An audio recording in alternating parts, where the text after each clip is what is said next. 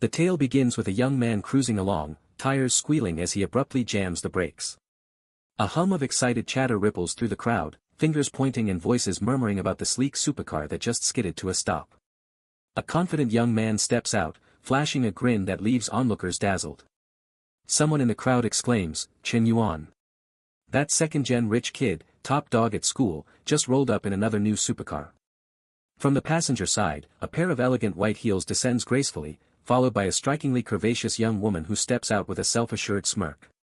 The sight sets the campus guys on edge, muttering under their breath, "He's barely set foot on campus and already nabbed a stunner from the N2 flight attendant program. Shen Yuan, that lucky jerk." A few others, faces flushed with jealousy, pipe up, "Rich, good-looking, and born with a silver spoon, of course he gets first pick of the girls." Another adds, "First pick. He's practically cornered the whole market." Word is, a ton of freshman beauties are already smitten with him. The couple struts into the building, whispers trailing them like shadows. Upstairs, girls lean over railings, gossiping with envy about the woman at Shen Yuan's side. One huffs, "She's not even that gorgeous, is she? I just dragged my feet a little, and now I've missed my shot, so frustrating." Her friend nudges her, saying, "Seize the day, girl. Don't let that Shen Yuan slip away." Shen Yuan, oozing charisma, glances up at the chattering girls and flashes a heart-melting smile that could charm anyone. The pair then strolls cheerfully through a bustling mall, arm in arm. But that's all a distant memory for Shen Yuan. He muses to himself, reflecting on how his lavish lifestyle and enviable status in his third year of university came crashing down. A catastrophe struck, leaving his family's 3 tourism businesses bankrupt and saddled with a staggering 100 million in debt. Back in the present, Shen Yuan steps into his dorm and calls out, "Yo, roomies. Anyone down for a late-night gaming sesh with Lao Jiang?" One roommate turns, his tone icy, "Shen Yuan, let's not pretend we're tight." Another, sprawled lazily, chimes in, "What, you think you're still the hotshot rich kid? You snap your fingers, and we jump? Nah, man." Shen Yuan stands there, wordless, swallowing his pride. He heads to the rooftop to clear his head, the cool breeze washing over him. In his mind, he laments how his old party buddies drifted away one by one, dodging him like the plague. With no other choice, his parents and little sister now live in a cramped rental, a far cry from the days when he'd book entire suites daily. Now, he's stuck in a basic dorm, wondering if a decent life is even possible anymore. Moments later, a girl named Chu Wanqing pulls him aside to a quiet corner for a talk. When he arrives, she says with a sneer, "Shen Yuan, enough. Don't reach out to me anymore. I hope you find someone more compatible." He freezes, stunned, his face clouding over in disbelief. "Wanqing," he stammers, 3 years together, and you just end it like that? Are you really that cold?" Chu Wanqing fixes him with a steely glare, her voice sharp like a blade. "How much love was there, really? You know the truth." She flicks her hair and turns toward a sleek luxury car idling nearby. Before walking away, she tosses over her shoulder, "Oh, and don't call me Wanqing, it sounds so tacky. If we ever cross paths again, let's just hope we don't." With that, she slides into the waiting car. Shen Yuan's heart sinks, a heavy sigh escaping him. Chu Wanqing pauses, adding, "I'm leaving now, my friend's here to pick me up." Desperate, Shen Yuan lunges to block the car door, pleading, "Wait, Wanqing." Startled, sweat beading on her forehead, she snaps, "What do you want now?" Her eyes are devoid of warmth as she continues, "Those designer bags you got me? I don't need them anymore. Why don't you take them back?" Shen Yuan's face darkens, but he forces a strained smile. "If it's really over, I don't care about the money. Just, let me relive that dream one last time." Her face flushes with anger as she shrieks, "Shen Yuan, have some dignity. 3 years, and all I got were a few lousy bags, and now you're demanding them back after we're done." Suddenly, an older voice calls from the car, "Wanqing, get in. No need to waste your breath." The man inside adds, "Young man, where you headed? Need a lift?" Shen Yuan glances at the older guy, bitterness bubbling up as he thinks, calling her Wanqing is tacky when I do it, but not for him. Absurd, he replies curtly, "No thanks, I live close." The man's tone turns patronizing. "Wanqing and I have plans, but I'm worried you're too shaken to think straight. Let me drop you off to be safe." Shen Yuan's chest tightens, the words stinging like spice. You're kicking me while I'm down, he thinks, but I'm not letting you have the last word. Leaning toward the car window, he says smoothly, big brother, you're a kind soul, and I appreciate it, but my place is just a few steps away. Turning to Chu Wanqing, he adds, Wanqing's a great girl. Take good care of her. She stares, confused, as the man in the car smirks and says, don't worry, I've got her. Shen Yuan seizes the moment, his voice casual but pointed. Us guys gotta treat our girls right, yeah. A few things about Wanqing. First, she loves Okamoto 001s. Second, fishnet stockings, but cheap ones, the good ones aren't as practical. Oh, and she's big on nurse and police uniforms for, special nights. The man's face pales, his voice shaking with rage. You're just spouting nonsense now. He slams the window shut and peels out, tires screeching. Shen Yuan watches the car vanish, letting out a heavy sigh. Brother, I was just getting to the good part, he mutters. Wanqing, maybe you made the right call after all. The blazing sun forces him to shield his eyes as he says quietly, forget it. It's not my problem anymore. I just hope your choice leads to the life you want. Out of nowhere, a robotic voice chimes in, indeed, everyone deserves their ideal life. Perfect life system downloading. The sun fades, replaced by a glowing golden-orange panel that leaves Shen Yuan stunned. Data flashes across it, host, Shen Yuan, age, 21, height, 182 centimeters, weight, 70 kilograms, net worth, 87, health, 72, fitness, 75, skills, none. Sweat beads on his forehead as he points at himself, bewildered. Host. That's me. I didn't ask for this, what's going on? Am I losing it? The panel reappears, displaying a list of tasks, * perfect life system download complete. A perfect life requires wealth as a foundation and valuing the opposite sex. Mission, spend money on a same-age female nearby with a favorability rating above 60 and earn her respect. Reward, triple refund on spending. Bonus, if her favorability rises by 3 points, refund doubles. Note, spending limited to cash or accounts, *. Shen Yuan blinks, scratching his head. A system? For real? This can't be a hallucination, can it? A gentle voice interrupts from behind. Shen Yuan. A girl peers at him, concern in her eyes. You're a guy, pull it together. It's just a breakup. Is it really that bad? The system pings, displaying, academic advisor Li Xia, favorability, 65, she steps closer, saying softly, I saw what happened. In your words, bye-bye's just bye-bye, right? The next one will be better. Shen Yuan glances at her, noticing a pink 65 hovering above her head, his mind racing. The system's real. Li Xia, oblivious, smiles encouragingly. Come on, Shen Yuan, chin up. Overwhelmed, he scratches his head, mumbling, I'm fine, teacher Li. In his head, he marvels, *a cheat code. For real? Li Xia tilts her head, asking, oh, about that tuition aid I mentioned, have you considered it? I submitted the form early, it's one of the few ways I can help. He sighs, a few thousand yuan's nothing compared to my family's debt. Better let someone else have it. She nods thoughtfully, then says, all right, I won't push.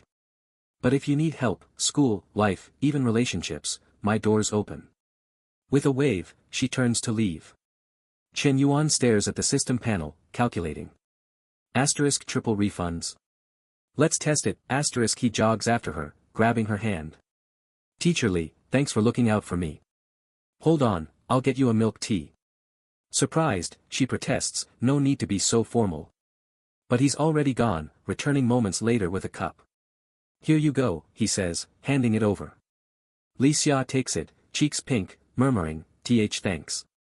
He checks his phone, bank notification, card ending 0098, May 10, 1640, plus 18 yuan, balance, 99 yuan, his eyes widen. Spent 6 yuan, got 18 back, double refunds real, he watches Li Xia walk away, heart pounding. If her favorability stays above 60, I can keep spending and racking up refunds.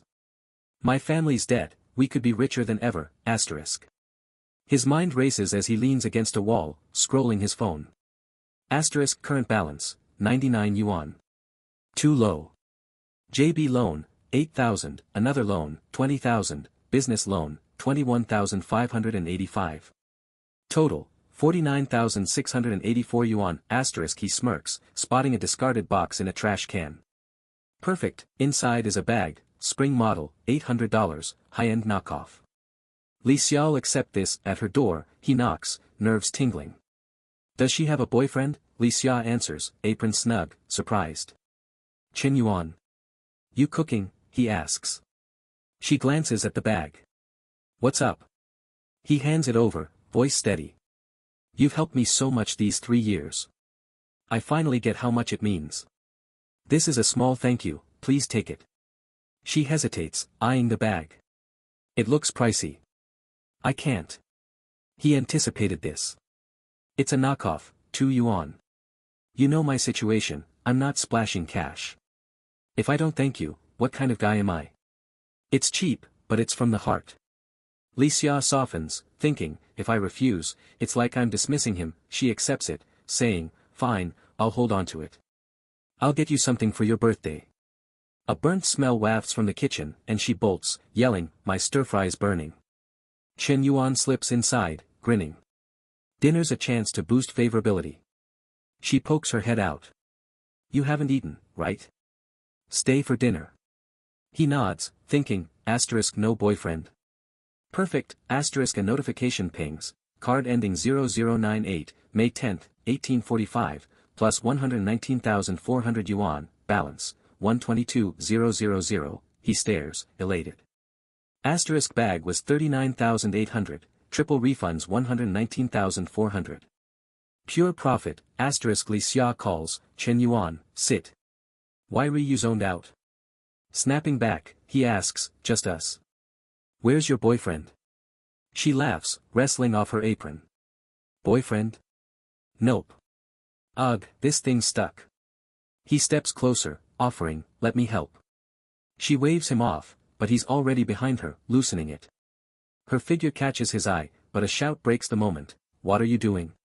It's Liang, Li Xia's sister, glaring from the doorway. Shen Yuan stammers, and nothing. Li Xia beams, introducing, this is Liang, my sister. He waves awkwardly. Hi. Liang's stare is cold. Not great. Sensing the tension, he mumbles, teacherly, I ate earlier. I'll head back. As he leaves, Li Xia watches, puzzled, thinking, he said he ate, but he seemed ready to stay. As Shen Yuan retreats, Li Xia crosses her arms, her gaze icy as she watches him go. Turning to her sister Liang, she says sharply, I think he's up to no good. Liang, ever trusting, fires back, he's just my student. Li Xia's frustration flares, her voice rising. Just a student. How brazen, trying to get cozy with his teacher. Blushing furiously, Li Xia nudges Liang toward the dining table, exasperated. Enough nonsense, let's eat already. Meanwhile, Shen Yuan paces along the road, lost in thought. Asterisk who's next to spend on? Miss Li's my teacher, sure, but she's not a gold digger like Wan Qing. Asterisk suddenly, a man stumbles into him from the front, no warning at all. Recognizing him instantly, Shen Yuan asks, Hang Hai, you okay?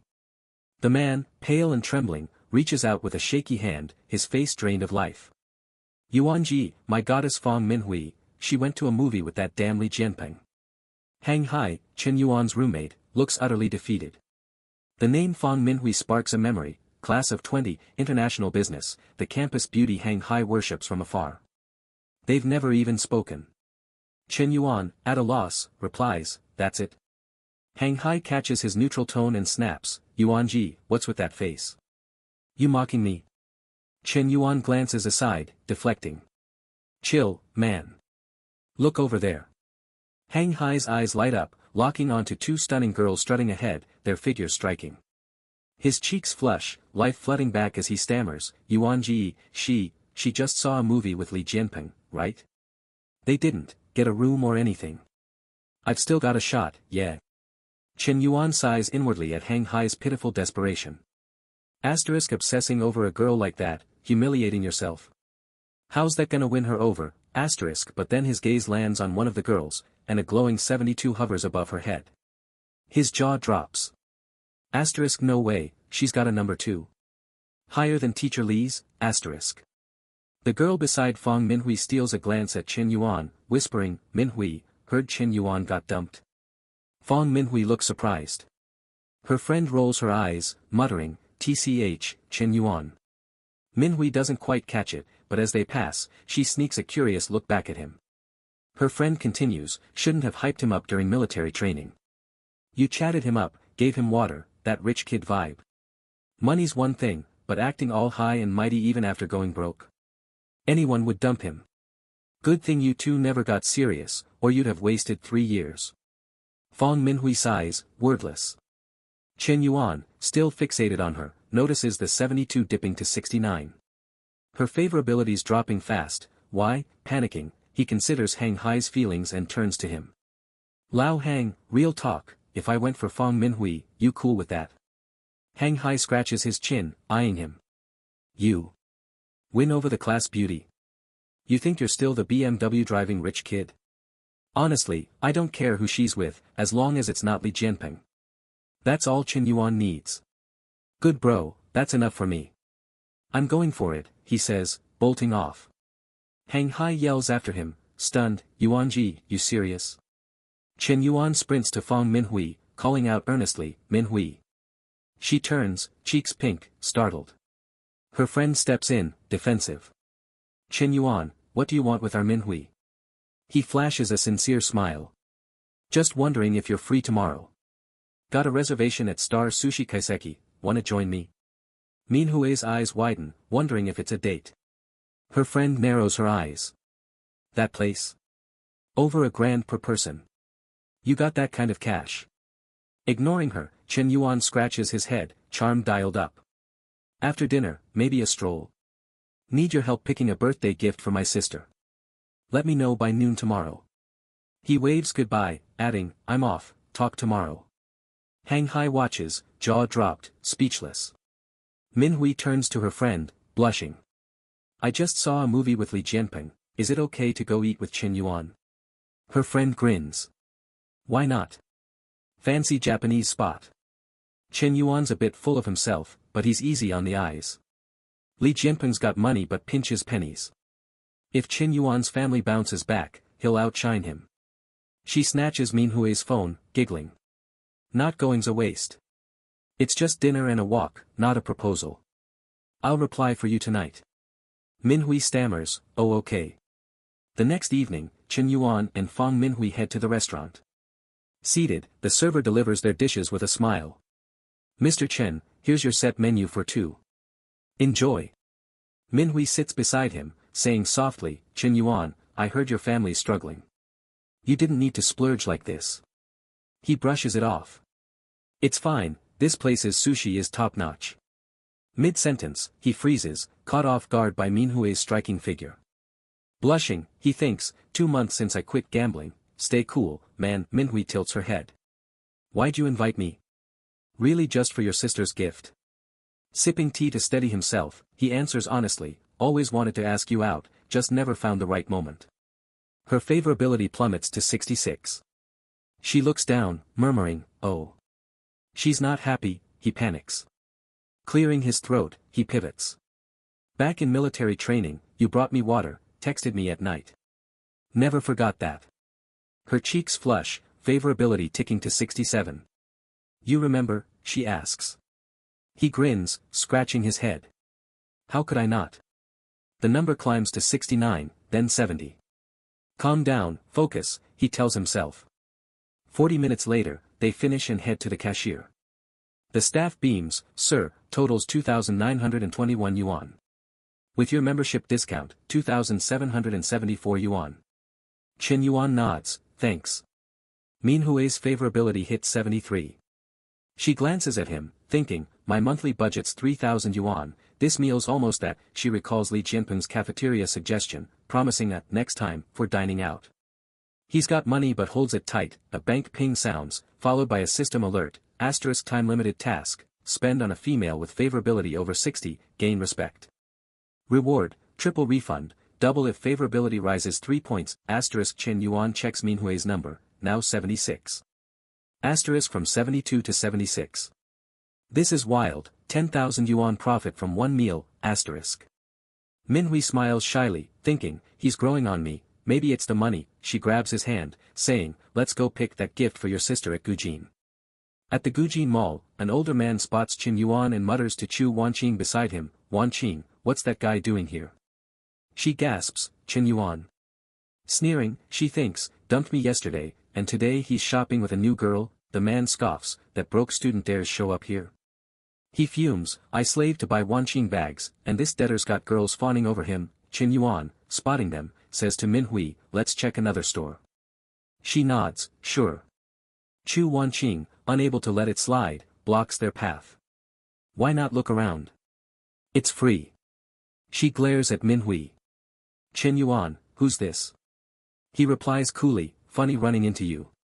Just browsing for my sister's gift. The man laughs mockingly. A gift? Try the toy wholesale market, can you even afford this place? He gestures to the high-end store behind him. Chu Wanqing chimes in, sauntering toward Manhwa with a biting smile. I don't know you, but a friendly tip, don't fall for his type. Shen Yuan steps in front of Manhwa, retorting, what's it to you? Who am I deceiving? The man snaps, Shen Yuan, watch how you talk to Wanqing. Man up. We know your deal, broke, in debt, still acting big. No one's buying it. Shen Yuan bristles, thinking, what a pair, made for each other. A system ping interrupts, perfect life task, spend on a female with favorability over 60, cause negative emotions in others. Reward, double refund per 5 negative emotion points, stackable with triple refund. Numbers appear above the couple, 30 and 35. Shen Yuan smirks inwardly. Didn't want to humiliate you, but you asked for it. Taking Manhwa's hand, he says smoothly, alright, let's browse inside. At the brand name store, two receptionists gossip. Shen Yuan's an old customer, you greet him. The other scoffs, me? Serve a broke rich kid. Last time I dealt with that poser, you do it. The first glares, I said go, so go. Nearby, Chu Wanqing picks a bag, waving it at the man. Honey, I like this, pay up. A receptionist chirps, right away, Miss Chu. Another watches enviously, thinking, she gets the big spenders, I get the duds. She fawns over Chu Wanqing, Miss Chu, such taste, perfect for you, unlike some classless customers. Another offers, this jewelry set matches your bag, 100,000 yuan total. Try it? Shen Yuan, ignoring them, whispers to Manhwa, don't hold back for me. Manhwa points at a bag. This one's nice, young, maybe good for your sister. A receptionist sneers, those two. Over 50,000. Pricey. The man glares, fuming, 100,000. I could have sweet-talked her with a 2,000 yuan bag, now she wants a set. Chu Wanqing, thrilled, coos, swipe your card, honey, Shen Yuan's watching. Show him up. He hesitates, my card's shy of that. Shen Yuan's voice cuts through, firm. I'll take both bags, and those accessories she just suggested. The couple freezes, dumbfounded. Manhwa's stunned too. The receptionist who'd snubbed him flips, thinking, he's buying accessories. I thought he was broke. The other beams, Mr. Chen, 2 bags plus accessories, 131,000 yuan. Shen Yuan muses, eat, drink, spend, and it pays back, perfect. He pulls a plain card. Swipe this. The ecstatic receptionist nods, yes, sir, I'll wrap it. She's nearly teary, thought I'd work for nothing, but 130,000 yuan. He's outspending his old self. Chu Wanqing seethes, shrieking, Shen Yuan, your family's bankrupt, where's this money from? The man sneers, alone, right? Shen Yuan lifts his chin. Think what you want, I'm not strapped. Wanna grab another bag for Wanqing? 20,000 yuan's nothing to me. The man's face twists, and Shen Yuan adds, a guy's gotta be generous, suave. That Audi A8, 600, 700 grand. This is pocket change for you. Chu Wanqing, competitive, prods, how June, don't let him show you up. He panics, that A8's on installments, she can't know. Grabbing his phone, he fakes a call. Hold on, I gotta take this. Chu Wanqing snaps, how June, what are you doing? He bolts, yelling outside, who approved that? Million yuan projects need my say-so. Chu Wanqing grinds her teeth, muttering, Shen Yuan, just wait. Shen Yuan, eyeing their rising negative emotion meters, thinks, easier than I expected, handing Minhui a bag, he says, Minhui, this is for you. She waves her hands, no, it's too much. He insists, passing another from the receptionist. It's just a bag. They mocked you because of me, I owe you this. Please, take it.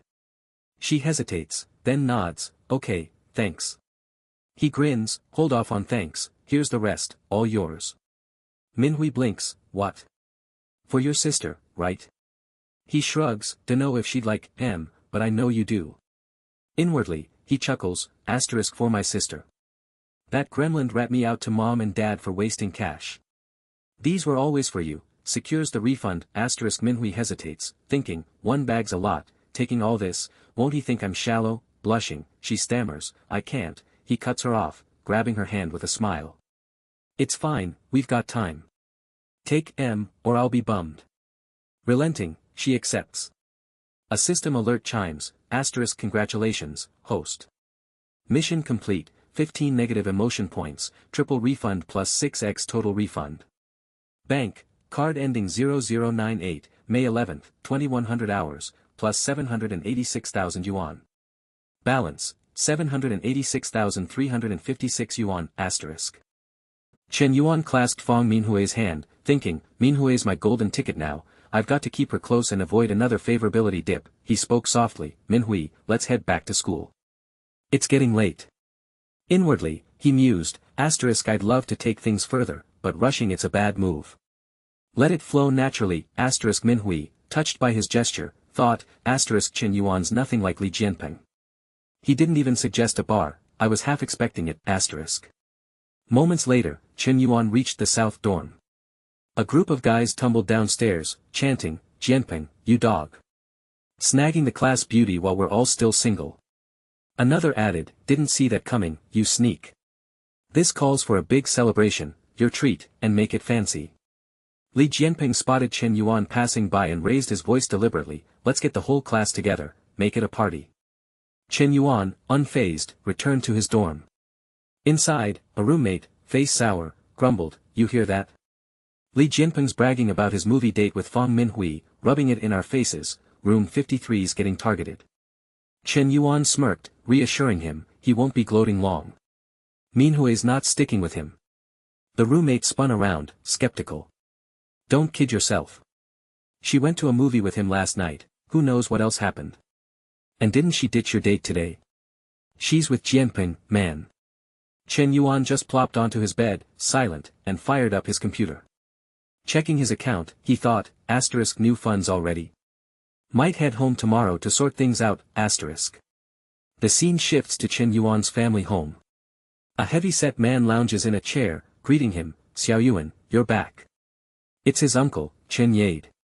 Shen Yuan steps in, voice flat, hey, uncle. His father, tone gentle, says, we're talking, head to your room. Your uncle and I have business. In his room, Shen Yuan overhears his father's voice outside, brother, I get your situation, but please, give me a bit more time. I'm close to covering the debt, I'll pay part now. Chen Yade, smug, retorts, part. Not enough. I've been grinding daily, you've got to settle it all, now. Shen Yuan's mother snaps, Chen Yade, who does that? We lent you 300,000 for your car wash, no pressure to repay. Now we borrow 200,000, and you're hounding us 3-4 times. What's your game? His father cuts in, enough, don't escalate. He's got his own troubles. His mother, undeterred, fires back, troubles.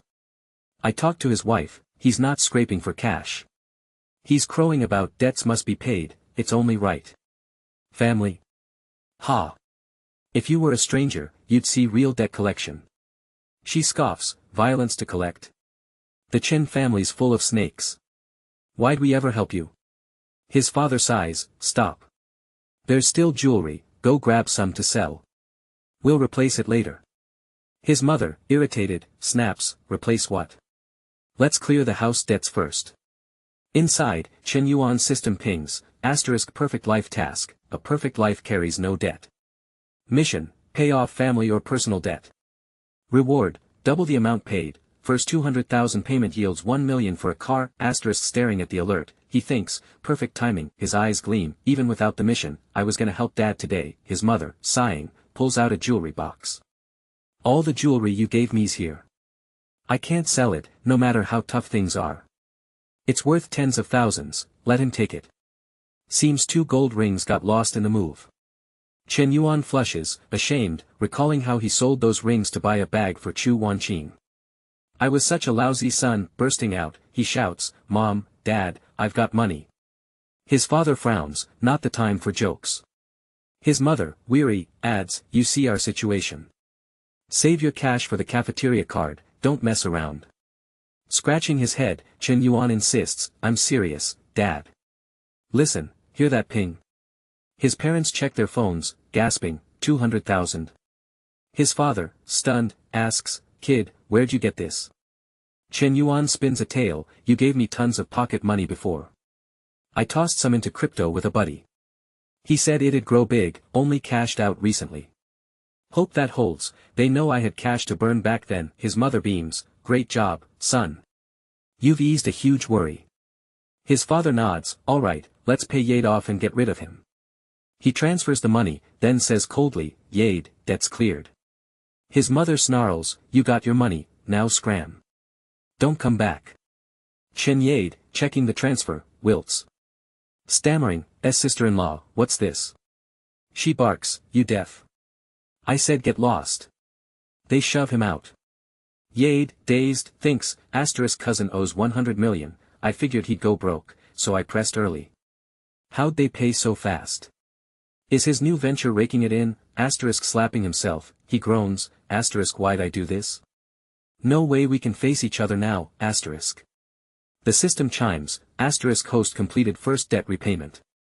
Reward issued, card ending 0098, May 12, 1139, plus 400,000 yuan, balance, 1,163,356 yuan, plus 1 million yuan, balance, 2,635,356 yuan, Shen Yuan checks his phone, thinking, over a million, minus the car fund.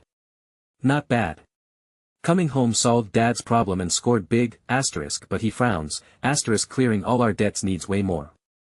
Handing over $1 million now won't cut it. Best move is to grow this capital, seeing his parents' tearful joy, he calculates, can spare 210,000 for Dad, approaching them, he says, Dad, I've got another 210,000 not withdrawn yet. Need it urgent? His mother waves it off, we're okay for now, other debts aren't pressing. His father, flushed, mumbles, actually, gimme 50,000 first. Shen Yuan grins, that's the spirit, Dad. He chuckles inwardly, Dad's sheepish look. Total flashback to me hitting him up for cash. Family traits, huh, Outside Li Xia's place, Shen Yuan spots her and calls, Teacher, you're back. She smiles, yup, no classes this afternoon. He leans in, eager, free tonight. Wanna grab dinner? You fed me last time, my turn to treat. Instantly, a piercing glare hits him. Liang, radiating menace, looms behind Li Xia, making them both sweat. Shen Yuan stammers, Liang, this sister's my kryptonite, can't cross her. Liang's eyes narrow, and he babbles, Teacher, I just remembered, got stuff at school. Might be busy. Rain check on dinner, yeah. I'm out. Bolting, he hears Liang hiss to Li Xia, told you, that kid scheming. Li Xia replies gently, maybe he just meant dinner. Even if he's got ideas, I wouldn't bite. Walking away, Shen Yuan wipes his brow, too hot out, he recalls cruising with Chu Wanqing, AC blasting, cool and comfy. Then it hits him. Pulling out his phone, he thinks, got car money from the system, why not use it? Gotta give the system some love, he texts Minhui, free this afternoon. Wanna go car shopping? She replies fast, sure, no classes. Minhui's friend peeks at the message, squealing, Minhui, you and your boyfriend picking cars already? Moving fast. Not coming back to the dorm tonight. Spill. Minhui blushes, protesting, stop it, we're not dating. Her friend teases, our Minhui's hooked a rich, handsome catch, Shen Yuan's a steal. She playfully pokes Minhui's chest, making her yelp, quit it. An hour later, at a high-end 4S dealership, a staffer greets them, welcome. Here for cars. What type? Another guy, face flushed, stumbles over, spotting Minhui. Minhui, what are you doing here? She murmurs, oh, Senior Qin. Qin Yang, my high school admirer, why is he here? Qin Yang eyes her, who's this? Shen Yuan steps up, her classmate. Qin asks, looking at cars. What kind? Shen Yuan points at a sleek model. Tell me about this MCH. Qin, enthusiastic, says, exhibits are over there, check them out, sit inside. Inwardly, he sneers, asterisk base MCH is 500,000, 600,000 plus on-road. This kid's dressed cheap, bringing a girl to flex with no cash, asterisk staring at Minhui, he muses, asterisk still a goddess. I'm different now, 10,000 plus salary, top salesman, 200,000 accord. Girls want guys like me, asterisk sidling up, he says, Minhui, been a while. Free tonight? Let's catch up. She replies awkwardly, sorry, senior, I'm booked. Shen Yuan cuts in, can we get a test drive? Qin, irritated, asterisk I'm trying to ask her out, why is he butting in? Can't afford it, so what's with the test drive, asterisk he snaps, sorry, boss took the test vehicle, no drives today. Shen Yuan, no stranger to cars, knows better. Saw the MCH inside, coolly, he says, can't arrange it. Get someone else. He shouts to the desk, yo, can another salesperson hook me up for a test drive? A girl approaches, hi, I'm Chenna, sales consultant. How can I help? Shen Yuan sizes her up, sweet, professional. The colleague whispers to Qin, wasn't that your customer? Why'd Chenna take over? Qin huffs, couldn't be bothered. Let her waste time, a student wanting an M9, test drive. Just bragging.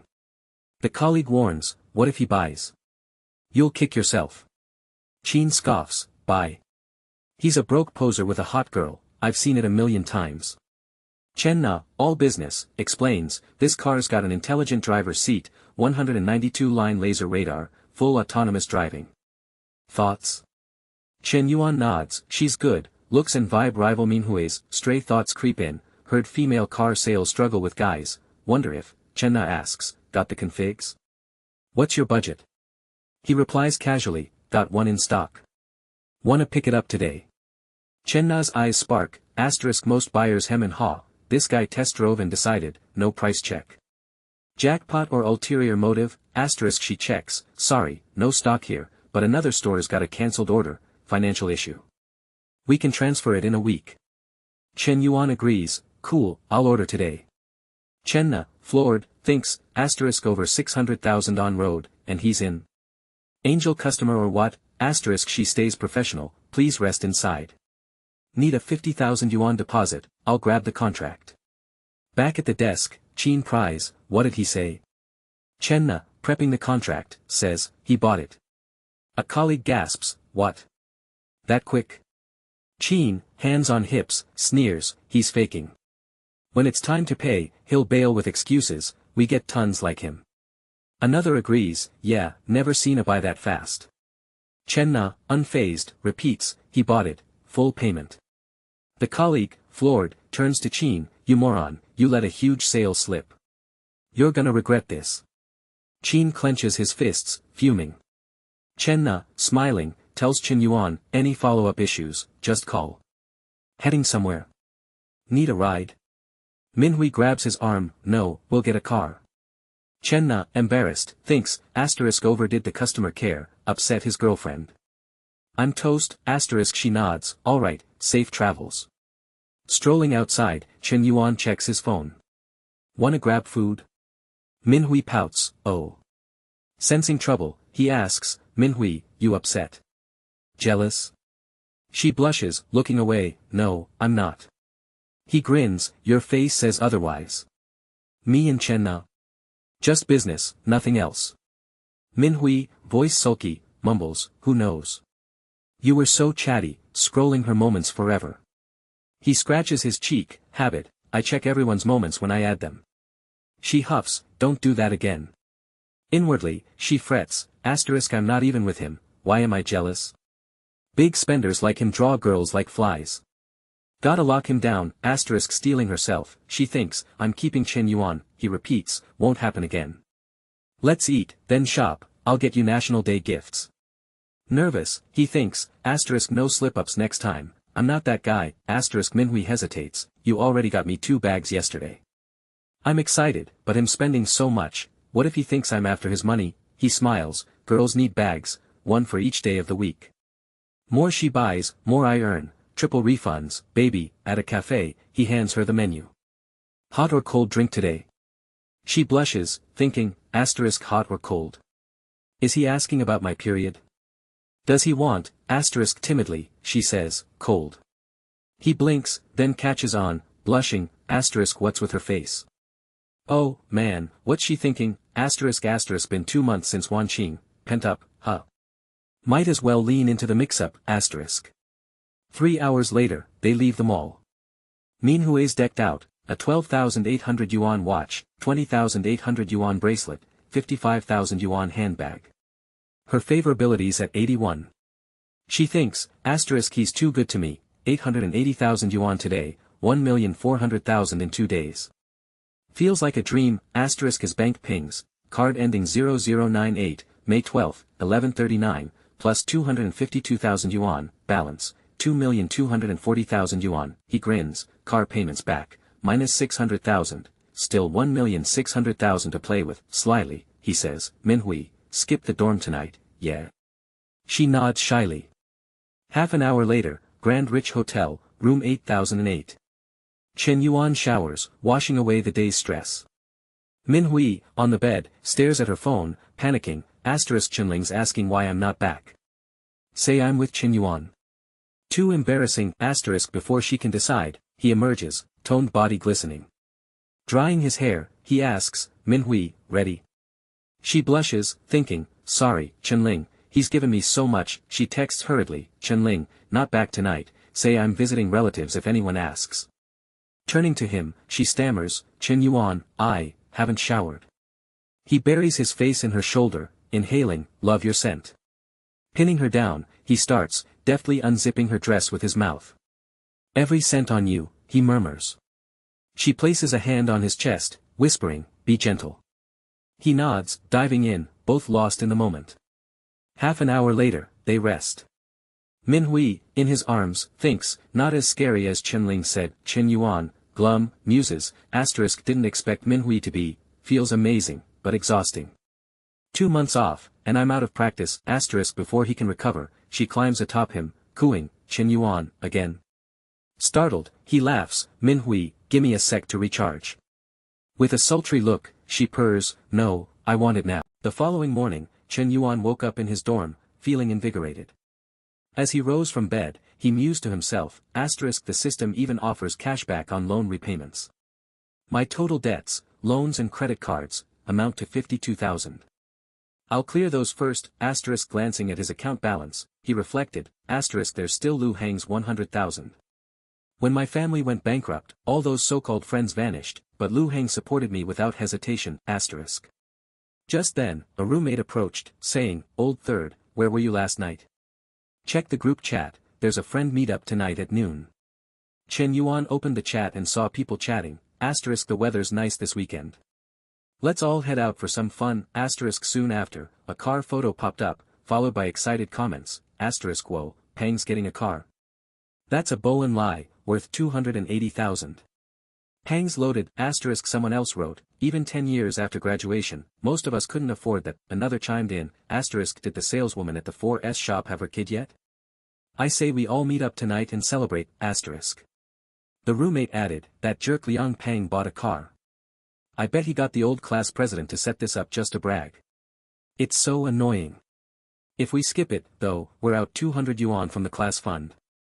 Shen Yuan replied, revolted, Liang Pang's fake act is almost cute. You guys go, I'm sitting this one out. Before he could say more, a message pinged, asterisk Yuan, been a while. Come grab dinner tonight. Chill out a bit, asterisk. Suddenly, the system buzzed with a notice, asterisk perfect life mission, it's not just about winning over the opposite sex but also building a career base. Limited time task, the host will receive 1 million yuan for investment within 1 week. Invest the full amount. Reward, any profits from business ventures will be doubled, asterisk reading it, Shen Yuan grinned, thinking, asterisk a career mission. Perfect timing. I need a legit way to explain all this money in my account. Lu Hang's acoustic bar is being renovated, maybe I can put money into that, asterisk. Staring at his phone, he reread Lu Hang's text, asterisk Yuan, long time no see.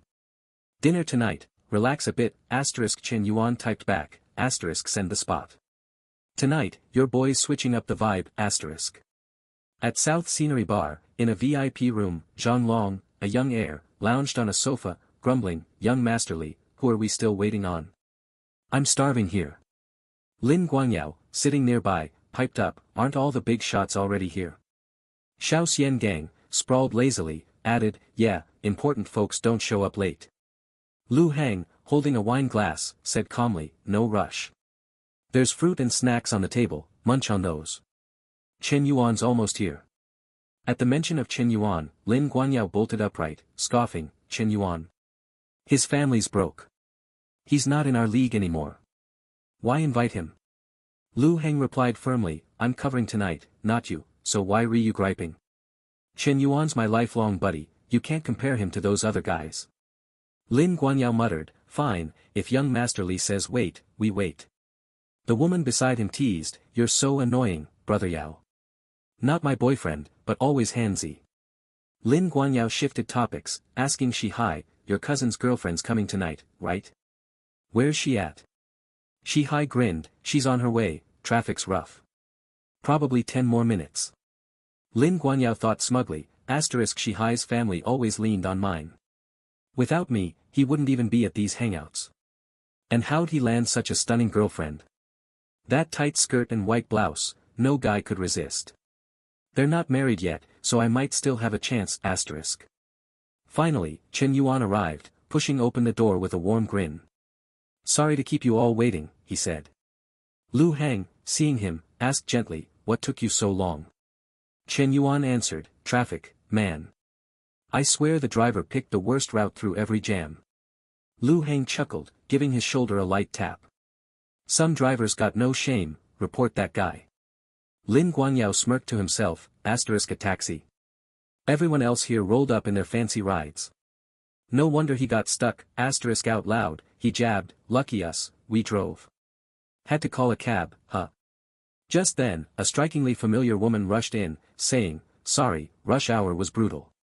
I'm late. Shihai, blushing, stood and announced, this is Chen Na, my girlfriend. She works at a 4S dealership, if anyone needs a car, hit her up. He felt a rush of pride, thinking, I may not be as rich as these guys, but my girl's hotter than theirs. Chen Na spotted Chen Yuan and froze, thinking, asterisk that's brother Chen.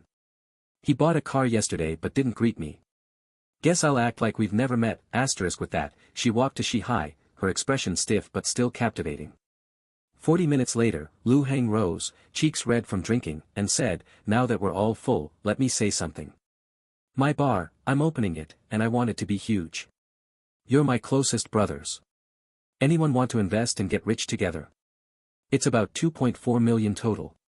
I'm covering 30% equity, roughly 700,000. Hesitating, he added, what do you think? The woman beside Lin Guangyao watched quietly, amused. Lin Guangyao thought, asterisk Lu Hang's family pulls tens of millions yearly. He needs investors for 700,000. Probably fumbled his last deals, so his dad cut him off, asterisk Shihai swirled his wine, thinking, asterisk no way I can afford that. I'd need to save 2 years for 700,000, asterisk Xiao Xiangang mused, asterisk dinner's cool, but dragging us into investments. Not Lu's style, asterisk the room stayed silent, everyone knew the first to speak would look foolish. Lu Hang's expression darkened, thinking, asterisk these guys are always happy when I'm picking up the tab or lending cash. Now I need a little help, and they're acting dead. I get Chen Yuan's broke, but the rest, asterisk coldly, he said, what's up? You all mute now that you're fed. Speak. Lin Guangyao broke the silence. Look, Lu, I don't think you need investors yet.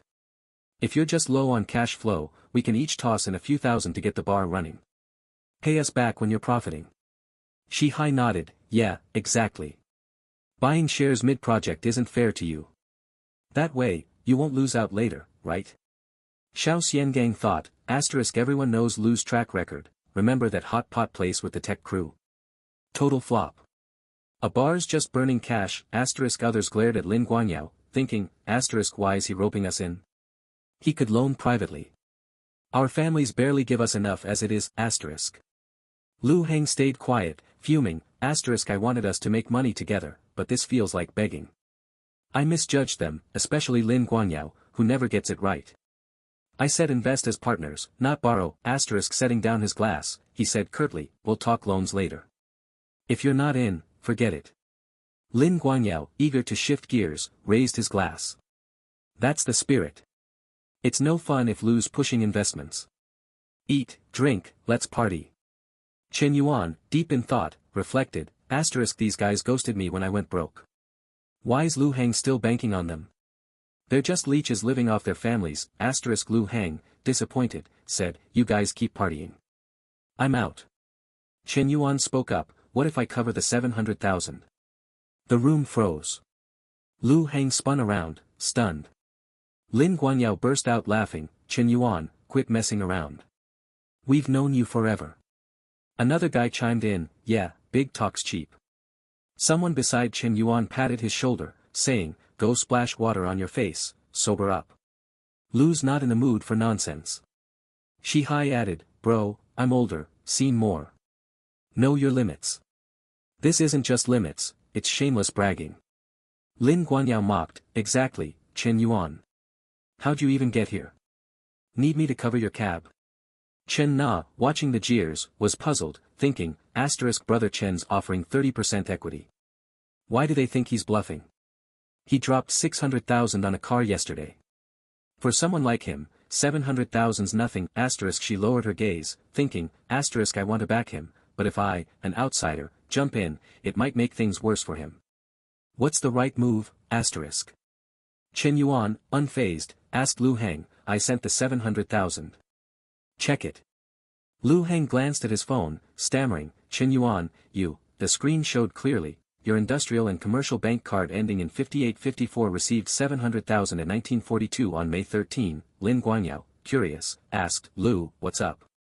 Lu Heng, speechless, shoved the phone toward him, saying, see for yourself. Lin Guanyao gaped at the number, thinking, asterisk what the hell? Why's Shen Yuan's transfer got so many zeros? Let me count, 1, 2, 3, 4, 5. Holy crap, 700,000, asterisk Chen Na, nearby, glanced at Shen Yuan, stunned, thinking, the tides turned fast. One of the guys, noticing Lin Guanyao leap up, curiously asked, Lin Sha, what's in that message? Lin Guangyao's voice shook as he answered, something's come up at home, Miss Chow. I can't hang out and drink with you all anymore, catch you later. Shi Hai, seeing this, stood too and asked, aren't you my cousin? What's happening? Lin Guanyao snapped back, don't ask me, you head out too. Your aunt and uncle are looking for you. Shi Hai blinked, confused. No way, they didn't call me. Lin Guanyao shot a bitter glare at Shen Yuan, thinking, asterisk this cousin of mine can't take a hint. Whatever, I'm not bothering with him. But that jerk Shen Yuan, if he's got this kind of cash, why was he acting like some taxi-riding nobody? He hogged all the spotlight tonight, damn him, asterisk. Xiao, still puzzled by Lin Guangyao's over-the-top reaction, wandered over to Lu Heng and said, Lu, what was in that message? Let me see. The moment he glimpsed it, he swung the door open and stepped out, tossing back, something's up at my place, I've gotta bounce.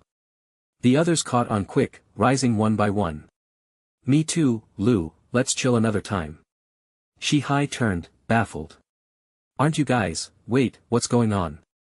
Why's everyone bailing? Chen Na, standing beside him, said, let's head out too. Shi Hai trailed her, still lost, and pressed, what did you say? How'd you know they were gawking at a transfer message? You didn't even see it. Chen Na finally spilled it. Shen Yuan bought a McLaren from me yesterday, paid in full. Shi Hai's jaw dropped. Grabbing her hand, he blurted, for real. That's true. Chen Na replied coolly, why would I make it up? I've still got his purchase contract. Shi Hai's annoyance flared. Nah, I'm not doubting you, but if you know a loaded guy like that, you should have told me right away. You messed up not handling this better. Chen Na shook his hand off sharply and fired back, next time. What next time, Shi Hai? I just figured out who you really are, consider me done with the wrong guy. Don't call me again. The scene shifted back to the VIP room. Lu Heng plopped down, slinging an arm around Shen Yuan's shoulder. If I'd known you were this stacked, I wouldn't have bothered with this meetup today, what a waste of cash. Shen Yuan poured wine into a glass and said, good thing you know now. Those guys? They're unreliable. Fun for a laugh, but useless when it matters. Turning with a grin, he added, tell me about this quiet bar idea of yours. Even as a small shareholder, I've got to pitch in on future plans. Lu Heng's face lit up. Alright, I'll walk you through it. For the next half hour, Shen Yuan and Lu Heng hashed out decor styles and business logistics. After unloading his ideas, Lu Heng rubbed his head, exasperated. You sneaky bastard, university wasn't wasted on you. You've got a real knack for this business stuff. Shen Yuan stretched lazily. Call it business smarts. I can't be at the bar daily to babysit things, and it's trickier for you, so we've got to find a spot near the school. Lu Heng nodded eagerly.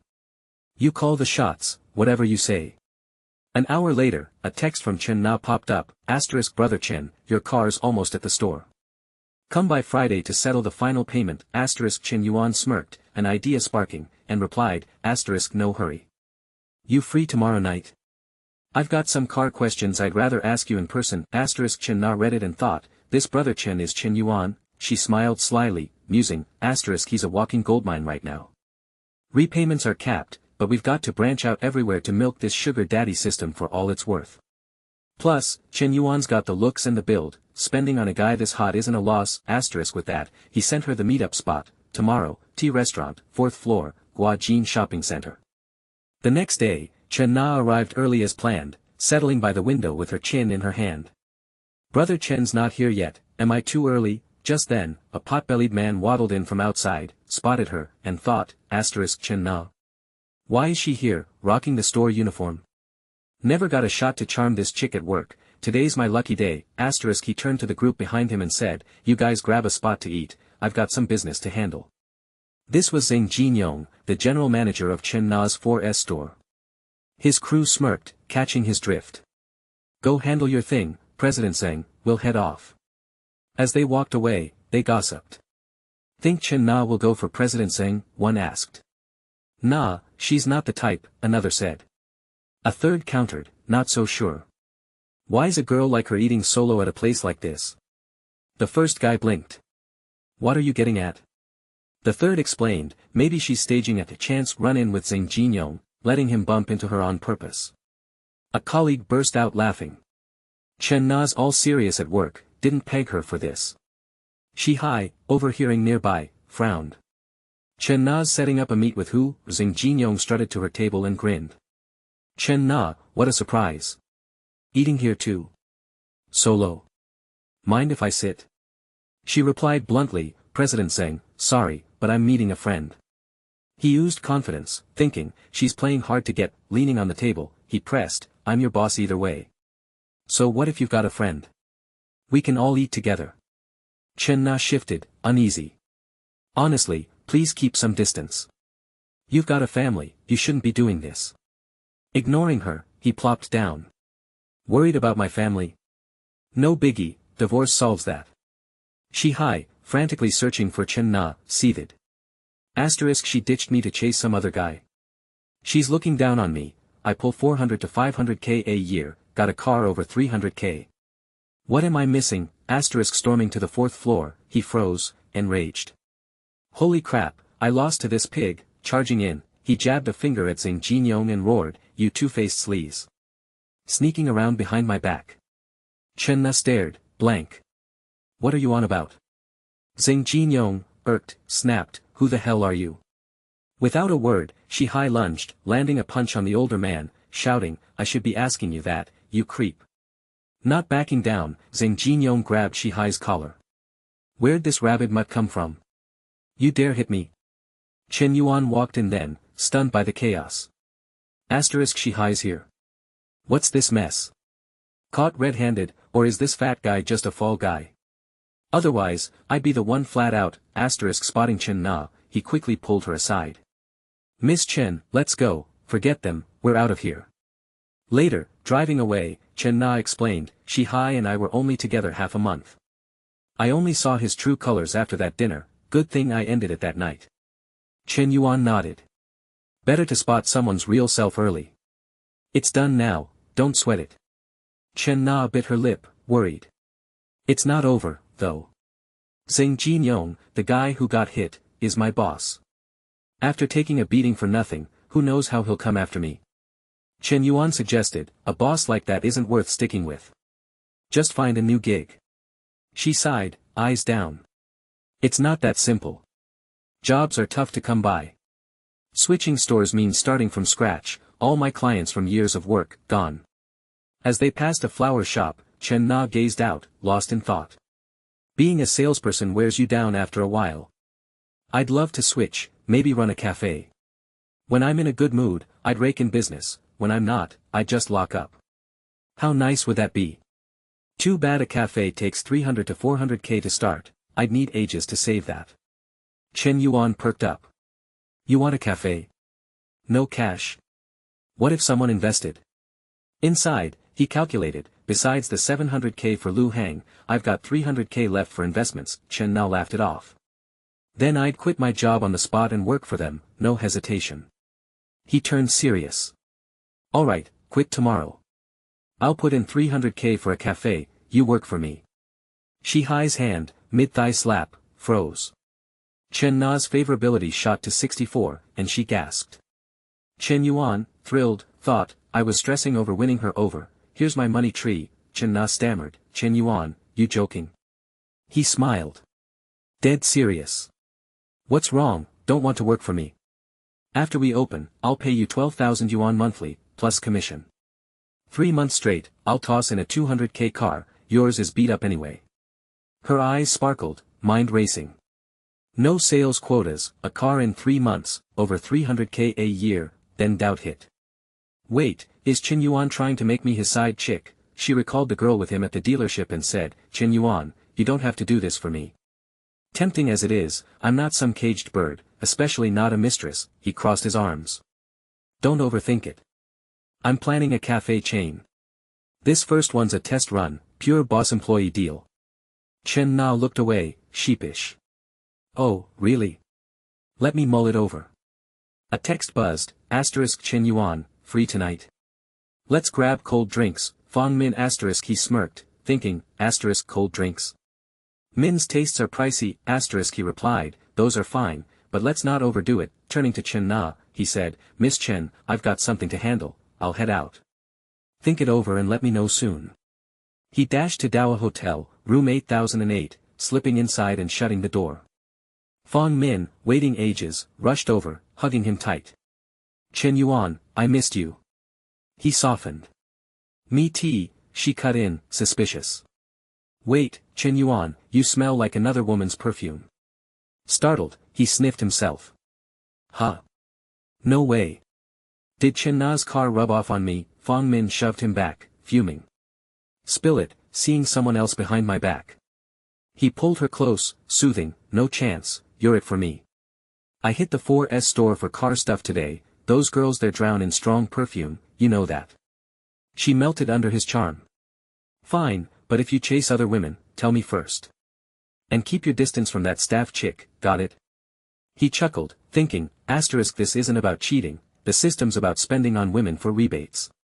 Can't stick to one tree, asterisk, of course, he said aloud, grinning.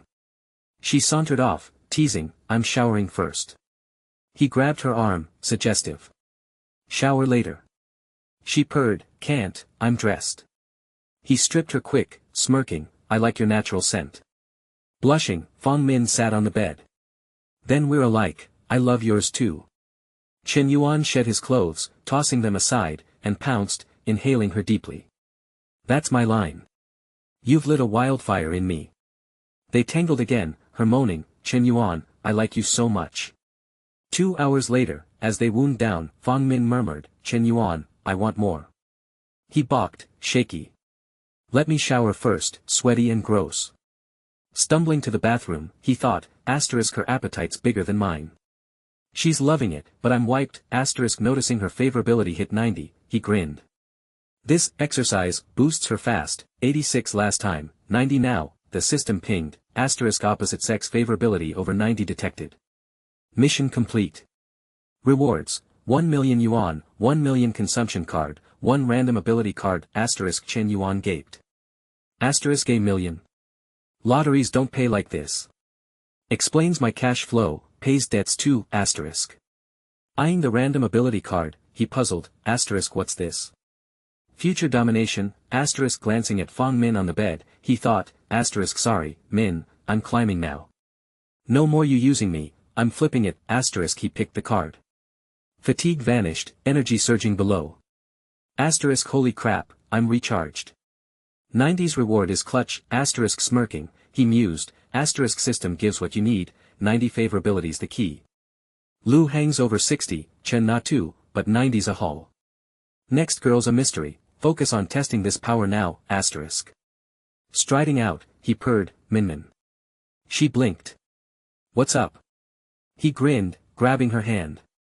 No shower, I changed my mind. She shifted, cooing, here, like this. He guided her gently, diving in. Pleasure hit her hard, and she yelped, Chen Yuan, why is it? Meanwhile, Chen Na lounged on her sofa, phone buzzing with excitement. Chen, this guy's offering 300k for a store and a 200k car after 3 months. Think he wants me as his kept girl? Her friend cut in, nah, you getting scammed? Chen Na shot back, no way, I've met him a few times. He bought a car from me. Chen pressed, how old? Your buyers are usually middle-aged. Just 21, Chen Na said. Chen, mid-face mask, gasped, a kid that young in a luxury car. Handsome. Chen Na sat up, cheeks pink. Kinda. Chen broke it down. 300k for a store, 200k car, rich, young, hot. What's the problem? Chen Na stared out at the city. I'm 5 or 6 years older. Chen scoffed, so. Older women are gold, double gold in your case. Chen Na mumbled, he's got a girlfriend. Chen, clipping nails, laughed. Not a wife. Nah, you dense. Snag him, even with a wife, you could. Shocked, Chen Na yelped, what are you saying? Chen teased, freaking out. Pass this sugar daddy to me, I'll handle it. Chen Na blinked. Didn't you have a boyfriend? Chen shrugged. So? A sugar daddy like that? I'd dump mine in a heartbeat. Pausing, she added, kidding, my guy's back. Chat later. Chen Na hung up, dazed, staring out. Chen Yuan's face filled her mind, inescapable. Meanwhile, back with Chen Yuan, 40 minutes had slipped by. Fong Min lay sprawled on the bed, catching her breath, exhausted. She murmured, Chen Yuan, why was this time different from before? He propped himself up casually and teased, different how? Was it better? She mumbled shyly, pulling the blanket up to hide half her face. Fong Min, all flustered, whispered, we did it twice in those 40 minutes. Chen Yuan leaned close, murmuring in her ear, did you enjoy it? Up for another go? She shot upright, cheeks burning, and stammered, Chen Yuan, you're still good to keep going. He purred, remember how you moved so well up there last time? Why don't you take charge now? Her face flushed deeper as she muttered, me on top. But. I don't know how. Chen Yuan gave her a warm smile, pulling her close. You'll figure it out, life's all about learning, right? Fong Min nodded softly, barely audible, as if agreeing. He planted a gentle kiss on her, and she turned scarlet, playfully scolding, you're so bad, in a sweet, almost rehearsed way. Then, with a shy hop, she climbed atop him to keep their dance going. The next morning, after Fong Min headed back to campus, Chen Yuan lounged in bed, cozy and content. No classes this morning, might as well sleep in, he thought. Suddenly, he jolted upright, clutching a piece of paper and his phone. Hold up, that lottery ticket from the system. Gotta see if I'm loaded. Trying to steady his nerves, he checked each number, muttering, red numbers, 3, 4, 14, 22, 26, 27, and the blue ones 1. Nailed them all. He shrieked, holy crap, 68 million. Chen Yuan leapt out of bed, flinging the blanket skyward. I won 68 million. Gotta tell mom and dad, they've been scraping by too long since the company tanked. A bit later, he burst into his house, shouting, "Mom, I'm home." His mom, hands on hips, chided, you're back, quit yelling, you'll bother the neighbors." Beaming, he said, "Where's Dad? Get him out here fast, Mom, I've got big news." His mom, eyeing him warily, asked, "What's so urgent it can't wait for your dad? You little troublemaker, you in a mess again?" Grinning wide, Shen Yuan pulled a chair for her. "What's with that look, Mom? It's good news. Come on, both of you, sit down." Once they were settled, he flashed the lottery ticket and declared, "We're rich, 68 million. His mom's face went blank. "Son, you feeling too much pressure at school?" His dad chimed in, "Kid, just focus on studying. I'll handle the family debts, don't stress over strange ideas." Shen Yuan thrust the ticket and phone at his dad. "Dad, look closely before you say more." His dad muttered, checking each red number against the phone. His eyes widened as he stared at the ticket, shouting, "Honey, we actually won." Mom gasped, "Really? For real?" Dad, buzzing with excitement, confirmed, "It's really 68 million. Shen Yuan added, "Even after 20% taxes, we're looking at over 50 million. We can clear all our debts, and our lives will be so much better." His mom clapped her hands, overjoyed. "Son, your name's going in the family record books. Forget lunch at home, let's go celebrate this lottery win." Shen Yuan scratched his head, a bit bashful. "Oh, and I'm a junior now, graduating in a year. I want to start my own business, get some real-world experience." His dad nodded, pleased. "Starting a business isn't simple these days, but I love your drive. Young folks should push hard. It's your prize money, spend it how you want. But I'd suggest your mom and I hold on to some, just in case things don't pan out." Shen Yuan chuckled awkwardly. "Mom, Dad, I'll just take 1 million. The rest is yours, do whatever you like with it." His dad laughed and nodded. "Fair enough." His mom added, "Son, go chase your dreams, we've got your back." The scene shifted to Zhang Jinyong, still stewing from the fight days ago. Pointing to his bruised face, he sneered at Chen Na, "You know why I called you here, right? Take a good look, this is your boyfriend's handiwork." Chen Na replied icily, "Director, I've already dumped him. We're done. You should take up your injuries with him." Zhang Jinyong wasn't buying it. "Chen Na, that's not how it works. Debts get settled with the right person. If it wasn't for you, would I have gotten jumped for nothing?" His eyes roamed over her, dirty thoughts creeping in. "This woman's stunning, I can use this mess to reel her in." Chen Na stood firm. "Your fight's got nothing to do with me. Besides, I told you yesterday I was meeting someone, you're the one who insisted on sitting there." His face darkened. "Enough excuses. You left your post without permission yesterday afternoon, no one was at the lobby to greet customers. As punishment, you're off customer greetings this month. Come talk to me when you've thought it over." Feeling wronged, Chen Na argued, "On what grounds? I already requested leave yesterday." He burst out laughing. "Ha, good question. What grounds? Is this your first day in the real world?" "It's because I'm the general manager here, everything in this store answers to me." His smug logic infuriated her, but she felt powerless. Zhang Jinyong, grinning to himself, thought, banning her from greetings cuts her commissions. A month on just 1,200 yuan base pay. She can't even cover rent, Chen Na saw through his game. Turning sharply, she spat, acting all high and mighty just 'cause you're some lousy general manager. It's just a job, worst case, I quit. Panicking, he jumped up, shouting, Chen Na, don't storm off. Think it over carefully. She was thinking, but not about him. Chen Yuan's young, but he's no ordinary guy, he gets things done. Even part-time work with him could be my way out, stealing herself, she said, no need to think, I'm done here. Half an hour later, her message pinged Chen Yuan, I'm ready. You still serious about yesterday, he shot back, congrats on ditching that misery and picking a brighter path. Check out some shop locations when you can, if you find a good spot, we'll lock it in, on his end, Chen Yuan strolled down the street, reading her text and grinning. Perfect, the last 300,000 from the investment mission set. No need to hunt for another project, He reached his destination and stepped inside, greeting warmly, hey, Lou, I'm here. Lu Xiao, juggling boxes on the floor, looked up. Shen Yuan, sorry to drag you into this. I'm moving my office, but there's too much stuff, I can't haul it all alone.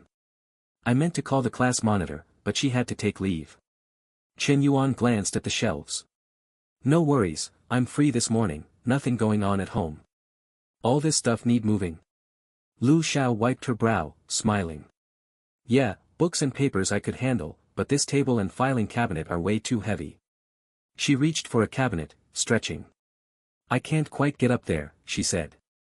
Standing on tiptoe, she strained, but a steady hand reached past her. Shen Yuan grabbed the stack of papers from the shelf. Their closeness made her backside brush against him, sparking a shy flush across Lu Xiao's face.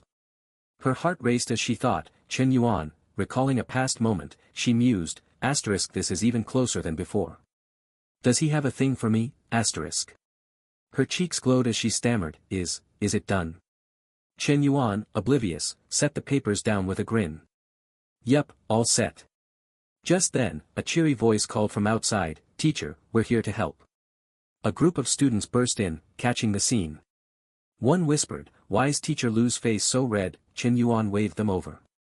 Come on, guys, let's move stuff. Take this filing cabinet to the next room. The students dove in, each grabbing something. Lu Xiao slipped to a corner, smoothing her hair, heart still fluttering.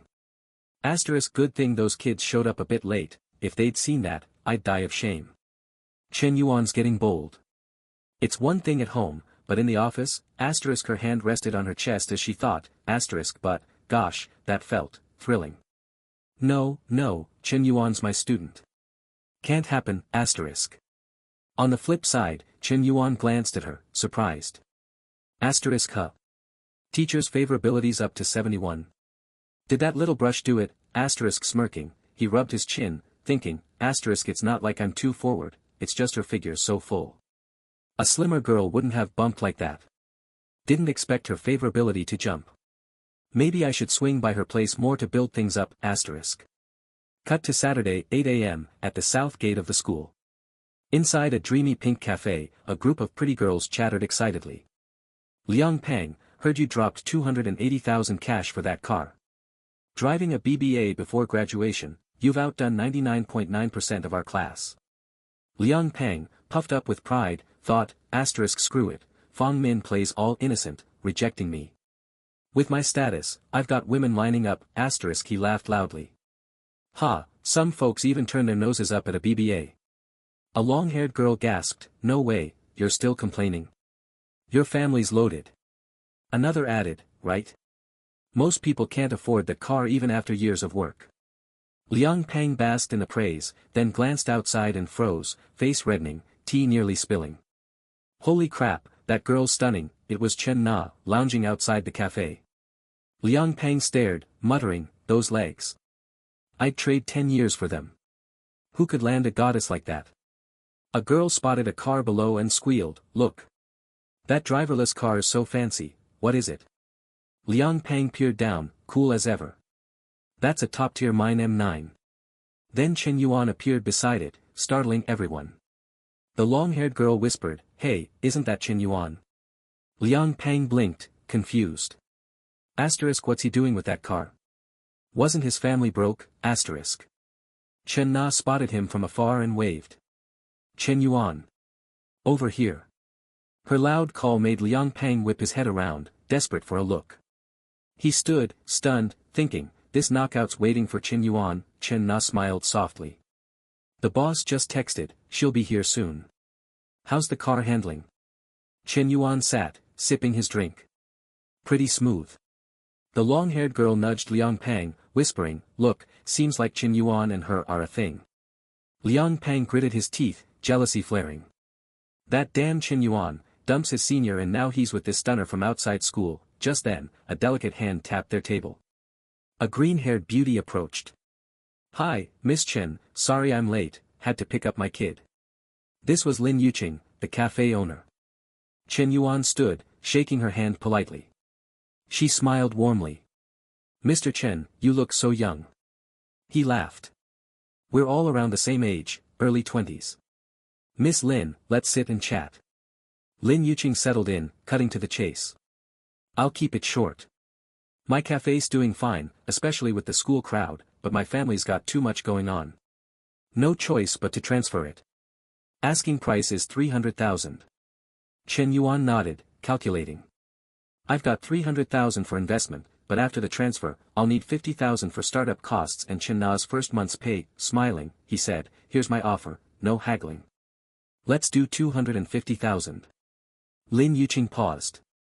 His price was a touch below her hope for 270,000, but if she didn't sell now Lin Yuqing hesitated, thinking, if I pass up this deal, I might not find someone this ready to commit again. After a brief pause, she asked, at this price, can we sign the contract and handle the transfer payment today? Shen Yuan grinned and replied, absolutely. Once the contract's signed, I'll wire 250,000 to you. With a firm nod, Lin Yuqing turned to the staff member nearby. Xiao Chu, from now on, this Mr. Chen is your new boss. Later, show him around to get a feel for the shop's operations. Xiao Chu hurried over, giving a polite bow. Hello, boss. Chen Yuan gestured toward Chen Na and told the employee, just take Miss Chen Na around to get familiar. I won't be at the shop much, so she's in charge of everything here. Over at Liang Pang's table, the blonde girl overheard and whispered to her friend, did you catch that? It's unreal, a 250,000 deal sealed in minutes. Her friend nodded. And it's clear Chen Yuan's buying this place for the girl with him. Liang Pang's jealousy flared, but he was powerless to act. Suddenly, Lin Yuqing's phone buzzed. She apologized, grabbing it and stepping away. Mr. Chen, Miss Chen, sorry, I need to take this call outside. Chen Na leaned closer to Chen Yuan and murmured, seems like Miss Lin is Zheng Xiangyong's wife, you know, the guy who scrapped with Shihai at Guajin Shopping Center, the 4S store boss. Chen Yuan's eyes widened. What a coincidence, he said, thinking, asterisk with such a gorgeous wife at home, he's still abusing his position to harass female staff. What a creep. I'm not letting that slide, asterisk. Chen Na lowered her voice. I've got chat logs of Zheng Xiangyong harassing and threatening me. I want to use my salary to expose him, show the car industry his true face. Should we tell Miss Lin? She seems like a good person, I don't want to hurt her. Chen Yuan shook his head casually. I don't think that's the move. Surprised, Chen Na asked, why not? He explained smoothly, if you leak those chats, Zheng Xiangyong will know it was you. A guy in his 40s, jobless, with a wife and kids to feed? He might lash out at you. Leave it to me, I'll handle him without dragging you into it. Relieved, Chen Na smiled. Chen Yuan, thank you. He pulled out his phone and said, I've sent 250,000 to Miss Lin already, and I've transferred 50,000 to you, 24,000 for your first 2 months' salary, the rest for shop expenses. Just then, the system chimed, asterisk detected, host has used all 1 million dedicated investment funds. Investment task completed. Investment level upgraded from novice to primary investor. Activating serial task, a perfect life needs more assets. Host receives 10 million dedicated investment funds to expand investments. Mission 1, all investment income tripled as reward. Mission 2, complete investments to unlock a mysterious property, asterisk. Chen Yuan read the alert, stunned. Asterisk didn't see this coming, the system's upping the ante. 10 times the funds, 10 million to play with, plus a mystery property. I'm already hooked, asterisk Lin Yuqing returned, beaming. Brother Chen, I got the payment, happy partnership. I'll head out now, but let's catch up again. Chen Yuan shook her hand, his face warming as he thought, asterisk her hand so soft, delicate, yet full of allure. The charm of another man's wife, asterisk a fleeting, cheeky idea crossed his mind, but he smiled politely and said, definitely, we'll meet again. Half an hour later, at an upscale restaurant, Chen Na sat across from him, hesitant. Chen Yuan, this place is pricey, do you come here a lot? He replied coolly, not really. Today's special, celebrating our new venture. The girl at the next table, cheeks flushed, thought, asterisk Chen Yuan's a tough one to resist. No upright guy could handle that charm, asterisk Chen Yuan broke the silence. Chen Na, why don't you sit beside me? She let out a soft, oh, and slid over obediently. As soon as she settled, he slipped an arm around her waist, murmuring, scoot a bit closer. Inwardly, he calculated, the cafe set me back 300k, plus 12k monthly salary, time to get some return on that. Chen Na blushed, wondering, there's no such thing as free love or gifts, does he expect to profit off the cafe? Lin Yuqing said breaking even is a win, so all I've got to offer is, me, Shen Yuan's hand wandered, teasing her curves. She whispered shyly, the waiter's coming, Shen Yuan, don't. He smirked. Food here takes ages to show up. He continued exploring, drawing soft, ambiguous moans from her. 10 minutes later, a knock came. Mr. Chen, your meal's ready. Startled, Chen Na hissed, someone's here. They pulled apart, and Shen Yuan called cheerfully, come in. As the dishes arrived, he picked a piece for her. Try this, it's their specialty. Watching him serve her, Chen Na thought, he's actually pretty handsome. Only downside? He's a bit of a player, already got a stunning girl, yet he's fooling around, sighing, her face reddened. Too late now, I'm on this ride. No point overthinking, 40 minutes later, they'd finished. The cashier announced, Mr. Chen, totals 2,652 yuan. Please scan here. As Chen Yuan paid, he mused, this meal's 2,652, but the system triples refunds, that's 5,304 earned. Making money's a breeze, Chen Na, meanwhile, thought, one meal's like my commission on a car sale. Rich folks toss 2,000 yuan like I'd spend 20, Strolling outside, she spoke up. Chen Yuan, I want to swing by the cafe to check things out with Xiao Chu. I'm starting work tomorrow, I'd like to get a head start. He glanced at his watch. It's 8:30, Xiao Chu's off at 9. If you go now, you'll miss her, and she'll hold it against you. Go home, rest up, and hit it tomorrow. Blushing, she nodded shyly. Alright, sorry to trouble you, can you drop me off? He grinned brightly and agreed. At her place, Chen Na stepped out, smiling. You worked hard today. I'll update you on work tomorrow, bye. Chen Yuan climbed out too, saying, I'm a bit thirsty, mind if I pop up for some water? Nervously, she replied, it's not really convenient. Is this moving too fast? The restaurant was already my limit, he rubbed his chin, teasing, oh. Another guy upstairs. She spun around, correcting him.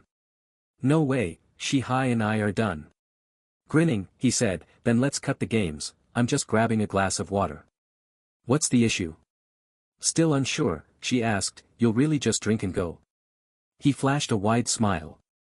Sure, but if you want me to stay over, I'm game. Chen Na's expression screamed dream on. Moments later, as the door opened, Chen Yuan slid an arm around her waist, pinning a hand against the frame, taking control. Her face flushed as she pushed back weakly. Didn't you say just water? His playful hand lifted her skirt, chuckling, oh, I'm drinking water, just not the kind you're thinking of. They dove into heated foreplay. Downstairs, a black car idled by the entrance. Shi-Hai, inside, thought, na quit because of me. I've got to win her forgiveness, start as friends, then chase her again, standing below her building, he looked up. Her lights off, she's probably out. I'll leave these roses by her door. Roses say eternal love, she's smart, she'll know they're from me, But as he reached her door, intimate sounds stopped him cold. Shi-Hai stammered, that's Na's voice. What the hell? She swore there was nothing with Zheng Xiangyong, but she's with him now. Losing it, he banged on the door, yelling, Zheng Xiangyong, get out here. Chen Yuan, mid-moment, heard the shouts and thought, that's Shi-Hai, that moron. She dumped him, why is he still poking around? Guys unhinged, Chen Na caught the noise too. I hear something, who's knocking? Not wanting to pause, Chen Yuan brushed it off. You're imagining it, just the neighbors.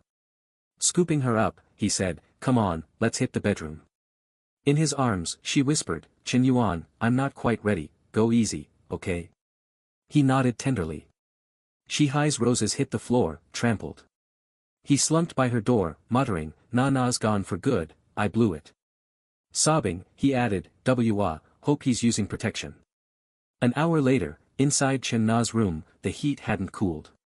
She panted, huff, this feels amazing, but it's exhausting. Chen Yuan flipped her gently, prompting a yelp. Ah! What are you doing? He murmured, lie like this, you won't get tired. Smirking to himself, he thought, maybe I'll tap a bit of that extra energy, but Chen Na's so reserved despite her bold vibe, I like her more for it.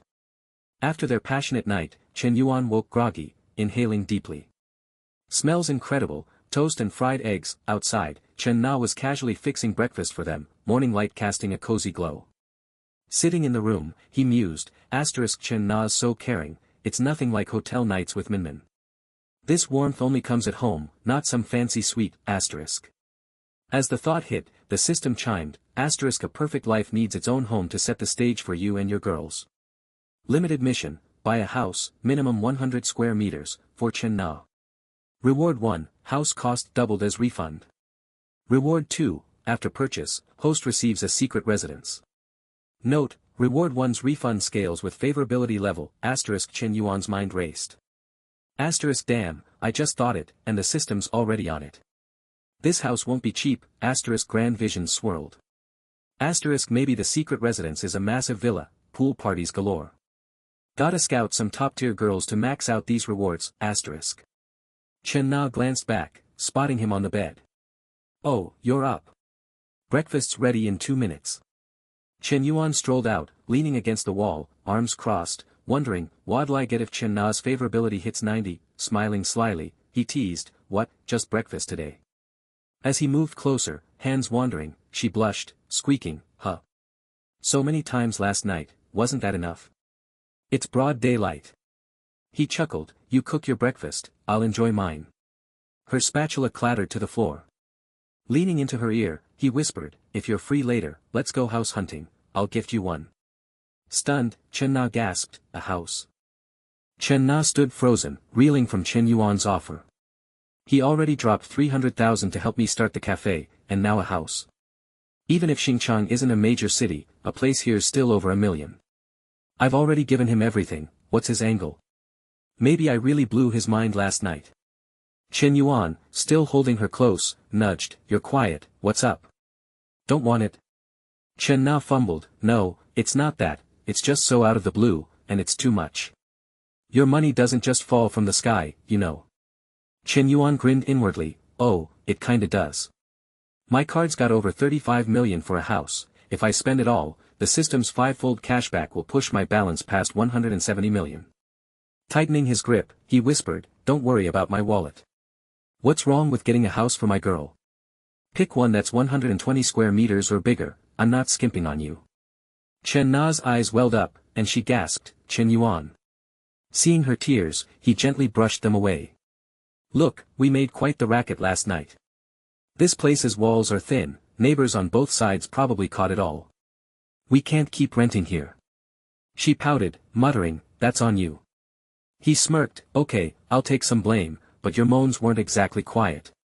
Chen Na whipped her head away, mortified, and huffed, jerk.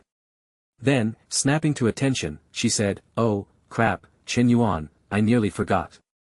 My 2 best friends are coming to see the cafe at 10 a.m. Can we house hunt later? He shrugged casually. Buying a house isn't like grabbing groceries. Finding the right spot and handling paperwork takes time, one afternoon might not cut it. Let's give it a proper go. Chen Na nodded, stepping back from his arms. Alright, let me tell them. She snatched her phone and texted Qian, something popped up, I can't make the cafe. How about tonight instead? Qian replied fast, what's going on? Mango and I are already there. In the car, Qian read the text aloud, Lulu, Na says something came up, she's not coming. Yu Manglu, Chen Na's close friend and a top fitness trainer, frowned. Huh? Why? Qian stared at her phone, skeptical. I bet the cafe story's a cover. Na's probably fibbing. Guys aren't that gullible, spending 300,000 on her just like that. Manglu waved it off. Na doesn't make stuff up. I don't think she's lying. Why not ask what's up? Privately, she thought, it's been ages since I met a guy who's young and loaded. Didn't expect Na to snag one first, I've gotta meet him. Qian typed furiously, saying, fine, I'll dig deeper. Suddenly, Manglu slammed the brakes, yelping, oh my god, is that for real? Qian gasped, he's taking her to buy a house. Manglu swerved, stunned, and blurted, what? In her head, Manglu calculated, not a purse or lipstick, a house. Even a 40 square meter flat runs 50 to 60,000. Add the cafe. They've known each other barely 2 weeks, and he's dropping 800 to 900,000. I need to meet this guy. If Na's with him, he's probably got other women too. When it comes to pleasing a man, I'm leagues above her, sisters are just stepping stones. Aloud, she said, Shen, ask where they're going and say we'll join to help pick. We've got nothing else today, better we help than she picks alone. She added silently, sorry, this time, I'd rather our crew benefits than some random vixen. Shen nodded, typing, okay, I'm on it. 40 minutes later, at the Shuandi sales center, Yumanglu stepped out of the car, jaw dropping. Shuandi. The smallest unit here's over $1 million. Gifting a mistress $1 million+ house. When's that luck hitting me? Shen scanned the lot, waving. Nah. Been a while. Chen Na rushed over, beaming, I've missed you guys. Shen grabbed her hand, teasing, Nah, who's the good-looking guy beside you? Introduce us. Chen Na bounced to Shen Yuan's side, grinning, Shen Yuan, these are my besties. This is Yumanglu, a fitness coach, and Shen, a sales rep at Fala. The girls were all smiles for their friend's man. Manglu, tossing aside subtlety, sauntered over, resting a hand on Shen Yuan's chest. Hey, Shen Yuan, you look a bit lean, need some muscle. Come train at my gym sometime. She thought, Na's young tycoons under 25, rich, and hot, makes me green with envy. Shen Yuan smirked coolly, nah, I'd probably lose focus training at your gym. Mangla sized him up, thinking, he's not pushing back on my flirting right in front of Na, they're likely not exclusive. Her scraped knees scream wild night, probably thrilled his sugar mama, so she's buying him a house. Shen jumped in, chipper, hi, Shen Yuan. Thinking of a new car? Check out Fala. He nodded politely, sure thing, I'll hit you up if I'm shopping. Glancing at their favorability scores, Manglu at 68, Shen at 67, Shen Yuan chuckled inwardly. Met them 5 minutes ago, and they're already into me. Nah, you sure these are your ride or dies? Works for me, more women over 60 means more cash to rake in. A middle-aged man nearby eyed Shen Yuan with 3 stunning women, scoffing to himself, showing off to who? A saleswoman approached, all smiles. Sir, we're selling buildings 3 and 9, averaging about 105,000 per unit. Want to check the model first? Shen Yuan cut in, no need, my budget's 3 million. Just show me apartments and floors in that range. The saleswoman lit up. Oh, perfect. Step into the negotiation room, sir, I'll give you the full rundown. Mangla's jaw dropped, thinking, OMG, what kind of baller is Shen Yuan? Just tosses out 3 million like it's nothing. I've got to latch on to this sugar daddy. Trailing him, she schemed. The staff sat them down, pitching, for your budget, I'd recommend this 165 square meter south-facing unit with a north view. Discounted building price is 2.84 million.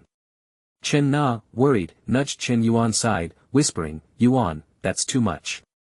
He patted her thigh, smiling, don't stress the cost, a bigger place is comfier to live in. Manglu and Shen watched, stunned, thinking, she's trying to save him money, but he's all about giving her the best. A guy like that? You'd need a spotlight to find one. Shen Yuan mused, gotta haggle a bit, or I'll look like a chump. Aloud, he said, give me your best price, beautiful, I know there's wiggle room. The saleswoman grinned, can you decide today? If so, I'll push for a bigger discount. Shen Yuan waved it off, skip the discounts, just throw in 2 parking spaces. Same difference. His flashy spending cemented Manglu's resolve.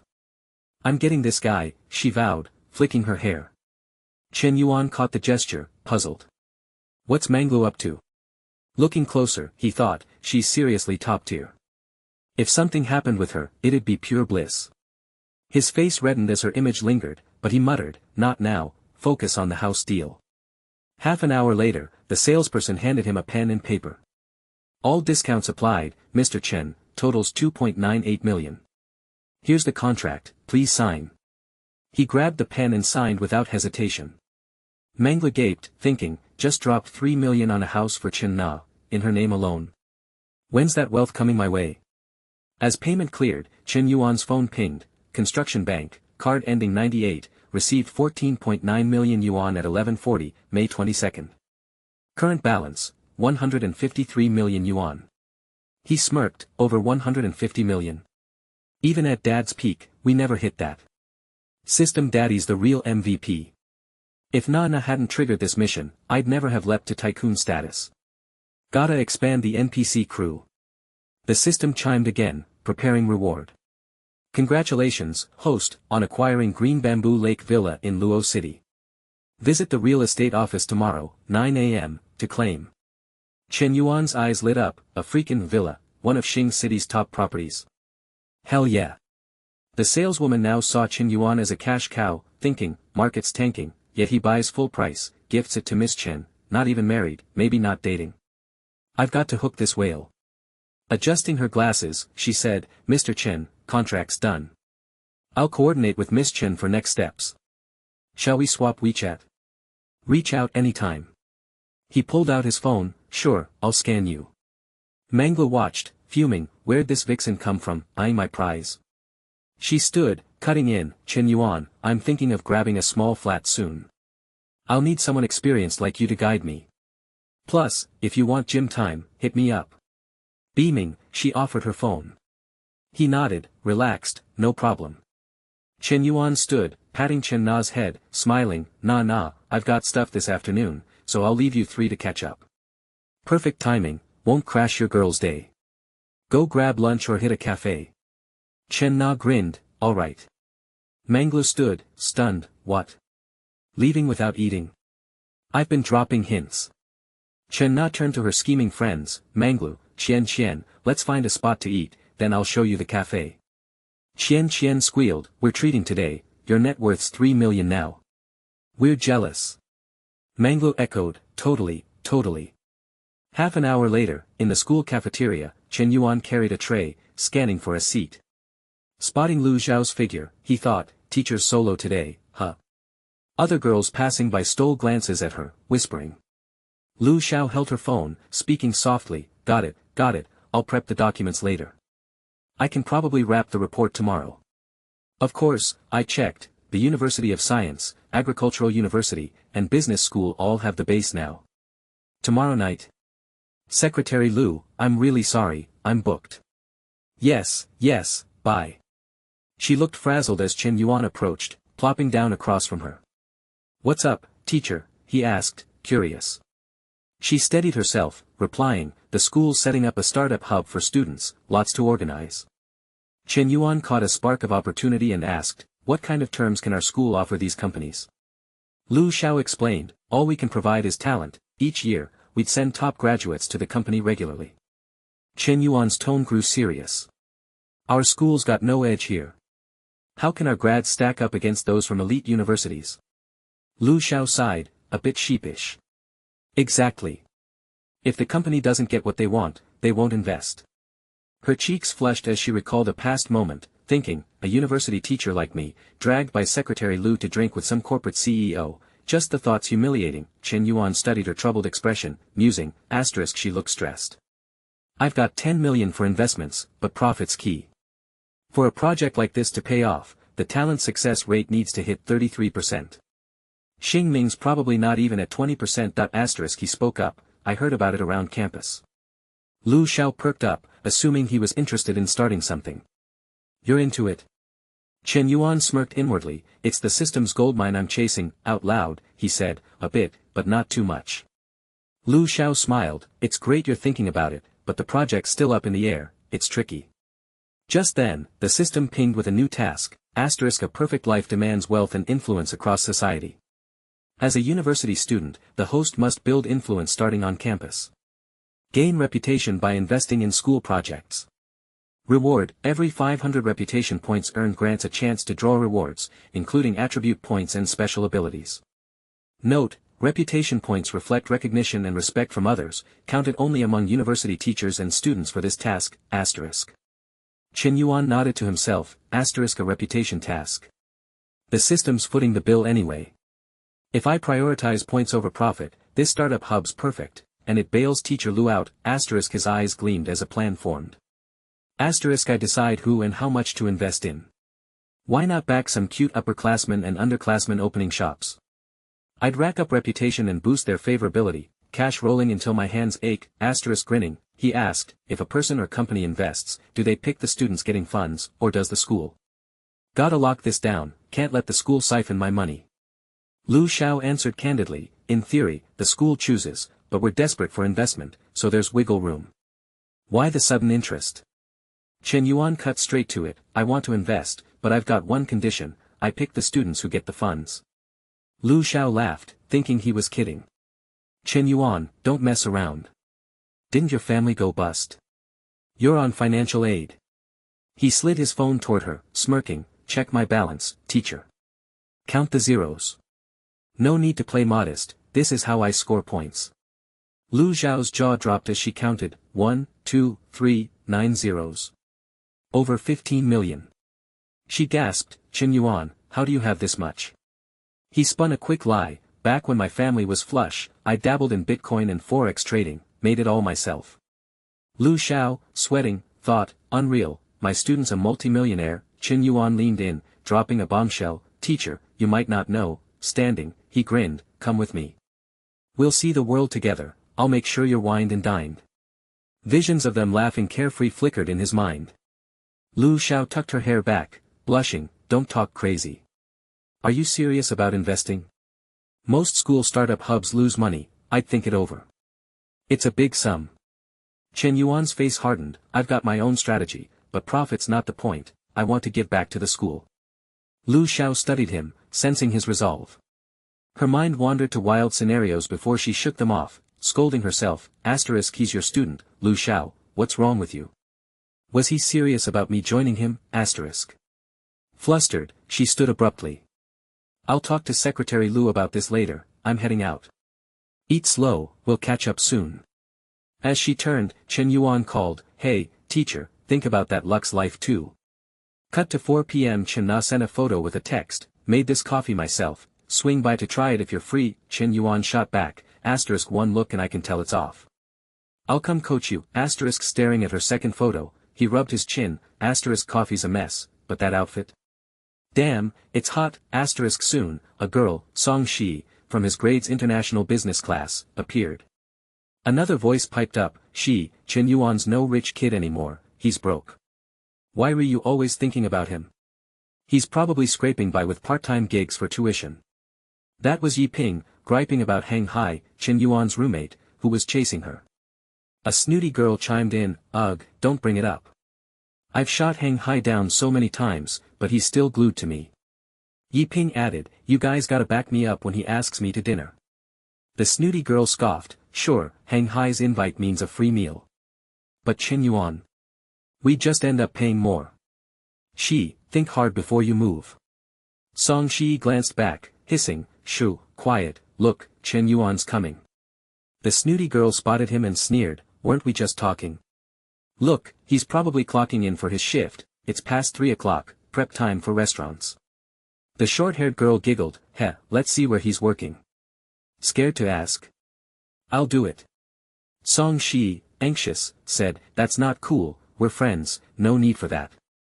The snooty girl, all high and mighty, called out, Yuan, where have you been hiding? Busy with side jobs. Which restaurant? We'll pop by. Shen Yuan glanced at her, thinking, part-time. Me. As if. For Hang Hai's chase of Tian Yuping, I'll let it slide, but I'm not eating this, smirking, he said, yup, I'm at a coffee shop. Wanna come? Let's go, I'll whip up some drinks. They headed to Chen Na's cafe near the school.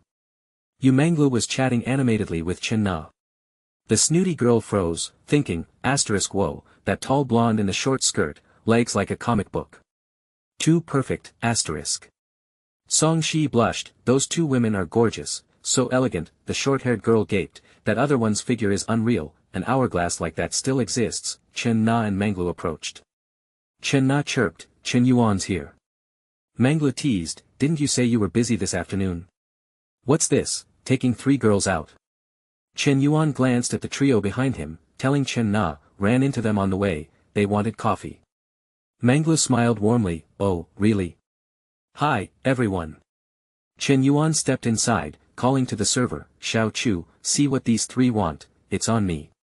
Xiao Chu bounced over, yes, boss. She turned to Song Shi's group, ladies, take a seat, scan the QR code on the table and let me know your picks. The short-haired girl blinked, stunned, she called him boss, the snooty girl's mind raced, is Shen Yuan the owner, not some worker, Song Shi mumbled, maybe we'll skip drinks. The other two forced smiles, yeah, she's right, not thirsty anymore. Red-faced, the snooty girl and Song Shi bolted, thinking, he's loaded, runs a cafe with stunning women, and plays it off as a side gig? Mortifying, Manglo sidled up to Shen Yuan, puzzled, why'd your classmates ditch? He tilted his head, maybe your beauty scared them off. Manglo struck flirty poses, giggling, of course I'm gorgeous, better not get any ideas, okay? He just eyed her critically. Chen Na emerged with a coffee, it's ready. Wasn't sure how sweet you like it, so I went half sweet, cool. Chen Yuan grinned, anything you make sweet. Manglo covered her mouth, laughing, who still uses lines like that? Staring at him, she thought, cheesy pickup lines from a rich hottie hit different, not just there for fun, she leaned in, how tall are you? Wait. I'll check your BMI. He lounged back, 182 centimeters, 72 kilograms, but I think I've dropped some lately. Manglo played innocent, oh. Why's that? Glancing at Chen Na, he smirked, too much, exertion. Chen Na flushed, thinking, he's saying that in front of my best friend, Manglo, chin on hand, grinned like she was watching a show, no wonder. Pulling out her phone, she typed, you need to work out, too little fat. Bulk up, maybe 7 to 10 kilos. Chen Yuan laughed, you just want me to sign up for your gym. She leaned closer, teasing, hey, it's month end, gotta hit my KPIs. I won't let you down. Sipping his coffee, he said, I'll think it over. Suddenly, Manglo stood, telling Chen Na, oh, nah, it's past 4, I've got a 5 p.m. class. Let's hang soon. Before leaving, she tossed Chen Yuan a wink and a pose. He smirked, bold move in front of your friend, one day, you little vixen, I'll set you straight. Taking Chen Na's hand, he said, come on, Na, I'll teach you upstairs. She blinked, teach me what? He murmured, you'll see up there. Upstairs, he set her on the table, tilting her chin with a sly tone, your business game's weak, needs work. Chen Na whispered nervously, not here, Xiao Chu's downstairs. He lifted her leg, teasing, telling a guy not here just makes him move faster. Ripping her thin stockings, their romp began.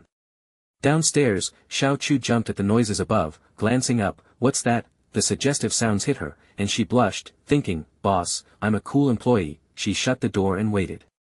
Just then, Manglo burst in, frantic, Xiao Chu, why's the door locked? Open it, I forgot my bag. Xiao Chu stammered, Manglo, hands on hips, snapped, what, Open it. Xiao Chu sheepishly complied. As Manglo grabbed her bag, Chen Na's soft moans and pleas, Chen Yuan, gentle, please, reached her. Manglo froze, in broad daylight, going at it like that. 10 minutes later, still there, she marveled, he looked scrawny, where's that stamina coming from? Licking her lips, she muttered, that Chen Yuan, raising her voice, she called, Xiao Chu, I'm out, see ya. Upstairs, Chen Na heard, panicking, crap, she caught us mid-act, Chen Yuan grinned, a real lesson needs a witness. That fox Manglo's been eavesdropping for 10 minutes, free show. Next time, I'm charging, Elsewhere, Secretary Lu, potbelly and all, lounged in his chair, skeptical. You're saying this student, Chen Yuan, wants to fund the startup hub? Lu Xiao nodded firmly, yes. He pressed, does he have the cash? Has it been verified? Lu Xiao replied, I doubted it too, but I saw his balance, 10 million. Lu's eyes bulged, 10 million. You sure it's not his parents'? Can he use it? She confirmed, it's his, and he's got full control. Lu lit up, perfect. No need for third parties then. Smirking, he ordered, tell Chen Yuan to visit my office, I want his pitch in person. Sensing trouble, Lu Xiao hesitated, he's a student, but if he's investing, shouldn't we show some respect? Lu waved it off, don't worry, just do it. He thought, a kid from our school. Can't let him get cocky, gotta keep him in line, Meanwhile, Chen Yuan, still caught up, saw Lu Xiao's call and told Chen Na, it's Teacher Lu, hold on. Answering, he said, "Yo, teacher, what's good?" Listening, he frowned, "The school's attitude toward investors sucks, they're nitpicking, if I back down now, they'll walk all over me later." He cut in, "Teacher, put it on speaker, I've got words for Secretary Lu." Once on, Shen Yuan's voice rang firm, "Hello, Secretary Lu, you hear me? I'm swamped with investment projects to review. Let's set a time when I'm free, I'll have Teacher Lu pass you my number." Lu jolted upright, stunned. This kid hung up on me. Lu Xiao, watching, thought, he's got guts, so bold.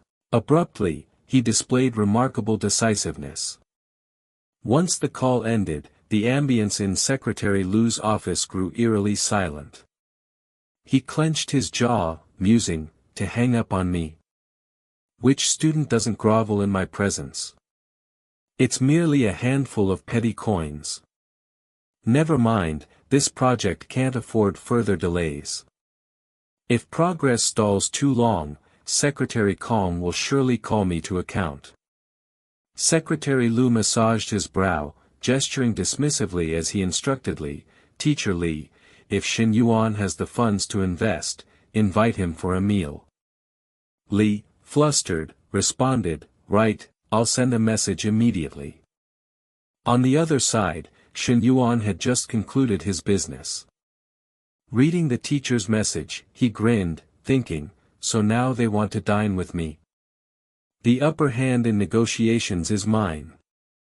I'll secure full control over this investment. First, I'll gauge this Lu Jiajiang's preferences, then decide. Shen stood, slipping into his clothes, and said, "Shen Yuan, if you're busy, handle it. We can share a meal another time." Lounging in a chair, he gazed at Shen Yuan from behind, contentedly reflecting, "Shen Yuan is truly considerate, always thinking of me, a remarkable woman." Suddenly, his phone rang. Shen Yuan answered, and Min Huifang's voice came through, "Shen Yuan, what are you up to?"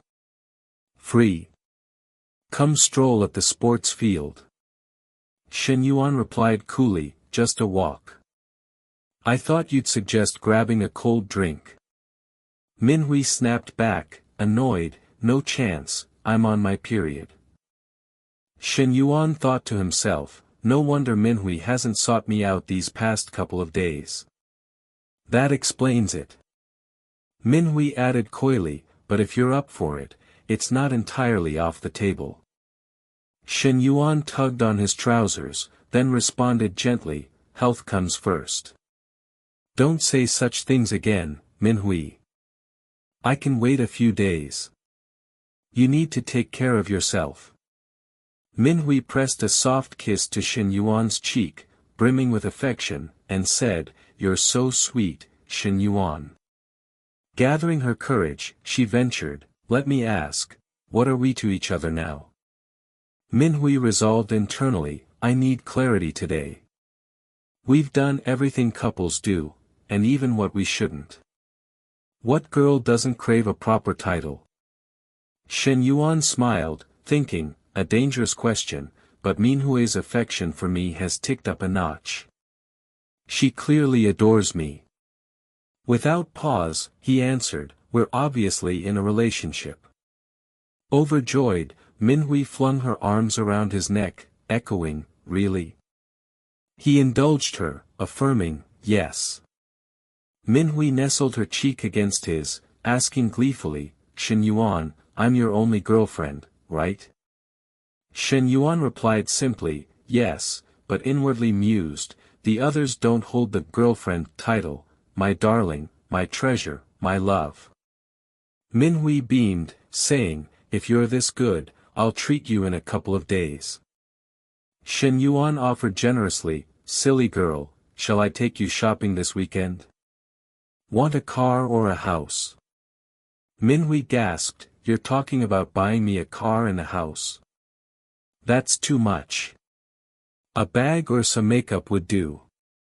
Shen Yuan smiled warmly, "No need to pinch pennies for me. But since you're at school daily, a house might be more practical now. If you need a car later, I'll get you one. Sound good?" Swept away by his sweet words, Minhui hugged him, murmuring, "I'll do whatever you say." He responded tenderly, "It's getting late. I'll walk you back to the dorm soon. Rest well during your period." In his mind, he noted, "I've still got to head to Qingde Lake tomorrow to finalize the house." The scene shifts to the next day. Lu Manglu video called Shen Yuan, saying, "Little punk, you up? If you're free, swing by the gym." Shen Yuan frowned, retorting, "Since when am I a punk? Is this video call of yours legit?" Lu Manglu smirked, "Only sleazy guys think this is sleazy. Tell me, got any impure thoughts?" She eyed her phone, thinking, "He's not treating me like a stranger at all. Let's see how long he holds out." A voice interrupted from behind. Lu Manglu turned to see a red-haired girl approaching, smiling. "You're here, Xiao Wanting," she greeted. Xiao Wanting asked curiously, "What's got you so chipper this early?" Manglu grinned, "Nothing big, just find a friend amusing." Xiao Wanting settled into a chair, saying, "Spill. Class hasn't started yet." Lu Manglu shared, "I've got a best friend who landed a sugar daddy. He's super generous, gifted her a house worth 3 million. Xiao Wanting gasped, 3 million. Just like that? His net worth must be tens of millions. Lu Manglu propped her chin, sighing, "Exactly. I'm so jealous." Xiao Wanting mused, "With that kind of wealth, he's probably ancient, right?" She thought, "Even if he's old, it's worth it. My guy's getting stingier, wants to sleep with me but won't spend. I need a better man." Lu Manglu clarified, "Nope, he's just over 20, younger than my friend." Xiao Wanting's curiosity piqued. "What's he look like? Total uggo?" Lu Manglu gushed, "He's super handsome and tall." Xiao Wanting marveled, "Your friend must be stunning to snag a guy like that, a real knockout." Images of two striking girls flashed in Lu Manglu's mind. She pondered, then said, "We're about equal, just different strengths." Xiao Wanting nodded, "On par with you. No wonder she can charm men like that." Meanwhile, Shen Yuan texted, "I won't drag this out. I'm off to Qingju Lake to pick up the house." Lu Manglu replied instantly, "Going solo? Need a sidekick?" Shen Yuan responded bluntly, "I'm going alone, but if you're free, come along." She texted back, "Then you've gotta pick me up. I'm at the gym, sent you the location. I'll wait here." As she typed, she giggled foolishly. Xiao Wanting noticed her shift, asking, "Another happy moment? You're glowing." Lu Manglu stood, apologizing, "Sorry, Xiao Wanting, gotta cancel today. I'll double your private lesson fee. That sugar daddy's heading to Qingju Lake to get the house, and he invited me along. Really sorry." Xiao Wanting thought, shocked, Qingju Lake. That's a luxe villa zone, a hotspot for the elite. Wait, isn't he your best friend's sugar daddy? Why is he taking you to pick up the house? Watching Lu Manglu's retreating figure, Xiao Wanting realized, got it. No wonder they call her Piluan, she's ruthless, stealing her friend's man. But if I met a guy like that, I might not think twice either. Suddenly, a young man approached Lu Manglu, face alight with excitement. "Manglu, where you off to? Don't you have class later?" It was Honai, the fitness trainer. Lu Manglu rolled her eyes, pouted, and brushed past him without a word. 10 minutes later, Shen Yuan pulled up. Lu Manglu stepped out, waiting. Honai, still in the gym, looked down, muttering, "Can driving an M9 win Manglu?" He recalled, the guy with the Mercedes last time struck out. Xiao Wanting, nearby, remarked, "It's not just the car. This guy casually buys his girlfriend a 3 million house." Honai gaped, 3 million? How many years would I need to earn that? Xiao Wanting suddenly gasped, "Hold on, he looks familiar." Spotting the young man exiting the car, she exclaimed, "Shen Yuan. It's Shen Yuan." Stunned, she thought, the tall, handsome sugar daddy Piluan mentioned is Shen Yuan. Seeing them act close below, she stood frozen, reeling. "My ex-boyfriend's a millionaire now, and I dumped him 2 weeks ago." She stood there, utterly unable to process the scene unfolding before her. Xiao Wanting clutched her head, her expression grim, thinking, did I really ditch Shen Yuan for Ho Jun? Am I an idiot? Honai, standing nearby, looked puzzled and asked, "Teacher Zhou, why are you crying? Is something wrong?" Just then, her phone pinged with a text from a man, "You're free today, right? Can you come over to my place tonight?" Xiao Wanting glared at the message, fuming inwardly, "Who do you think you are? Always skipping the niceties and cutting to the chase. Am I that easy?" With that, she fired back, "Get lost, you jerk." The man replied, baffled, "Is this really you?" Xiao Wanting shot back, "I'm your mom." He responded, incredulous, "What the hell?" But a stark notification appeared, "Message sent." The man persisted, texting, "Wanting, what's wrong with you?" Ho Jun, staring at the cold system message, shouted, "Damn it, she blocked me. What's going on?" Meanwhile, Xiao Wanting tried to steady herself, thinking, is there still a chance with Shen Yuan? There's got to be some lingering spark between us, right? The issue now is whether Shen Yuan's got too many girls. She calculated quietly, there's that junior sister Bestie Lu mentioned at Gojin, plus Bestie Lu's best friend, and me.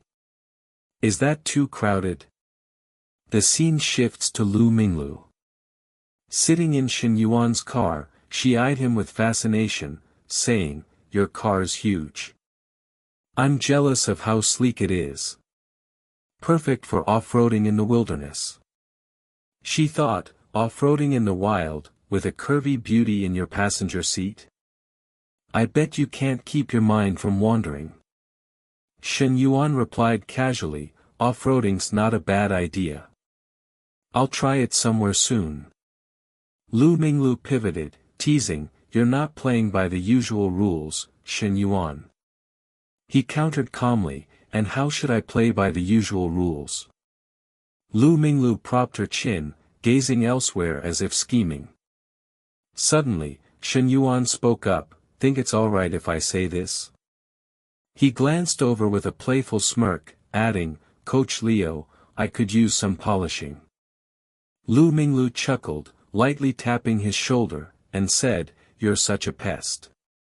30 minutes later, Shen Yuan and Lu Minglu arrived at their destination. Upon entering, Shen Yuan greeted politely, "Hello, I'm here to collect the house." "I'm Shen Yuan."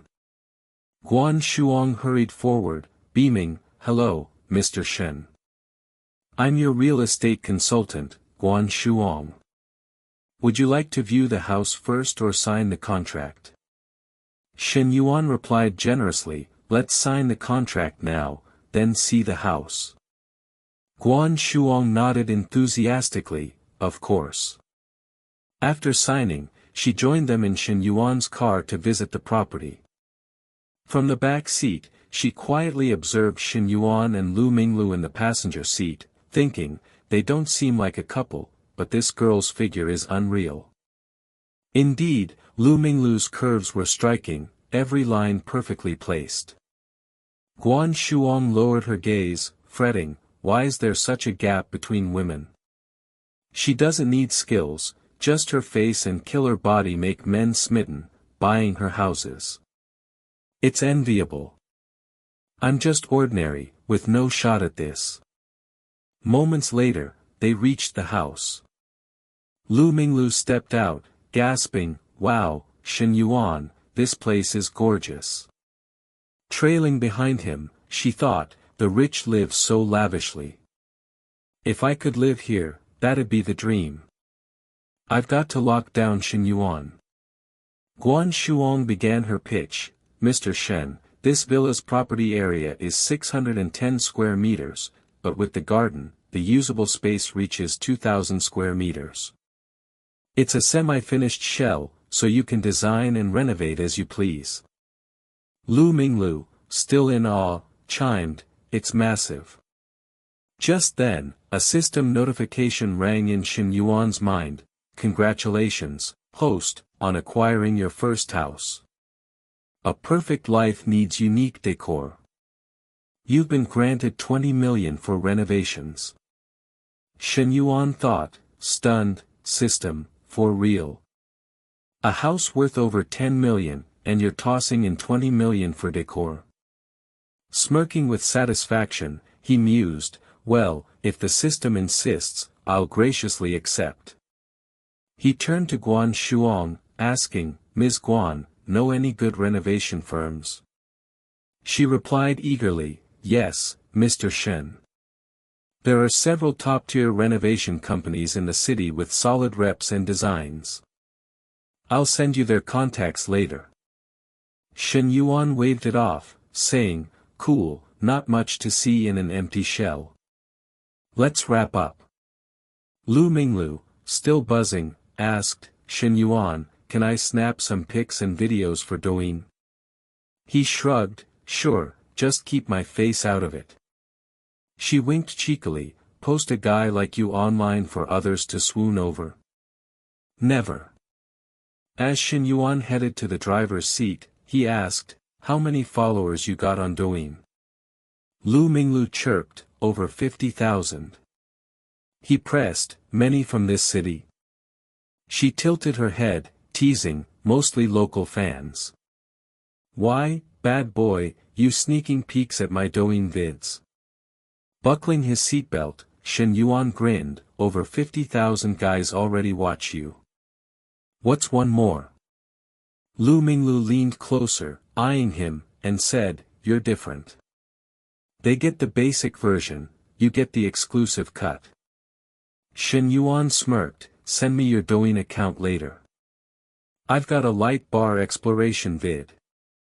Wanna try it?"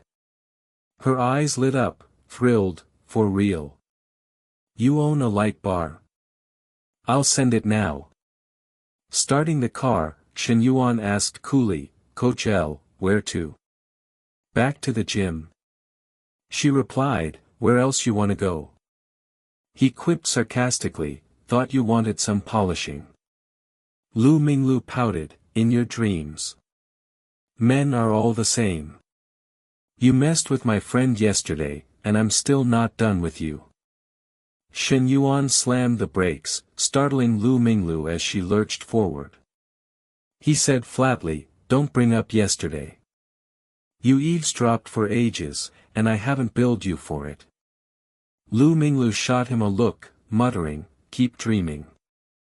Giggling to herself, she thought, if a woman gives in too fast, she's cheap, and men won't value her. The more Shen Yuan can't have me, the more he'll want me, and spend on me. I'll tease him daily, dangling just enough bait.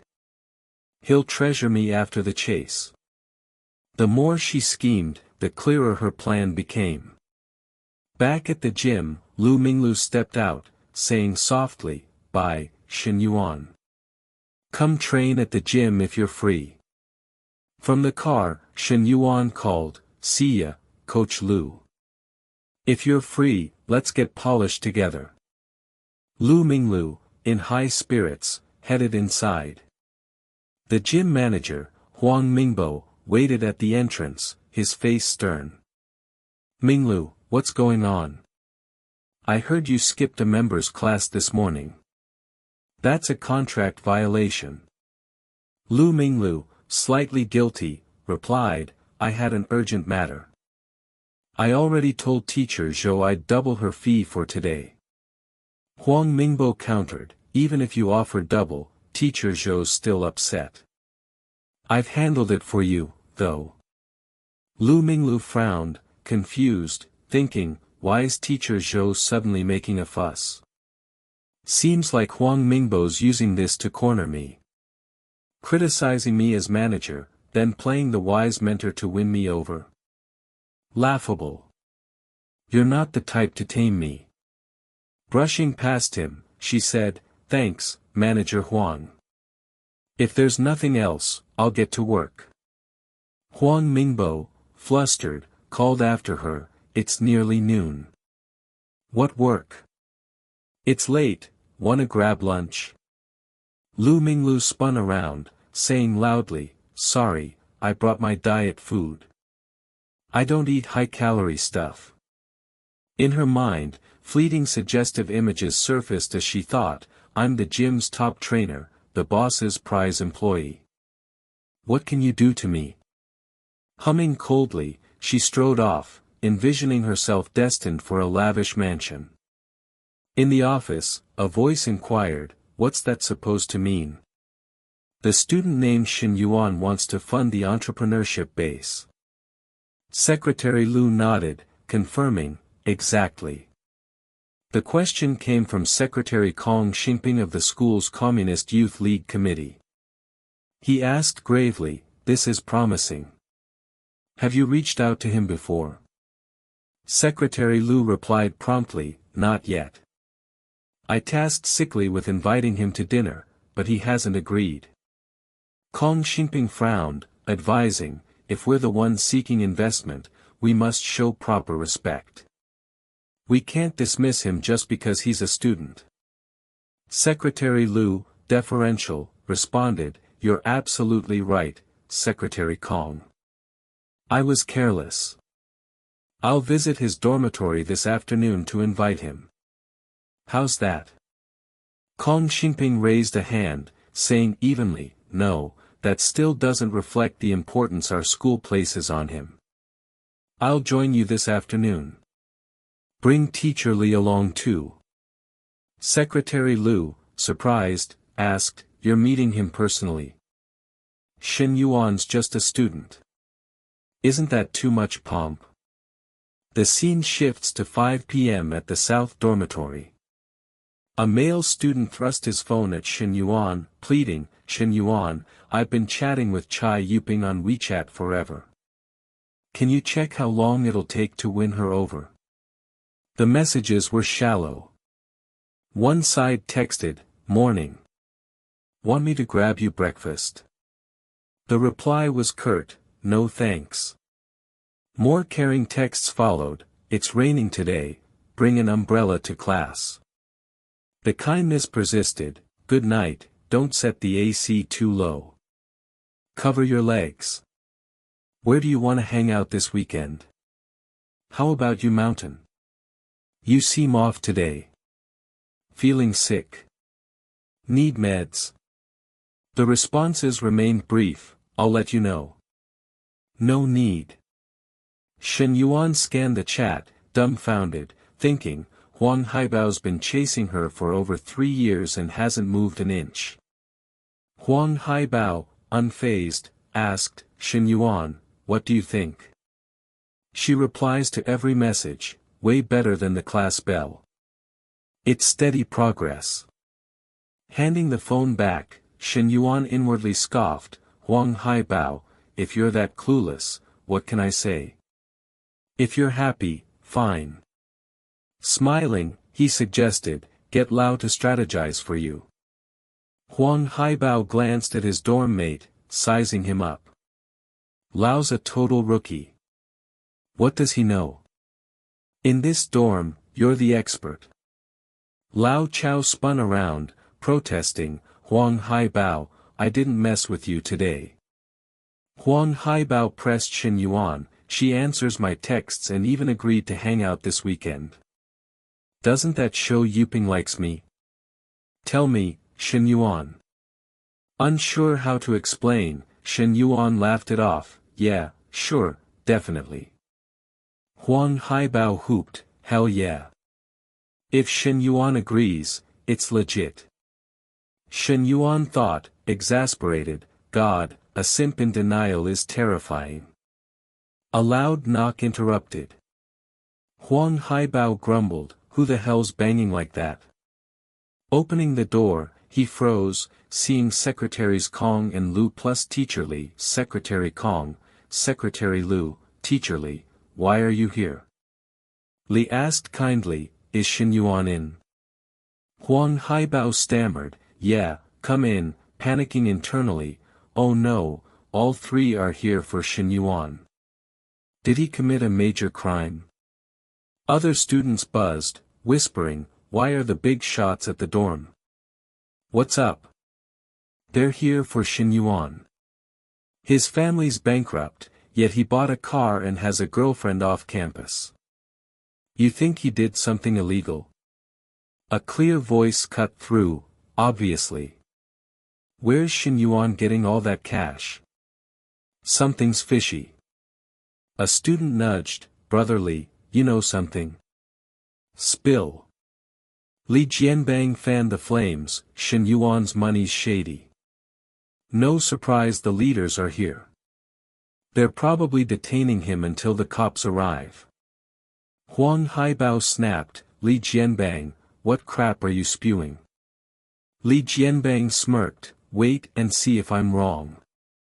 Li stepped in, introducing formally, Shen Yuan, these are Secretary Kong and Secretary Lu from the Communist Youth League Committee. Shen Yuan rose, greeting Kong Xingping warmly, hello, Secretary Kong. Kong replied affably, student Shen Yuan, I'm Kong Xingping from the committee. Free tonight? Let's grab dinner. Shen Yuan agreed cheerfully, tonight works. Kong, pleased, said, great, I'll reserve a spot. It's getting late, let's head out now. They discussed the entrepreneurship base cordially, overheard by the gossiping students. As Shen Yuan left, they murmured, doesn't look like they're arresting him. More like they're rolling out the red carpet for an inspection. Li Jianbang, unconvinced, scoffed, they're saving face for Shen Yuan.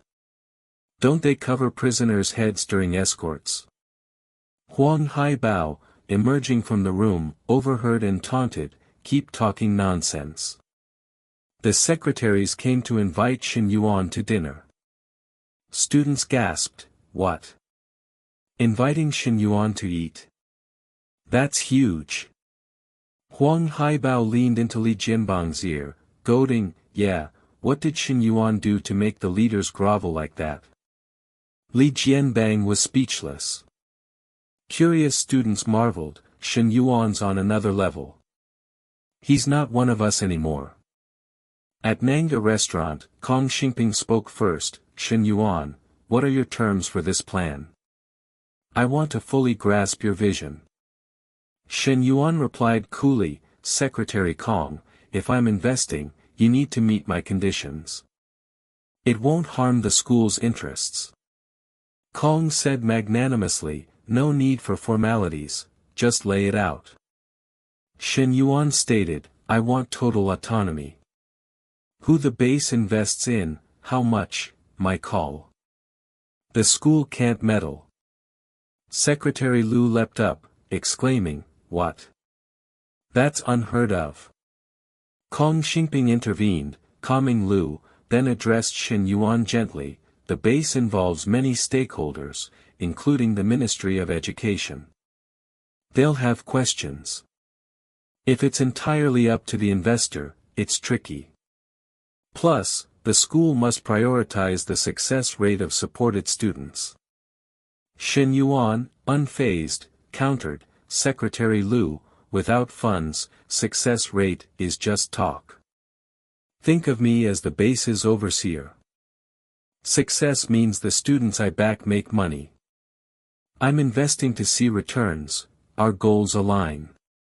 Sipping his wine, Shen Yuan felt invigorated, thinking, I'm being straight. The system's mission is wealth and fame, building me into a mogul. I'll need talent to manage my industries. Better to cultivate loyalists through this base than hunt for them later. Plus, the system's task involves charming NPCs. College girls here are easier to win over than women out there, and our school's women are the city's finest. Kong Xingping raised his glass, saying diplomatically, I'll need to discuss this with the Ministry of Education's leaders before responding. Shen Yuan nodded, fine by me, secretary. As drinks flowed, the meal wrapped up late. Leaving, Kong Xingping reminded Li, waiting outside, Teacher Li, Shen Yuan's been drinking and can't drive. Take him back. We'll head out. Li climbed into Shen Yuan's car, buckling up, and remarked, Shen Yuan, this new car's roomy. He replied casually, I was used to sedans, so I tried an SUV this time. His phone rang. Li answered quickly, Luing, what's up? Oh, you swapped shifts, so you can't help me move.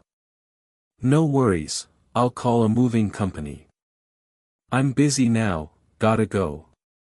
Shen Yuan asked, moving, teacher? Li nodded, yeah, in 2 days. My old place's lease is up, so I'm moving with my sister. Shen Yuan offered, need help? She hesitated, that's kind, but your car's brand new. It's not right for moving. I'll hire movers. He reassured her, it's fine. A car's a tool, a means. Helping a teacher is what students do. Li waved him off, no need to bother. 2 women's stuff adds up. He persisted, smiling, come on, teacher, don't say no. I'm your student, helping's no trouble. Reluctantly, Li agreed, all right, then studied Shen Yuan, blushing, thinking, his face is sharp, features defined. If I ignore his student status and see him as a man, he's quite attractive. She paused, covering her mouth, realizing, wait, he's eager to help me move, and that bag he gave me. Maybe Lu Mang's right, he likes me. He said the bag was a high-end knockoff, but with his wealth, it might be real. She turned, asking, Shen Yuan, that bag you gave me, remember it?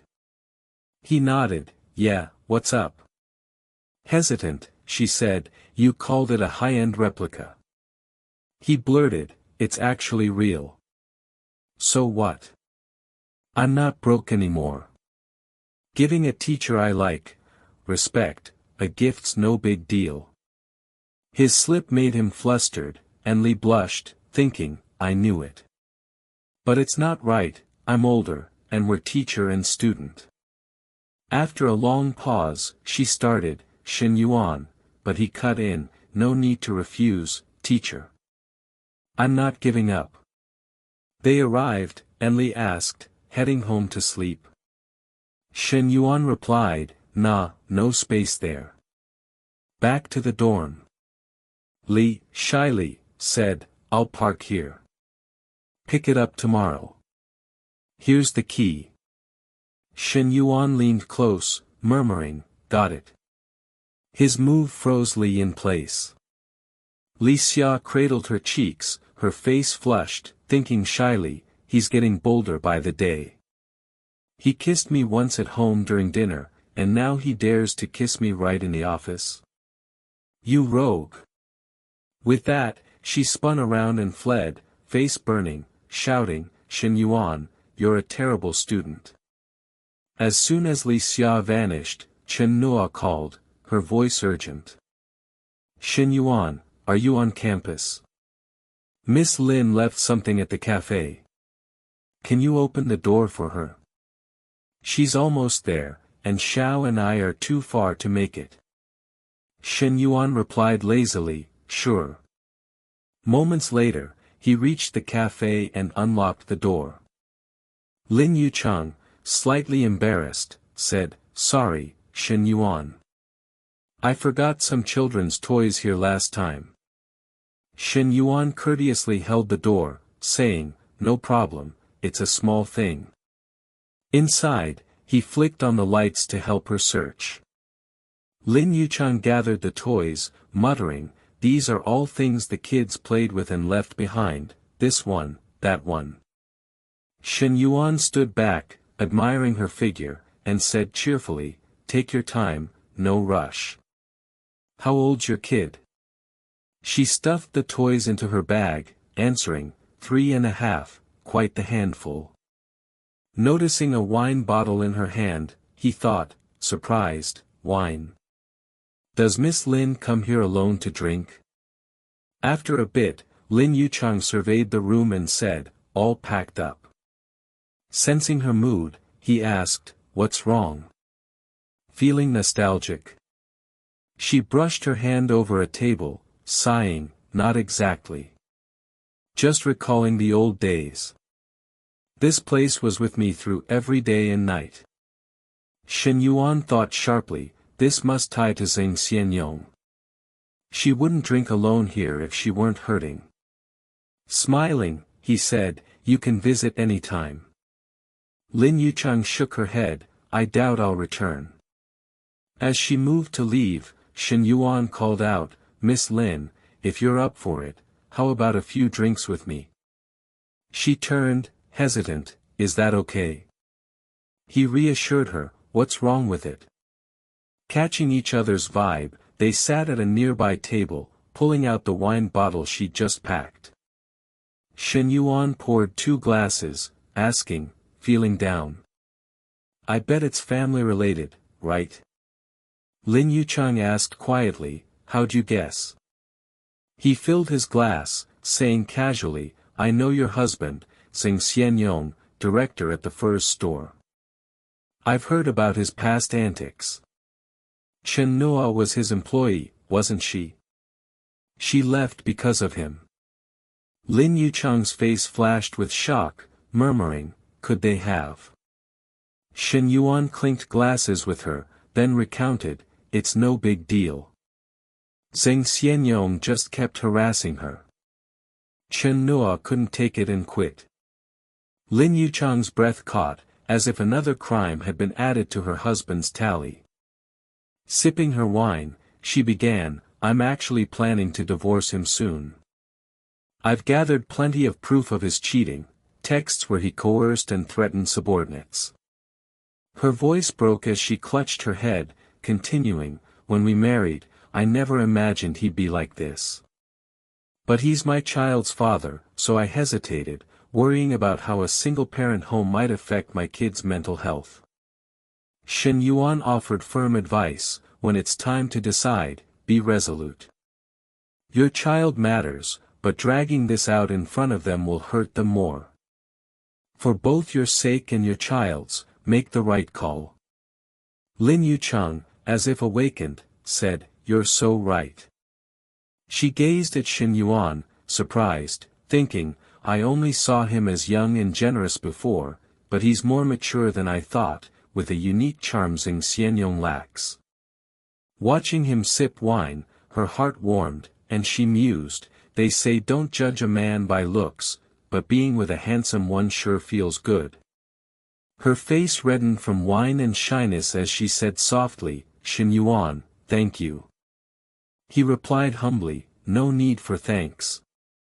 Finishing their glasses, Lin Yuchang stood, saying, "Let's go." Shen Yuan rose too, "All right." Suddenly, perhaps tipsy, Lin Yuchang stumbled. Shen Yuan rushed to steady her, saying, "Careful." She looked up, shyly murmuring, "Sorry." He said politely, "What are you apologizing for?" Inwardly, he sighed, "She smells amazing." Abruptly, Lin Yuchang tiptoed, kissing his cheek, leaving him stunned. She grabbed her things and hurried off. Shen Yuan stood frozen, thinking, what's with that kiss? Shouldn't there be more? Lin Yuchang, equally shy, rushed down the street, patting her face, thinking, it's the wine, I'm not sober. I've been faithful for years, never stepping out of line, only indulging myself privately. It's all Zheng Xianyong's fault, he's useless. But what possessed me just now? Shen Yuan, buoyant, called Chen Nuo. Hey, Chen, the dorm's locked. Can't get in. Can I crash at your place? No need to waste money on a hotel. Don't worry, I won't try anything, just cuddling. 20 minutes later, Chen Nuo, in thin pajamas, opened her door, gasping, "My God, how much did you drink?" Shen Yuan leaned on the frame, tilting his head, dinner with school leaders. Helpless, Chen Nuo supported him inside, saying, "Sit for 10 minutes, then shower. I'll make hangover tea." A few steps in, Shen Yuan hugged her from behind, murmuring, "Wait, let me hold you. I just wanna hold you." His hands wandered. Chen Nuo, flustered, said, "This is your just hugging?" Shen Yuan slurred, "I'm just hugging, nothing else." You know me. Old memories surfaced. Chen Nuo thought, first time, he conned me with just a glass of water. Second time, it was training. Now it's just hugging. Lame. She scoffed, your character. You have any? Shen Yuan, feigning innocence, said, Chen, no trust between us. Blushing, Chen Nuo replied, fine, you said it. Sleep with that blanket. You can hug without one. Shen Yuan watched her burrow into her blanket, smirking, thinking, she was reluctant before, but she's warming up. The night's long, I've got moves. He sneezed, prompting Chen Nuo to sit up, worried. He shivered, muttering, it's cold, too cold. Chen Nuo asked, what's wrong? He whined, AC's freezing. She hurried out of bed, saying, I'll adjust it. Like a predator, Shen Yuan grabbed her arm, saying, no need for that. He pulled her close, bare-skinned, and purred, share a blanket, and we won't be cold. He enveloped her, attacking from behind as she endured silently. He grinned, see? Not cold anymore. After a passionate night, Shen Yuan woke to find Chen Nuo gone, leaving a note, I'm at the cafe, you filthy guy. I washed your clothes, but they're not dry, so I got you new ones. Breakfast's in the steamer. If you're cold, warm it up yourself. Shen Yuan read it, heart warmed, thinking, where do you find a girl this good? I gotta reward her, maybe a car. His phone rang, revealing Lu Minglu's curvaceous figure and sultry voice. When you hitting the gym with me? I'm waiting. Shen Yuan shoved the phone aside, eyes shut, thinking, why this first thing in the morning? Her best friend's too much. I won't look. Lu Minglu, noticing, pressed her chest to the screen, cooing, why'd you push the phone away? Scared I'll devour you. Shen Yuan peeked, cursing inwardly, damn it. While conversing with Lu Minglu, a sudden call interrupted. Shen Yuan murmured in surprise, my teacher's calling. He told her, I'm tied up now. I'll ring you back soon. Lu Minglu gave a playful wink, saying, all right, go handle it. Shen Yuan picked up the call, asking casually, Teacher Li, what's up?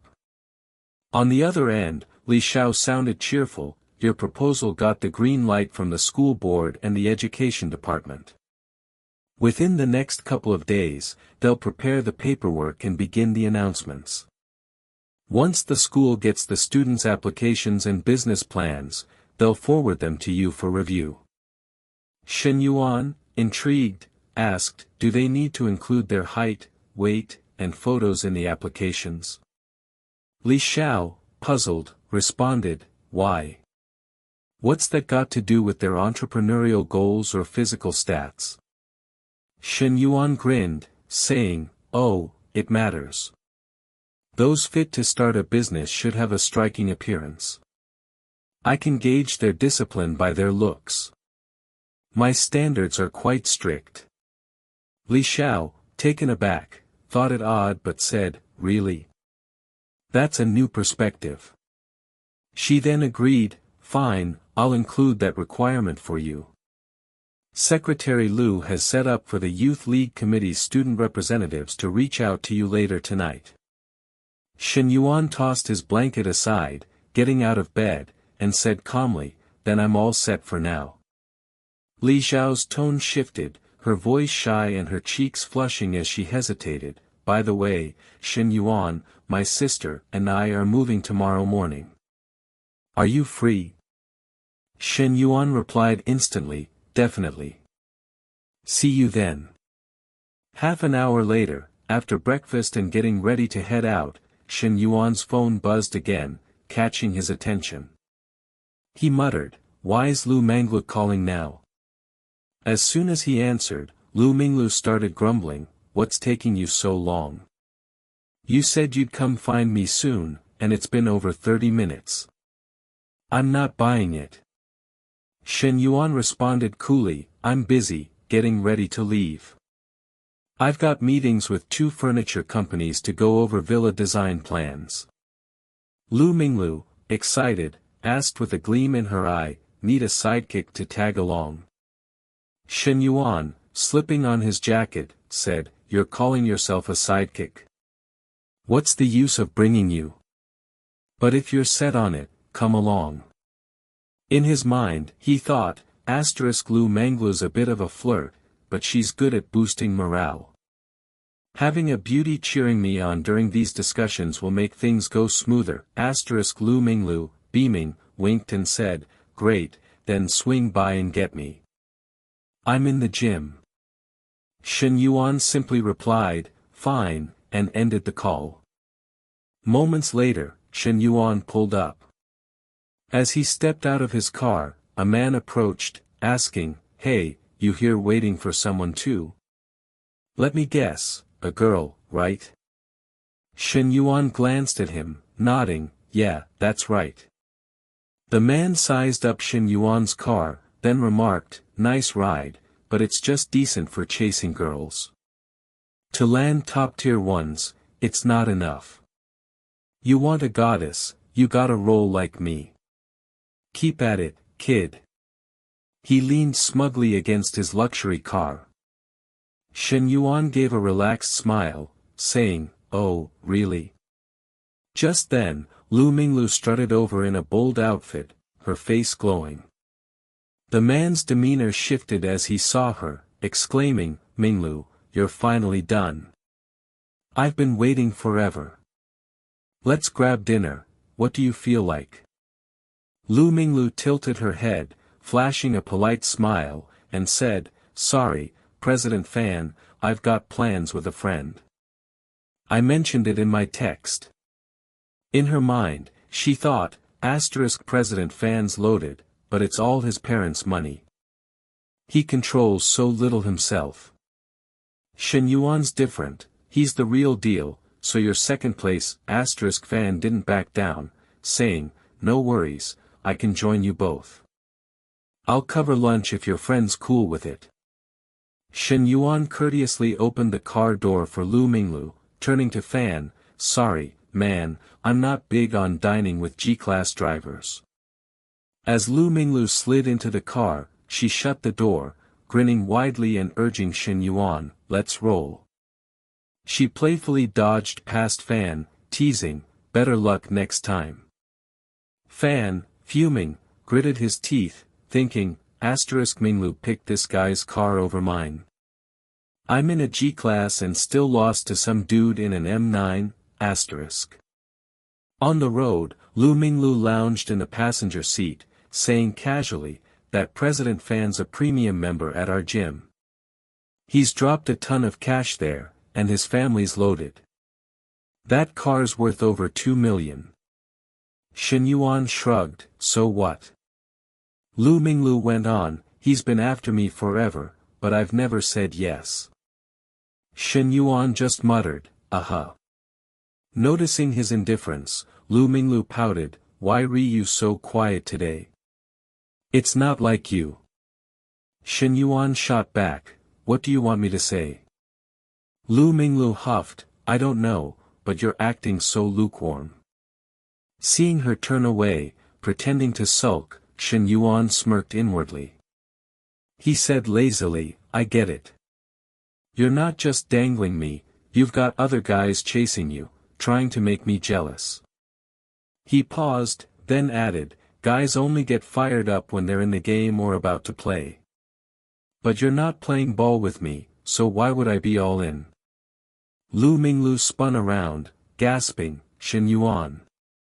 She grabbed his hand, exclaiming, are all guys as wild as you? Shen Yuan chuckled, wild? I'm talking about basketball. Her face flushed red as she stammered, stop it. Last time at the cafe, the second I left, you bolted upstairs to sweet-talk Nana. I know what was on your mind. Shen Yuan thought, she's never letting that go, not wanting to argue. He switched topics, why re you so free lately? Got time to trail me around? Lu Minglu replied bluntly, I'm not free, I pushed back a few personal training sessions for you. Shen Yuan tossed out a compliment, now I feel kinda bad. Lu Minglu gave him a sly look, saying, if you're feeling guilty, make it up to me with some tasty meals. Shen Yuan flashed a grin, deal.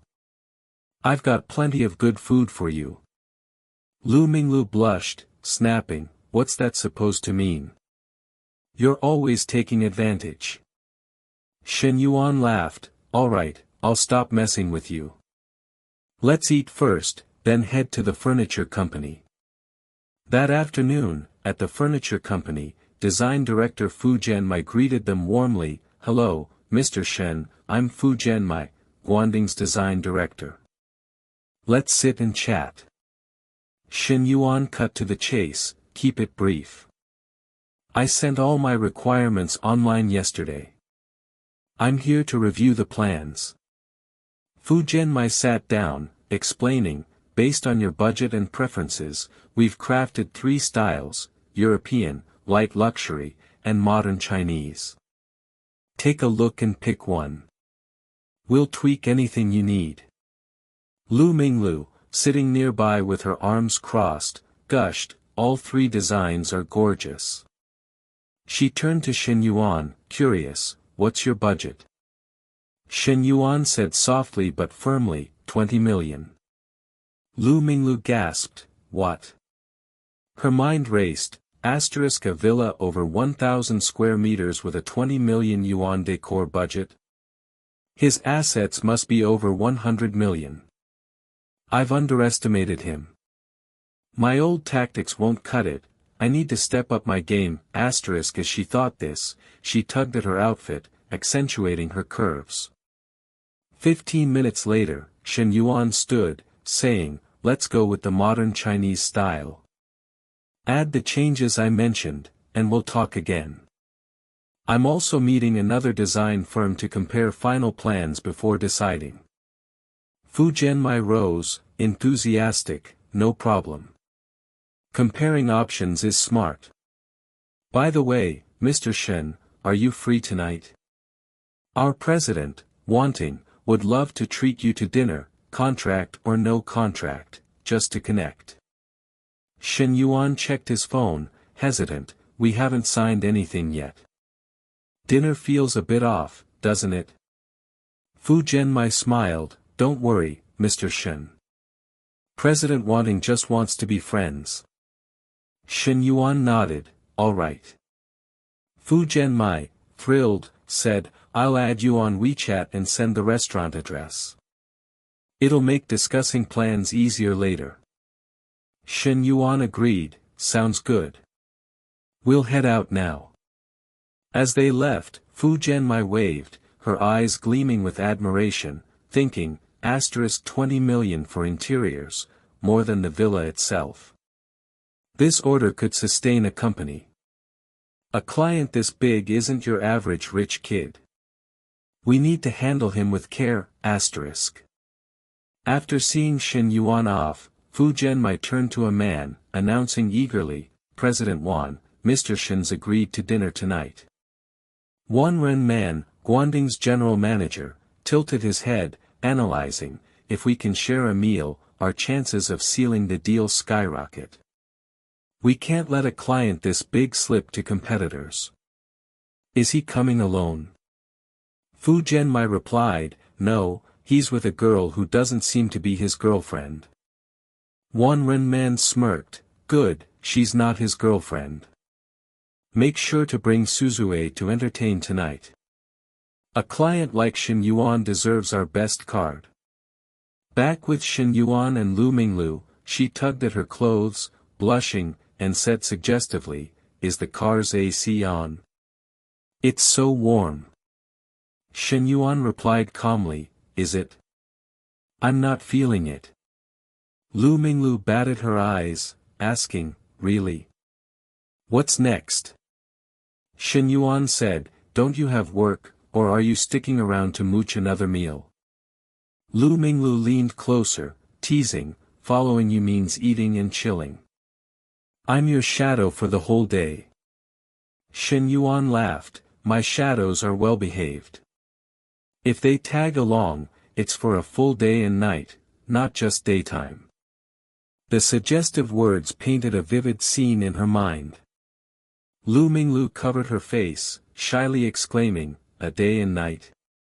What are you saying, you perv? I don't care, I'm coming with you. I'm not getting out. The phone buzzed inside the car, and Lu Minglu picked it up. The voice on the other end chirped brightly, Lu Bao, what's up? Lu Minglu responded with a grin, Qian, I'm just riding in a car. Curious, Qian pressed, whose car are you in? Lu Minglu answered, Fanzong's sleek glass car. As she slipped on her jacket, she mused to herself, sure, Fanzong isn't like Chenwan, splashing 3 million on a house, but he's got no issue buying me Mengla bags or fancy makeup. Then, with a cool tone, she corrected, actually, no, I'm in Chen Yuan's car. Qian, stunned, furrowed her brow and gasped, who? Chen Yuan. Since when are you two hanging out? Lu Minglu smirked and explained, oh, I went with him today to check out some decor plans. You won't believe this, he dropped over 10 million on a villa and is sinking another 20 million into decorating it. Qian choked, barely catching her breath, what? That's insane.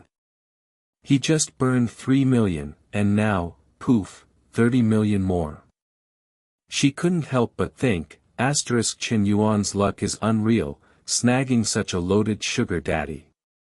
We swore we'd struggle together, but she's quietly climbed aboard. No, Menglu's hitched a ride on this luxury cruise too, gripping her phone, Qian wailed, one bestie doing great is bad enough, but now another's outshining me. Is it 'cause their chests are bigger than mine? Scene shift, afternoon at Nanaying restaurant. A young guy strolled up, calling out, Wan Shu, you dining here too? Wanzhong approached with a warm smile, Xiao Hai, what a coincidence. I'm here waiting for a guest. Xia Hui stepped forward, shook his hand, and said, I've got a dinner invite here too. I'll swing by to toast you later.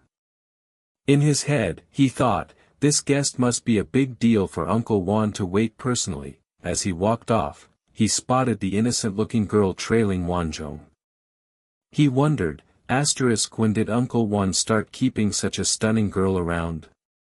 If he wasn't my future father-in-law, I'd have already asked for her digits, Moments later, Chen Yuan showed up. His assistant stepped forward respectfully, introducing, this is Wanzhong. Wanzhong greeted warmly, Chenzong, you're truly young and talented. Chen Yuan approached, shook hands politely with Wan Renmin, and said, greetings, Wanzhong. Noticing Lu Minglu, he asked, is this your girlfriend? Chen Yuan quickly waved it off, clarifying, no, don't get the wrong idea. We're just friends. She tagged along today. Her last name's Liu. After confirming, he nodded politely, hello, Miss Liu. Lu Menglu returned, hello, Wanzong. Pouting, she shot Chen Yuan a look, thinking, ugh, Chen Yuan, why so jumpy? If you're not my boyfriend, what are you? Nobody made you deny it. So annoying, Wan Renmin gestured, Chenzong, let's head upstairs. Chen Yuan replied courteously, after you, Wanzong. Soon, they settled into a private room. Wan Renmin spoke up, pointing to the orange-haired girl beside him, Chenzong, I forgot to mention, this is our company's design assistant. Sui, the girl murmured shyly, hello, Chenzong. Chen Yuan extended his hand politely, hi. Inwardly, he thought, her skin so smooth, her hands like soft jade, almost weightless. Sui's pure vibe is totally different from the girls I know, noticing Chen Yuan's demeanor, Wan Renmin lifted his glass, thinking, perfect. Sui's made a solid impression on Chenzong, closing the gap, he beamed, Chenzong, no business talk today, just friendship. Here's a toast to you. Fu Jiangmi nudged Sui, who sat frozen, why re you zoning out? Hurry and toast Chenzong. Sui awkwardly raised her glass, mumbling, Chenzong, a toast to you. Chen Yuan clinked glasses cheerfully. Lu Menglu, leaning close to Chen Yuan with a jealous edge, cooed, little Chenzong, let's drink together. I want a glass too. Chen Yuan held her glass, chuckling, you better not drink, who's gonna drive us back? Lu Menglu's heart fluttered as she purred, fine, I'll listen to you. Inside, she thought, wonder if Chen Yuan's gonna try something later. But this vibe between us? It's amazing, Sui stepped closer to Chen Yuan, whispering, Chenzong, another toast. Chen Yuan smiled softly, have some tea, it's fine. His words froze Sui. Wan Renmin chimed in, listen to Chenzong. He's looking out for you, keeping you off the wine. Sui's from Nanjing University, a senior, not graduated yet. You're both young, probably share some interests. Chat more. That old fox, Lu Menglu thought, frowning. Saying it's not business, but it's all business. This girl's clearly inexperienced, and pushing her to connect is basically pimping, Suddenly, Xiaoi burst in, glass in hand, shouting, Wanzong, I'm here to toast you. Wan Renmin laughed, Xiao, you're too kind. Seizing the moment, he introduced, this is my nephew, Ling Guanyao. To his nephew, he added, this is Chenzong, about your age. Go toast him, get acquainted. Ling Guanyao nodded, sure. He thought, Uncle Wan's introducing me to this VIP. He must rate me highly. For Uncle Wan to personally host him, this guy's loaded. Worth knowing, even if he's just a party show-off, smiling, he approached, hello, Chen, he froze, seeing Chen Yuan's face. Chen Yuan. What's he doing here? Chen Yuan grinned, raised his glass, come on, let's drink. Ling Guanyao stammered, why's Chen Yuan Uncle Wan's VIP? He wants me to toast him. That's like kissing Chen Yuan's boots. No way, Wan Renmin noticed their weird looks and asked, Chenzong, Xiao Miao, you two know each other. Chen Yuan replied coolly, we've crossed paths, I suppose. Wan Renmin slapped Ling Guanyao's shoulder, chuckling, what a coincidence, Xiao Miao. You probably didn't know, but your buddy here bought a Qingshu Lake villa in Lu City and dropped 20 million on renovations with us. Ling Guanyao's face twitched. What? That nobody bought a villa and spent 20 million on decor. How rich is Shen Yuan?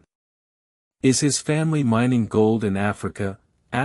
Shen Yuan was now a giant, and he was a speck. He thought, Uncle Wan, who I'm busting my ass to impress, is groveling to Shen Yuan. The gap between us is massive now, resigned, he decided, fine, I'll grovel too. If Uncle Wan's licking boots, I will too, bowing low, he simpered, what a coincidence. Congrats, congrats. Oh, I mean, Chinzong now.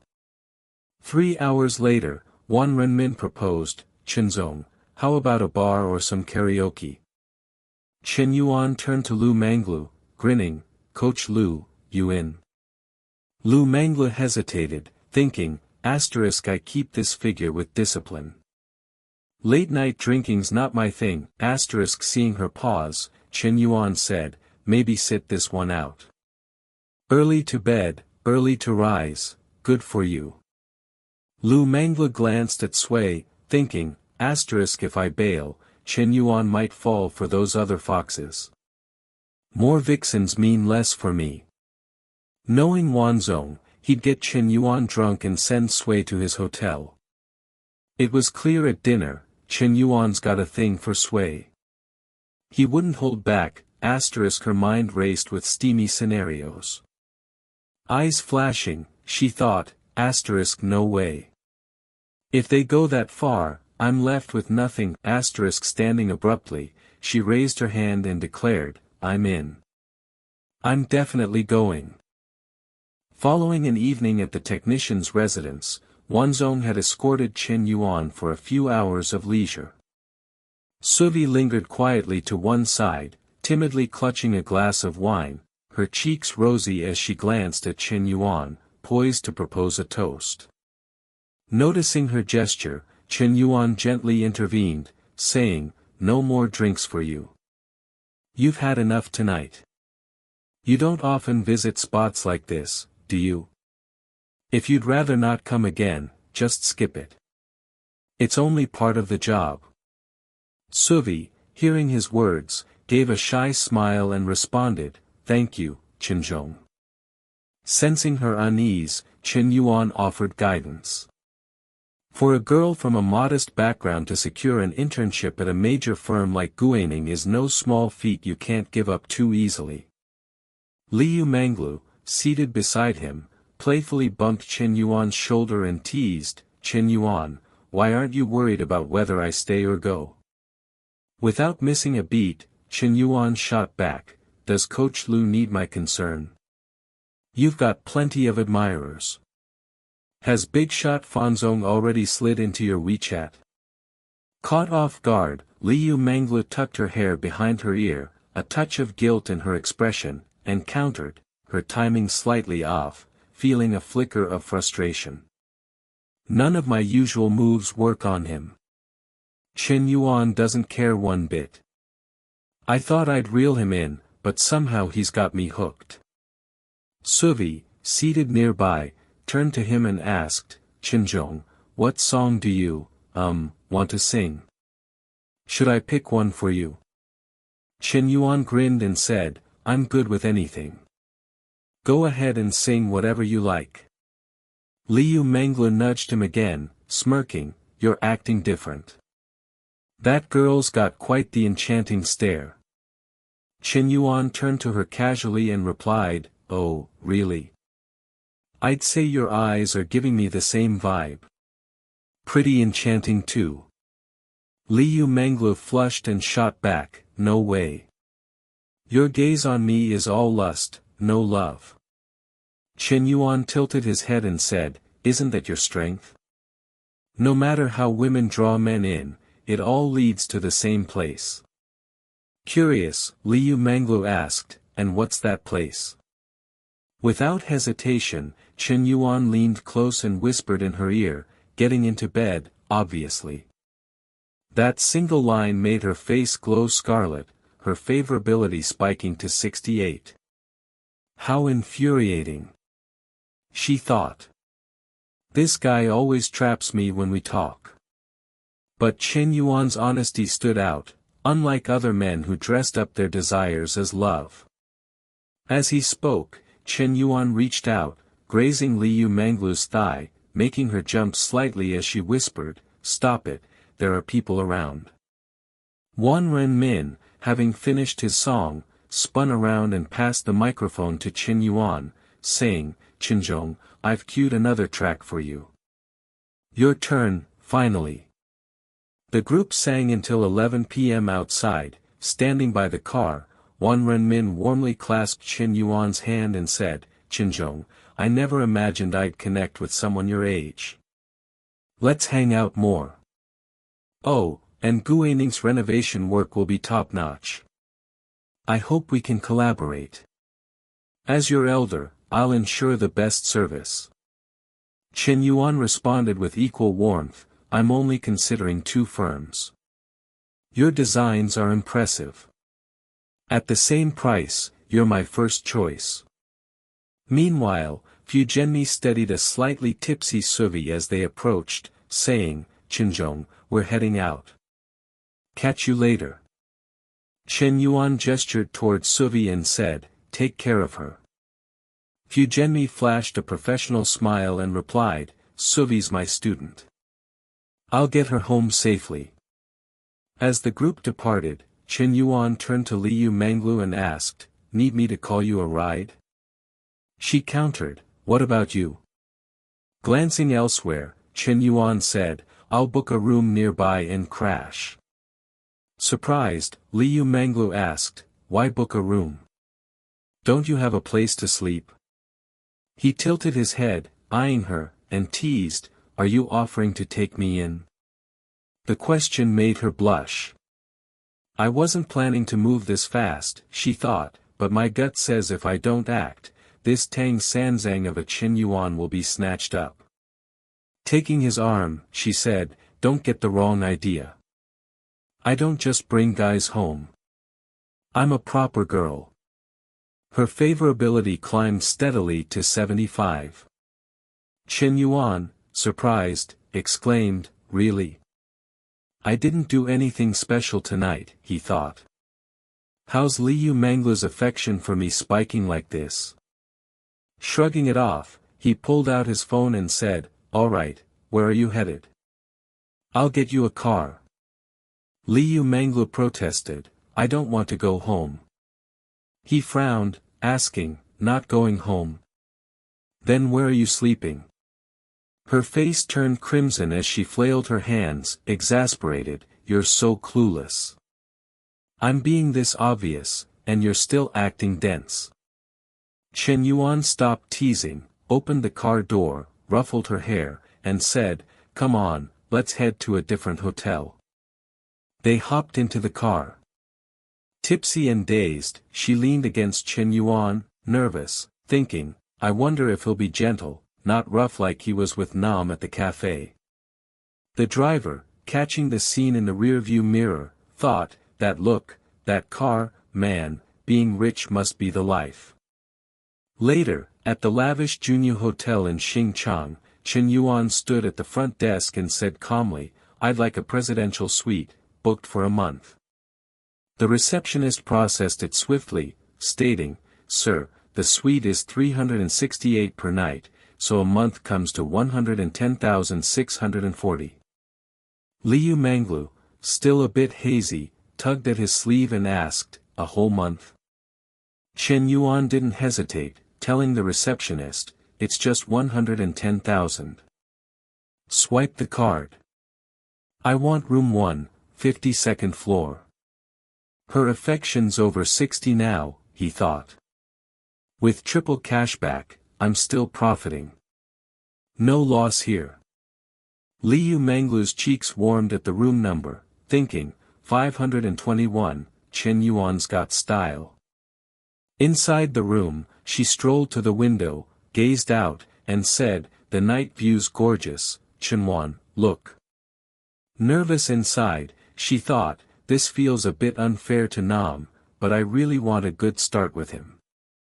Shen Yuan got straight to it, nibbling her neck gently and saying, all I can see is you right now. Can we play some badminton? Seeing his eagerness, Liu Manglu said, Shen Yuan, I haven't showered yet. Let's wait till after. Before she could finish, he'd already tugged down her underwear, saying, if we wait, we'll just need another shower later. Her face flushed as she fretted, Shen Yuan, the curtains aren't closed. He got to work, analyzing, it's one-way glass, 52nd floor. No taller buildings nearby. If anyone sees, let them. Who cares? Pressed against the glass in a gecko-like stance, Liu Mangla trembled, whispering, you're awful. They explored every position that night. The next morning, Shen Yuan woke, checked his phone, and thought, damn, it's noon. Slept late. Sitting up, he glanced at the girl beside him, thinking, didn't expect her body to be so responsive. I was worried she'd dehydrate last night. As his hand wandered, Liu Manglu stirred, whining, Shen Yuan, again. We didn't sleep till after 4 a.m. Don't you care about me? Maybe I need to train harder, she thought. How's a fitness coach getting outdone by this guy? Shen Yuan pulled her close and said, Lulu, how could I not care? I can go all night, but I held back for you. Blushing, she replied, you're too much. Let me sleep more. I'll give you more when I'm up. And don't call me Lulu, I'm not like Nam. He stroked her cheek gently, saying, all right, all right. She was amazing last night, he thought. I'll let her rest, then take her car shopping, 3 million budget, her pick. Shocked, Liu Manglu bolted upright, exclaiming, what did you say? Lianglu couldn't hold back her enthusiasm, wrapping her arms around Shen Yuan in a tight embrace, planting a quick kiss on his cheek, and exclaiming, a car worth 3 million, and I get to choose it myself? Shen Yuan, I absolutely adore you. Shen Yuan just laughed softly, glancing at the fish he'd reeled in, thinking to himself, even though the more I spend, the more I earn back, getting Nana a house only costs 3 million. If I get Liu Minglu a car for over 3 million, I wonder what Na will say. Asterisk. Liu Minglu stopped for a moment, gazing at Shen Yuan with starry eyes, and asked, that's amazing. I've been obsessed with Porsches forever, and I think they're around 2 million. Is that all right, babe? At that, he responded generously, of course, go for it. Liu Minglu, delighted, recalled, I even mentioned it to Nana once, but she's more into Maseratis. I've checked those out too, they're stunning. Shen Yuan caught that detail and promptly asked, oh, so Nana's into Maseratis? Curious, she replied, are you thinking of getting Nana a car too? Shen Yuan answered coolly, I'm a direct guy, no games. Yeah, I'm considering it. His words sent Liu Minglu into a spiral of thoughts. Asterisk Na's so lucky a house and a car? That's got to be at least 5 million total. No, Liu Minglu, stop comparing. You're just starting with Shen Yuan. Be content with what you have. Asterisk. Just then, a text from Ho Chi pinged her phone. Minglu, my friend said she spotted you at Junyu last night. Did you crash at Junyu's place? Liu Minglu didn't hold back, texting back, yup, I got swept away last night. Ho Chi, shocked, replied, what? With who? Liu Minglu gleefully answered, who else but Shen Yuan? I'm such a sap I melted and went along with him. Her message made Ho Chi raise an eyebrow. Asterisk Lulu's being so dramatic, acting like she didn't want it too. Ha, knowing her, she totally made the first move on Shen Yuan. Asterisk. Suddenly, Ho Chi froze, realizing, wait a minute. Does this mean another one of my besties is living it up on a luxury yacht? Why am I the only one in our trio still scraping by? This is ridiculous. Asterisk. On Shen Yuan's side, he stood up, slipping on his shirt, and said, "Coach Lo, go pick out the car yourself and send me the account details when you're done. I'll wire the money." This small gesture boosted Lu Minglu's affection toward him to 86. She responded softly, "All right." Shen Yuan glanced at the number hovering above her head, thinking happily, last night during the sports session, it peaked at 82, and now it's already 86. I'm getting close to that 90 affection bonus. Asterisk. Shen Yuan hopped into his car and drove off. Just then, Chenna called saying, "Shen Yuan, I've mastered everything about coffee. When are you stopping by?" He replied calmly, "Not today. I'm tied up. I'm planning to get you a car. Go look at some options." Chenna, taken aback, said, "We just got a house not long ago."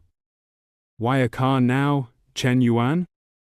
"I already have one, it's fine for getting around." "It's not needed." Shen Yuan said warmly, "Just trust me. I love buying cars for my girl, and we're not short on funds. What kind do you want?" Chenna, unable to sway him, sighed, "Fine, just a regular B-class car. Nothing too pricey." Shen Yuan, unimpressed, said, "No chance. My woman's car has to be at least 2 million. She quickly protested, 2 million? That's way too much. We got a house last time, and now a supercar?" Shen Yuan replied casually, "Your birthday's coming up. This is your gift. Don't be so frugal, your man's got plenty of cash." Then, out of nowhere, he asked, "Nah, if something happened between me and Lu Minglu, would you care?" In his mind, he thought, asterisk, can't hide this. Better to come clean now than let Chenna hear it from someone else. Asterisk. Chenna's eyes lowered, and she answered quietly, "I'd care, but I know I can't change you. You telling me shows you value me. But next time, if it happens again, don't tell me. I'm scared it'll hurt too much." Shen Yuan said gently, "Nah, don't worry. You hold a special place in my heart. No one can take that from you." His words made Chenna beam, exclaiming, "Really? You only say that to me, right?" Shen Yuan replied smoothly, "Of course, just you. Never said it to anyone else." Touched, Chenna wiped a tear and said, "I trust you, Shen Yuan. I don't ask for much, just one day a week where you swing by my cafe for a coffee I made, or if you're free, come to my place for a meal I cooked. That's enough for me." He toyed with the steering wheel, thinking, asterisk, Nas, truly one of a kind, so good to me, always saving me money, asterisk. Finally, he said, "Want to hang out tonight?" "Let me make it up to you, Na." She replied cheerfully, "For real this time?" Shen Yuan grinned, "Absolutely. You know how I am." His words made Chenna burst into laughter. "Your character? Okay, I'm done talking. Gotta get back to the shop." As soon as she hung up, Shen Yuan, still driving, scratched his head, thinking, being a player is exhausting. How do those other guys juggle so many girls? Asterisk. Cut to Li Sha's house, where she was hauling 2 big bags downstairs. Spotting Shen Yuan, she called out, "Shen Yuan, you made it!" He hurried over, saying, "Teacher, let me take those." He grabbed the box from Li Sha's hands, adding, "Here, I'll carry it for you." Unfortunately, the top box wobbled and fell open. Shen Yuan gasped, "Oh no!" Li Sha's underwear spilled out, and a sudden gust of wind scattered them everywhere. Suggestive images flooded Shen Yuan's mind as he stood there, stunned, staring at Li Sha. She shyly gathered her things and stuffed them back in. Shen Yuan, still holding the box, thought, if only that were real. Asterisk. Li Sha, flustered, said, "Shen Yuan, I'll handle this. You grab the other stuff." Later, with everything loaded into his car, Li Sha's younger sister closed the trunk and said, One trip won't cut it. We'll need 2. You guys go ahead. She leaned in, eyeing Shen Yuan suspiciously. Lisha buckled her seatbelt and said, Shen Yuan, set the GPS for Dongshang Apartments. He nodded. Got it, teacher. Let's roll. After driving for a bit, Lisha said apologetically, Don't mind my sister. She's always like that, not trying to be rude. Shen Yuan shrugged. No big deal. She seemed nicer than the last couple times. Lisha rested her head against the window, gazing outside, and softly shared, she wasn't always this way. In college, she had a boyfriend. I saw his photo-good-looking guy, wore glasses, seemed refined. They were super close, but it was long distance. One Christmas, she visited him and caught him hugging another girl outside a hotel. She was heartbroken and swore off men after that. Shen Yuan, indignant, said, That guy's a total jerk. Scum like that gives men a bad name. Lisha laughed at his reaction and teased, And you? Aren't you a bit of a player too? Shen Yuan, cheeks reddening, protested, Me? No way. I'm the most innocent, straightforward guy you'll ever meet. What about you? What's your take on men? Lisha smiled. Me? Pretty normal, I guess. I haven't gone through what my sister did, so I don't have any hang-ups. Sensing an opening, Shen Yuan asked, So, what do you think of me? Li Shao was taken aback by his words, and quickly turned to ask, Shen Yuan, what was that you just said? With a relaxed grin, Shen Yuan replied playfully, Oh, nothing, just messing around. Why so serious? Hearing this, Li Shao felt a twinge of disappointment. She rested her head against the car window, thinking, So it was just a tease.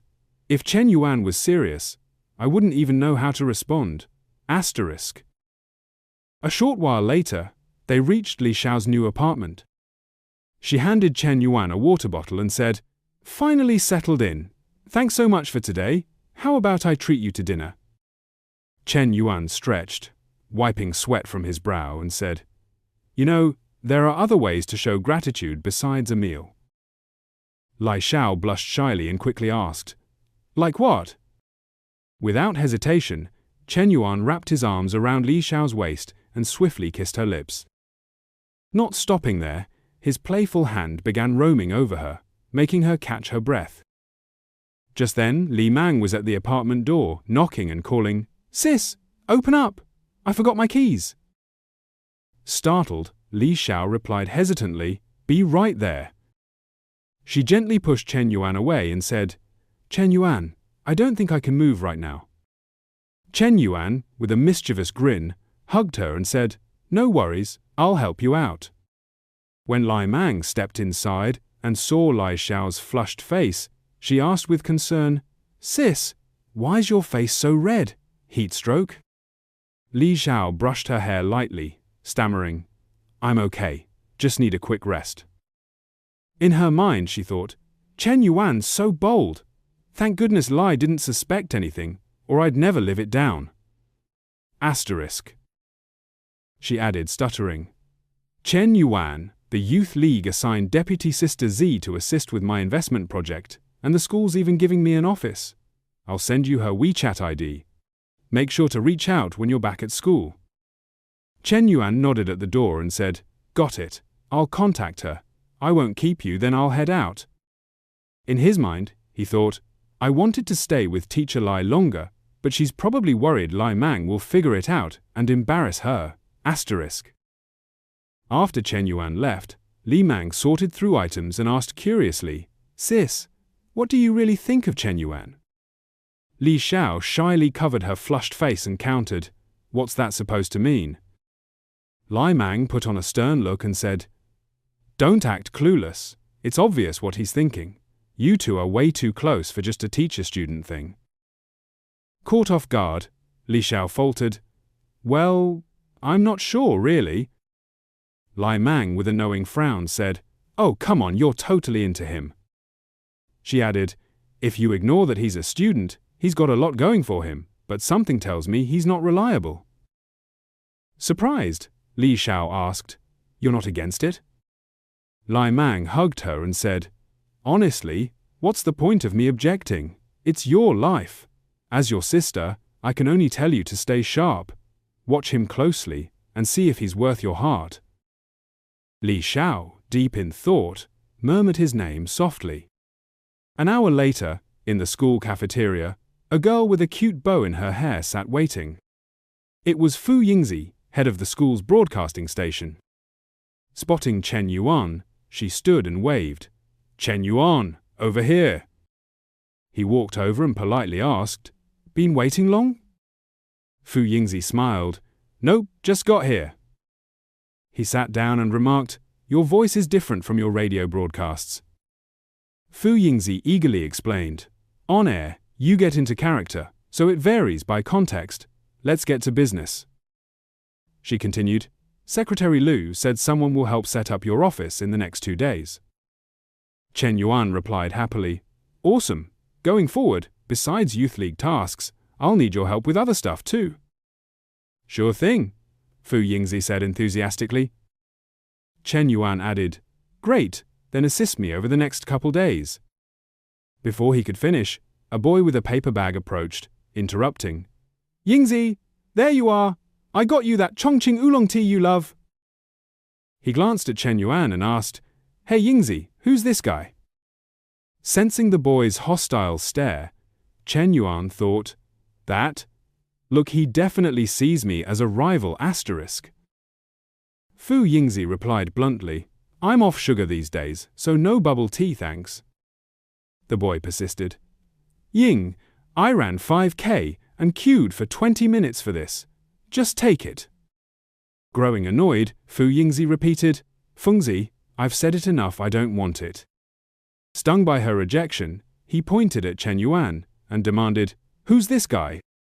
Fu Yingzi shot back, "What's it to you?" Defeated, Fengzi slunk away. Nearby students whispered excitedly, "Did you see that?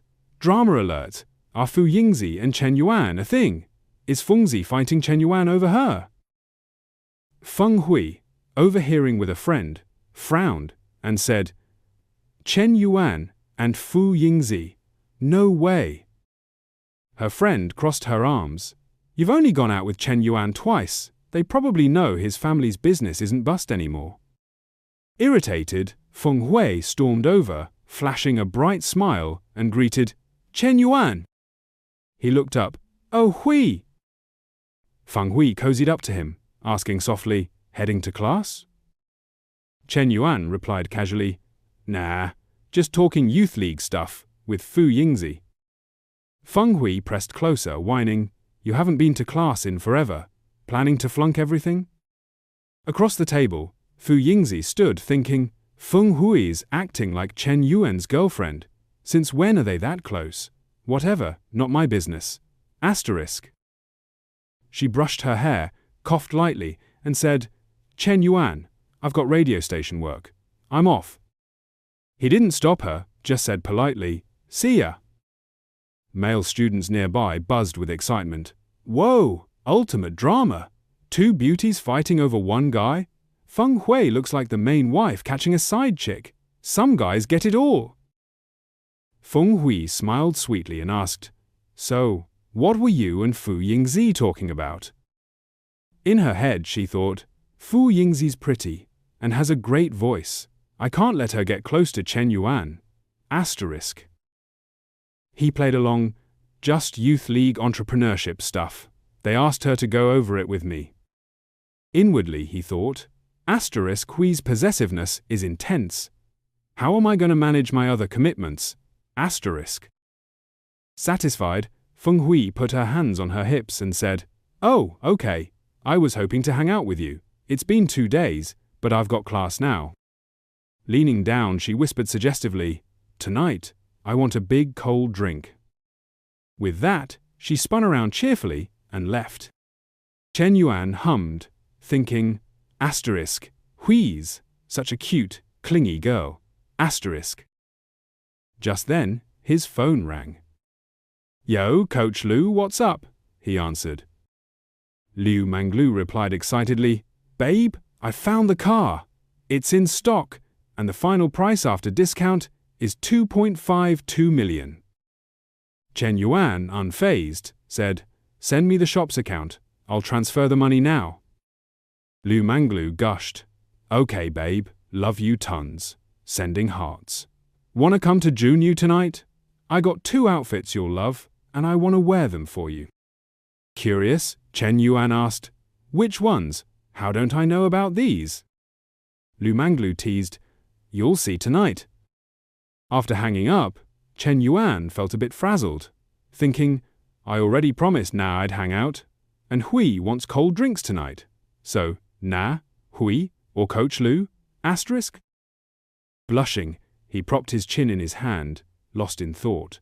These 3 are tough to choose. Asterisk. The scene transitions back to Liao's apartment, where Li Meng's voice echoes from outside. "Sis, how about we make dinner at home tonight, all right?" Liao responds, "Sure, I'll head out to grab some groceries." Li Meng then suggests, "Should we invite Chen Yuan over for dinner?" Hearing her sister's question, Liao is completely taken aback, her cheeks turning pink as she lets out a small gasp. Noticing her reaction, Li Meng presses on. "Send him a message and ask him to come over. It's a way to thank him for helping us out today." Liao, a bit flustered, stammers, "Huh? What's your plan here?" In her mind, she thinks, "Just picturing his cunning, playful face makes me want to snap at him." This instantly reminds her of their last encounter in the kitchen. In response to her question, Li Meng stands up and says, "Sis, I'm obviously just helping you size him up. What else would I be up to?" Liao pulls out her phone and says, "Fine, I'll call him." She then texts Chen Yuan. "Chen Yuan, Li Meng really appreciates your help with cleaning today, so she wants you to join us for dinner. Come over, okay?" Chen Yuan, however, already had plans with Chen Na, Manglu, and Minhu that evening. Now, with the Liao sisters' invitation, he thinks to himself, "What kind of love luck did I stumble into today?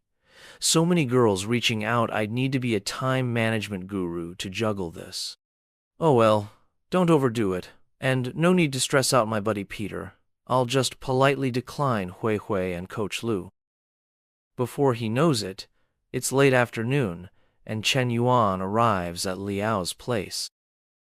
As she opens the door, Liao's face flushes, and she says, "Come in, take a seat. Dinner's still cooking." With that, she hurries inside, avoiding his eyes. Chen Yuan grins and replies, "All right, I'll make myself comfortable. You go do your thing."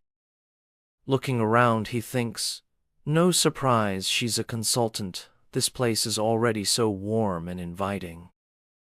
He steps into the kitchen and asks, "Where's Li Meng?" Liao, still avoiding his gaze, answers, "She's in the shower." Chen Yuan nods and starts moving closer to her. Seeing this, Liao's cheeks redden, and she waves her hands frantically, saying, "Chen Yuan, don't come over here." He smiles and says, "Why so nervous? I'm just checking if you need a hand." As he edges closer, Liao quickly responds, "No need. The food's almost done. Just wait in the living room." Chen Yuan keeps inching forward, saying, "It's fine. I'll just hang out in the kitchen and chat." Liao, blushing harder, turns away and says, "Okay, this distance is fine for talking." With a sly grin, Chen Yuan teases, "Is it really? We're still half a meter apart." As he gets even closer, Liao grows more flustered, stammering, "Chen Yuan, what are you trying to do?" He reaches out, pulls her into his arms with a mischievous smile, and says, "Nothing at all." Liao trembles, her voice shaky. "My sister's here." Shen Yuan leans close to her ear and whispers, "She's in the shower, right? Girls take long showers, she won't be out for a while." As he speaks, his hand slides under Liao's pants, squeezing her firmly, making her panic. "No, Chen Yuan, not there," she gasps. Ignoring her, he silences her with a kiss, his hand slipping under her shirt. Liao lets out a soft moan. Just then, Lai Mang, ever the mood killer, calls out, "Sis, I'm done showering. Is dinner ready?" Panicked, Liao pushes Chen Yuan away, her face beet red. He smiles calmly and says, "Relax, it's fine." Liao adjusts her shirt, muttering in frustration, "Don't do that again. If you try that one more time, I'll..." Before she can finish, Chen Yuan cuts in, "You know how I feel, consultant." Soon, they sit down to eat. Looking at the spread, Chen Yuan starts praising her. "Consultant, your cooking is incredible. Tastes like heaven needs a TV show filmed here." Lai Mang, unimpressed, snaps, "Don't be a flatterer. My sister doesn't fall for that." Then she adds, "Chen Yuan, I've got some questions for you." He replies, "Sure, ask away." Lai Mang, with a serious tone, asks, "How many girls have you dated?" Chen Yuan responds, "Why do you want to know?" He thinks to himself, this feels like a full-on investigation. Publicly, just two, a high school girlfriend and Chuan Ting. The others, hard to track. Lai Mang remarks, "Oh, so you're quite the romantic expert." She thinks, my sister's never even dated. She could easily be fooled by someone with that much experience. Chen Yuan, sweating internally, thinks 2 is plenty. If she knew about Hui Hui and Nulu, I'd be toast. Lai Mang continues, "Got any siblings?" He answers, "Yeah, a younger sister." She asks, "How old is she?" Chen Yuan replies, "She's in her final year of high school, 18 this year." 10 minutes later, he breathes a sigh of relief, thinking, finally, the interrogation's over. If Lai Mang's digging into my family, the teacher must have mentioned me. Seems like she's warming up to progress is solid. He glances at Liao, thinking, right, teacher? Then, he subtly stretches his foot to brush her leg. Startled, Liao sweats, thinking, Chen Yuan, pulling this in front of Lai Mang? I underestimated his nerve. She quickly stands and says, "You two eat. I'll go wash some fruit." Chen Yuan checks his phone and says, "No need to bother, teacher. It's late, and you must be tired from cleaning. Rest up. I'll head out after eating no fruit for me." Lai Mang notices her sister's odd behavior, thinking, she's so quiet today, and her mood's off. Shouldn't she be happy around a guy she likes? Turning to Chen Yuan, she says, "You sure you can't stay longer?" He stands and replies, "Yeah, I've got stuff to do." In his head, he thinks, know when to quit, so I don't annoy the consultant. Lose 1, gain 10, plus, I've got another battlefield to tackle. After Chen Yuan leaves, Lai Mang stretches and says, "Sis, I asked everything you needed, and some you didn't. You should really vet this guy." Liao recalls the earlier moment, thinking, Chen Yuan's more mature and independent than most, but he's bold. We haven't even defined our relationship, and he's already so forward with me. Meanwhile, at Chen Na's apartment, as soon as they step inside, Shen Yuan pulls her along eagerly.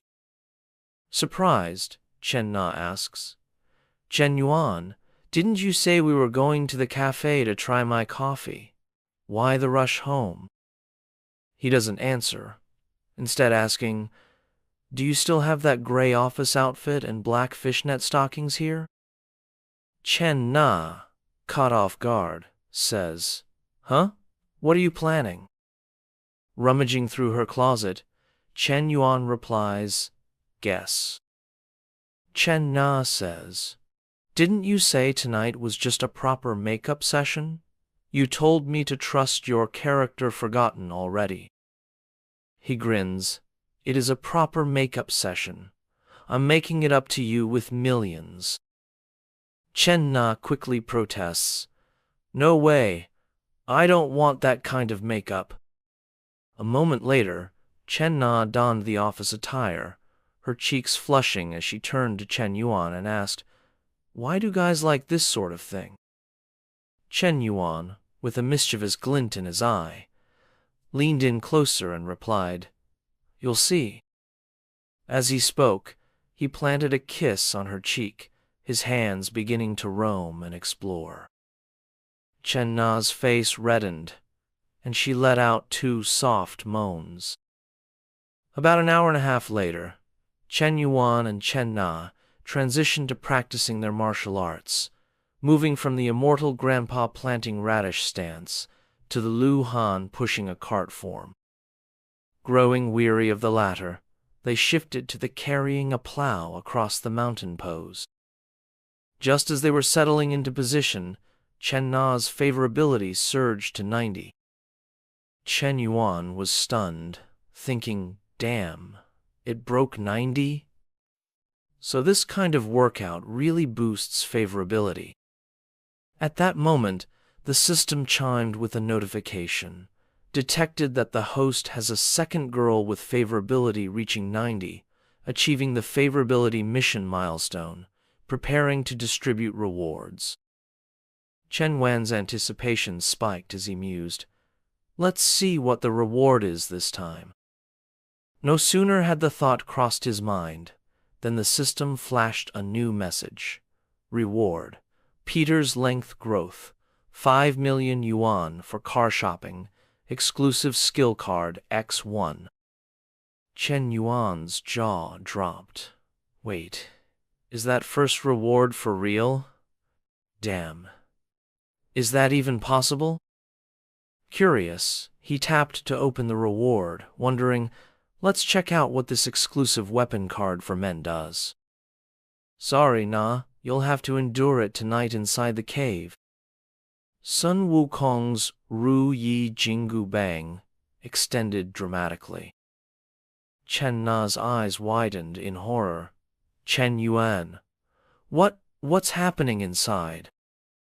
Chen Yuan smirked smugly and said, Nah, didn't you ask earlier why men like women dressed like this? Here's your answer. At that, Chen Na's face paled like a pangolin, and she shouted his name, Chen Yuan! After that intense night, Chen Na was utterly spent, her body still quivering from the aftershocks of their battle. She whispered faintly, Hey, Chen Yuan, why do you seem so different this time? It's like my body's been drained. Chen Yuan, smug as ever, slid closer and asked, Different how? Chen Na murmured, Just different. Dropping the pretense, Chen Yuan grinned and said, I'm going to keep surprising you, Chen Na. She smiled warmly, her cheeks flushed, and replied, before drifting off to sleep. Chen Yuan rolled over, resting his head on his arm, and thought, if I could level up a bit more, that'd be epic. Wonder if I can go Super Saiyan next time. Then he recalled the system reward, muttering, All right, let's check out this special skill. He opened the system, and it promptly announced, This skill card can be exchanged for any of the following skills. Effective immediately. Skill list: novice cooking skill, novice electrical repair skill, novice haircutting skill, novice dancing skill, novice combat skill, novice racing skill, novice basketball skill. Shen Yuan blinked in surprise. Huh? What the hell? No Peter-related stuff? Electrical repair makes sense, but haircutting? Seriously? Scanning the list, he thought, if I had to pick, the combat skill wouldn't be bad. Even in a law-abiding society, with money and women, if I run into triads, combat skills could come in handy. Suddenly, a new idea struck him, and his eyes lit up. But what if one day Miss Lee's got some broken appliances? With electrical repair skills, I'd have an excuse to visit her place and get closer. In his mind, he pictured himself and Li Xiao starring in a scene straight out of a Japanese film, like The Lucky Plumber and the Damsel with the Broken Oven. Miss Li, it's fixed. Call me first if anything breaks, he'd say. Li Xiao would approach, a towel in her mouth, her eyes suggestive as she slowly unbuttoned his pants, saying, "Wipe everything down." Imagining this, Shen Yuan's excitement surged, and he muttered, "Looks like the home appliance repair skill's the way to go." He leaned back, thinking dreamily, "Seems I've cracked the system's pattern. This reward's better than the last.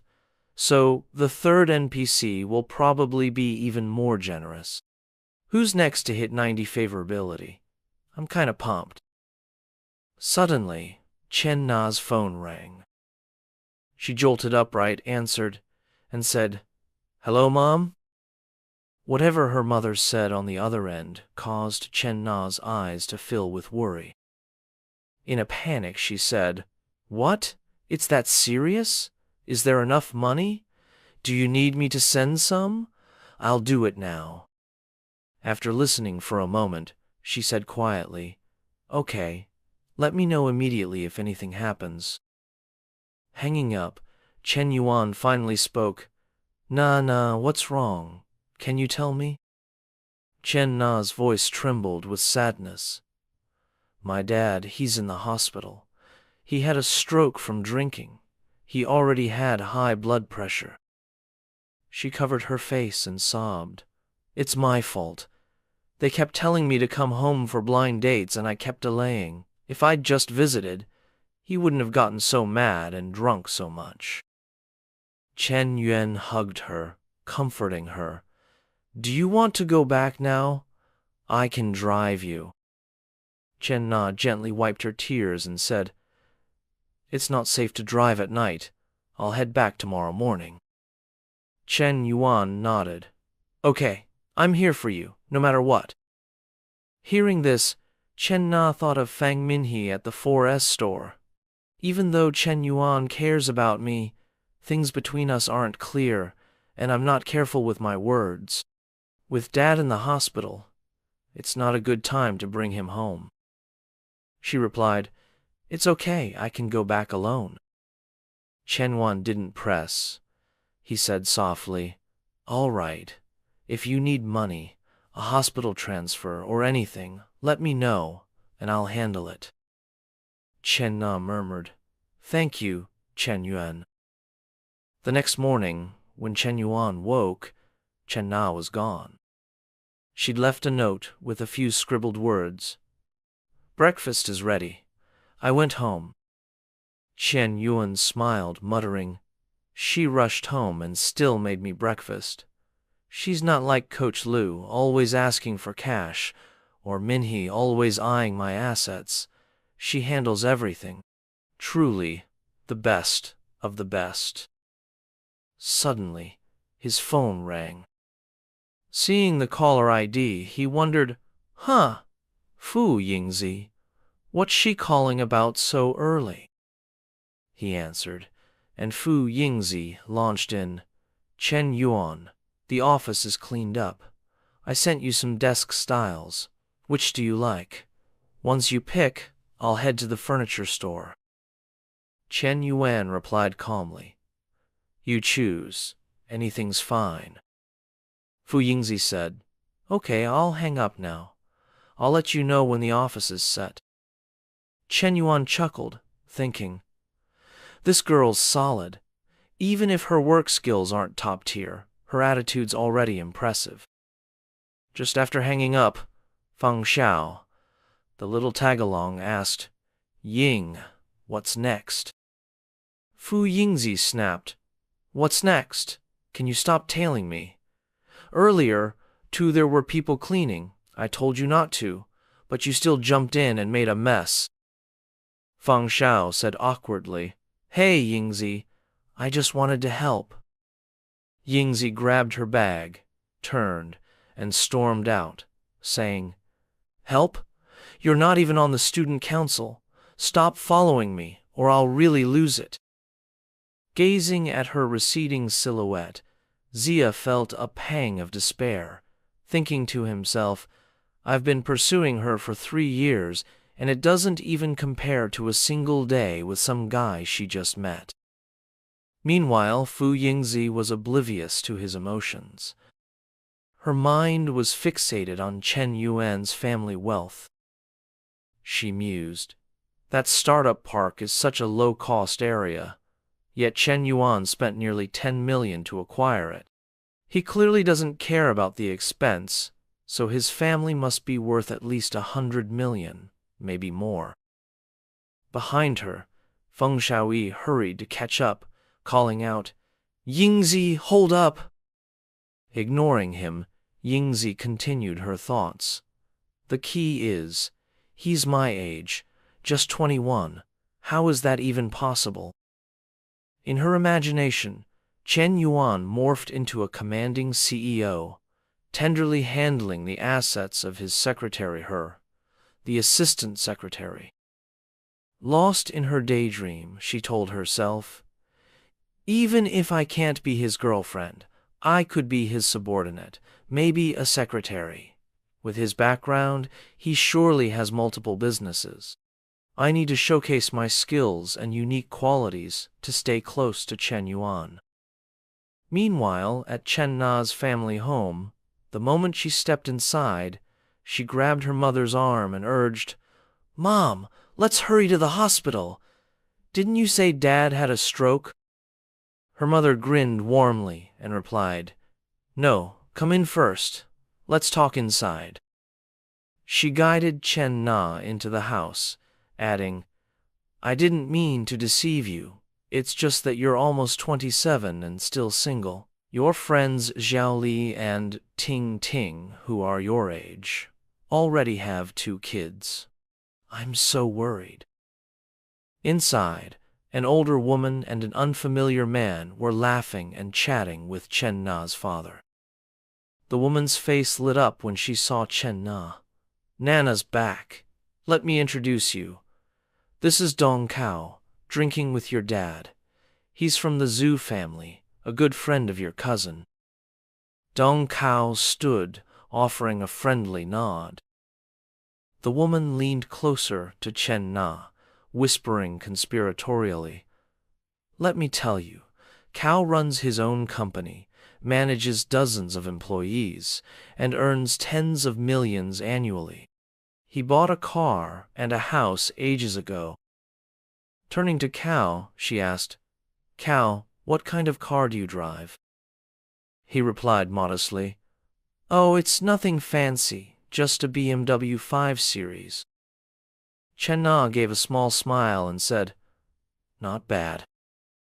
In her mind, she thought, Nice car or not, I should at least give him some face. Meeting his blind date, Dong Cao wasted no time. He pulled out a small box and said, Auntie, besides getting cigarettes and alcohol for Uncle, I brought you a little gift. I hope you like it. Chen Na's mother looked surprised.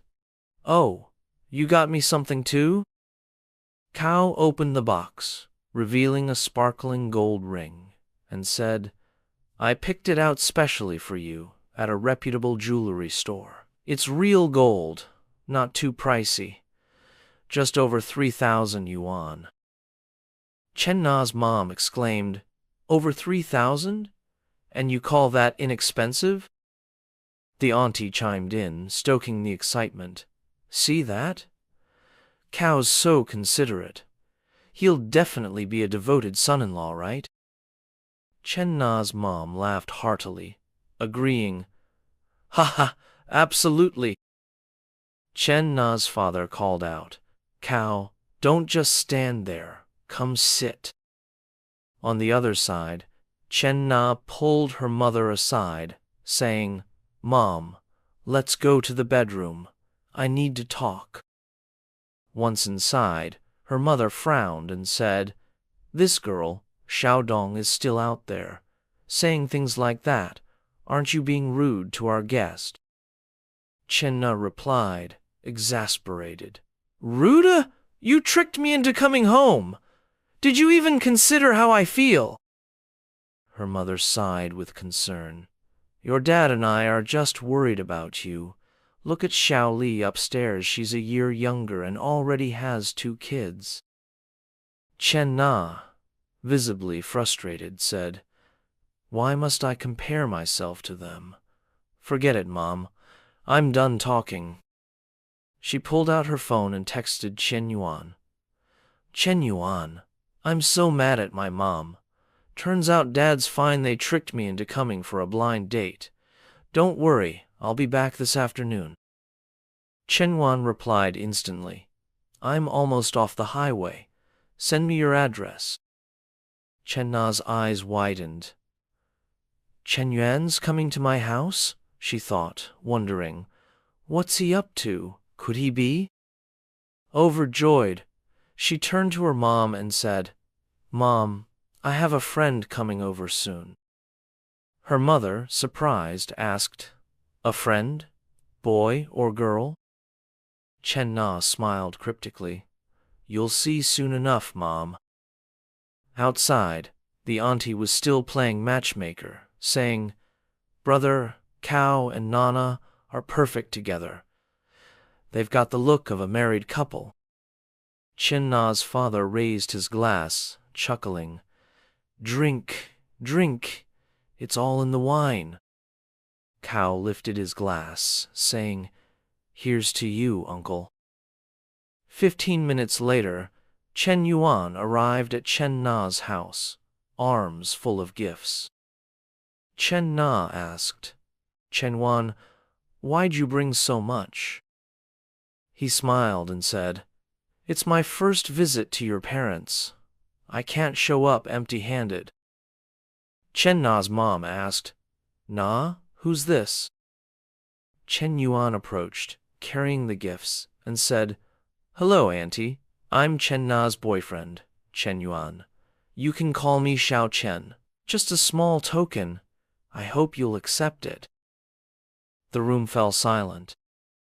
Dong Cao was stunned, and the auntie, incredulous, asked, Wait, what did you say?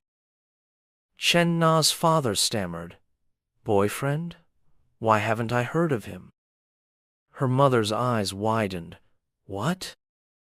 Chen Yuan placed the gift boxes on the table and opened them, revealing piles of shimmering gold jewelry and gemstones. Chen Na's mom said politely, Xiao Chen, your visit is gift enough. This is too much. You're too kind.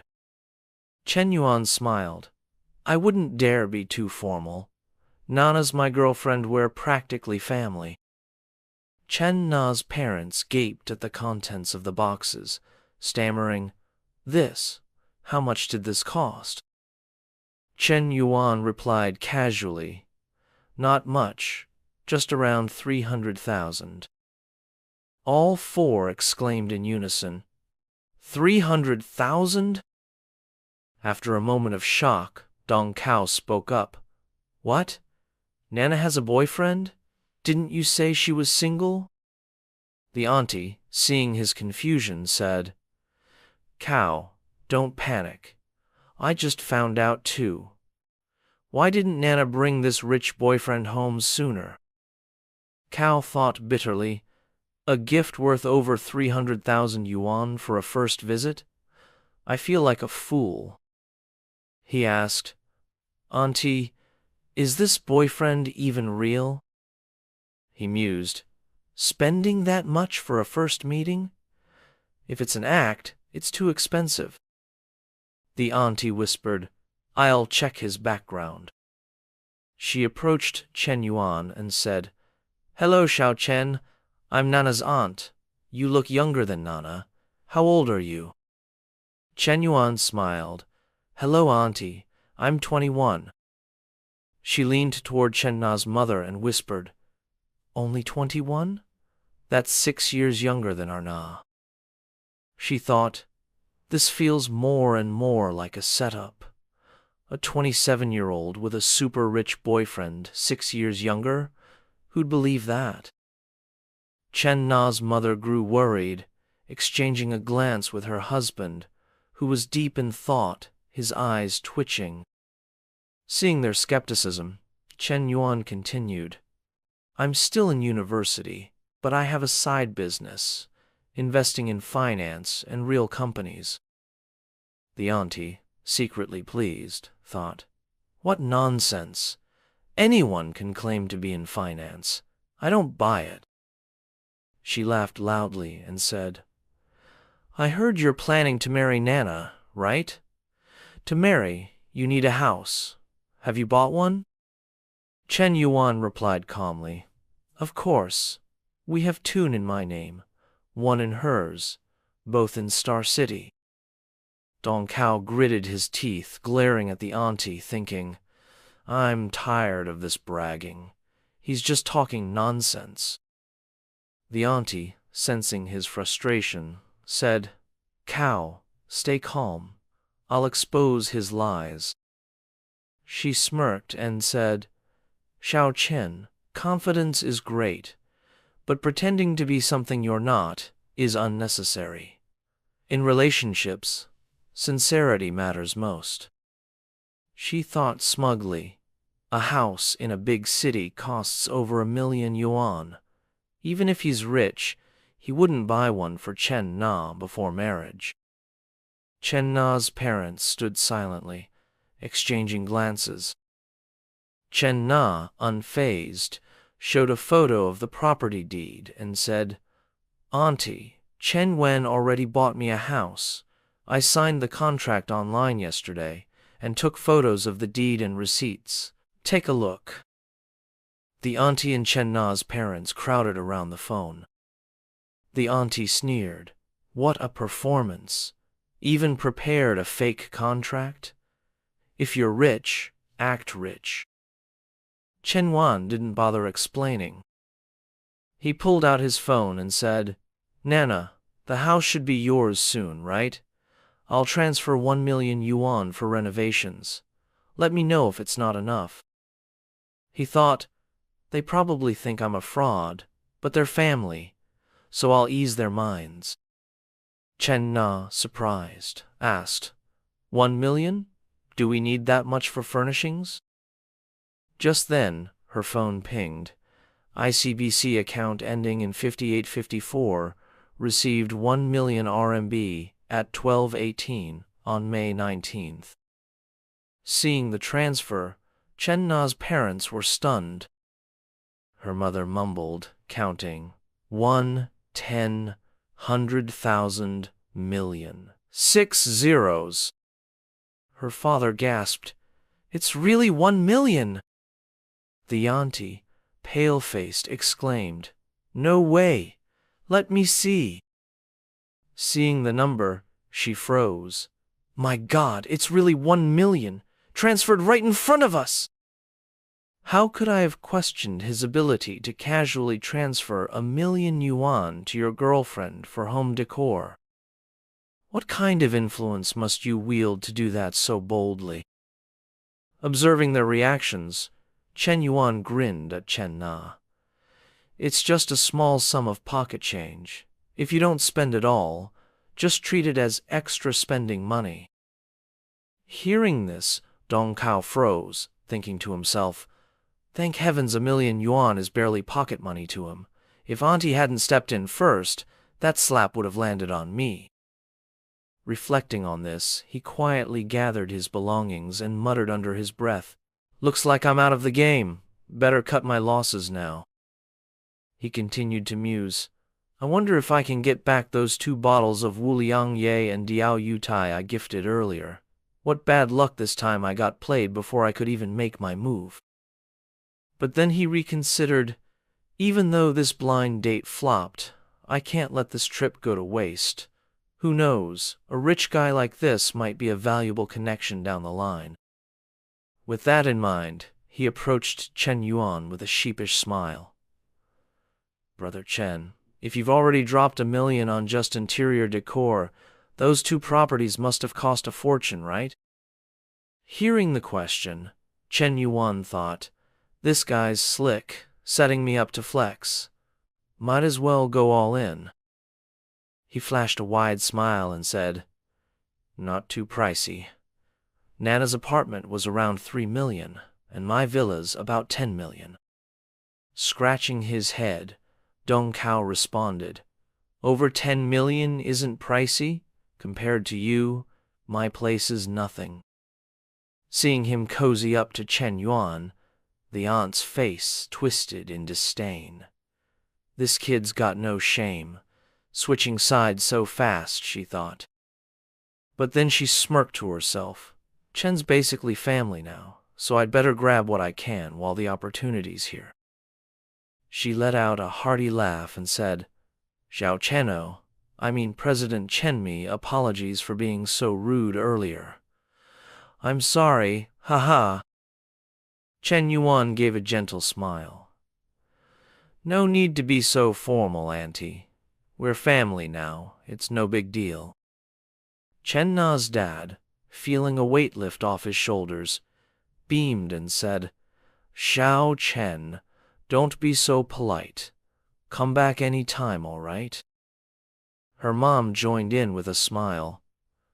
"Exactly. Xiao Chen, you're too kind." Just then, a girl who looked strikingly like Chen Na burst through the door, dragging a massive speaker and shouting, "Mom! Dad!" It was Chen Na's younger sister, Chen Xinwu. Spotting Chen Na, she exclaimed joyfully, "Sis, you're back." She rushed over to hug her sister. Chen Na pointed to Shen Yuan and introduced him. "This is my brother-in-law, Shen Yuan." Xinwu turned to him with a cheerful, "Hello, brother-in-law." Chen Yuan responded with a warm smile, "Hello." But as he glanced at her, more developed features compared to her sister, he thought, she's definitely Nana's sister, though she's missing a bit of Nana's sharpness. But that innocent vibe, she's from the same mom, so why's she been raised to outshine her sister? Are these aunt and uncle playing favorites? Just then, Chen Na's dad's voice boomed, "All right, everyone's here, let's eat." Moments later, everyone was seated at the table. Chen Yuan picked up a wine bottle, poured a glass, and said, "Uncle, Auntie, I'd like to toast you both. Raising Nana wasn't easy, and I'm so grateful to have such an amazing girlfriend. After dinner, how about we go look at cars and houses together?" Chen's aunt broke into a cold sweat, thinking, no way. Buying for Nana is one thing, but now he's getting stuff for his future in-laws too. Is this guy some kind of god? Chen Na's parents weren't faring much better, their faces blank, heads buzzing with question marks. After what felt like an eternity, the meal ended, and Chen Yuan, along with Chen Na's family, purchased both a car and a house. Chen Na's dad said with a hint of complaint, "Xiao Chen, we're old. We don't drive much. Why buy such a pricey car?" Xinwu chimed in, "Dad, brother-in-law's just being thoughtful. Why complain?" Her mom added, The new house is 280 square meters. Your sister and I are rarely home. A big house feels so empty. Her voice trembled as she spoke. Seeing this, Chen Na took her mom's hand and said, "Mom, I'll visit you often, I promise." Watching their sweet moment, Chen Na's dad laughed. "My daughter used to grumble about not having a boyfriend, and now she's tearing up because she's got one. Oh, don't cry. Go upstairs and make dinner for Xiao Chen." After dinner, Chen Na led Shen Yuan to a room, setting up a place for him to sleep. She leaned her head on his shoulder, smiling contentedly, and said, "Chen Yuan, thank you." Chen Yuan replied, "Thank you for what? You're mine. Why would you need to thank me? I've got just one question." Chen Na looked up, a bit anxious. "What's that?" Chen Yuan grinned. "Tonight, your parents aren't gonna let us sleep in the same room, are they?" Chen Na blushed and said, "You'll sleep in the guest room. After my parents go to bed, I'll sneak over." With the plan in place, at 11 p.m., as soon as her parents were asleep, Chen Na crept into his room. She gently nudged him, whispering, "Chen Yuan, you asleep?" Chen Yuan spun around, grabbed her hand, and whispered, "Haha, we haven't had a proper talk yet though. Could I be asleep?" He pushed her onto the bed, sliding his hand beneath her, saying, "Nana, you're not wearing anything. You really know what's up." With that, Chen Yuan's hand ventured into the cave to explore, sending a rush through Chen Na. She trembled, quickly covering her mouth to muffle her soft moans. Meanwhile, Xinwu woke up, groggy, and stumbled toward the bathroom. Hearing faint moans, she grew curious. Leaning closer to the door, she caught the soft sounds of Chen Yuan. Peeking inside, her eyes widened in shock. She saw Chen Yuan and Chen Na practicing the Jade Maiden Heart Sutra with all 72 moves. Blushing, she thought, "I've watched stuff like this with friends, but hearing those heavy collisions up close, brother-in-law's got some serious strength." Clutching her skirt, feeling the heat and moisture below, Xinwu covered her ample assets with her other hand, swallowing hard. After a moment of inner conflict, she spun around and fled, muttering, "Can't look anymore. Nope." An hour and a half later, after feeding the birds, Chen Na returned to her sister's room. She tiptoed onto the bed, but Xinwu stirred, wrapping her arms around her. Startled, Shen Na asked, "Xinwu, you're still awake?" Her younger sister whispered, "Sis, I want to cuddle to sleep." Chen Na lay down beside her, holding her close and stroking her hair. "All right, come here. Sleep well." Xinwu nestled into her sister's embrace, their twin peaks pressing together. Chen Na blushed, thinking, "This kid's getting bigger, huh?" The next day at noon, Chen Yuan was back at school. Fu Yingzi led him to the office, saying, "Chen Yuan, is this setup all right? Any changes needed?" Chen Yuan sank into the chair, looked around, and replied, "No changes needed. Everything's good." He thought, Fu Yingzi's not just stunning, but also efficient, always giving clear feedback. She's a top-tier secretary candidate. Everything's perfect. Fu Yingzi handed him a stack of documents. "These are the startup applications and business plans from the first batch of students collected by the Youth League this morning. About a dozen or so. Want to review them first?" Chen Yuan took them, saying, "All right, let's see." He flipped through a few pages, pausing at a girl's resume, mumbling, "Gender, female, height, 156 centimeters, weight, 70 kilograms. Author's note: in China, 1 kilograms equals 0.6 kilograms, so 70 kilograms here is about 41 kilograms, 156 centimeters, and 70. Staring at the ID photo, he thought, even ID photos are this photoshopped now? Shaking his head, he muttered, "Forget it, too lazy to bother with the pictures. Let's just check the startup plans." As he skimmed through them, his expression grew darker. A coffee shop on campus? A pet store? An esports cafe? Really? Flipping further, he stopped at one proposal. A sexy lingerie store on campus. Shen Yuan nearly tossed it in the bin, exclaiming, "What kind of brilliant idea is this? Who'd dare buy lingerie on campus? You'd die of embarrassment if your classmates spotted you." After reading a bit longer, he clutched his head in frustration, thinking, these proposals are all over the place. Even with the school's 10 million yuan for this startup center, we can't just fool around. I'm not here to play kids' games. He imagined himself as an 80-year-old man in a wheelchair, chasing girls and muttering, "Sure, I can charm girls now for high rebates, but am I really going to do this forever? When I'm 80, will I still be hustling on the beach to flirt with girls in bikinis? No way. I don't want to be some old playboy." The school's startup base and Nana's coffee shop, these projects need to be taken seriously. I need to build real business experience. When the time's right, I'll dive into the business world, turning small companies into giants like Samsung, Apple, or Tesla.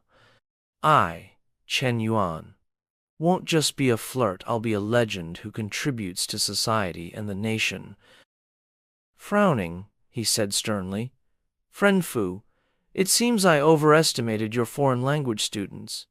These impractical proposals don't even consider the target market or consumers. I don't want any of them. You need to start over and plan seriously."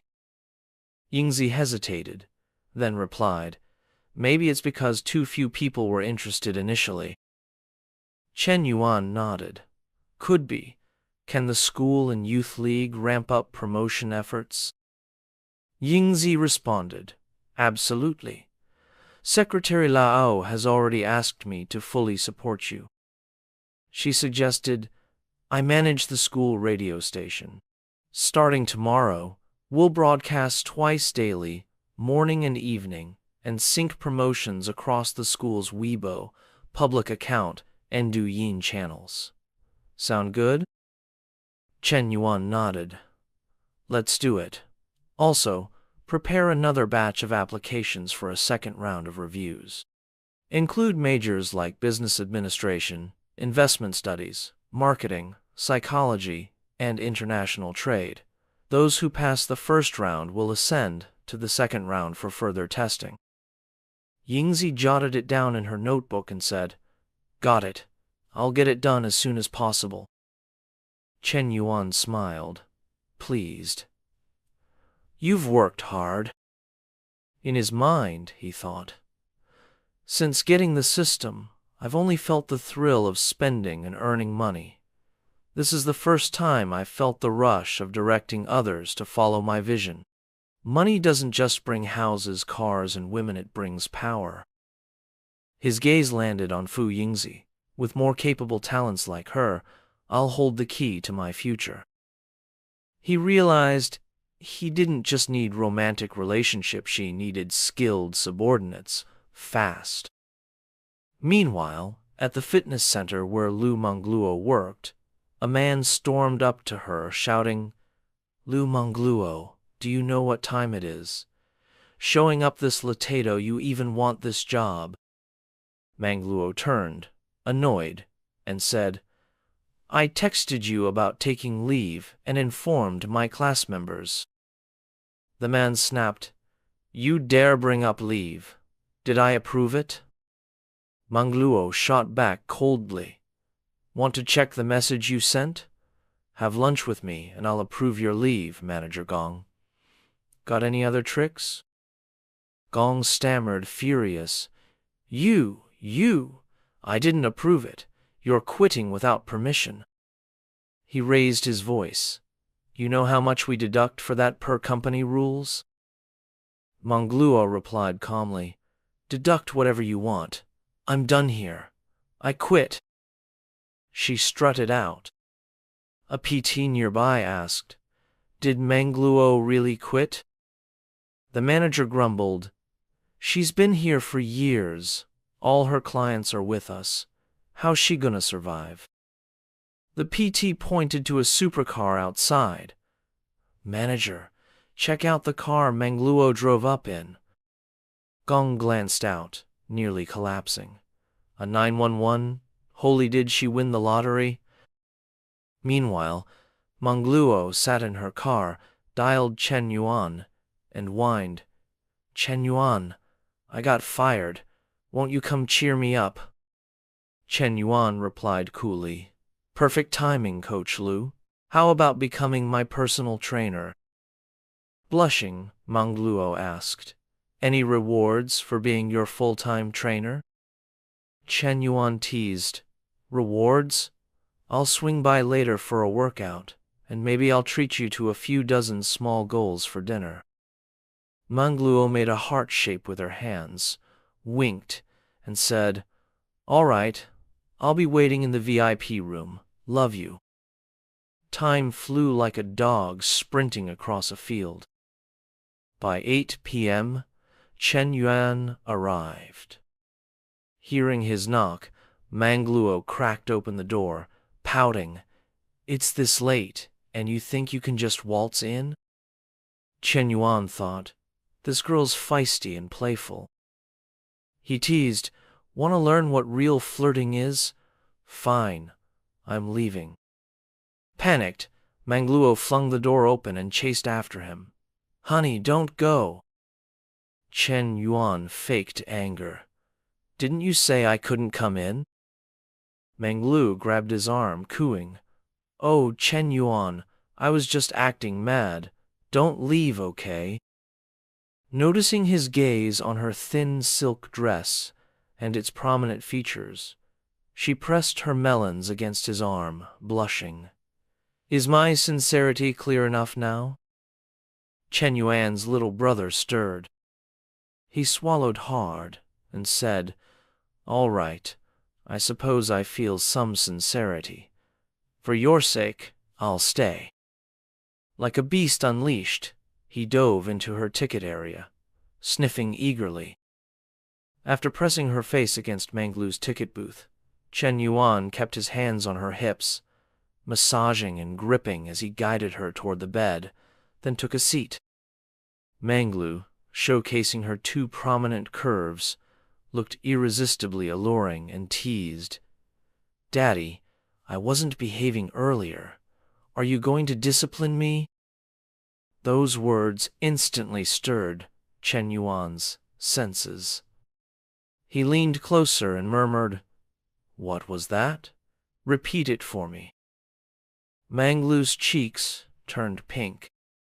She brought her soft lips near his ear, her warm breath brushing against him as she whispered, Papa. The moment she spoke, Shen Yuan pinned her down, breathing deeply at her neck and saying, I love that name.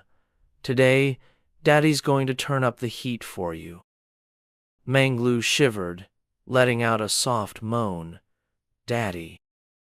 With that, Shen Yuan drew his weapon and charged at Mangluo. She wasn't about to surrender easily, and countered with her own surge, her wave enveloping Shen Yuan's advance. A fierce clash ensued, lasting a full hour.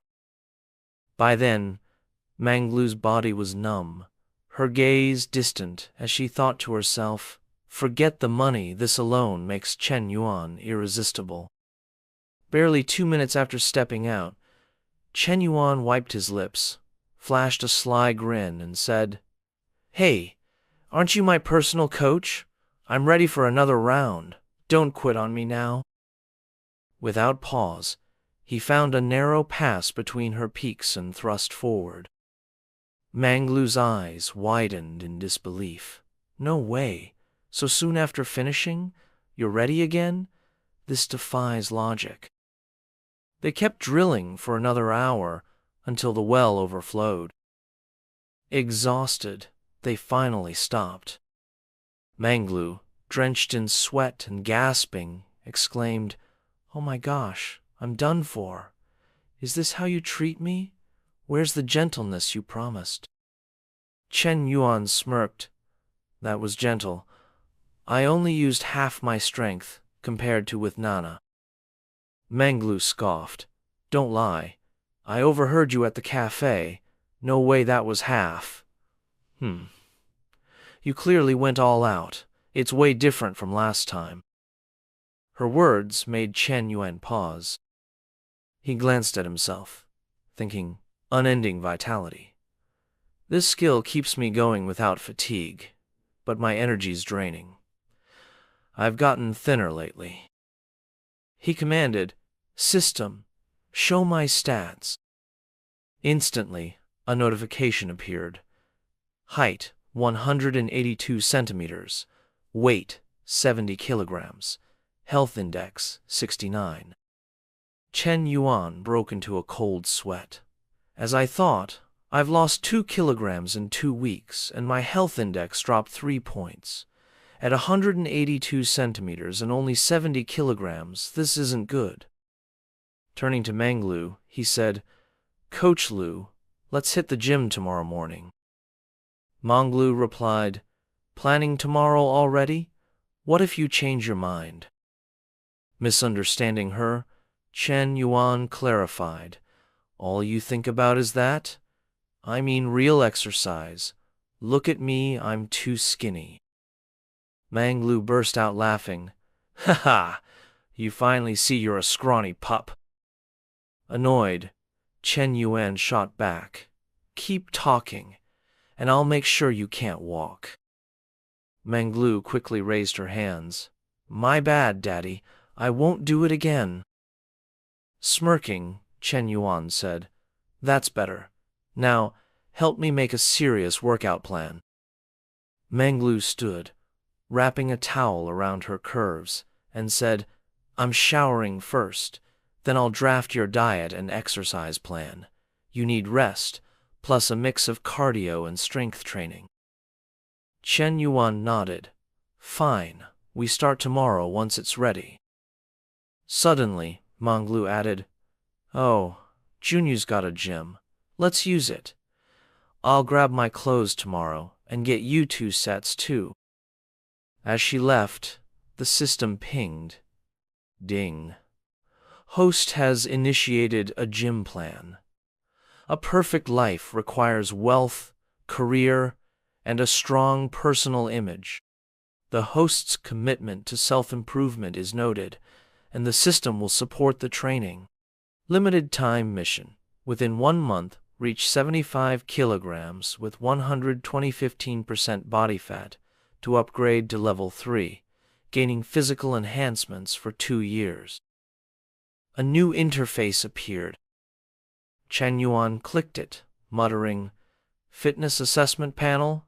The system has this too?" Another notification popped up. Height, 182 centimeters. Weight, 70 kilograms. Health index, 69. BMI, 20.1. Body fat, 21%. He thought, the mission's just weight gain and fat loss. His eyes landed on an Enter button. Clicking it revealed options: business management, investment strategy, negotiation skills, human resource insight. Thrilled, he thought, fitness is just one part. If I complete the system's tasks, I'll master these skills in a month, stuff others take years to learn. Incredible. The next morning, Manglu returned with workout clothes and a lunchbox, saying, "Hotel breakfast is too heavy, so I made you a fitness-friendly breakfast and lunch." Shen Yuan opened it, revealing protein-packed dishes. "Impressive, Coach Lu," he praised. Meng Lu put her hands on her hips. "You better appreciate my effort. No treating me like last night." He teased, "Just bad? Nothing else?" Meng Lu gave a thumbs up. "You're great, okay? Now eat, we're hitting the gym." Shen Yuan grinned. "All right." At the gym, Meng Lu's figure drew every man's gaze. A weightlifter stared at her chest, thinking, "When did we get a coach this stunning?" A treadmill runner ogled her curves, her body's unreal. As Meng Lu adjusted a machine's weight, a nearby guy's body reacted. He covered himself, muttering, "Can't look anymore, or I'm done for." Another gym-goer flexed, eyeing Shen Yuan. "How's a weakling like him with her? She's perfection. She should be with me." Meng Lu guided Shen Yuan. "Widen your movements, no cheating with momentum." Nearby, Jun, who stole Shen Yuan's ex, spotted them. Shocked, he thought. Shen Yuan? Who's that goddess with him? He was with a beauty at Gwyn last time, and now her. What a player. After training, Meng Lu handed Shen Yuan water, saying, "You're lazy, so you're tired after a few reps. Not bad for day one, though. Drink, and take it slow. You can't rush hot tofu." Shen Yuan joked, "When can I eat that hot tofu?" Meng Lu playfully snapped, "You're the worst." Seeing their closeness, Junha's jealousy flared. "This jerk's living it up with a new woman, while I can't even get Chu on the phone. She blocked me on WeChat, and I don't know her address or why we broke up." Infuriating. Suddenly, an idea struck him. Is he really two-timing multiple women at once? I'm going to unmask his true nature. Most women would lose it right away. Ha ha ha, let's see how this plays out. Acting on his scheme, he approached Shen Yuan and said warmly, "Shen Yuan, what a surprise seeing you here." Spotting him, Shen Yuan responded with surprise, "Oh, it's you. What's going on? Need something?"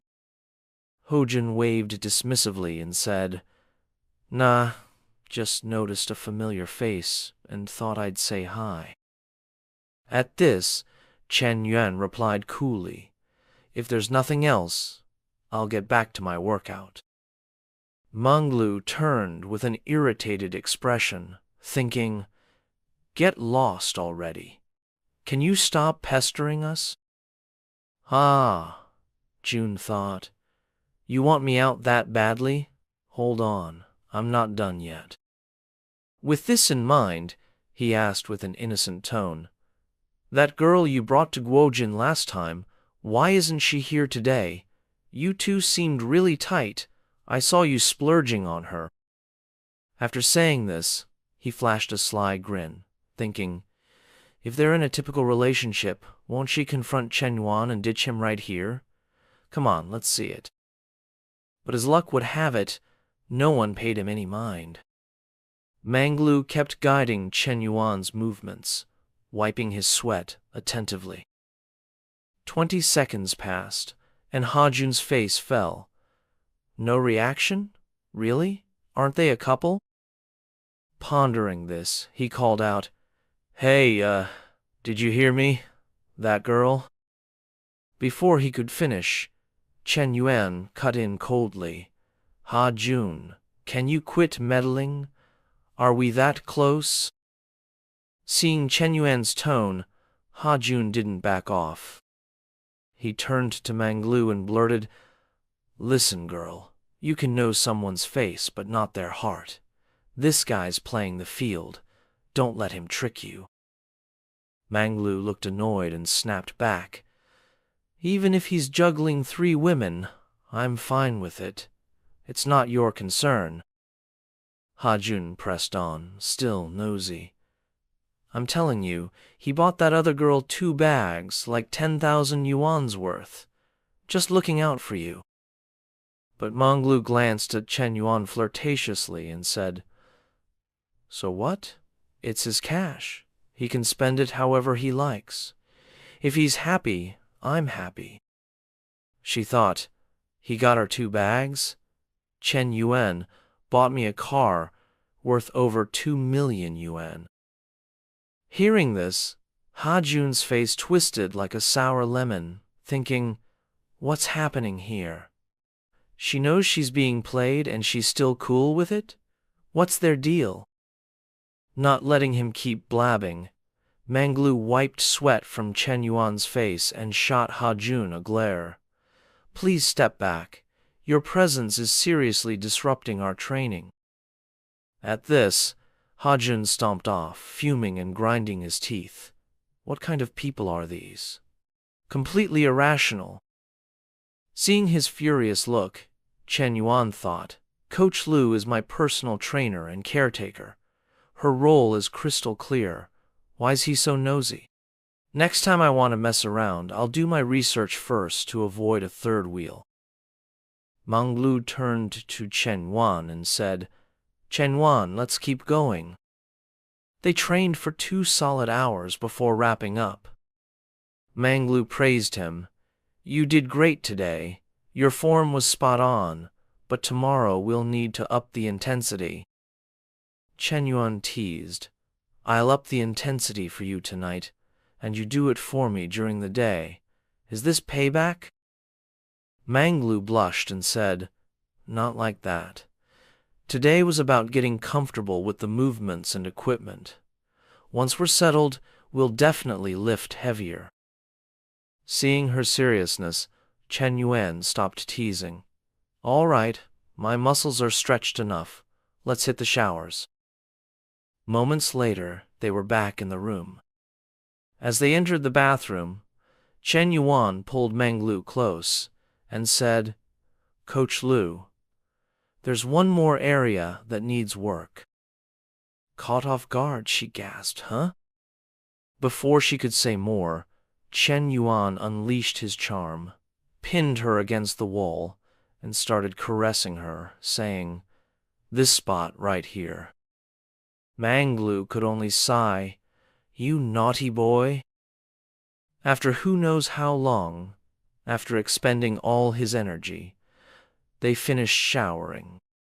While drying her hair, Manglu called out, Hubby-o, I mean Daddy, are we heading back to school tonight, or... Before she finished, Shen Yuan cut in. I've got plans tonight. Just stay here. Manglu replied, This room's too big.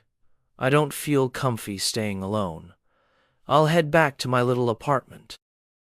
Shen Yuan smiled and said, Fine, you handle it. Oh, and call me that again. At this, Manglu leaned on the table, washed her hands, and struck a playful pose, saying, What? Then she purred, Ah, Papa. Her favorability rating ticked up to 88. Seeing this, Shen Yuan thought, My favorability's up 2 points since last night. The 90-point mark isn't far off. I can't wait for the system's special reward. Soon after, showered and dressed, Shen Yuan left the junior hotel and headed back to school. As he walked in, he spotted Fangzi clinging to Yingzi. He couldn't help but think, this simp, so persistent. With that, he opened the door and strode into the room without a word. Yingzi hurried over and said, Shen Yuan, I'm sorry. He saw me at the canteen and insisted on tagging along. I've told him multiple times, but he won't listen. Fangzi quickly added, Don't blame Yingzi. I just wanted to see if I could help with anything. More hands, more help, right? Hearing this, Shen Yuan paused and said icily, No need. There's nothing you can do. With that, they walked inside and slammed the door in Fangzi's face. Not only that, but the curtain by the door was promptly drawn shut. Fangzi was stunned, thinking, just Shen Yuan and Yingzi in there? They shut the door and closed the curtains. What are they up to? It's just a dorm. Why even have curtains? Intimate scenarios flashed in his mind, and he instinctively covered his face, panicking, My Yingzi, don't tell me. Inside, as they sat down, Shen Yuan asked, How's the promotion going? Yingzi glanced at her report and said, The posters and content are up. The public account, Weibo, Quisu, and even the school's confession wall have it. Views and engagement are solid, but the new business plan needs more time. Shen Yuan replied, I'm planning another promotion wave to boost the buzz even more. Yingzi asked, surprised, How do you want to do that? Anything I need to arrange? Shen Yuan raised a finger and said, Plaster my name across that entrepreneurship zone so every international student knows I'm the big shot behind it. Drop some attention-grabbing posts or captions like, OMG, our school's entrepreneurship zone just scored a 10 million yuan investment. No way, it's student-funded. I'm shook. We've got a secret billionaire on campus. But keep my identity under wraps for now. Build the hype first. Yingzi caught on immediately, thinking, So, we're teasing info bit by bit, hyping them up until they're dying to know. Then bam, Shen Yuan steps in when the buzz is at its peak, right? She mused, No clue why he wants the spotlight, but it's not my business. I just do what he says. Shen Yuan, pleased, said, Exactly. This'll make the hype explode, and startup applications will flood in. With enough data, we can pick the real winners. He thought, First, I get clout in school and the education world. Second, it's easier to spot top-tier juniors and seniors. Third, after dropping 10 million, the system will hook me up with a whole industry. He added, For max impact, keep it quiet at first. Any issues with the rollout? Yingzi replied, Nope.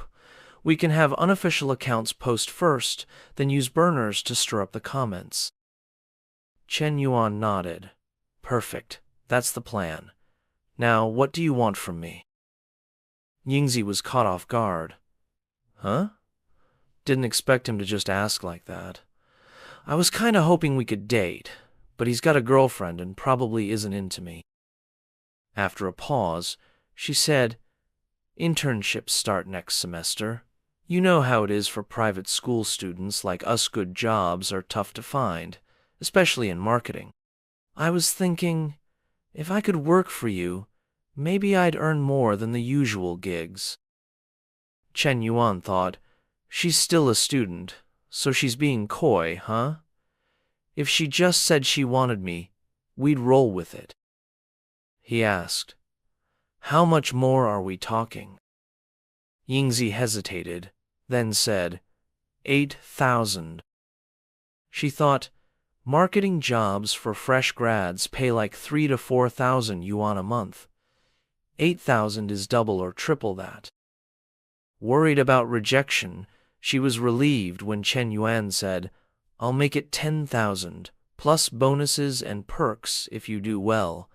You'll work for me from now on. Yingzi's eyes widened. He's paying that much? Wait, what does work for me mean? The tension spiked when Fangzi's whiny voice came from outside. Yingzi, are you done talking yet? What's taking so long? Shen Yuan cursed in annoyance. That clingy simp is such a disgrace to guys. Yingzi said, Sorry, I'll go talk to him. Shen Yuan stopped her. Wait, I'll handle this once and for all. Yingzi looked surprised. huh? Before she could react, Shen Yuan leaned in and gave her a quick hickey on the neck. Admiring his work, he said smugly, "Let's go." Arm in arm, they walked out, putting on a show. As soon as the door opened, Chen Yuan declared, "Ying, you need a 'no simps allowed' sign." Seeing this, Fengzi's heart shattered. Teary-eyed, he asked, "Ying, what's happening?" She replied coldly, "Stop coming around. I have a boyfriend now." Fengzi sobbed, "Boyfriend? When did you two get together?" Yingzi answered, "Just now. Stay away from me, or both Chen Yuan and I will be really annoyed." With that, Fengzi's world collapsed. He crumpled to the ground, wailing, "Ying! No! Yingzi wouldn't do this!" After a long cry, Fengzi staggered away. Watching him go, Chen Yuan thought with a smirk, "Sorry, pal. Money talks. Deal with it." Yingzi pointed at her waist and asked, "So is Chen Yuan like?" Chen Yuan let go and said, "Yeah, he probably won't bug you anymore. If there's nothing else, I'm out." He bolted, leaving Yingzi watching him go. Later, back in his room, Chen Yuan plopped on his bed, thinking, "Honestly, Vice President Yingzi is total secretary material, but I'm not skilled enough to run a company well yet." He opened his business management skill panel, thinking, "Without the skills, even with all this money, I'm just a nouveau riche. Gotta unlock this knowledge fast to level up." He mused, "School's required courses cover management basics, but when I think about what I've learned, I feel underprepared." Just then, the system pinged. Ding. Detected that the host has initiated a business management learning plan. Managing a business well requires mastering specialized knowledge. The host recognizes the need for self-improvement. Business management control panel successfully activated. Limited time task, 1 month. If the host masters key management foundation knowledge, the system will inject an entire MBA program's worth of knowledge from the Chinese University of Hong Kong directly into the host's brain. Chen Yuan rubbed his chin, thinking, an MBA blends theory and practice, and it's from a top Asian business school. But mastering all this in a month? That's tough. Then he remembered Leo. Right. My study buddy's a double-degree super student, and her first degree is in business management. Just then, his phone buzzed with a text. It was Miss Lin. "You there? Want to grab some drinks tonight?" Chen Yuan chuckled. Knew last time wouldn't be the last. He texted back, "Any plans tonight? Perhaps tomorrow." Yang read the message, feeling a touch disappointed, toying with her wine glass, and muttered to herself, "Tomorrow, huh?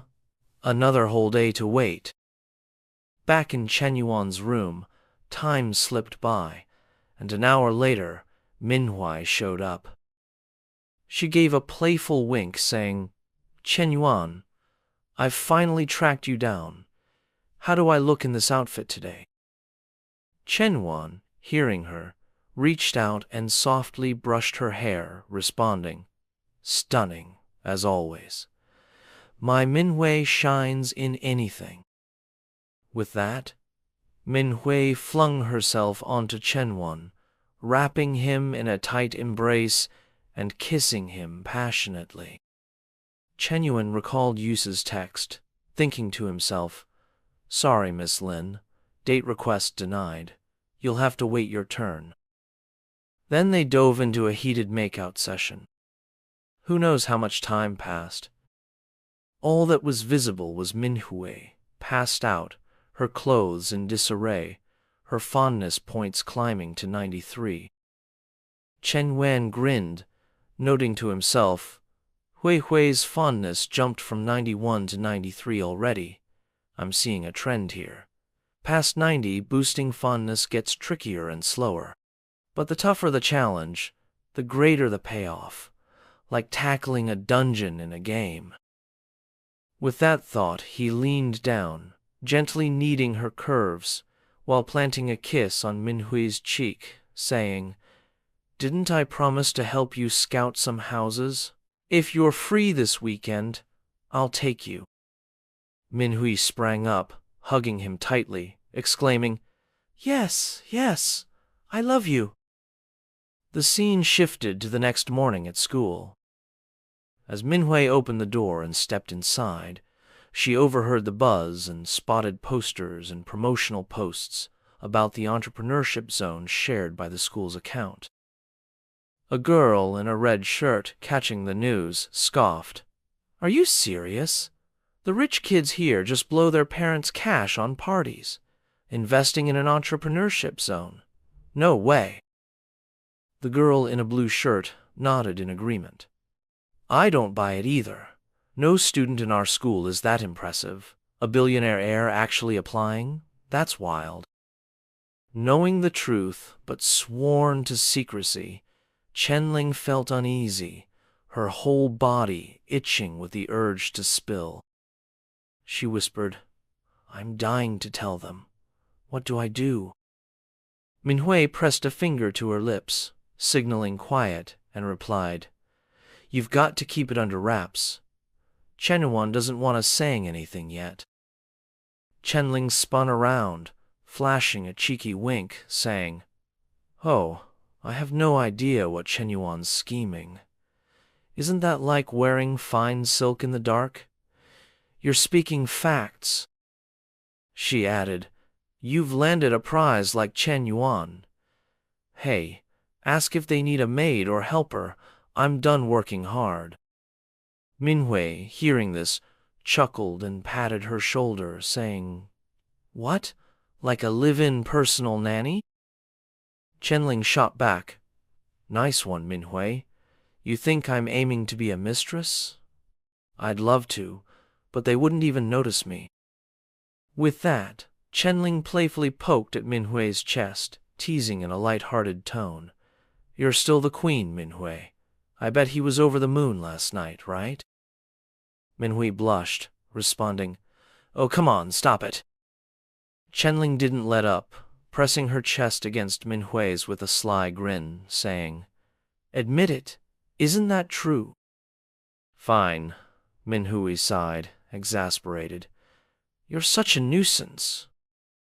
Meanwhile, in the library, a tomboyish girl burst in, calling out, "Yuping, did you hear?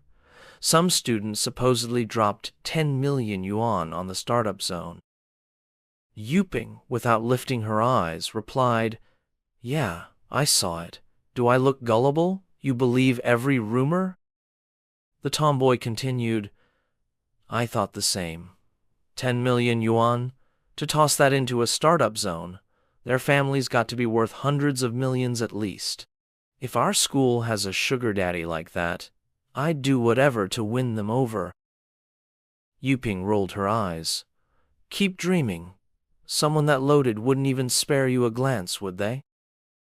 The tomboy cleared her throat and said, "If someone really threw down that kind of cash, they'd be flaunting it already. Not just anyone can pull that off. And what's the point of all that wealth if you can't show it off?" "Exactly," Yuping agreed. "Take Shen Yuan. He gets a bit of money and suddenly he's acting all high and mighty, chasing girls left and right, even helping old ladies open coffee shops." The tomboy nodded enthusiastically. "Totally. Last time I gave him some advice, he humiliated me so bad. Ugh, don't even bring up that jerk." At the same time, whispers and rumors spread like wildfire across campus. Everyone was talking about the mysterious, super-rich, second-generation student. Some bought into it, Others didn't. Opinions were everywhere. Meanwhile, Shen Yuan was quietly pushing forward with his plan. He swung open his car door, still talking on the phone with Liao. "Counselor Liao, I need your assistance with something. I'm interested in studying business management, and I'd like your guidance on the key concepts." Liao Xiao was instantly wary. "Chen Yuan, what's your game this time?" Chen Yuan slid into the driver's seat, fastening his seatbelt, and responded with an innocent tone. Liao, unconvinced, replied, "Oh, really? All right, fine." Chen Yuan then said, "I'm nearly at your place." Liao sounded surprised. "My place? You're not planning to stir up trouble again, are you?" Chen Yuan adopted a serious expression. "You know me, I'd never do anything out of line." Noticing her hesitation, he added, "Relax, counselor."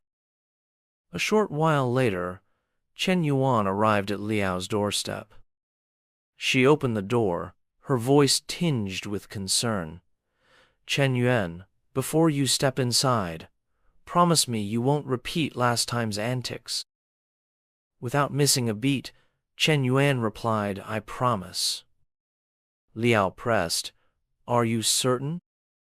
Chen Yuan met her gaze with earnest eyes. "Absolutely certain." Reassured, Liao swung the door wider. "Okay, come in then." Once inside, Chen Yuan headed straight for the table and sat down.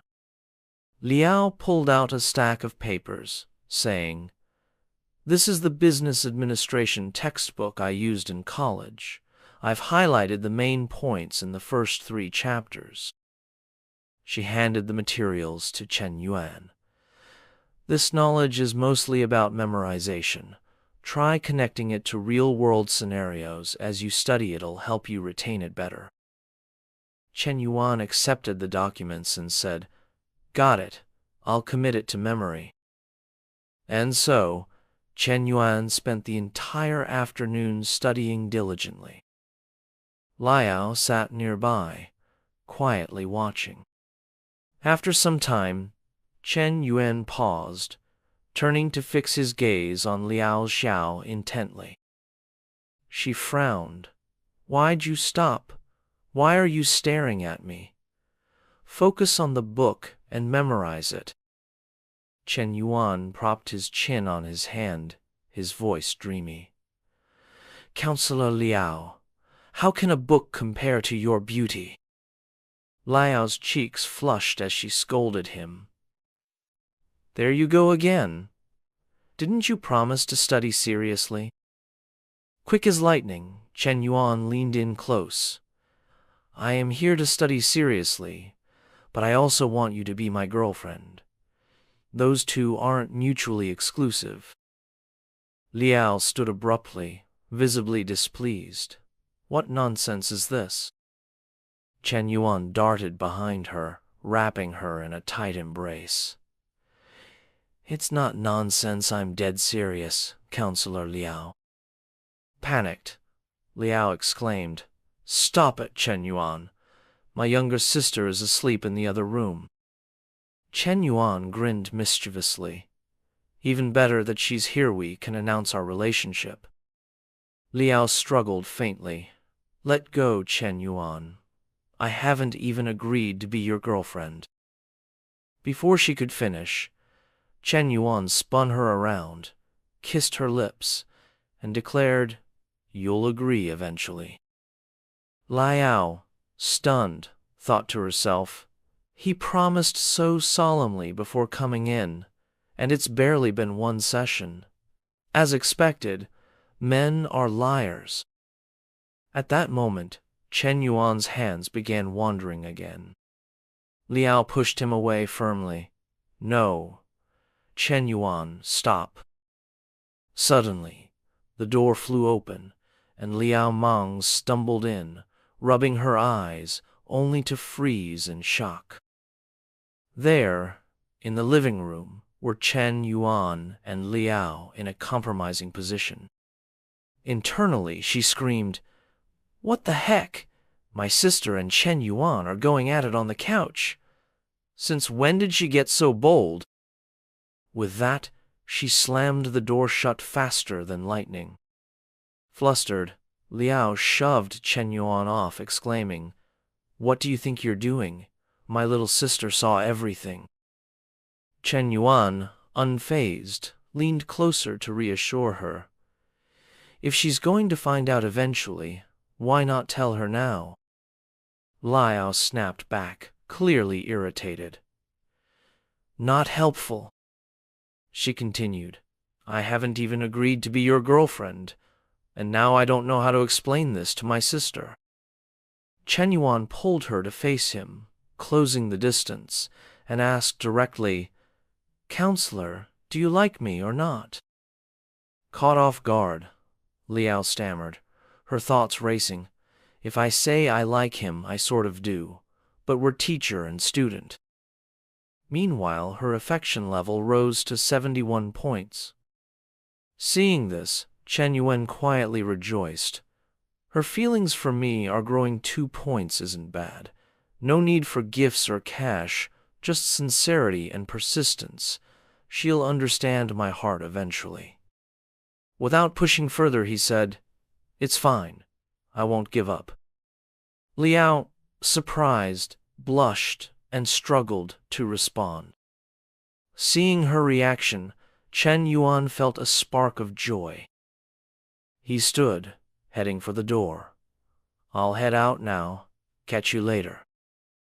As soon as Chen Yuan left, Liao called out, "You can come out now, no need to hide in the bedroom." Hesitantly, Liao Mang peeked out, then approached. "All done?" she asked. Liao bent down to gather the documents, replying, Mang leaned closer, curious. "Sis, are you and him, like, official now? Should I call him brother-in-law?" Embarrassed, Liao clenched her fists and stuttered, "Not exactly." Surprised, Mang pressed, "Not yet? How are you two doing that without being official?" Liao faltered, "We haven't gone all the way yet." Mang pushed further. "So, what do you really feel?" Liao's heart was a jumbled mess. "I don't even know anymore," she admitted, embarrassed. Seeing her sister's expression, Mang smirked, thinking, "She's totally smitten and doesn't even see it." Before they knew it, evening arrived, and Chen Yuan was at MS Cafe. Yu Cheng was already there, preparing for the night in a revealing 2-strap dress that flaunted her curves. Spotting Chen Yuan, she said, "Chen Yuan, I hope it's not inconvenient. I've been feeling down lately and wanted to talk. Not taking up too much of your time, am I?" Chen Yuan sat across from her. "It's fine, Miss Lin. What's wrong? You seem upset." Yu Chang lowered her gaze, a hint of sadness on her face, hesitating before speaking. "Zheng Shenyang is getting worse, staying out all night. Lately, he doesn't even hide it. He comes home reeking of other women's perfume." She opened up, thinking, if he's doing shady stuff, I can go out for drinks and chats too. I won't go too far, even if I put a green hat on him. His head's already green anyway. Then she asked, "Chen Yuan, is Chen Nai your girlfriend?" He nodded. "You could say that." Yu Chang continued, "You're out drinking with Mitos, she know?" Chen Yuan replied, "She doesn't, but even if she did, she wouldn't mind." Hearing this, Yu Chang thought, "All right, then I won't feel guilty. I don't want to mess with anyone's relationship." Blushing, she said cautiously, "Chen Yuan, could you hold me, just for a bit?" Without hesitation, he scooted over, leaving space beside him. "Come here, then." Yu Chang stood, her figure even more striking up close. Instead of sitting on the chair, she settled onto Shen Yuan's lap. He wrapped his arms around her waist without pause. She asked, "He knows you're out drinking with me." Instantly, Yu Chang slid her arms around his neck, pressing herself against him, and kissed him intensely, saying, "Don't mention him." Caught off guard, Shen Yuan hesitated, thinking, "In Nana's cafe with another woman, I feel a bit guilty." But temptation won out. Who could resist this? He reciprocated, thinking, "Forget it, I'm a jerk. Why overthink?" His hands began wandering, reaching for her waistband. Yu Chang, clinging to her last shred of restraint, grabbed his hand. "No, you can't." Shen Yuan teased, "What, you want me to go vegetarian?" Blushing, Yu Chang replied, "Shen Yuan, let me help you."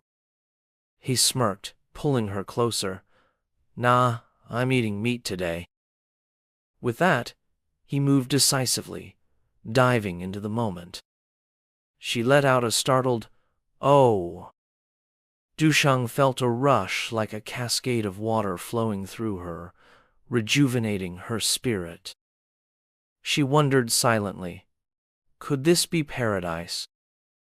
30 minutes later, Ducheng was still caught in that sensation, softly murmuring, Afterward, Shen Yuan gestured toward his lower half and said, "Take care of it for me." At those words, Ducheng promptly dropped to her knees. The following scene of licking we'll gloss over. Shen Yuan's face radiated satisfaction as he recalled a saying to himself, "Youth is squandered on the wedded, and maidens are misjudged as gems. No truer words exist." Afterward, Ducheng seemed to bask in the lingering euphoria. She reached out, savoring the remnants, her expression one of pure ecstasy, and the favorability score hovering above her head displayed 63. Shen Yuan was taken aback, finding it odd. Typically, with others, such progress only happened when favorability exceeded 60. With her, though, it surfaced post-encounter. Then, a system notification appeared. "Congratulations, host, for achieving over 60 favorability with 5 NPCs. Stage mission accomplished. A fulfilling life requires ample encounters with the opposite sex. System rewards. Effective study card X2, special skill pack exchange card X1, perfect life lucky wheel X2. Reading the notification, Shen Yuan thought gleefully, "I didn't expect the system to assess not just favorability value, but also the number of NPCs." With that in mind, he mused, "Let's see what's in store this time." He tapped to inspect the effective study card. When reading, you can instantly commit the content to memory, etched deeply in your mind. Each card lasts for 1 hour. He rejoiced inwardly, thinking, "This is fantastic. Textbooks take too long to study. With these cards, I can complete the business administration major's tasks in just hours." With that, he moved on to the next item. Perfect Life Lucky Draw. A chance to win various premium cards, attribute point boosts, tangible items, or industry cash. His eyes sparkled. Incredible. The thrill of drawing prizes is unreal. It'd be amazing to win a companion. At that moment, Dusheng snapped out of her reverie. She stood, brushing her hair behind her ear, and said, "You seem thrilled. Emotions really are infectious. These past 30 minutes, I felt an unparalleled joy." Shen Yuan paused, stunned by her words. Ducheng turned to leave, adding, "Come on, Shen Yuan, let's head back. Oh, let's meet again soon." Confused, Shen Yuan thought, huh? Again? Is she thinking long-term? After that intense encounter with Linu Cheng, Shen Yuan finally returned home. As he shed his clothes, a message pinged. Checking it, he saw a flood of screenshots. No one at our international business school drives a G-class. If you're gonna lie, at least do your homework. Not just our school or the business department, even the foreign languages school has no students with G-wagons. This guy's just spewing nonsense. Let's treat it as a joke. Lying's free, after all. Reading the comments, Chen Wen muttered, "These are the online remarks Feng Hui sent with those screenshots." Being criticized was oddly beneficial. Doubts sparked debates and buzz. He replied, "Leak some details slowly, like my department, major, and year. Just keep my name out of it." Fang Men responded, "Got it, will do." Setting his phone down, Chen Yuan thought, project stuff can wait. Let's see what else the cheat system has up its sleeve. He opened the system panel, and a notification popped up. You have 2 lottery draws available. Would you like to proceed? Yes or no? Chen Yuan said, yes. The system chimed, "Congratulations, host. You've won a 500-meter shop in Yawan urban area. Reward collection instructions. Visit the Yankee Yan Business Center within 1 week to claim." His eyes lit up as he exclaimed, "Wow, a street-facing shop in Yonggi Yawen.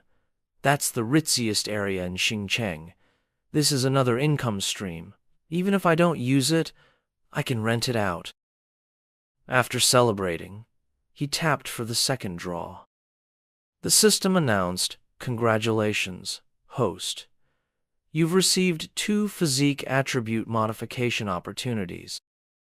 Chen Yuan rubbed his chin, thinking, modify physique attributes? If I tweak body fat or weight, the physique mission could be done instantly. He opened his attribute panel. Height, 182 centimeters. Weight, 70.6 kilograms. Health index, 70. Body fat percentage, 19.5%. He mused, gaining weight is tough when you're lean like me. Let's adjust weight. The system notified, adjusting stats for host. 1 attribute point adds 2 kilograms. Progress, 1%. 2%. 3%. 99%. His reflection in the mirror began to shift. Moments later, the system confirmed, attribute modification complete. Grinning, he thought, done. Let's check. Combined with the weight from Coach Lu's training, it was like gaining 10 kilos of muscle instantly. Still short of the physique goal, but the change was noticeable. Attribute points were incredible. He summarized the cheat system's rules. 1. Higher favorability yields big rewards. 2. Reaching intimacy with a certain number of NPCs triggers rewards. In other words, he needed to keep expanding his connections. With that, he checked the system rewards.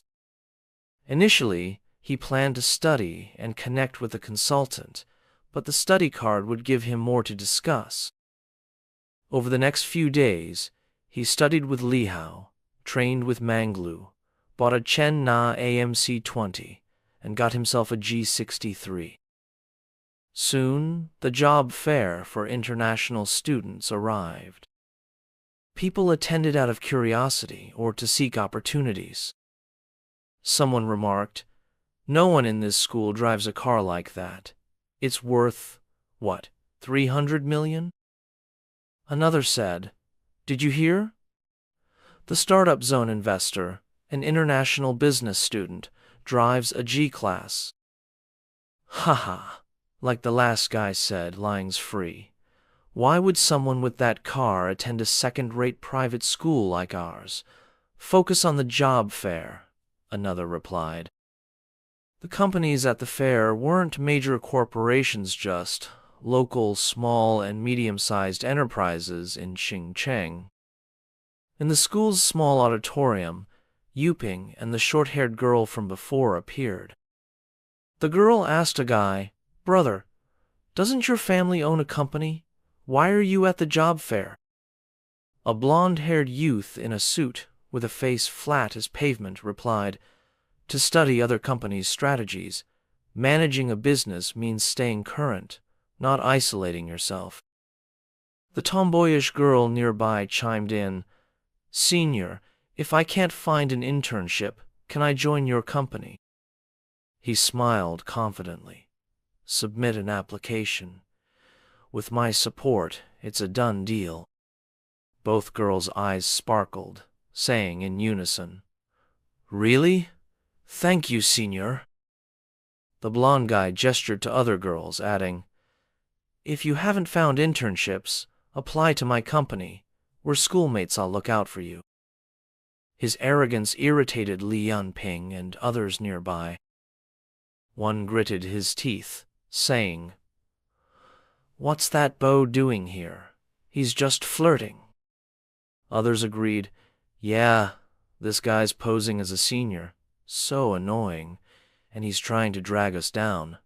If Laosan were here, he'd knock him out." The tomboyish girl whispered to Yuping, "Our senior's skilled and humble, unlike Shen Yuan, who only knows how to run a coffee shop and flirt. A coffee shop versus a company? Worlds apart. Shen Yuan's so narrow-minded and crude." Mentioning Shen Yuan, Yuping recalled her prior embarrassment and said irritably, "Don't bring him up. His pettiness last time ruined my opinion of him." Meanwhile, the gold-digging grandpa-grandson duo kept boasting. "Student Tian, free this afternoon? Let's grab food after the presentation." The girl replied eagerly, "Sure, sure." Just then, a sleek G63 rolled in. Everyone gasped. Aren't outside cars banned on campus? What's this? Their eyes widened. "Wait, that's a G-class!" Yuping and her sidekick, Zongboy, turned instantly. G-class? Everyone's been talking about it.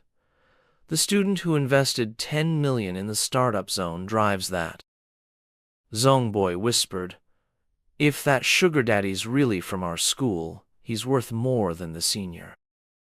Yuping thought, "If I could meet him, I'd ditch the senior in a second." Just then, Shen Yuan lowered the window, leaned out, and said, "La Huang, Lao Cao, what are you doing? Hop in, I'll drive you back to the dorm." Their jaws dropped. Yuping thought, Chen Yuan? How's he driving that?" Both exclaimed, "The luxury car driver's Shen Yuan." Huang Hai, who'd endured the old guy's bragging, was overjoyed. "He's here, driving the G-class, right on time." Yuping stormed over, pressing her face to the back seat window, thinking, "No way it's Chen Yuan. Someone else must be inside. He's probably just the driver." Lao leaned in, asking, "What you whispering about?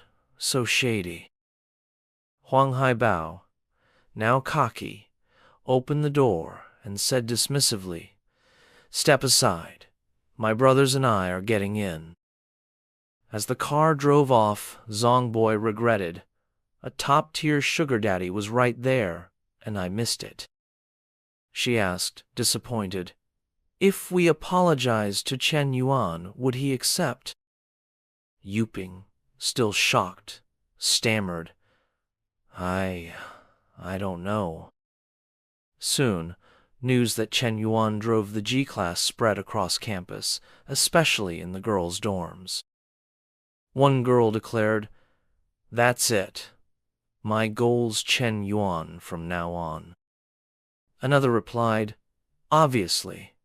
If it was some 50 or 60-year-old, girls might hesitate.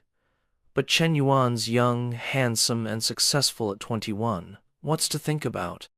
Go for it. In another room, a girl bragged, I got his WeChat. Watch me charm him. Her roommate asked, don't you have a boyfriend? She shrugged. So? If I can be with Chen Yuan, my current guy's history, I'll tell him to get lost. In Fu Ying's room, a girl called out, Sister Yingzi. It was Jing Han, Yingzi's junior. Yingzi asked, Jing Han, what's up? Blushing, Jing Han said, you're working with Chen Yuan on the startup zone, right? Can you introduce us? Yingzi raised an eyebrow. You're a sophomore. Shouldn't you focus on the radio station and becoming station manager? Why are you thinking business? Jing Han replied, the job market's rough. I need to plan ahead. Yingzi saw through it, thinking, sure, I almost bought that. Then she considered, Jing Han's the little dragon girl 168 centimeters, curvy, slender, delicate features, great aura. She'd be perfect for Chen Yuan. In her mind, she pictured Chen Yuan as an emperor on a throne, Jing Han as his graceful empress, and herself as a eunuch serving them. She laughed at herself. Wait, why am I the eunuch picking concubines for Chen Yuan? After word got out, Chen Yuan's phone wouldn't stop buzzing. A flood of messages poured in. Senior, I'm Yao Zhen, a second-year Spanish major at the Foreign Language Institute. Can we connect? Hi, I'm Zhang Changling, a senior in sports and exercise science. Want to go for a jog or play badminton sometime? Chen Yuan, I'm Zhu Xiaofang from the Human Resource Management Program, Business School, Class of 20. Can I get to know you? Are you single? President, do you have a girlfriend? I'm a 36C. Want to explore something? Chen Yuan, I'm a ballet student. Please accept my friend request. I'll send you a video soon. Stats, 168 centimeters tall, bust 85 centimeters, waist 63 centimeters, hips 80 centimeters. Please add me. Round-faced, stubbled guy. Ruby Lin from Chengdu, up for chilling? Amid the constant ping of notifications, Lao turned and asked, Lao-san, your phone's blowing up. You gonna check it? Chen Yuan, sprawled on his bed, muttered, No way. It's kinda disgusting. Lao raised an eyebrow and said, What? You're tired of all these girls hitting you up? Chen Yuan waved his phone, showing the stack of messages. Rubbish. If it was just girls, I wouldn't mind. But there's a ton of guys too. I'm not into that. So irritating. Just then, Lao Huang held up his phone and said, Lao-san, all the girls chasing you are now flooding my WeChat too. Chen Yuan shot back, Ignore those girls. At that, Hang Hai exploded, yelling, Lao-san, you're done for. Lao and I have been forever alone for 3 years of college, not a single girl in sight, and here you are, soaring like a kite in a storm. Chen Yuan opened the system panel to check his progress. Accumulate 500 reputation points for a lottery draw. Rewards, attribute point boost or special ability. Note, reputation reflects the admiration and respect others have for you. Only reputation from university teachers and students counts for this task. Current points, 33. He mused to himself, if it weren't for this system's reputation quest, I wouldn't bother with any of this. Fame means nothing if it doesn't bring real benefits to my friends. True recognition and respect come from that. To really boost my reputation, I'll need a successful project. Aloud, he said, First, I need to meet Fu Yingzi. He grabbed his phone and texted, Secretary Fu, let's meet at the office later. She replied promptly, got it, boss. Just then, Shen Yuan's phone rang. It was Minwei. He picked up and said, Hey babe, what's up? Minhui answered, Shen Yuan, I heard you're on campus. Where are you? Free to hang out today? He replied, Meet me at my office at school.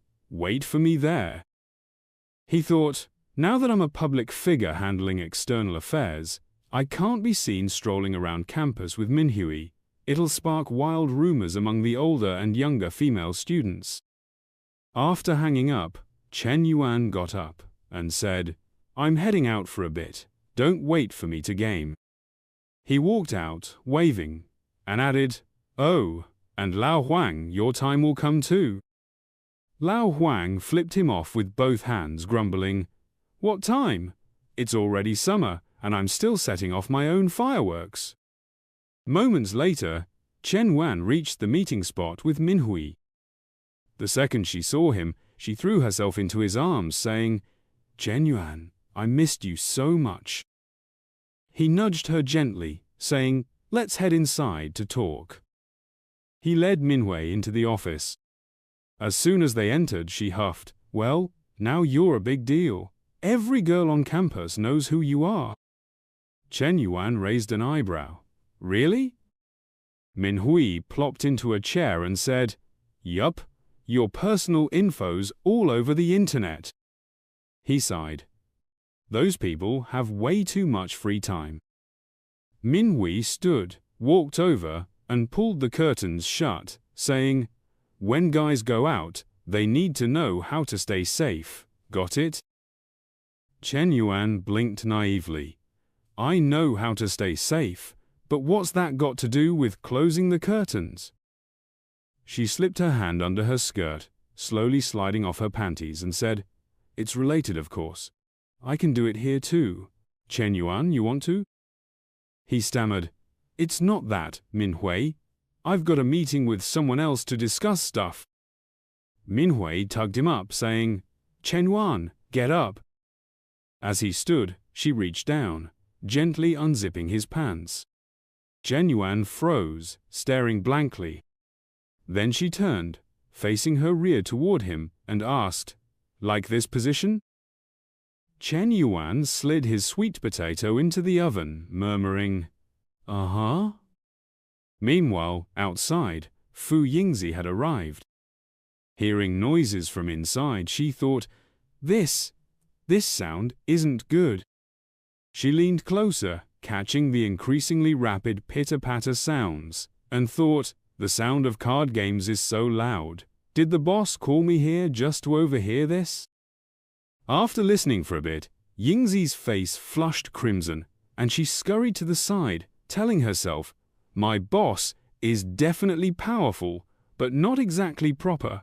At a time like this, a secretary's job is to stand guard and make sure no one overhears the boss. This continued until a class period ended, by which time Yingzi's legs were aching terribly. She bent forward, musing, Is the boss still not finished? He's really something else. My legs are totally numb. Just as this crossed her mind, the office door swung open. Minhui stepped out. Spotting Yingzi, she cleared her throat with 2 sharp coughs. Cuckoo! Then she strode toward Yingzi, a smug grin on her face. You overheard everything just now, didn't you? If you did, you should know Shen Yuan belongs to me. Stop fantasizing about foolish things. After Minhui walked away, Yingzi entered the room. She asked, Boss, what did you need me for? Shen Yuan responded, You've performed admirably these past few days, generating quite a stir. Hearing this, she modestly replied, It's mostly thanks to your outstanding guidance, boss. Without it, I wouldn't have come up with those ideas. Shen Yuan nodded and said, With this kind of buzz, we'll likely see a flood of applications for the startup zone.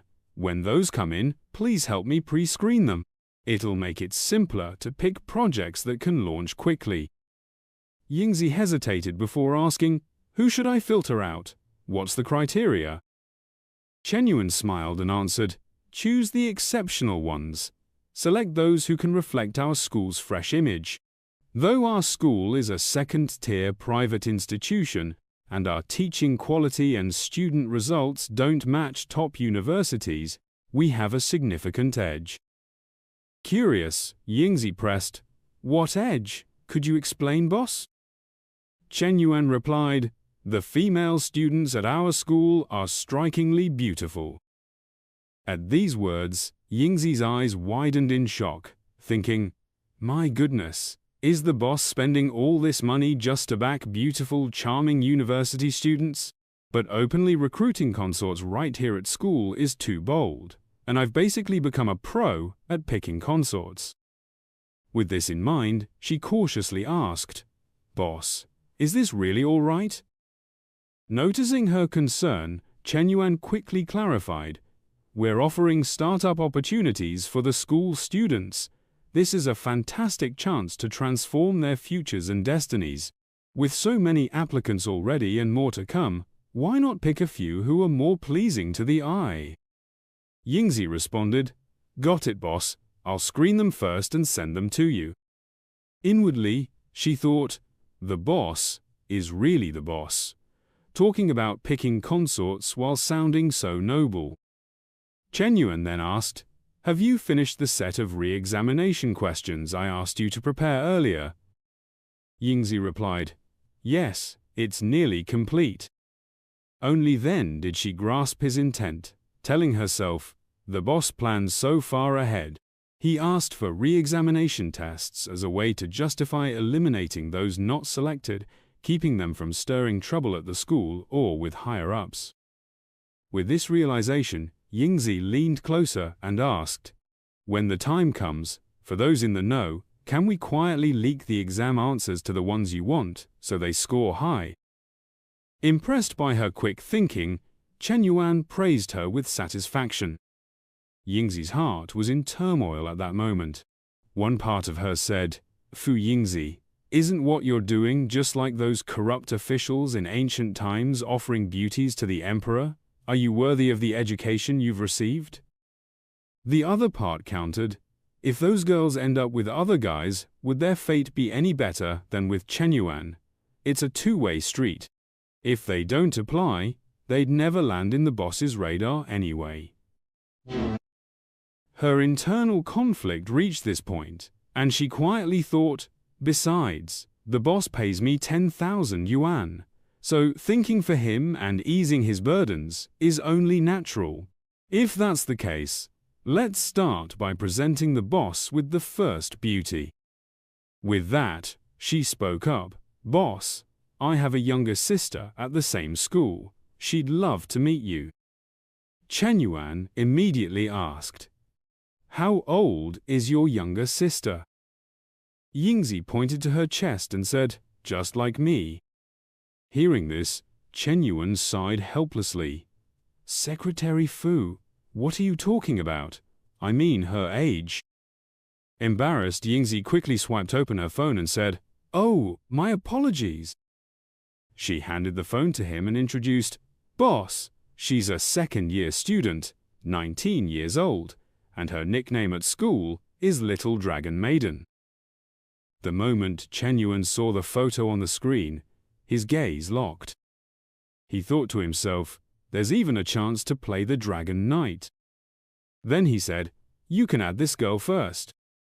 Abruptly, his phone pinged with a text from Lin Yu Chong. "Shen Yuan, you free tonight? How about a drink?" After scanning the message, Shen Yuan mused silently. She mentioned continuing next time.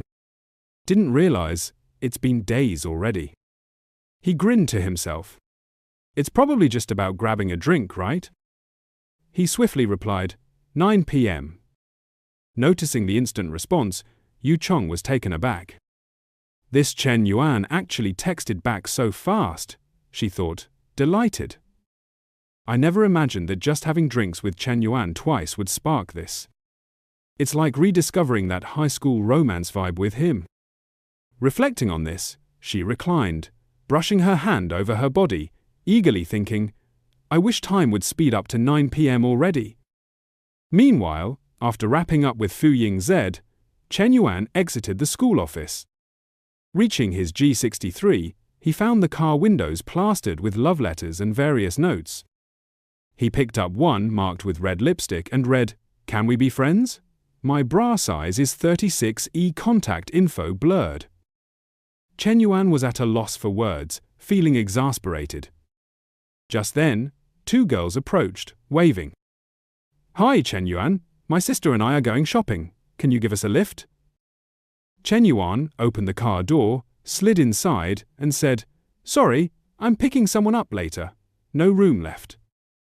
The girl with the ponytail responded, Oh, can we exchange WeChat contacts? Maybe hang out next time? Chen Yuan rolled down the window and said, Sorry, too many people adding me on WeChat.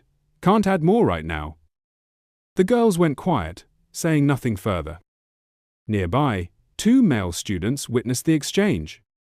One remarked, See, that's what being rich gets you. We try to get on his good side, and he doesn't even glance our way. Isn't that maddening? The other replied, He's just a bit taller, better looking, and wealthier than us. Why do so many girls flock to him? The first sighed. It's definitely the money. That Mercedes G-Class worth 3 million yuan, we might never earn enough in our lives to afford it. The other looked skyward and sighed. Honestly, not just the girls, even I'd throw myself at him. The buzzcut guy recoiled. Hey man, you're a dude. Got any standards? The other wiggled his hips and said, So what if I'm a guy? If I hit financial freedom, I'd pledge my loyalty too. Buzzcut, tempted by the thought, blushed and admitted, You know, thinking about it, it doesn't sound half bad. Time flew by, and soon it was 9 p.m. As planned, Chen Yuan and Yu Chong met at the cafe. As he settled in, Chen Yuan asked, Something troubling you at home again? Yu Chong didn't respond directly. She lifted her wine glass and said pensively, Chen Yuan, I have a question for you. Chen Yuan nodded. Go ahead, ask.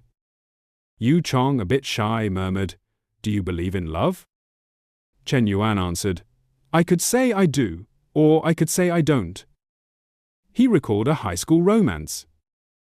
I truly believed in love back then. The thrill of being with that first person was pure love. Then he thought of Wan Ting, Manhwa, Chen Na, and Manglu, muttering to himself, After the breakup, I couldn't recapture that feeling with Xiaoan Ting. Even with Nulu or Hui Hui, something always felt off. Hearing his vague response, Yu Chong said, slightly frustrated, Chen Yuan, that's too ambiguous. Just then, her phone rang. Answering it, Yu Chong said, Yes, I need someone to fix my air conditioner. The person on the line asked, When are you available? We'll send someone over. Yu Chong replied, Tomorrow morning or afternoon works. The voice confirmed, All right, the repairman will call you tomorrow. Yu Chong said, Great, thanks, and hung up. Chen Yuan then asked, Air conditioner at home broken? Yu Chong smiled. It's been out for days. I've been sleeping with a fan lately. Chen Yuan grinned. You don't need to call a repairman. I know my way around this stuff. Yu Chong was surprised. You know how to fix air conditioners too? At that moment, Chen Yuan activated the system. SS system, I'd like to use the skill exchange card from last time. The system displayed a notification. Host can select from elementary cooking, wrestling, household appliance repair, or race car driving skills. Chen Yuan chose the appliance repair skill and confirmed the exchange. The system notified, Exchange complete. Host can now repair TVs, refrigerators, range hoods, and air conditioners. After the notification, Chen Yuan glanced at his hands, murmuring, My fingers feel nimbler all of a sudden. Must be the skill with screwdrivers, wire strippers, and tools. He turned to Yu Chong and said, Of course I can fix it. I've got the know-how. He asked, Is your husband home? Yu Chong replied, Number Y. Moments later, Chen Yuan followed Yu Chong to her place and got to work on the air conditioner. Watching him, Yu Chong thought, Zhang Shanyang said he wouldn't be home tonight, and our kid's with his grandparents in the countryside. Bringing Chen Yuan here, even if it's just to fix the air conditioner, feels thrilling. As she pondered, Chen Yuan turned and said, It's just dusty from not being cleaned in a while. Needs a good dusting and filter wash. He resumed working. Seeing his focus, Yu Chong questioned her own allure. She'd worried he might try something, but maybe she was overthinking. A man and a woman alone, and he's genuinely just fixing the air conditioner. She stepped out, saying, Chen Yuan, I've put you to enough trouble. I'm going to shower first. She thought, my head's all over the place. A shower will help me think straight. 15 minutes later, Yu Chong returned in loungewear, feeling the room's temperature. Her eyes widened in amazement. Chen Yuan smiled. All fixed. Feel that cold air? Yu Chong exclaimed, It's really working. You've worked so hard, Chen Yuan. I don't know how to thank you. Seizing the moment, Chen Yuan took her hand, pulled her close, and said, Want to thank me? Come here. He sat on the bed, and Yu Chong, alarmed, thought about Zhang Shanyang returning. She firmly said, Number. Without hesitation, Chen Yuan gently pushed her onto the bed, laying her back, and said, Why not? He tugged down her shorts, adding, From now on, if anything breaks at your place, I'll fix it. Your heart and body, leave those to me too. Without another word, Chen Yuan drew his rui staff and began to move. Yu Chong blushed, letting out soft moans. Chen Yuan, oh Chen Yuan, she gripped the bedsheet, thinking, This is payment for the air conditioner fix. It's not like he hasn't before. As his rui staff worked, Yu Chong melted, her eyes glazing over. So this is what total immersion feels like.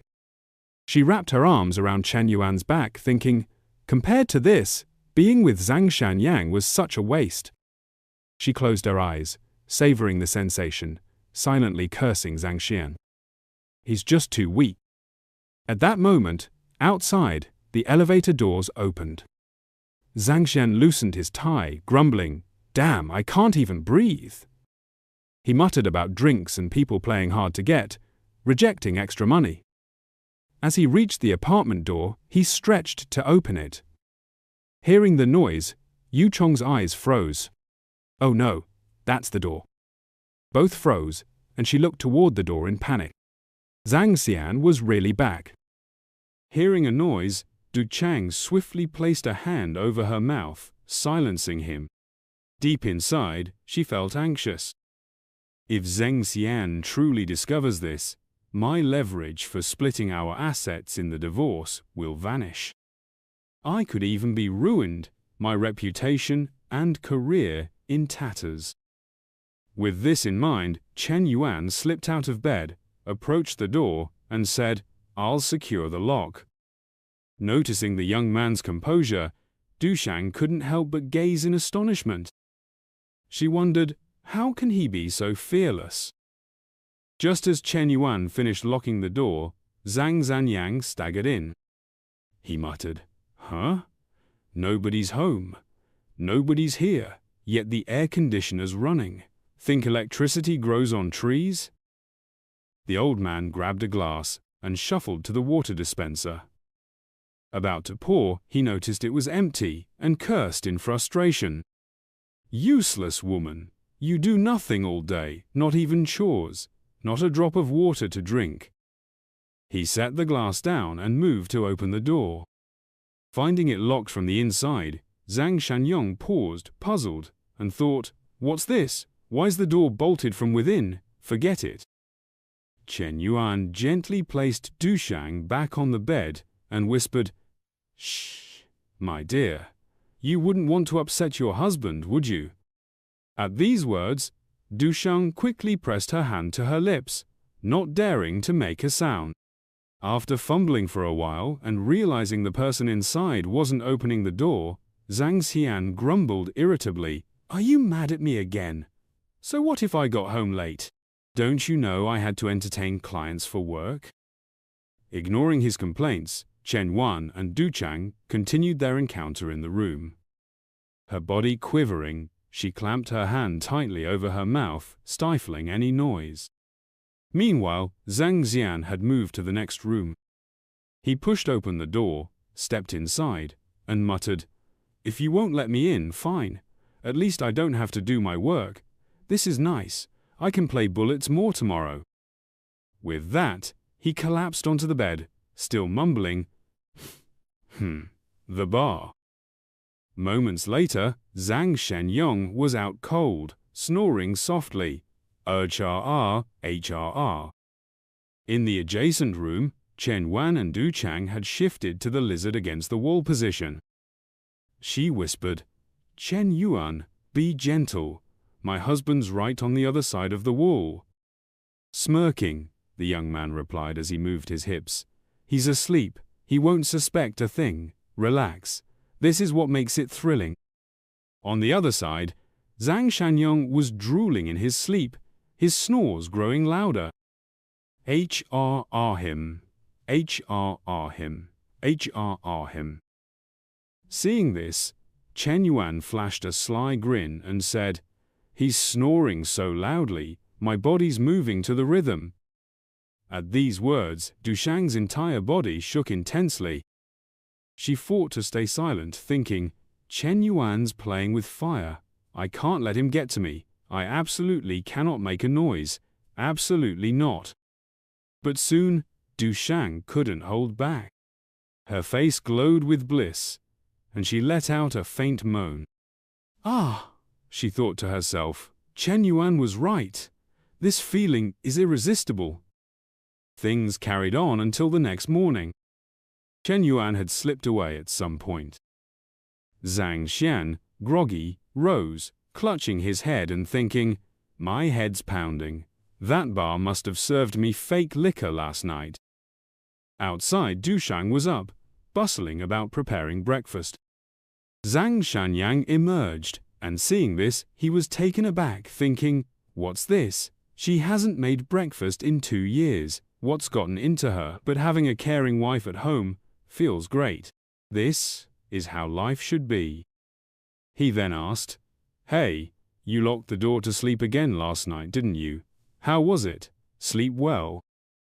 Dushang turned and replied brightly, "I slept wonderfully." Her expression made Zhang Xian suspicious. He thought, "Hold on, something's off. She's suddenly being so kind to me. Is she hiding something?" With that, Zhang Xian stormed angrily into the bedroom, thinking, "Don't tell me you dared to betray me." The old man scoured the bed, meticulously searching, flipping over blankets and pillows. Not a single strand of male hair was found, nor any trace of unusual fluid. After checking the bed, he went outside to rummage through the trash can, muttering to himself. No tissues were in the bin, and no sign of condoms either. Frustrated by his fruitless search, Zheng Zhanyong hobbled back to the kitchen. He settled at the table, allowing his mind to drift, and murmured to himself, "Looks like I was overanalyzing everything." Just then, Du Chong set breakfast on the table and announced, "Time to eat." He grabbed a sandwich and inquired, "Last night, while I was asleep, I thought I heard something banging against the wall. Did you notice anything?" Dushang, calmly opening a milk carton, responded, "No, you probably imagined it. I was fast asleep and didn't hear a thing." Upon hearing this, Zhang Xian remarked, "Guess I was mistaken. Didn't you mention the air conditioner was broken? It seems to be working fine now." Du Chang, acting as if nothing was amiss, replied smoothly, "I had someone come repair it." As she spoke, she poured a glass of milk, smiling inwardly. That noise was indeed from fixing the air conditioner. He not only repaired the unit, but also healed my heart. Meanwhile, at a cafe in Xinchang, a freckle-faced girl entered, asking with concern, wanting, "What's going on? Why haven't you slept in 2 days? Did something happen? This was Li Ying, Chu Waning's closest friend. Exhausted and with dark circles under her eyes, Wan Ting replied wearily, Ying Ying, did you know my ex-boyfriend is now filthy rich? I'm so frustrated. Li Ying sat beside her and asked, which ex-boyfriend? Waning answered, Shen Yuan, obviously. It's not like I have a ton of exes. Ling Ying, visibly shocked, said, Shen Yuan's doing well now? Wasn't his family so broke they had to sell their car? Wan Ting, bitterness in her voice, replied, You have no idea. After we split, he skyrocketed. He dropped 3 million yuan on a house for some woman and bought a Porsche 911 for a fitness trainer over 2 million yuan. Ling Ying, stunned, asked, He's flaunting it like that? Over 5 million yuan spent just like that? How do you even know this? Are you making it up? Wan Ting pulled out her phone, showing a message, and said, That woman is my personal fitness trainer. She told me herself, and even posted about the car on her Moments. After showing the phone to Lei Ying, Wan Ting continued to vent. She quit her job the moment she hooked up with Shen Yuan. Ying, Ying, why am I so unlucky? That could have been me. As she spoke, she wrung her hands, thinking, I must have lost my mind back then. I dumped Shen Yuan for that useless guy. Now that Shen Yuan's thriving, I'm so mad I can't sleep.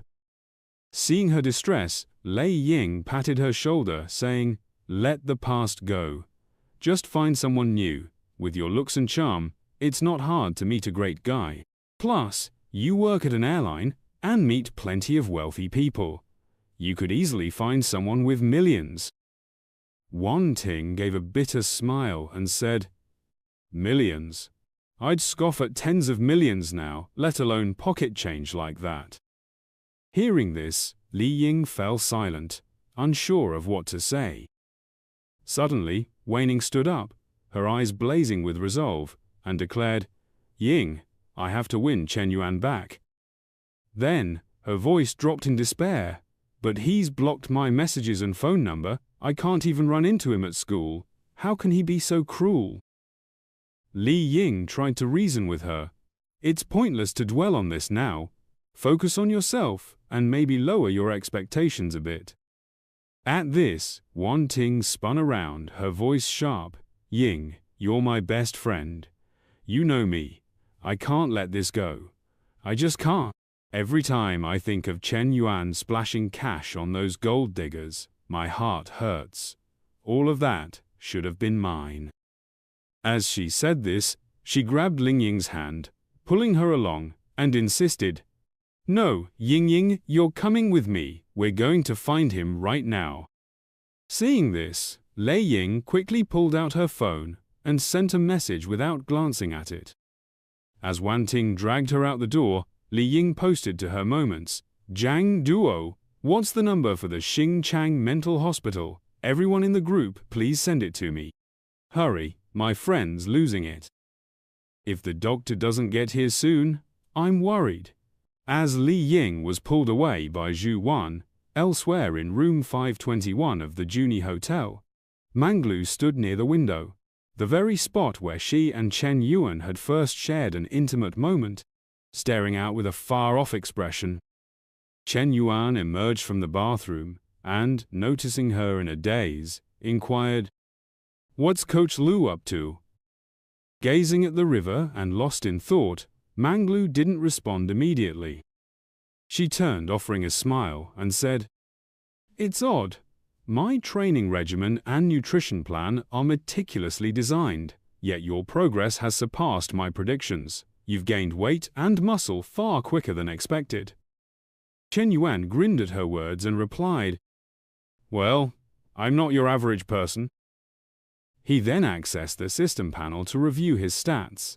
Height, 182 centimeters, health value 70, BMI 20.8, body fat percentage 18.3%, immunity 70, brain activity level 71.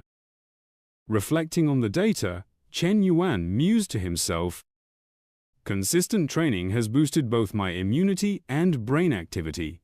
This physical regimen isn't just a task, it should become a lifelong habit. With so many people struggling with health these days, once my startup stabilizes, I should venture into society and build a career. Health is a promising field. It can enhance people's fitness, generate income, and steadily increase my reputation and influence." A short while later, after finishing his shower and dressing, Shen Yuan stepped out and said, "Coach Lu, don't wait up for me tonight. I've got other plans today." Manglu smoothed her hair upon hearing this and responded, "All right, go handle your business. I'll wait for your call." Inwardly she thought, "I prepare his workout gear and a hearty meal every morning, and it finally feels like I'm needed. Could I stay by his side like this forever?" Moments later, Shen Yuan reached his G63, pondering to himself, "Huey was the first to stand by me and has received little beyond a couple of multi-million-dollar handbags as a small gesture. Even Nana and Lulu, who came later, already have houses and cars. It's not entirely fair to her. I need to make it up to her properly today." Meanwhile, at a Hunan restaurant near the Foreign Affairs University's entrance, Minhui was dining with a couple. The woman asked, "Minhui, this place has great food. Do you and your classmates come here often?" Minhui smiled and replied, "Sometimes I come here with friends. Older sister, brother-in-law. Please have some more." The pair were Minhui's older cousin, Soan, and her husband, Jiang Zhen. Jiang Zhen inquired, "Minhui, what does your international studies major lead to after graduation? You're a junior now, so internships must be coming up, right?" Minhui answered, "Internships start next semester. I haven't even considered part-time jobs yet." Jiang Zhen advised, "You should plan ahead. You're at a second-tier school, so you need to think carefully." Minhui nodded and said, "Yes, I understand." Soan then asked, "By the way, Minhui, do you have a boyfriend yet? If you don't date in college, it'll be tough to find someone after entering the workforce." Hearing this, Jiang Zhen grinned and added, "Your cousin's right. My younger brother is a senior at Hunan University and has interned at a top 500 company. He's highly regarded by the leadership. With a degree, he can go full-time. Minhui, if you're single, you could get to know my brother." Minhui responded, "No need, brother-in-law. I already have a boyfriend." Soan, surprised, asked, "Since when? Why haven't we heard about this at home?" Minhui explained, "He's a classmate from university. We've only been together for a little over 2 weeks, so I haven't told the family yet." Jiang Zhen, adopting a serious tone, said, "Dating isn't a game. Your school is second tier, with few standout students and many average ones. If you settle for someone like that, life after graduation will be tough." Minhui replied, "Thank you for the advice, brother-in-law, but I'm confident about my future." Jiang Zhen adjusted his glasses, assuming an experienced air, and said, "Minhui, you haven't worked yet, so your perspective is limited. I'm just saying college relationships often lead to jobs at small firms with modest salaries. You and your boyfriend will struggle. How will you save for a house or marriage? My cousin, on the other hand, graduated from Hunan University and works at a top 500 company." Soan interjected, "All right, Minhui has her own plans." Jiang Zhen, undeterred, said, "I'm just concerned her boyfriend's circumstances might make her suffer."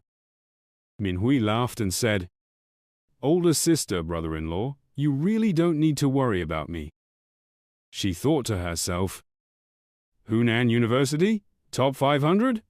Those mean nothing compared to my Shen Yuan. I'm worried telling brother-in-law about Shen Yuan's situation would crush him. Standing up, Manhwa said, Older sister, I need to go now. So-an asked, surprised. Got plans this afternoon? Manhwa smiled and replied, My boyfriend is taking me to buy a house. Both Jiang Zhen and So-an were stunned. Buy a house? Jiang Zhen, sweating, said, That's no joke. What kind of background does he have to buy you a house? Even in Xinjiang, where prices aren't as high as in top-tier cities, a house costs 1 or 2 million. His family wouldn't agree to buying a house before marriage unless they're foolish, right? Manhwa pointed outside and said, It's no joke. I don't know his family situation, but he's quite wealthy himself. Look, he's here. So-an and Jiang Zhen followed her gaze. Just then, Shen Yuan stepped out of his G63. He entered the restaurant, approached Manhwa, and said, Bao Bei, ready to go? Manhwa introduced them, saying, Shen Yuan, this is my older cousin and brother-in-law.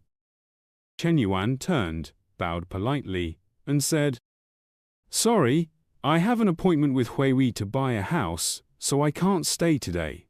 I'll treat you both to dinner next time. This meal's on me. So-an replied, You two go handle your business, no worries. We'll be family soon enough, and there'll be plenty of chances to meet. After exchanging greetings, Shen Yuan and Manhwa left. Jiang Zhen, still in disbelief, muttered, Really? They're actually buying a house? So-an responded, He drives a 3 million yuan car. Buying a house wouldn't be a stretch. And here you were, flaunting your superiority and trying to set Manhwa up with your cousin. Covering her face in embarrassment, she added, Today was utterly humiliating, disgraceful to our ancestors, Jiang Zhen. Jiang Zhen blushed deeply but stayed silent. After some time, Shen Yuan and Hui completed the house purchase. He handed her the red property certificate, saying, Here you go, Hui. This 166 square meter apartment is fully furnished with high-end decor and includes 2 parking spaces. The total cost of 3.02 million has been paid in full. You're a homeowner now. Manhwa's cheeks flushed as she took the certificate, saying, Shen Yuan, I'm at a loss for words. Shen Yuan looked at her, thinking, This purchase netted 64 million. After accounting for the properties Tong X gave me, my liquid cash flow is now 3.179 million. Leaning close to her ear, he whispered, Don't know what to say? Later, I'll pick a Japanese film for you. You're so clever, you'll master it in no time.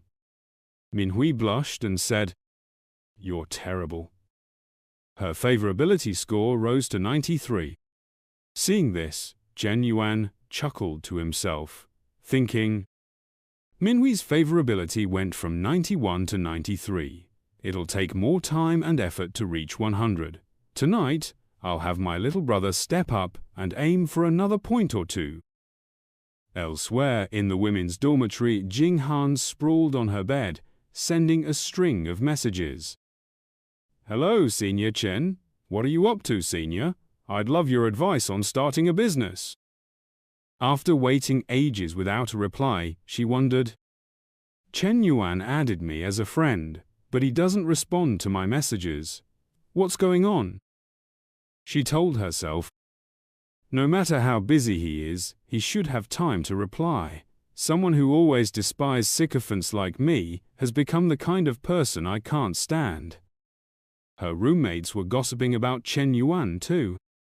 One said, Sisters, don't get hung up on him. There's too much competition, it's pointless chasing Shen Yuan. Another added, We're all in good shape here. Why lower ourselves for him when we can find great partners?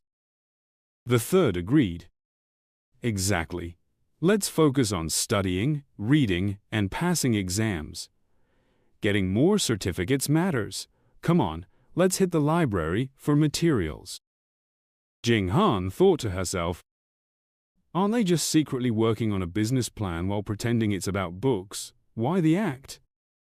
Getting out of bed, she mused, a top-tier tycoon with hundreds of millions in assets who wouldn't be smitten. I'm no different, so I can't judge. She headed to her desk, thinking, first, I'll finish the startup plan. Back with Shen Yuan, he asked while tapping his phone, Hui, have you thought about your future plans? Minhui replied, not really. Maybe I'll apply to the startup zone? Shen Yuan turned to her and said, that's not a bad idea, but I have other industries. I'll set something up for you. Minhui nodded, saying, okay.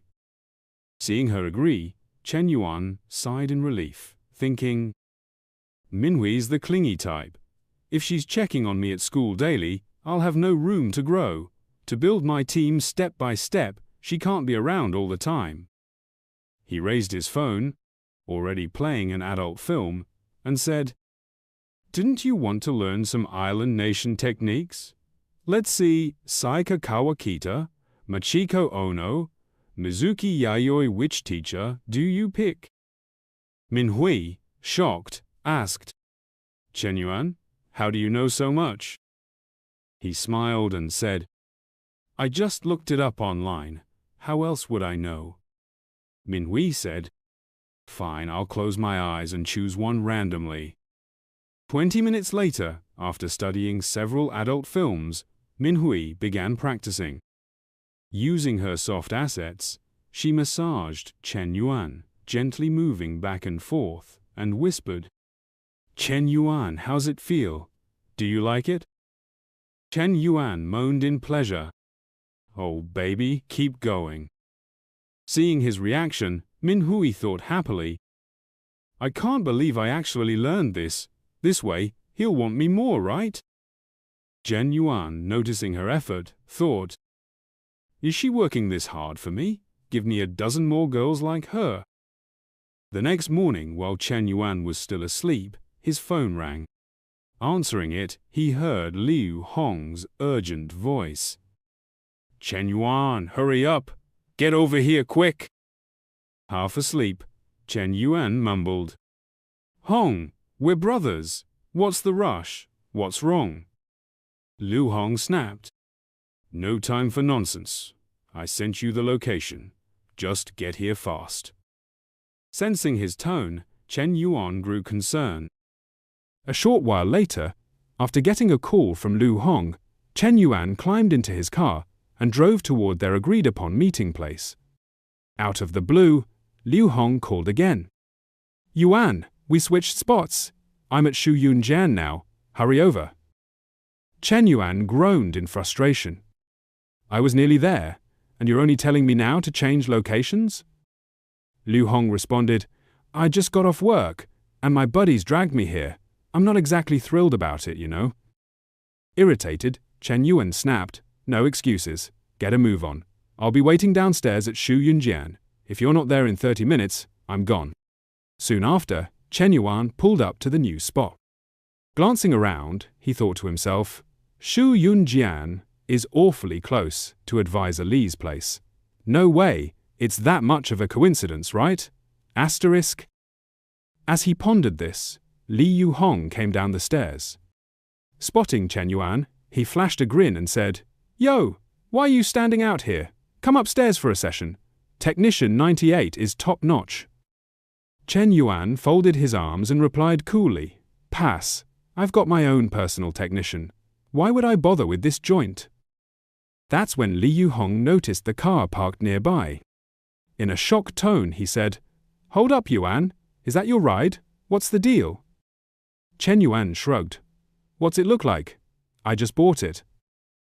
Hearing this, Liu Hong slung an arm around his shoulder and exclaimed, You sly dog! Did you hit the jackpot or what? A GC glass? That's my dream car. After enduring his chatter, Shen Yuan cut in impatiently. Enough with the chatter. Why'd you drag me out here? Liu Hong gave a knowing wink and a thumbs up. Come on, you're a shareholder, man. You really want to stay a glorified errand boy? The interior's getting finished in 2 days. Let's head up. We can talk while getting a session. Technician 98 will blow your mind, guaranteed. Right then, 2 familiar figures appeared behind him. Just as Shen Yuan feared something might go wrong, it did. It was Li Xiao and Li Mang. The moment Li Mang saw him, she recognized him instantly and called out, "Sis, isn't that Shen Yuan?" Li Xiao's eyes held a thoughtful glint as she replied, "Yeah, it's him." Meanwhile, Lu Hong was still rambling. "Look at that expression. You falling for number 98 already? Number 98? But Shen Yuan's face wasn't frozen because of some technician. He stared in their direction, thinking, "Damn it, it's the advisor. You really get what you dread." Asterisk. Hearing Liu Hong's words, Li Mang and Li Xiao had starkly different reactions. Li Mang looked furious, while Li Xiao seemed utterly disappointed. Realizing the situation could spiral, Shen Yuan knew he had to clear things up or risk disaster. He rushed over, forcing an awkward smile, and said, "Advisor, fancy meeting you here." Liu Hong, in a hushed tone, asked, "Yuan, who are they? They're gorgeous." Li Mang stayed silent, just grabbing Li Xiao's hand and storming off. Panicked, Shen Yuan shouted, "Hold on, wait!" He chased after them and said, "Heading home to cook? Mind making an extra portion? I can lend a hand." Li Mang, unable to hold back, spun around and snapped, "Help with what, Shen Yuan? Have you no shame? Coming to a place like this? Do you even deserve my sister?" Seeing she'd cut to the chase, Shen Yuan tried to explain, "You've got it all wrong. I'm just here waiting for someone." Li Mang wasn't having it. She kept scolding him. "That's your excuse? My sister's been warming up to you these past 2 days. She even bought a gift to thank you for that bag you gave her. And you're here? I'm done talking. Get lost, you jerk." With that, she tugged Li Xiao's hand and marched off, not before throwing one last jab. "Go to hell, you filthy scumbag. Go find your number 98. As they left, the favorability points above Li Xiao's head plummeted 69, 68, 67. Watching them disappear, Shen Yuan's face fell. What just happened? Everything was fine. And now, this massive misunderstanding. Asterisk. Liu Hong, realizing he'd caused a mess, tiptoed over and asked, "Yuan, is that your new girlfriend? Want me to clear things up?" Shen Yuan, dejected, replied, "Forget it. She's pissed, and your explanation wouldn't help much." He thought to himself, "This time, I've really hurt Advisor Li's feelings." Asterisk. Lu Hong didn't push further. Glancing at the sisters, he said, "Yuan, I'm sorry, man. I didn't see this coming." Then, curiously, he added, "Who is she anyway? Never seen her before." Shen Yuan turned to him and said, "She's my advisor and my business English teacher." Liu Hong gasped, stunned. "Damn, you've got the nerve to go after a teacher too? What else don't I know about you? Spill it all so I can die in peace."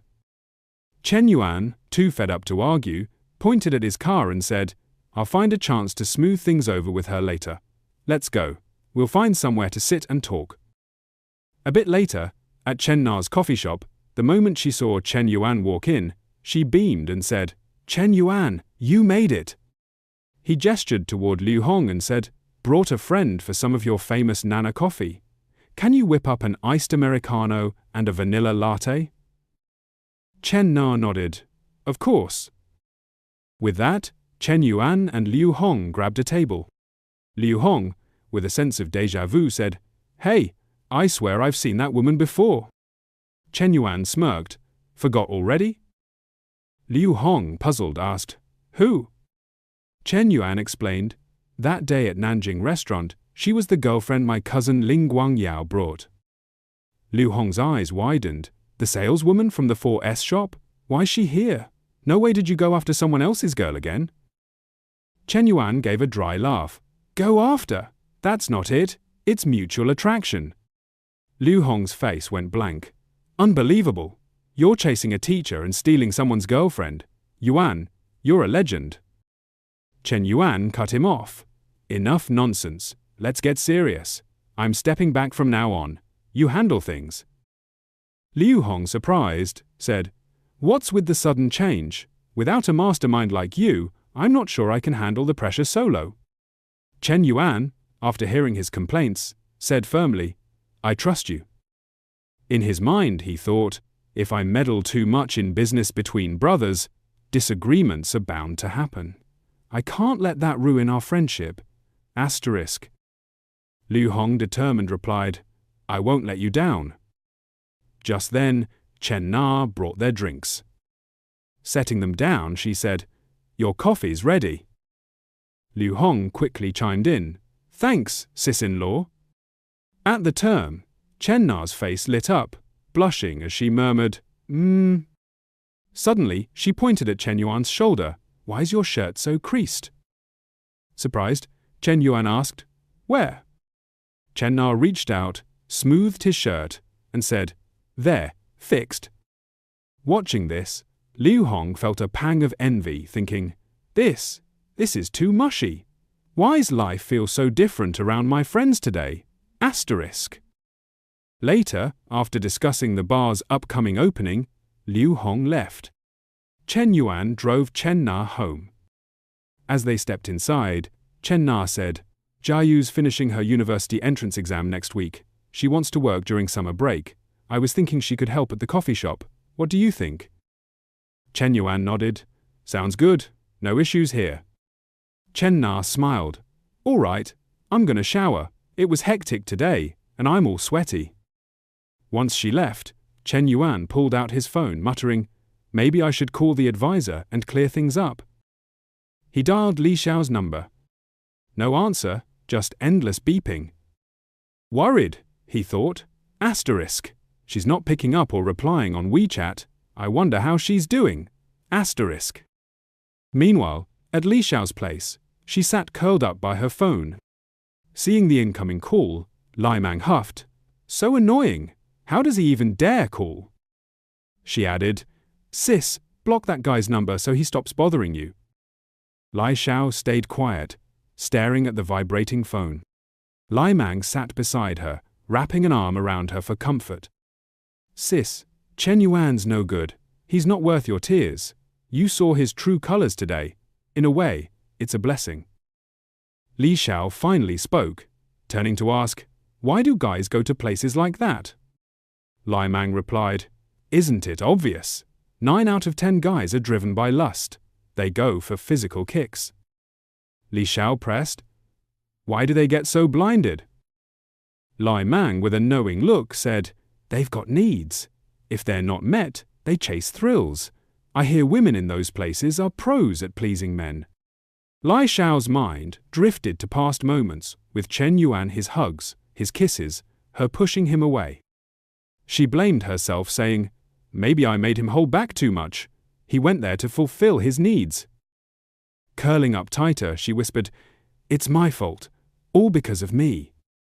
Alarmed by her sister's thoughts, Lai Mang cut in, "Sis, what are you saying? Why would you think that? That's such a warped idea." Pang Mang quickly offered her older sister some heartfelt advice. "Sis, look at me, and think about how I ended up when I was head over heels in love, without thinking." After a brief pause, Leah responded softly, "Yeah." In her mind, she reflected, "Pang Mang's got a point. I can't let myself fall blindly in love. I need to hold back, keep it together." Meanwhile, on Chen Yuan's end, a flurry of messages popped up on his phone. Yi Jinyang texted, "Chen Yuan, is your project looking promising?" Gao Hongwei sent, "Yuan Ji, let's hit up a barbecue spot. I've invited some girls from other schools to talk about the project." Lou Mingda wrote, "Handsome, got you a gas card tonight. Meet us at the cafeteria." Another message read, "Friends, let's grab a bite." Xiaolong NV sent a photo. Staring at the flood of notifications, Chen Yuan rubbed his jaw and mused, "These are all from old classmates who rarely reach out. They're trying to get me to pull some strings. No need to dig into these. Didn't expect Xiaolong NV to message me this much." With that, Chen Yuan opened Long Jinghan's messages. Hi, senior. The weather's amazing today, isn't it? You must be super busy, right? Don't forget to eat on time. Good morning, senior. Another day full of energy. It was so windy last night, tons of leaves scattered around the schoolyard. She also included a flirty selfie. Eyeing the photo's assets, Shen Yuan quietly evaluated. Definitely white and soft, but it's edited. Need to see her in person to judge if this junior's got potential as a backup. I'll keep an eye on her for now. With a grin, Shen Yuan replied, Pretty busy. Let's chat when I've got time. In his head, he thought, this junior's still messaging consistently, even after days of no response. Short and sweet replies work best. It keeps her guessing, but hopeful. Just then, Chen Na appeared, calling out warmly, Shen Yuan. She stepped out in a sharp business outfit, black stockings paired with a half-unbuttoned vest, revealing a lively chest without restraint. She asked softly, Like what you see? Shen Yuan quickly slipped his phone into his pocket, stood up and said, Nah, you're messing with my inner peace today. With that, he reached out and ripped the stockings on Chen Na's shapely thighs. She wrapped her arms around his shoulders, murmuring, Shall we head inside? Shen Yuan caressed her thighs and replied, Can't wait another moment. Nah, you're incredible today. As soon as the words left his mouth, he leaned in to breathe in the scent of her neck deeply. Chen Na hesitated, saying, Shen Yuan, you feel different somehow. Shen Yuan asked, Different how? She replied, You seem stronger. Then she added, Have you been working out? Shen Yuan nodded, You bet. He leaned back on the bed and asked, Nah, ever tried horseback riding? She paused and said, Number. At that, Shen Yuan took her hand, saying, Come here, I'll be your free gear. Next time we'll go riding for real. Chen Na caught on and said, Horseback riding and what you're doing now aren't the same. Shen Yuan grinned. It's close enough. Don't believe me? Hop on and see. Chen Na climbed on obediently. He started with a playful pace, praising her endlessly. Amazing! Na's a natural-born knight.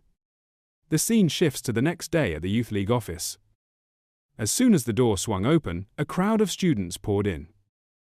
Teacher, I'm here to submit my application and business plan. Teacher, where do I put this? Teacher, I was here first, take mine. Staring at the stack of plans shoved in her face, the elderly teacher thought irritably, entrepreneurship applications used to be rare. Why are so many female students showing up out of nowhere? Did something happen with Jiang Ming over the weekend that I missed? At the same time, in the gym at the Junyu Hotel, Shen Yuan was jogging when his phone rang, the screen flashing, Secretary Manglu. Manglu raised her eyebrows and asked, Who's that calling? Shen Yuan didn't respond right away and picked up the call. On the other end, Yingzi's voice came through. Boss, we got the first batch of applications and business plans today, 653-inch total. Shen Yuan asked, What's the male-to-female ratio? Yingzi answered, 628 women, 25 men. He replied, Go through them and pick the best, keep the good ones, toss the rest. His implication was clear, prioritize the attractive girls and discard the others. Back at the Youth League office, chaos reigned. The old teacher tried to maintain order, saying, Everyone, calm down, line up properly, no pushing, one at a time. Watching the frenzy, Yingzi quietly asked, So, you're saying let all the pretty girls through? Shen Yuan clarified, Number, if any male student submitted standout entrepreneurial plans, send those over too. Hearing this, Yingzi glanced at the towering pile of plans on the desk and sighed, This is overwhelming. Then she added, Got it, boss. After the update, Shen Yuan hung up thinking, If it's all beauties, this'll turn into some kind of performance troupe. I need to nurture real talent, so when the system grants me assets later, I'll have capable people to manage them. Just then, Manglu turned to him and said, Shen Yuan, I asked you something, and you still haven't answered. Shen Yuan replied, Just a subordinate from school. What, jealous again? Manglu looked away, pouting. Not at all. I was just curious. Chen Yuan smiled, patting her head. Don't overthink it. It's strictly professional. Suddenly, the system's notification chimed. Ding, asterisk. The system has detected that the host has a third girl with a favorability rating of 90 or above, completing the favorability stage mission. Rewards will be issued shortly.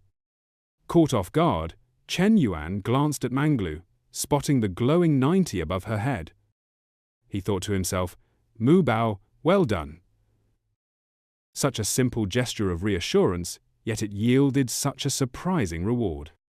Every time an NPC's favorability hits 90, the system's rewards are generous. What would it be this time? The system promptly delivered. A 5mm increase in diameter, 30 million in filial piety funds, and 2 exclusive skill exchange cards. Overjoyed, Chen Yuan muttered, Well damn, it actually came through. The filial piety money was for Old Man Chen and Madam Li, no question. He still had 1 skill card saved from last time, but the first reward was truly game-changing. No man wouldn't lose it over that. Without hesitation, he commanded the system, Activate the first reward. Instantly, Chen Yuan's divine weapon glowed with a 5-colored golden light. A warm sensation spread from his abdomen downward, and the small bird cage suddenly felt tight. Overwhelmed with excitement, Chen Yuan called out to Manglu, Come here for a sec. Surprised, she asked, What's up?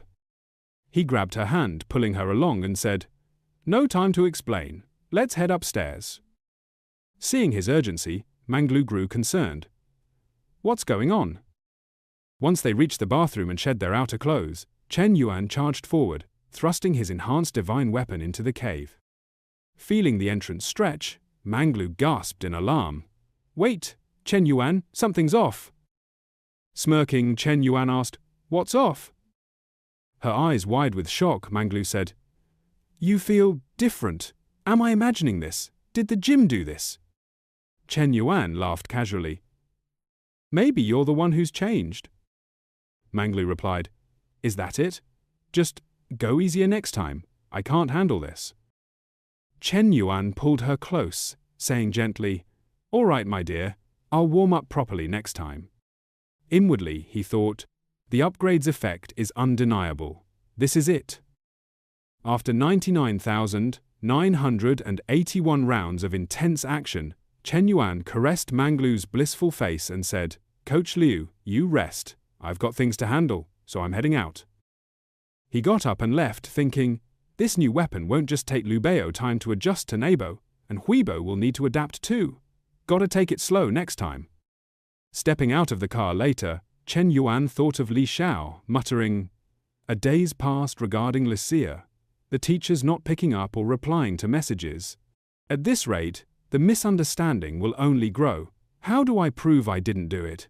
She needs to give me a chance to explain. Best to meet her in person. She's free this afternoon, so she's probably home. Moments later, outside Leah's house, a knock echoed. She hurried to the door and called, Who's there? A voice answered, I'm from downstairs. Your bathroom's leaking into my place. Hearing this, Leah opened the door. Seeing who it was, she froze. You tricked me again. It's you, Chen Yuan. Holding the door firmly, Chen Yuan said seriously, Let me inside. Leah asked sharply, What do you want? After being cornered by Li Xiao, Chen Yuan spoke with genuine sincerity. I think we should clear the air. You must have gotten the wrong idea about today. Li Xiao furrowed her brow and responded, Wrong idea? You were at that place, weren't you? Don't tell me you didn't do anything. Chen Yuan insisted, I swear, I didn't do anything. At this, Leah turned her head away and said, I don't trust you, and I don't want to hear your excuses. Just go home. Chen Yuan quickly explained the situation.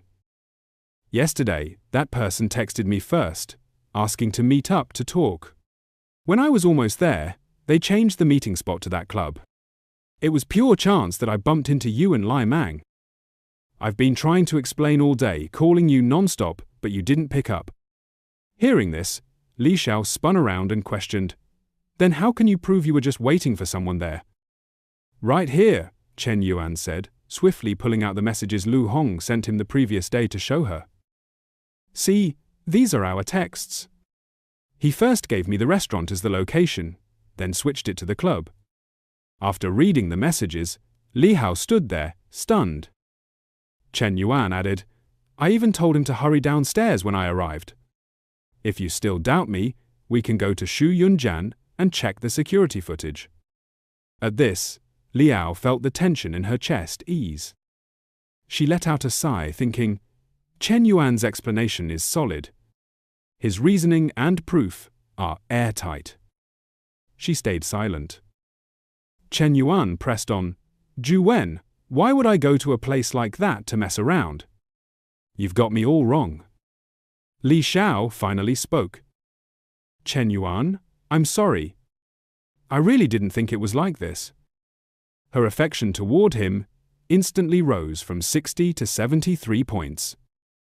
Shen Yuan was thrilled, thinking, I can't believe Gwen's favorability bounced back to 73, 4 points above the original 69. Smiling warmly, he gestured inside. As long as we've sorted it out, it's all good. I'm parched, though. Mind if I grab a glass of water inside? Leah, sensing his motives, quickly blocked him, saying, Shen Yuan, not this again. Are you trying to pull the same stunt as last time? Shen Yuan placed a hand on his chest, feigning innocence, and replied, I'm genuinely thirsty. I rushed over here right after lunch, and my throat's dry as a desert. Just one sip, and I'll be on my way. Leah eyed him warily. For real? Shen Yuan flashed a grin and said, Absolutely. At that, Leah replied, Fine, stay there. She then shut the door firmly in Shen Yuan's face. A few moments later, she returned with a bottle of water, saying, Here, drink this. Shen Yuan stared at the bottle, feeling exasperated, thinking, Why so distrustful? Is there no faith left in me? Is this really how Ju Wen sees me now? After handing him the water, Li Xiao turned and slammed the door shut again. Just then, an older woman passing by, who had seen the whole exchange, chuckled and said, Young man, don't rush things. Patience is key. Shen Yuan responded, Auntie, you've got to move fast to get the good stuff, or you're left with scraps. The woman glanced at Shen Yuan, smiling to herself, thinking, Kids these days are so sharp-tongued. But this guy's got the looks and build. A fine catch like him is hard to come by. Maybe I'll call my friends and hit the club later to book some male models. Later, unable to make further progress with Li Xiao, Shen Yuan reluctantly headed back to his car. As soon as he got there, Li Hao sent him a text. Shen Yuan, let's hang out this weekend. After reading the letter, he felt a surge of joy. This journey hadn't been for nothing after all. Not only had he resolved the misunderstanding, but their rapport had grown stronger. Moreover, Juan seemed open to taking things further with him. As soon as he settled into the car, Su Shui reached out via a video call. Shen Yuan picked up immediately. On the other side, Shui said, Chen Zong, the plumbing and wiring are finished, and it's ready for inspection. When can you come by to check it? Hearing this, Shen Yuan responded, I'm free now. Hold on, I'll head over shortly. Time passed quickly, and 30 minutes later, Zhu was seated, plucking leaves from the moss-covered stone steps outside the villa. Shen Yuan stepped out of the vehicle, noticed her, and approached, asking, Have you been here long? Shui quickly stood and answered, Not at all. Noticing her unease, Shen Yuan teased, Why so nervous? I'm not going to bite. He gestured toward the villa and said, Show me inside. At that, Shu Wei turned and led the way, saying, Of course, Mr. Chen, please follow me. I'll go over everything step by step. Shen Yuan smiled to himself, thinking, when she's in her element, she's completely composed. That's true professionalism. Asterisk. Shui guided him inside, explaining, the waterproofing and basic utilities are all set. Mr. Chen, you can select the flooring tiles next. Then she took him to the backyard, adding, the garden has been designed to your specifications. Shen Yuan trailed behind, nodding in approval. Looks good. After the inspection wrapped up, Shen Yuan said gently, with you overseeing things, I feel confident. I'm not worried about moving in anymore. How about I treat you to dinner tonight? Shua replied hesitantly, I'm sorry, Mr. Chen, I have plans to head home tonight. He glanced back and asked, what plans? Shui lowered her gaze and said, to cook for my mum and little brother. At that, Shen Yuan paused abruptly. Turning around, Shui, caught off guard, bumped into his solid chest, the soft curves of her figure pressing against him. Shen Yuan's eyes widened in surprise. Well, this girl's got some charm, doesn't she? Asterisk. At that moment, Shui's face turned as red as a ripe apple. She looked up, stuttering, Mr. Chen, you… Before she could finish, a sudden downpour started, and the only sound around was the rapid patter of raindrops. Seeing this, Shen Yuan grinned and said, it's pouring. Let's get inside quick. Shui's eyes widened with shock. She glanced up, thinking to herself, asterisk, I've never been this close to a guy before. My whole body feels tingly. Part of me wants to push him away, but he's Mr. Huan's important client. If I upset him, asterisk. Just then Shen Yuan spoke again. Why do you keep staring? Is it because I'm good looking? Hearing this, Jue thought, is Mr. Chen being vain, or just teasing? Ugh, how do I even respond? They never taught me how to handle this in school, asterisk. Meanwhile, Shen Yuan, observing her expression, chuckled to himself, thinking, asterisk. She's so innocent, so easy to tease, asterisk. He pictured holding Shui close in his arms, her cheeks still flushed. Even as she tried to convince herself otherwise, he thought, she doesn't seem to mind my teasing. Looks like there's plenty of room to take this further, asterisk.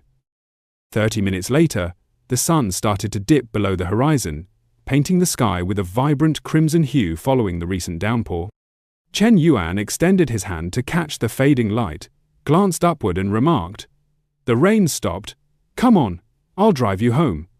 Zui softly murmured, Chenzong, could you kindly remove your hand from me? It's been half an hour already. Upon hearing this, Shen Yuan swiftly pulled his hand back, feigning indifference, and said, oh, haha, my apologies. I was just worried you'd feel chilly. Time passed quickly, and after 40 minutes, darkness was nearly complete. Shen Yuan's G63 came to a halt outside a residential complex. Shui stepped out and said, Chenzong, this is my place. Thanks for the lift. Sorry for the inconvenience. Shen Yuan, observing her, responded, mind if I come up for a bit? Carrying a few items, he trailed Shui into the complex. Surveying the surroundings, Shen Yuan couldn't help but sigh inwardly. I had a feeling her situation wasn't great, but I didn't realize it was this dire. This place looks like a crumbling structure ready to fall apart, doesn't it? Noticing his determination to follow, Shua Wei finally turned and said, all right, you can come up, but I need to help my family prepare dinner, so I won't have time to host you. Shen Yuan replied, go do what you need. I'll just sit for a while and leave. As they walked by, the human-powered camera crew immediately zoomed in on Shen Yuan's G63, murmuring among themselves. One auntie inquired, what kind of vehicle is that? It doesn't look inexpensive. The uncle beside her took a drag on his cigarette, acting knowledgeable, and said, that's a glass car, probably costs at least 3 million yuan.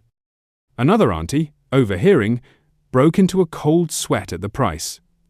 That costly? Is that young man Shui's boyfriend? The auntie next to her laughed heartily and replied, he's brought gifts to meet the parents at her house. I'd say it's 8 or 9 parts certain. Auntie Dai, fanning herself, smiled in agreement. This Shui has finally caught a break. She won't have to struggle anymore. But her expression quickly darkened, And she added ominously, maybe not. Rich folks care about social standing. Why would they choose a family like hers? Another auntie nodded in agreement. I think so too. Those wealthy types just toy around. Plenty of sweet, innocent girls out there. Why pick one with a deceased father, a disabled mother, and a burden to boot? The uncle nearby, overhearing their gossip, stormed off, spitting on the ground and muttering, "Tch, you two should mind your tongues and speak with some respect." Back at Shen Yuan's side, as they neared an apartment, a young boy joyfully dashed out upon seeing Shui and shouted, "Sister, you're home!" She knelt down, ruffled his hair gently, and asked, "Xiaoji, are you hungry? I'll start dinner soon." Shen Yuan, observing, asked, "Is this your little brother, Shua?" She turned and said, "Xiaoji, this is my friend. Say hi to him." "This is Su Jing, my biological younger brother." The boy, spotting a stranger, hid shyly behind his sister. Shua smiled apologetically and said, "Sorry, my brother's a bit shy." Just then, a woman with a labored gait approached, leaning on a cane. Shui hurried to support her, saying, "Mum, why are you out here?" The woman gave a warm smile and replied, "It's fine, just stretching my legs a bit." Then she asked, "Shui, who's this young man?"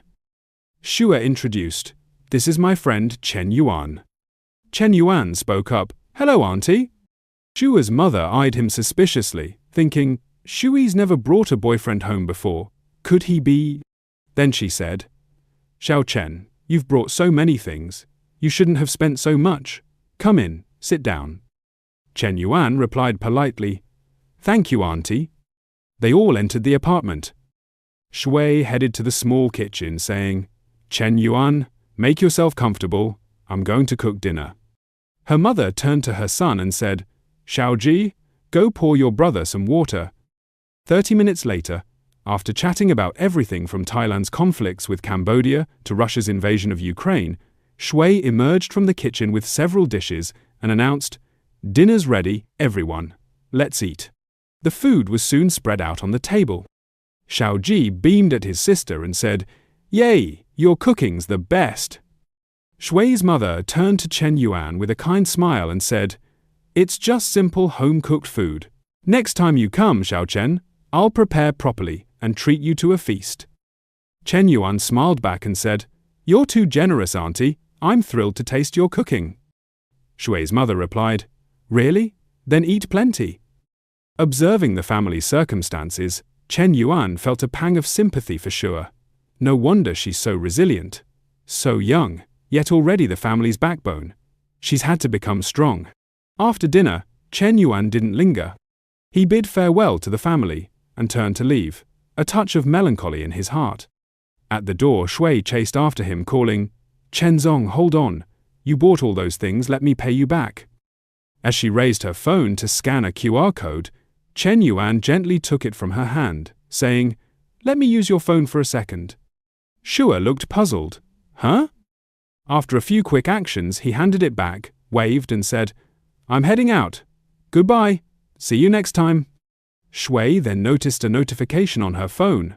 "ICBC, your account ending in 30 Yi, received 50.0 yuan at 1940, 2 on May 13. Stunned, she thought. He transferred 50.0 yuan to me. After a moment of shock, she leaned out the window and shouted, "Shen Yuan, wait!" Ignoring her, Shen Yuan acted as if he hadn't heard and walked to the main road. Stopping by his car, he thought, 50.0 yuan means little to me, but it could ease Shu's family's struggles for a while. I just wonder if she'll accept it no favorability points above her head. Sigh. What if she refuses it later? 5. Back in his car, his mind raced, but a faint sense stirred within him, like something lost was returning. What could it be? His phone rang, and seeing the caller, he answered, "Little secretary, go ahead."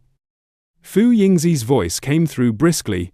"Boss, we've narrowed 653 applicants down to 12. 1 female, 11 males. I've sent the electronic file and the female applicants' candid photos to your mailbox." Shen Yuan replied approvingly, "Good work. Bonus for you this month." Yingzi chirped. Thank you, boss. Keep working. Call me if you need anything. Hanging up now. After the call, Chen Yuan mused. Friday's Lao Chen's birthday. Gotta pick out a gift tomorrow. After all, there's 30 million for filial piety. Lao Chen and Mother Lai are truly fortunate. Then there's Hui Hui No, Coach Lu, one night each. Perfectly balanced. A master of fairness does it this way. Back at Shui's home, as soon as Chen Yuan left, the fan-wielding auntie approached to gossip. Seeing Shui's mother, she asked, "Was that young man Shui's boyfriend?" Her mother replied, "I'm not sure. Shui hasn't said anything." The aunt leaned in and whispered, "He's clearly wealthy. That car he drives? Worth 2 or 3 million yuan." Shui's mother's eyes widened. "That much?" The aunt, fanning herself, chuckled, "If Shui ends up with him, you and Xiaoji's lives will get better. You need to talk to her." Shui's mother's gaze grew pensive. "This is a big deal for Shui's future. I don't want to burden her, forcing her to marry someone she doesn't love. She should choose for herself." The aunt added, "I don't know what Shui thinks, but that young man's got feelings for her. Coming to her house like that, even if she's not interested, you should give her some advice." She left soon after. A few steps away, another woman who'd overheard spoke up. "You all are dreaming too big, aren't you? He just visited for a bit, and you're already planning a romance?" The fan auntie retorted, "He came to her house. That means something." The other woman scoffed. "Maybe he was interested at first, but seeing their situation, those feelings probably evaporated." These words reached Shui's mother's ears from behind the door, and her heart ached for her daughter. She went to the kitchen where Shui was tidying up and said, "Shui, I need the truth." Shui, cleaning, looked surprised. "Mum, what's up?" Her mother asked directly, "What's your relationship with that young man?" Shui replied, "He's a big client at the company. He was inspecting the site today, it rained, and he offered me a ride home. That's all." Her mother pressed, "Does this client like you?"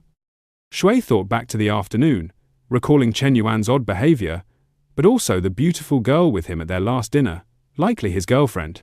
She said, "I don't know." Her mother sighed, "You don't know?"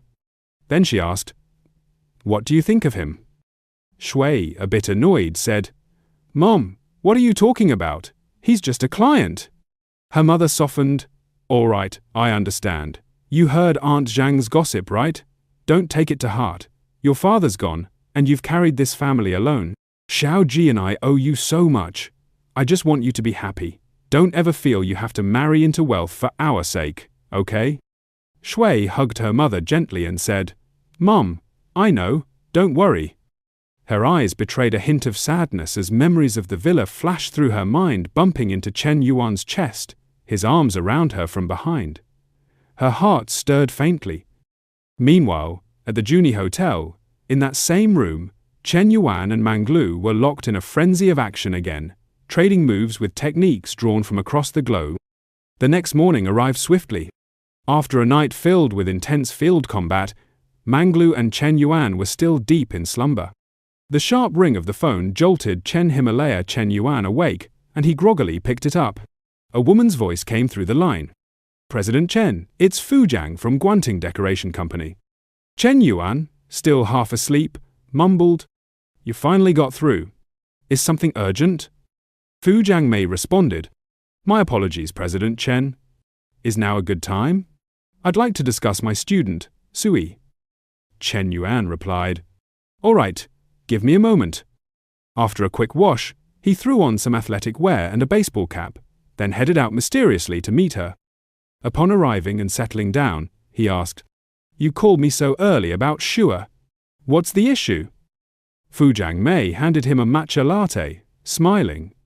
"Yesterday you sent her 50 yuan, and she sent it back, but you didn't accept it." Chen Yuan sipped the latte and said, "That's true." Fu Jiangmei continued, "Please don't take it the wrong way. I noticed she seemed upset at work this morning, so I asked her about it." After a brief pause, she added, "Shua isn't that type of person. Your gesture might weigh heavily on her mind. She won't keep the money. Please accept it back." Chen Yuan raised an eyebrow. "Is that why you wanted to meet?" Fu Jiangmei looked slightly embarrassed and said, 04. President Chen. Shua isn't after money. If you're interested in her, you'll need to try harder. Chen Yuan's gaze turned thoughtful. That wasn't my intention with the money, he said, waving it off. But fine, I'll take it back. He tapped his phone to accept the transfer. A notification popped up. Industrial and Commercial Bank, your account ending in 30x, received 200 yuan at 9:42 a.m. on the 14th. He sighed. She even added 200 yuan, probably for what I bought her yesterday. Stubborn girl. Turning to Fu Jiangmei, he asked, has Wan Sheng been sending Shua to entertain clients with drinks at other projects lately? She shook her head. No, President Chen, rest assured. She's only overseeing your construction site. With that, Chen Yuan took a sip of his latte and stood. All right, thanks for your time. I'll head out. As he left, Fu Jiangmei reflected deeply. If Shua and Chen Yuan got together, her life would be comfortable, and her family's situation would change dramatically. But she's so stubborn and independent. Girls like her are rare these days, with so many chasing shortcuts. Back in his car, Chen Yuan's phone rang again. Yu Chang's soft voice came through. Chen Yuan, are you free tonight? Want to grab a drink at a cafe? He grinned. I'm free. Come over to my place. Yu Chang hesitated. My husband might be home this evening. 05. The thrill of danger surged through Chen Yuan, and he cut in. Doesn't that make it more exciting? After a moment, Yu Chang said, All right, come over. With a mischievous tone, Chen Yuan replied, I haven't eaten yet. I need a full stomach to fix that air conditioner. Yu Chang caught his meaning and said, I'll make you dinner. The day passed quickly, like a dog sprinting through a field. By 6 p.m., Chen Yuan was at Yu Chang's house, watching her cook in the kitchen. What's on the menu? He asked. She turned with a smile. Dujang pig kidney soup. Chen Yuan's expression turned sly. She chose this dish on purpose. Married women really know what's up. He slid behind her, wrapping his arms around her, and whispered, Have you made this for your husband before? Yu Chang frowned slightly. No, it's my first time. I learned it online. Noticing her reaction, Chen Yuan slipped one hand under her shirt, cupping her breast, while the other moved lower. What time's your husband back? Around 9, she replied. Chen Yuan pulled a condom from his pocket, swiftly entering her. So, we've got an hour and a half. It felt tight, and Yu Chang turned, her voice tinged with surprise.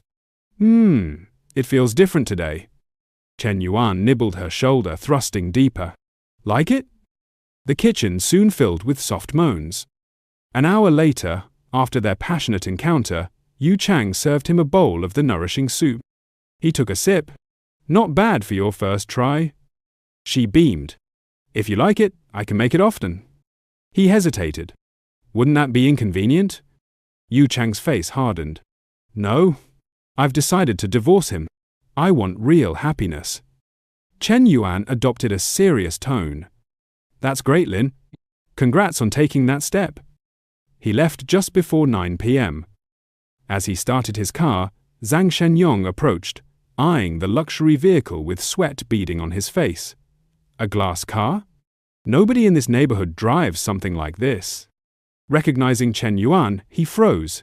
Wait, isn't that the rich guy who bought a car from Chen Na and is bankrolling her? What's he doing here? Grumbling, he headed inside. Seeing Yu Chang sipping soup, he said cheerfully, Wow, you made soup for me? You're getting so thoughtful. Yu Chang smirked inwardly. Sorry, Dang, this isn't for you. Note, search Wu Dang online for context. Before she could respond, Zhang poured himself a bowl and asked, Why's the air conditioner off? It's hot. Why use this fan? We're not that broke. Yu Chang replied, It's not hot. She chuckled to herself. You're overthinking. I just don't want Chen Yuan's scent lingering. Misreading her smile, Zhang loosened his tie smugly. Finish the soup, huh? I get it. Let me shower, and I'll make you feel good. Quote. He headed to the bathroom. 10 minutes later, he returned, eager, but stopped short at the closed bedroom door. What? Wasn't the soup to energize me for her? Did she fall asleep? Grumbling, he flopped onto the sofa. I gave you a chance, but you didn't take it. I'll save my energy for a younger girl tomorrow. The next morning, on the school field, a crowd of attractive students gathered. Fu Ying surveyed them with satisfaction, thinking, based on Chen Yuan's advice, I tweaked the original plan 11 times. Now, we've got 2 male students, and mostly campus beauties, like senior Yayan from the flight attendant class. At 1.75 meters tall, Yayun was a heartthrob. Fu Ying's gaze shifted to a graceful girl. Junior AI20, the little hot devil, caused a stir on arrival. Then, to a girl in a cosplay outfit, Zhang Man, the female neuro of Star Origin City, with her Mizi cosplay and 200 Douyin followers. Little dragon girl Long Jing Han observed, feeling underdressed. I miscalculated. Competing with them is intense. Yanong, the class monitor from Chen Yuan's international trade class, eyed the female students warily. This doesn't feel like a startup. It's a harem audition. I thought Chen Yuan liked the business plan. I'm such an idiot. Annoyed, he thought, why am I on this shortlist for his harem? That jerk Chen Yuan is playing dirty. Fu Ying, hands on her hips, smirked with satisfaction, thinking, now, it's time for the boss to shine. Observing Yansong standing uneasily among a cluster of attractive girls, a male student approached to strike up a conversation. Greetings, classmate. I'm Mojin Wong. It's great to finally meet another townsmith. Just then, Chen Yuan strolled over and, spotting Yansong, immediately remarked, Class monitor, I didn't think you'd need to launch a business too. Yansong responded with a wry smile, President Chen, I come from a humble background. Naturally, I must grab every chance to climb up right now. The girls noticed Chen Yuan, their faces glowing with admiration. It's Chen Yuan. Chen Yuan's here. Chen Yuan then turned to Zhen Wang. I recall your name is Moz? Eagerly, Zhen Wang corrected, Boss, it's Mo Zhen Wang. Chen Yuan went on, you two made it through the initial round because your startup ideas are grounded, not lofty or unrealistic. After all, starting a business and opening a shop on campus requires aligning with students' needs for food, clothing, shelter, and transport. He then asked, I remember you two, one's planning a fried food shop, the other a fruit shop, correct? Zhen Wang quickly nodded. Yes, exactly. Mine's the fried food shop. Chen Yuan grinned. There's no fried food shop on campus yet. You filling that gap is smart. If the flavor's good and prices are fair, business will thrive. Plus, the startup base's location is right beneath the girls' dormitory. So, class monitor, your fruit shop has great potential too. Hearing such praise, Zhen Wang couldn't help but feel elated inside. He thought to himself, sounds like we're definitely in. Nearby, Yan Song gave a faint nubile smile. With the current male-to-female ratio, our project might just be a token entry. If the startup base were all women, the public would lose it. Chen Yuan's tactic to dodge criticism is clever, but I'm fine as long as I secure the funding. At that moment, Chen Yuan turned to Zhen Wang and asked, Student Mo, I saw on your application that you've worked as a social media influencer. Zhen Wang replied, in simple terms, it's like an online water army. Chen Yuan raised an eyebrow. Do you have a team? Zhen Wang scratched his head, grinning sheepishly. Yeah, I've got a chat group with over 100 people. We've collaborated a few times. Organized. Chen Yuan raised a hand to cut him off. All right, enough. You two head back. I've still got to interview the female students. Zhen Wang thought to himself, once I've got my own company, who knows? I might tap into those resources of Mo Zhen Wang. 2 hours later, after navigating a crowd of charming girls, Chen Yuan returned to his office on campus. Watching Ying Zed haul a stack of documents to the desk, he praised, Little secretary, you're doing great work. I had no expectations, but there are actually some top-notch ones, both stunning and sharp. Ying Zed smiled and responded, Working for the boss, I've got to give my all. Just then, a knock echoed from the door. Knock, knock, knock. Ying Zi, went to answer it. To her surprise, Long Jing-han stood outside. "Junior, the interviews are done. Is there something else?" she asked. Jing-han replied softly, "Senior, I need to speak privately with President Chen." Ying-zi hesitated, glancing at Shen Yuan and whispering, "Boss, what do we do?" Shen Yuan said, "Step outside for now." Ying-zi exited, and Jing-han entered, gently shutting the door. Shen Yuan spoke first. "Go ahead, what's up?" Jing-han faltered, then asked anxiously, "Senior, have I been cut?" In her mind, she replayed the interview, thinking Chen Yuan's attention was mostly on those two. He barely glanced at me. Chen Yuan responded, "The final list comes after the re-examination." Jing-han pressed, "Do I have a shot?" Chen Yuan gave a sly smile. "Haven't I already given you one?" Jing-han thought, "He's right. Being let back in here is the chance." She spoke earnestly. "Senior, I hold a primary accounting certificate and an international CPA. I'm also working on a primary economist certificate. I lack real-world experience, but tasks like cashier duties, financial reporting, organizing transaction data, and calculating costs for the startup base are well within my ability." Chen Yuan replied, "Wouldn't an experienced accountant handle those better?" Jing-han froze, unsure how to respond. In her head, she thought, guys chasing me could line up from the school's front gate to the back, but they're all broke and pitiful. None are worth my time. After 2 years, I finally found a catch like Chen Yuan. You only get so many chances in life. If I don't act now, when will I? I, Long Jing-han, will make him mine. With that, she stepped forward, kissed Chen Yuan's cheek, and said in a sultry tone, "I'm sure I'm prettier and have a better figure than some old accountant." She grabbed his tie, eyes brimming with hope. Chen Yuan smirked to himself. She's right. Accountants are a dime a dozen, but one who's gorgeous and has a killer figure? Rare. Seeing no reaction, Jing-han played her final move, unbuttoning her shirt to reveal her generous cleavage and asking, "Senior, what do you think?" Chen Yuan grinned smugly. "You make a compelling point." As she finished speaking, Jing-han pulled his hand to her, whispering softly, "Chen Yuan." They lunged into a fiery, passionate kiss. In the cramped office, a heated encounter unfolded, with only stifled moans and frantic cries audible outside. Whatever happened, 40 minutes later, a pile of crumpled tissues sat in the trash can. The contest was over. Chen Yuan looked at Jing-han, who was fixing her clothes, and said, 0, 4, be mine, and I'll make sure you're never wronged. He thought secretly, can't believe this little dragon girl was still a virgin. Then he added, let's go shopping this weekend. Jing-han turned, smiling, and said, yes. She thought, I've carved a place in Chen Yuan's heart. It's small, but it's something. Her favorability points above her head read 61.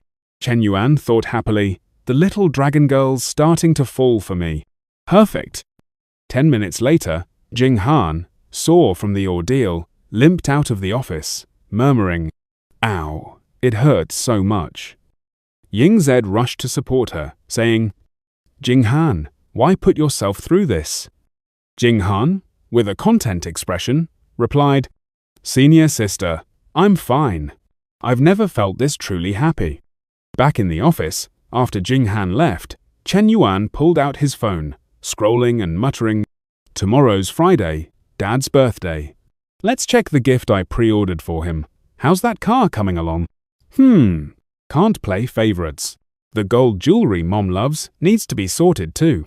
Tomorrow, I'll make sure they both have a blast. Time skipped to the next day. The Chen family stood gathered outside a car showroom. Chen Yuan's younger sister, Xuan, saw the car her brother gifted their dad and ran over, looping her arm around his, pouting, Dad's car is so cool. I want one too. I can take my driving test over summer break. What do you say, big brother? Chen Yuan smiled. No problem. His mother overheard and griped, Son, don't spoil your sister too much. She just finished her college entrance exams. Already slacking. She's got a long road ahead. Chen Yuan chuckled. Mom, Xuan just wants a car. It's no big deal. He urged. Come on, Dad. Our aunts and uncles are probably wondering where we are.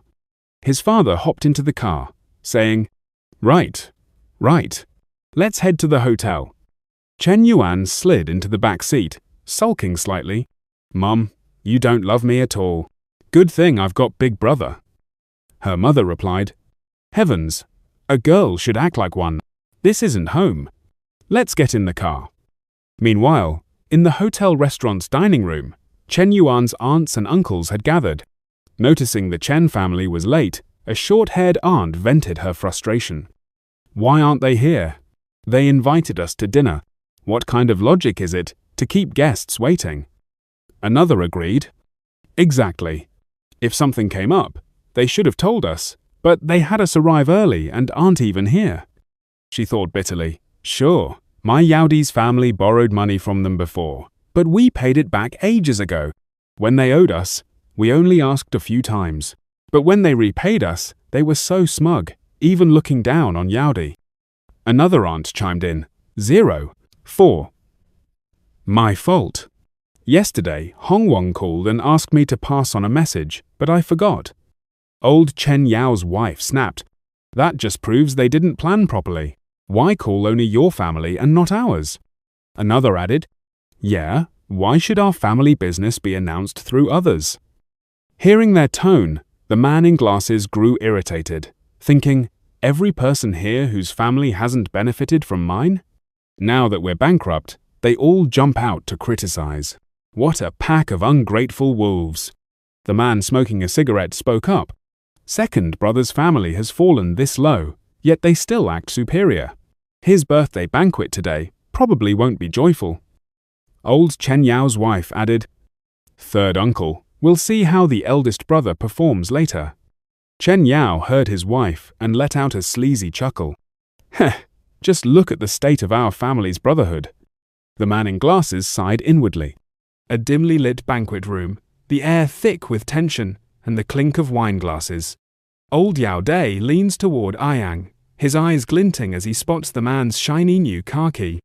Ayang, I see you've changed to a new car, he says, voice dripping with curiosity. Business at the factory must be booming these days. Ayang plays it cool, waving a hand. Just making a bit of pocket money. When discussing business, you need a fancy car to save face. Otherwise, I'd really miss my old one. Old Yao's not letting that slide. He slides closer, pouring a glass of wine with a grin. You have to maintain the new car. Well, come by my place and get a membership card. I'll give you a 30% discount on everything.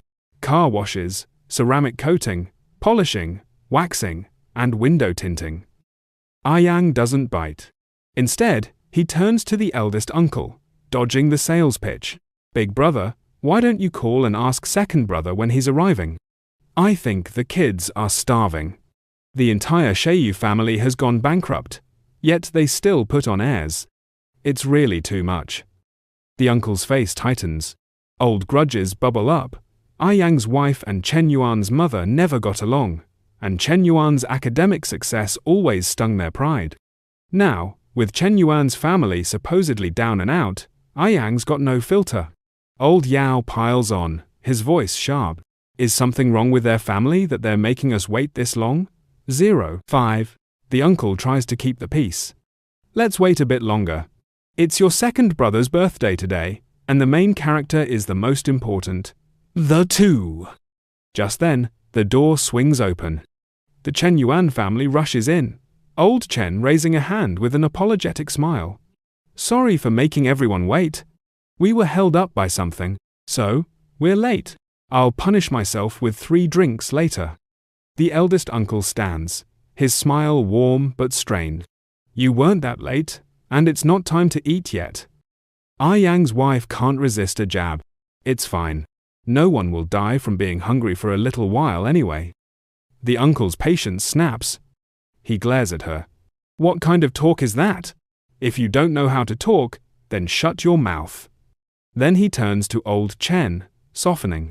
Second brother, you really are something. If you're ever busy and can't manage, just let us come pick you up. In his head, he's smirking. Second brother's family doesn't have a car anymore, huh? After being suppressed by him for so many years, it's finally my turn to shine. Shen Yuan, standing nearby, flashes a polite smile. Third uncle, then we'll have to trouble you. I hope you'll come as soon as you're called. Old Chen, not one for drama, waves it off. All right, everyone come and sit down. Let's get ready to eat. But Yang's not done. He reaches into his pocket, thinking, this kid isn't showing me any respect at all, so I'll have to put on a show. As old Chen pours himself 3 glasses of wine for his punishment, Yang makes his move.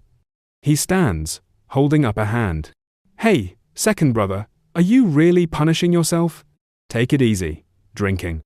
Oh, no one here blames you anyway. As he speaks, his car key accidentally slips from his hand, landing with a deliberate clatter on the floor.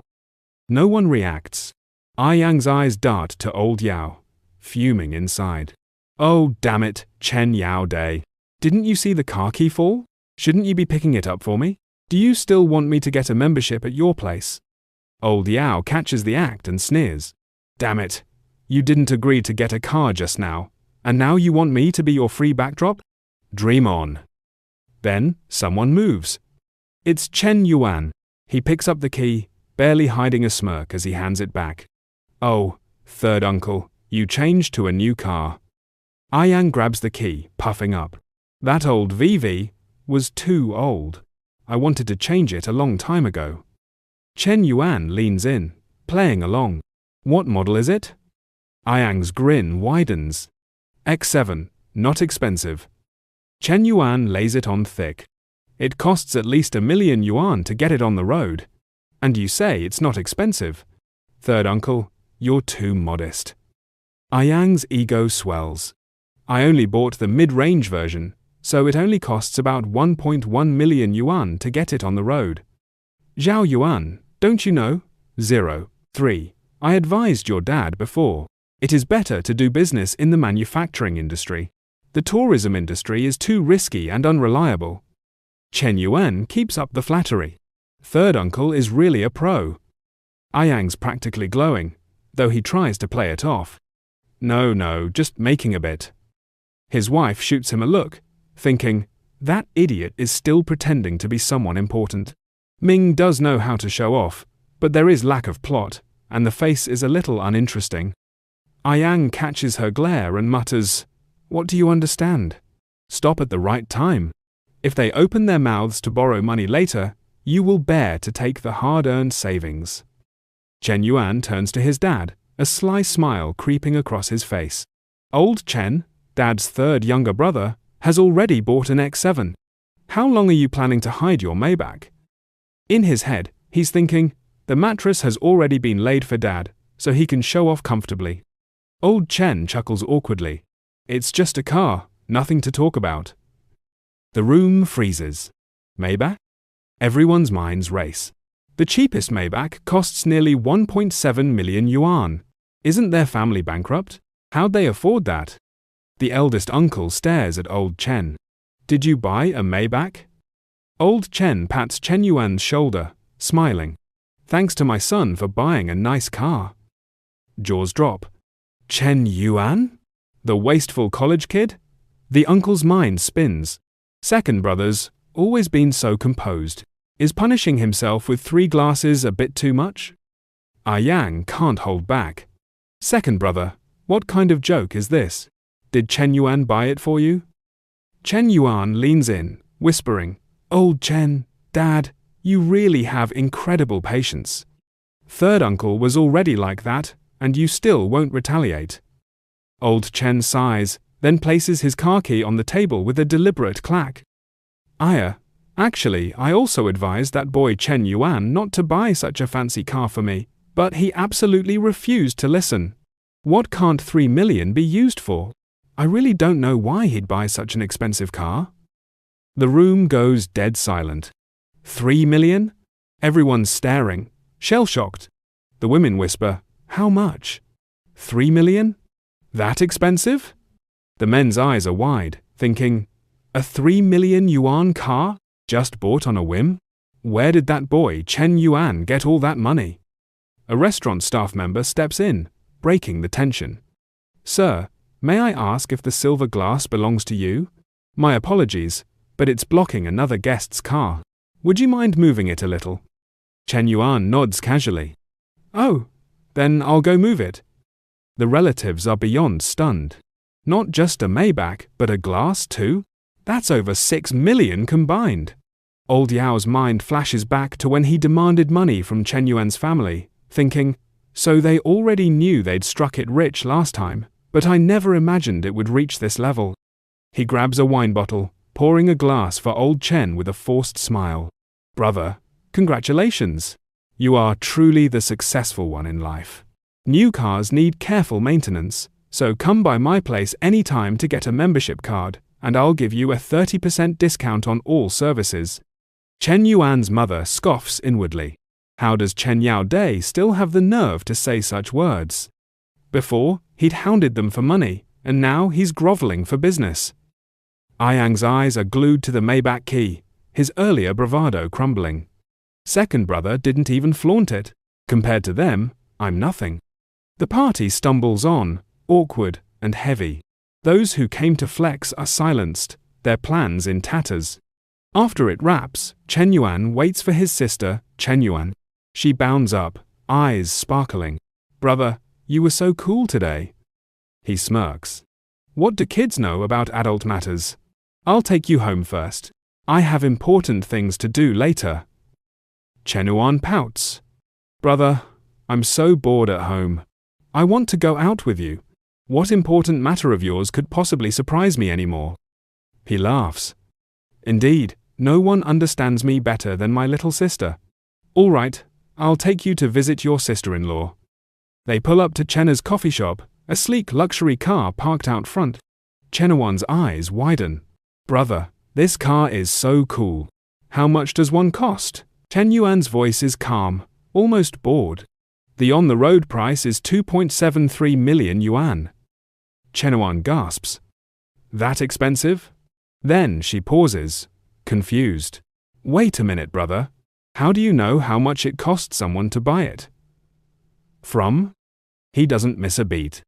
This car belongs to your sister-in-law. I bought it. Chenawan's jaw drops. Holy crap. Manglu steps out, all smiles. Shen Yuan, you're here. Come inside quickly. She freezes when she sees Shen Yuan gestures. This is my younger sister. Qian, and Chenna rush over, beaming. Chenna says warmly, Oh, is your little sister here to visit too? You two siblings look so alike. Come inside quickly. The three women swarm Chen Yuan. Qian grins. Little sister is so cute. Chenna offers a slice of apple. Little sister, have some fruit. Manglu hands her a glass. Little sister, would you like some coffee? Yuan's sweating, overwhelmed by their enthusiasm. All three beautiful older sisters are so enthusiastic toward me. Their tone even has a hint of trying to curry favor. What in the world is going on? She shoots Shen Yuan a bewildered look, thinking, Wait a minute, brother. Who exactly is my sister-in-law? Manglu leans in with that easy smile of hers and says, Qian, and I knew Na was moving, so we came specifically to celebrate her new home. I will refend. She turns to Shen Yuan, all warm and welcoming. Little sister, let me introduce myself. My name is Liu Manglu. You can call me Sister Manglu from now on. Then she nods toward Chen Na. And this is the owner of this house. Her name is Chen Na. You can call her sister Nana. Okay. Chen Yuan's eyes light up like she's just unwrapped a gift.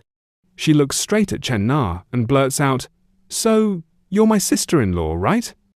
It hits Chen Na like a curveball, her face flushes, and she stumbles for words, glancing at Shen Yuan with a soft, Shen Yuan. Manglu's off to the side, smirking like she planned this exact moment, thinking, Let's see how you explain this. Shen Yuan doesn't flinch. He just lays it out calm as ever. Actually, both of these ladies are her sisters-in-law. Chen Yuan freezes, mouth half open. Huh, both of them are my sisters-in-law. Her mind's racing. Is this really my brother? This is so messed up, and they can actually get along in the same house like this. The three women catch her look, each reacting their own way. Manglu's grin stretches wider, pure smug. Chen Na's blushing hard, shy as hell. Qian's eyes flicker with that quiet helplessness. Chen Yuan still can't wrap her head around it, eyes bouncing between them. She hesitates, then asks, "Is what my brother said true?" Manglu and Chen Na nod together, voices syncing up. "That's right, little sister." That seals it. Chen Yuan whips around to her brother, firing off, "Brother, you're such a damn playboy." Chen Yuan just smiles to himself, dark thoughts churning. "My dear Chen Yuan, this is just the beginning. You can't even accept two people. What will happen when my harem expands in the future? Won't your worldview completely collapse? You might as well get used to it gradually." Introductions wrapped, Manglu and Chen Na step up. Manglu grabs Chen Yuan's hand, all sunshine. "Xuanyuan, is there anywhere you want to go? Just tell us and we'll go together." Chen Na chimes in next. "My sister also just finished her college entrance exams, and she'll be coming to Star City tomorrow. You all will probably have a lot to talk about, but my sister is quite introverted." Chen Yuan flashes a grin. "Don't worry, sister-in-law. She'll open up after hanging out with me for a few days. I guarantee it." Qian's been hanging back, just watching this family vibe unfold like she's crashing the party. She sighs to herself. I didn't expect them to become so close so quickly. Sure enough, birds of a feather flock together. In Chen Yuan's family gathering, I'm really just an outsider. Her mind drifts back to that first chat with Manglu. Qian had asked, surprised as hell, "You two are already like this, and you can still get along in the same house?" Manglu had shrugged it off, cool as ice. Men are men. Best friends are best friends. In ancient times, there were many cases of sisters serving the same husband, let alone best friends sharing a husband. Qian couldn't help it, pure helplessness washed over her. If you two are really still the same as before, then just talk to each other directly, okay? Why do you always make me the messenger? The key point is that Chen Yuan bought supercars for the two of you to enjoy, and I don't even get a whiff of it, yet I have to endure this fatigue. She sighs again, muttering under her breath, "Hi, you two are really terrible sisters." Right then, Chen Yuan stands up, stretching. "You guys keep talking. I'm going to rest for a while." Chen Na's quick grabs her hand. "Xuanyuan, your brother wants to sleep. How about we go shopping? Buy you some clothes, shoes, and bags. What do you think?" Chen Yuan hesitates, glancing down at herself. Although my sisters-in-law's fashion sense is top-notch, can I even pull off the same vibe as you? Manglu jumps in, smiling wide. "Don't worry, Xuanyuan. I'll teach you all my styling secrets." Chen Yuan's eyes spark. "Wow, that's great." And just like that, the four of them head down to the garage. But then Manglu spins toward Qian. "I forgot my bag upstairs, Qian. Can you wait for me a moment?" Qian nods. "Oh, okay." Manglu slips back inside. 10 minutes drag by 15. Then her phone buzzes. Qian, just take a taxi ahead. We're a bit busy." And there's a red envelope tossed in for good measure. Qian stares at it, irritation bubbling up. What important business could you be doing at Na's house? She's going shopping with her husband's sister, and you're taking the opportunity to sneak around for some secret rendezvous. Unbelievable. You get to go have fun alone, and you leave the explanation to Na, to me. The most important thing is to think of some excuse which is really tiring. Upstairs, meanwhile, Chen Yuan's just drifted off when the bed dips. Manglu's there, sliding on top of him, slow and quiet. Her tongue flicks wicked against his ear. He snaps awake, heart pounding. "What's pressing against my face?" This feeling. He looks up. Is that Instructor Lu? He bolts upright. "Are you crazy?" Manglu's face goes all soft longing. They went out shopping. Now it's just the two of us at home. Chen Yuan narrows his eyes. Then why didn't you go with them? She pushes him back down, voice dropping low. I wanted to stay here and keep you company. That flips something in him. He leans in close, a sharp edge to his grin. I think you're playing a feint to the east and attack in the west. Manglu shrugs off her outer layer, bra hugging her curves tight. She plays innocent. Feint to the east and attack in the west? I don't understand. Jestem of Vizik. No more games. Chen Yuan grabs her wrist, flips her onto the bed. She gasps. Twice. Ouch, darling. I missed you so much. His hand slides down, face twisting lewd. Seems like you messed up the way you address me again, huh? Manglu corrects, quick, breath hitching. Daddy, I miss you. That's the trigger. Chen Yuan drives in hard. No mercy. As he thrusts, he growls. Not loud enough. Say it again. Her cheeks burn red. She shouts it out. Daddy, Papa! Time blurs, an hour and a half gone in a haze. Cut to the street. Chen Yuan's loaded with bags. Dialing Chen Yuan. Bro, Sister Qian went ahead.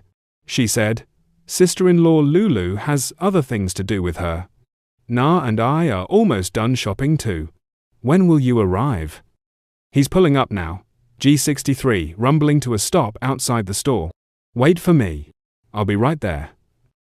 The clerk inside spots the beast of a car, whistles low in his head. What a fancy car! Then the door opens, Chen Yuan steps out. The clerk's eyes lock. Wait a minute. I'm impressed with that boy. Memory clicks. Let me think back. In his memory, the image of Chen Yuan quickly appeared. The time he bought a bag for Li Hao. I remember now. It's that kid who came to me 3 months ago to withdraw cash. He drained all the money from Huabei, credit cards, and stuff, then ran to the Guojin shopping center to buy a bag, and even thanked me profusely when he left. Clerk's mind spins wild. That guy hasn't even met for a month, and he's already driving a G-Class. How did he make money so fast? Did he go to the Golden Triangle or northern Myanmar to do big business and strike it rich at this time? Outside, Chen Yuan's linking up with Chen Na and Chen Wan, eyeing the hall. He grins. Looks like you've spent quite a bit of my sister-in-law's money. The clerk's eavesdropping scraps, gears turning. Oh, so he met a rich older woman. Well, being young and handsome is really great. His brain dives into the dirt visions of Chen Yuan on his knees, Chen Na's high heel tipping his chin up, him turning full dog, lapping at her thick soul. Find an older sugar mama, serve her well, and you'll have. Seeing the pile of things the two sisters brought out, Chen Wan asked, beads of sweat forming on his forehead. Why did you buy so much? Chen Yuan replied, It's not like I wanted to, it's just that sister-in-law was too enthusiastic. Hearing them talking, Chen Na stepped forward to smooth things over, saying with a bright smile, Is going to college soon. Of course, she needs new clothes and bags. I also bought some small gifts for uncle and auntie. I wonder if they'll like them. Seeing these actions, Chen Yuan was a little touched, thinking, 5 million for Nana's pocket money. She usually never dares to spend a penny, but she's so generous with my parents in Chen Yuan. Just as he was thinking this, Chen Na waved goodbye, saying, Chen Yuan, I'm going back to the cafe first. Xiao is doing good business today. She's a bit busy.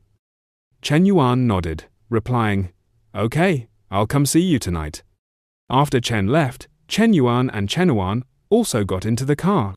Looking at his younger sister who couldn't stop smiling, Chen Yuan gently asked, Smiling like that? How much money did you spend of your sister-in-law's? Chen Yuan, while testing out the new makeup she bought, replied with a bright smile. It seems to be more than 400. Hearing this, Chen Yuan said, Anyway, you're the Tong family's precious princess. Smiling like that over a few 100,000. What kind of behavior is that? Chen Yuan leaned on her brother's shoulder, laughing happily. Oh brother, even when our family was well off before, our parents never splurged like this.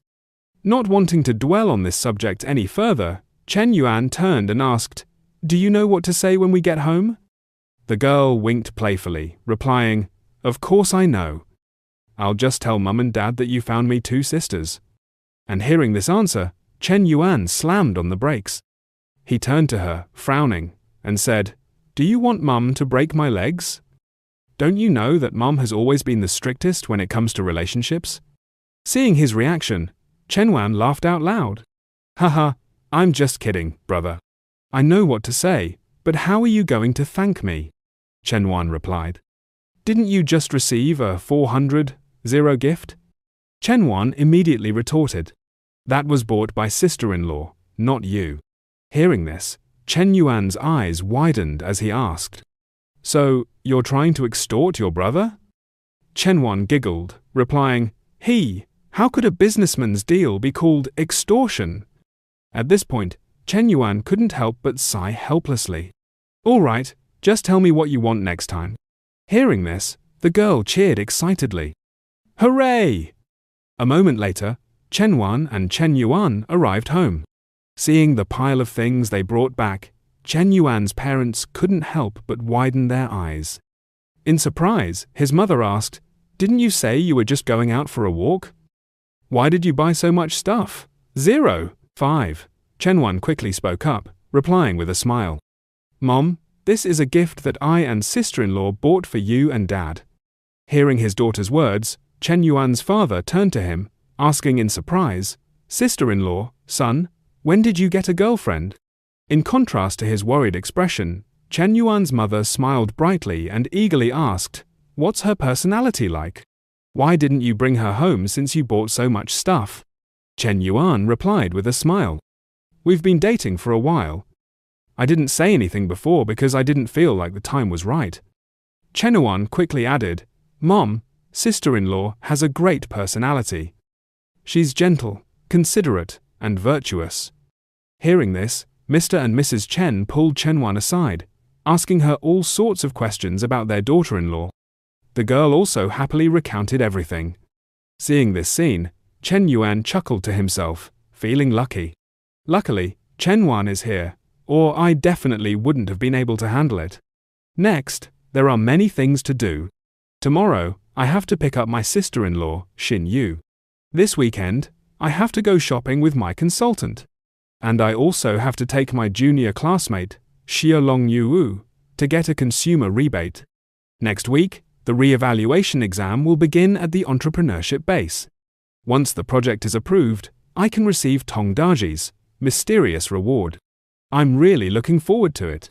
Time flew by quickly to 10 p.m. Chen Yuan had now arrived at Chen Na's new home. As soon as she opened the door, he said, "Na, I have to pick up Shen Yuan tomorrow. Can I sleep here tonight?"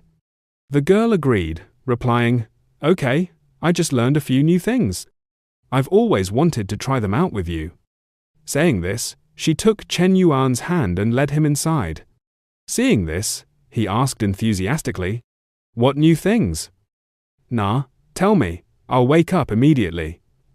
Chen Na smiled, replying, "Wait for me a moment." Saying this, she went to the refrigerator, taking out a glass of ice water and a glass of hot water, placing them on the bedside table. Seeing this, Chen Yuan's eyes widened as he asked, "Ice water and hot water? Na, are you planning on not letting me sleep tonight?" The girl didn't reply, drawing herself in, kneeling on the ground. Seeing her next actions, Chen Yuan was even more shocked. "Wait, this island?" Chen Na looked up and asked, "Can you feel it?" Chen Yuan replied, "Na, how could I just feel it? I almost couldn't control myself." Hearing this, Chen Na didn't say anything more. She raised both hands, opening her mouth wide, focusing on what she was enjoying. As for Chen Yuan, he could only close his eyes tightly, enjoying the experience. And so, another night of guerrilla warfare passed. The next morning, the two had arrived at Chen Na's house to pick up Shen Yuan. Watching her daughter leave, Chen Na's mother carefully instructed, "Help your sister out a lot at her place. After all, your sister is busy with work." Hearing this, Shen Yuan replied, "Mom, brother-in-law said he's hiring a nanny for her. There's nothing she has to do herself."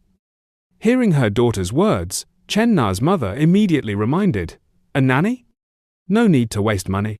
We can do things like laundry and cooking ourselves.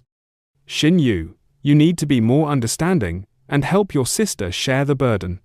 Seeing this, Chen Na smoothed things over. "Mom, Shen Yu is just coming early to get acquainted with me and Chen Yuan here. Everything will be fine." Chen Yuan, who had been standing outside for a while, finally spoke up. "Auntie, don't worry. We will definitely take good care of Shen Yu." After a while, the farewell scene finally ended. Chen Yuan, Chen Na, and Shen Yu got into the car and left. At this time, an auntie approached Chen Na's mother and exclaimed, "Oh my, her son-in-law has changed cars again. That one looks like a G-Class. It must cost 2 to 3 million yuan." Chen's mother replied, "Actually, we don't understand these things. As long as Nana and Xiao Chen like it, that's what she said." But in her heart, another worry arose. Last time Xiao Chen came to the house, Shen Yu especially admired him. I don't know if this is a good thing or a bad thing. Back with Chen Yuan and the others, he looked in the rearview mirror and asked, "Shen Yu, you did well on the college entrance exam, right? 05. Which school did you apply to?" Shen Yu replied, "Right here, in Jingcheng." Chen Yuan nodded and said, "That's good. Being in Jingcheng means there's someone to take care of you. Your sister has already prepared a room for you." Hearing this, the image of her sister and Chen Yuan playing charades flashed in Shen Yu's mind. "A room at my sister's house. Then I can." Her face flushed, and she shyly replied, "No, that's not right, brother-in-law." "Sister, I'm afraid of bothering you, too." Chen Yuan said, "What's the bother? Your sister gets lonely at home alone. You should come and stay with her." Chen Na added, "That's right. Your brother-in-law isn't home often." At this time, Shen Yu was intently looking at Chen Yuan, her eyes filled with infatuation, as she thought, "Brother-in-law isn't that much older than me. He speaks to me so gently, and my parents are respected by the neighbors because of him. The family has completely changed, but why do I feel my heart racing when I see brother-in-law today?" Along with that, a number 60 began to appear above her head, indicating her favorability. Seeing this, Chen Yuan couldn't help but break out in a cold sweat, thinking to himself, "Why is favorability appearing? Has this girl developed feelings for me, or is she trying to seduce me into committing a crime?" A moment later, the car arrived. After dropping Shen Yu and Chen Na off, Chen Yuan lowered the car window and said, "Na, take Shen Yu out to play. I have work to do. Don't wait for me for dinner." Chen Na waved goodbye and replied, "I know. Go to work." A moment later, Chen Yuan arrived below Li Jia's apartment. As soon as he entered the parking lot, he saw an idiot parking attendant standing there talking on the phone. He didn't know what the other side was saying, but he kept rattling off, "Mang, give me another chance. I just made a mistake that any man could make. Don't be like this. I didn't even want to that time. How about this? Mang, come downstairs. Give me a chance to explain in person." Overhearing this, Chen Yuan immediately understood, thinking, "So, he's Li Mang's ex-boyfriend. No wonder Li Mang is so angry about men cheating. He's the one who caused her to scold someone at the club last time. He's already a jerk, and he's still clinging to her after the breakup." Thinking of this, an idea popped into Chen Yuan's head. "Then I have to help Li Mang out of this trouble. Although I don't expect her to be grateful, the advisor will understand my feelings. After all, loving someone means loving everything about them." Just as he thought this, the young man outside honked his horn loudly and cursed. "What kind of parking is that? You're blocking my car." Chen Yuan was speechless, thinking, "What's with the temper? It's already impolite to take up 2 parking spaces, so I'm too lazy to be polite." Thinking this, he lowered the car window and said, "So what if I parked here? 05. I'm blocking you. So what? Anyway, the car inside isn't mine." The other guy retorted, "You're blocking my car and you're still being loud just because you have money." Without further ado, Chen Yuan went straight to the point and asked, "Are you Li Meng's ex-boyfriend?" The other guy was stunned and asked, "Who? Who are you?" Chen Yuan replied, "Guess who I am." Hearing this, the other guy immediately got out of the car, raised his neck, and said, Could it be that you are Li Meng's current boyfriend?" Hearing him ask this, Chen Yuan didn't answer, letting him make up his own story. After a while, the other guy continued, "Good.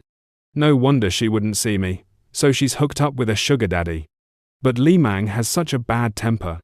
You two won't have a good ending." He lightly adjusted his glasses and sneered. "You still don't know, do you? Li Meng dated me for 2 years, and she still hasn't found a boyfriend because she can't forget me. So even if you are with her now, you won't get a complete Li Meng." In his heart, he evilly thought, "What? Are you disgusted yet?" Hearing the words he had just said, Chen Yuan thought uncomfortably. This guy is so funny. Isn't this the trick I used to mess with Hojun's mind right in front of the school gate? Compared to me, this guy's tricks are much worse. Thinking this, he said, "It's okay. I never wanted to have a complete her. I'm very content. Having her body is enough." He attacked the opponent, but was attacked in return. Hearing these words, Li Meng's ex-boyfriend immediately imagined the two of them making love, his face stunned on the spot. "What? She and you already ready?" As Chen Yuan heard his ex-girlfriend Li Meng's words, he nudged his glasses up and quipped, "Well, isn't that as clear as day?" His casual tone only fueled Yuban's bitterness. Yuban's mind churned with memories of his college days, pining for Li Meng for 2 whole years, only to lose her to this guy. He'd hoped she was single because she still thought of him. Man, she's colder than a stray pup in the rain, he thought sourly. Just then, Chen Yuan waved enthusiastically, shouting, "Counselor, over here. Yo, this way." Lai Xiao approached, her face tight with annoyance. "Hold your horses," she snapped before striding over to Yuban. In a firm voice, she said, "Lubin, let's make this clear, stay away. My sister's done with you for good." Without missing a beat, she turned to Chen Yuan. "Come on, Chen Yuan, let's roll." Yuban stood there, jaw dropped. "Wait, what? Aren't you Li Meng's boyfriend? Why's it vibe like you're cozy with her sister instead?" Chen Yuan spun around, flashing a cheeky grin. "Don't poke your nose into rich folks' drama. Ever heard the saying, a good meal can charm even the ghosts of the past? Catch you later, small-town champ." As Chen Yuan and Lai Xiao hopped into a car, Yuban was left reeling. Seriously? This is nuts. He thought, fuming. Money lets you play by your own rules, doing what others can only dream of. The ultimate flex? One guy, 2 sisters. Wild. Back with Chen Yuan, Lai Xiao spun around, eyes narrowed. "Chen Yuan, what's with that 2 sisters, 1 husband nonsense?" He scratched his head, chuckling awkwardly. "Counselor, I was just making sure that loser leaves your sister alone. If he's bugging your sister-in-law, doesn't that mess with your vibe too?" Lai Meng's cheeks turned pink. "Quit spouting gibberish. Who's your sister-in-law? I haven't signed up for anything with you yet. But, honestly, after that stunt, he'll probably steer clear of me for good. Without him, I'll shake off the gloom in no time." Chen Yuan grinned. "Alright, let's drop that buzzkill. Counselor, how about we hit Guijin for some shopping, then grab dinner and catch a flick?" Lai Xiao frowned, hesitant. "Guijin's too pricey. I can't swing that. Dean's more my speed." Chen Yuan waved off her concern. "Pricey, cheap, what's the difference? I've got it covered." Lai Meng shook her head quickly. "No way. I'm not spending your cash.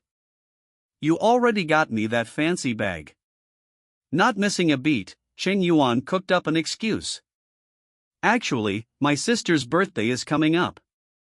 I want to surprise her, so I need your help picking a gift at Guijin. Lai Xiao raised an eyebrow, surprised. For real? Yup, Shen Yuan said, smirking. Totally. She nodded, setting a boundary. Fine, but if you try to sneak a gift for me, I'm not taking it. Shen Yuan chuckled. Deal. Yeah, right, he thought slyly. Once we're there, I'll find a way to make you take it. Time zipped by, and soon Shen Yuan and Lai Xiao were browsing a chic boutique at Guijin. As Lai Mang eyed the displays, the saleswoman beamed. Hey, if something catches your eye, try it on. Shen Yuan jumped in, all enthusiasm. Yeah, go for it. If you like it, slip it on. Lai Xiao didn't hesitate. Alright, miss, could you grab this dress in size S for me to try? The saleswoman, eyeing Lai Xiao's curves, thought, size S? With that chest? M might even be a stretch. She returned with a dress, saying, here you go, give this a whirl. She guided Lai Xiao to the fitting room, adding, if you need me, just holler. As Lai Xiao stepped inside, Shen Yuan's phone buzzed. He picked up, surprised. Counselor, what's up? Her voice came through, flustered. Shen Yuan, the zipper's stuck on this dress, and the saleswoman's not around. Can you get her? Shen Yuan stood, grinning. No need to bug her. I've got this. Hang tight. He strolled into the fitting area. Turn around, I'll fix it. Lai Xiao's eyes widened, and she clutched her chest. Whoa, stay back. Shen Yuan sighed dramatically. Relax, I'm just zipping you up, not stealing your snacks. She turned reluctantly. Fine, make it quick. As he tugged the zipper, Shen Yuan couldn't help but admire her bare back. Counselor, your back's so stunning it could star in its own movie. Lai Xiao huffed. Shen Yuan, zip it, literally. He pulled the zipper, sneaking a playful graze along her back. Patience, counselor. Rush this, and we'll owe the store a new dress. Can't afford to snap it like a bad joke. Lai Xiao gasped. Shen Yuan, knock it off. There are people outside. He leaned closer, whispering, quick question, you prefer teacher or counselor when I'm being charming? Her face flushed. Don't call me either. Just use my name when we're, hanging out. Before she could finish, Shen Yuan playfully snapped her bra strap, making her jump. Shen Yuan. He pulled her into a tight hug. Lai Xiao, first time calling you that. Feels special, right? I'm locking this moment in my brain. They stood there for 5 minutes, lost in the moment, until Lai Xiao snapped back to reality.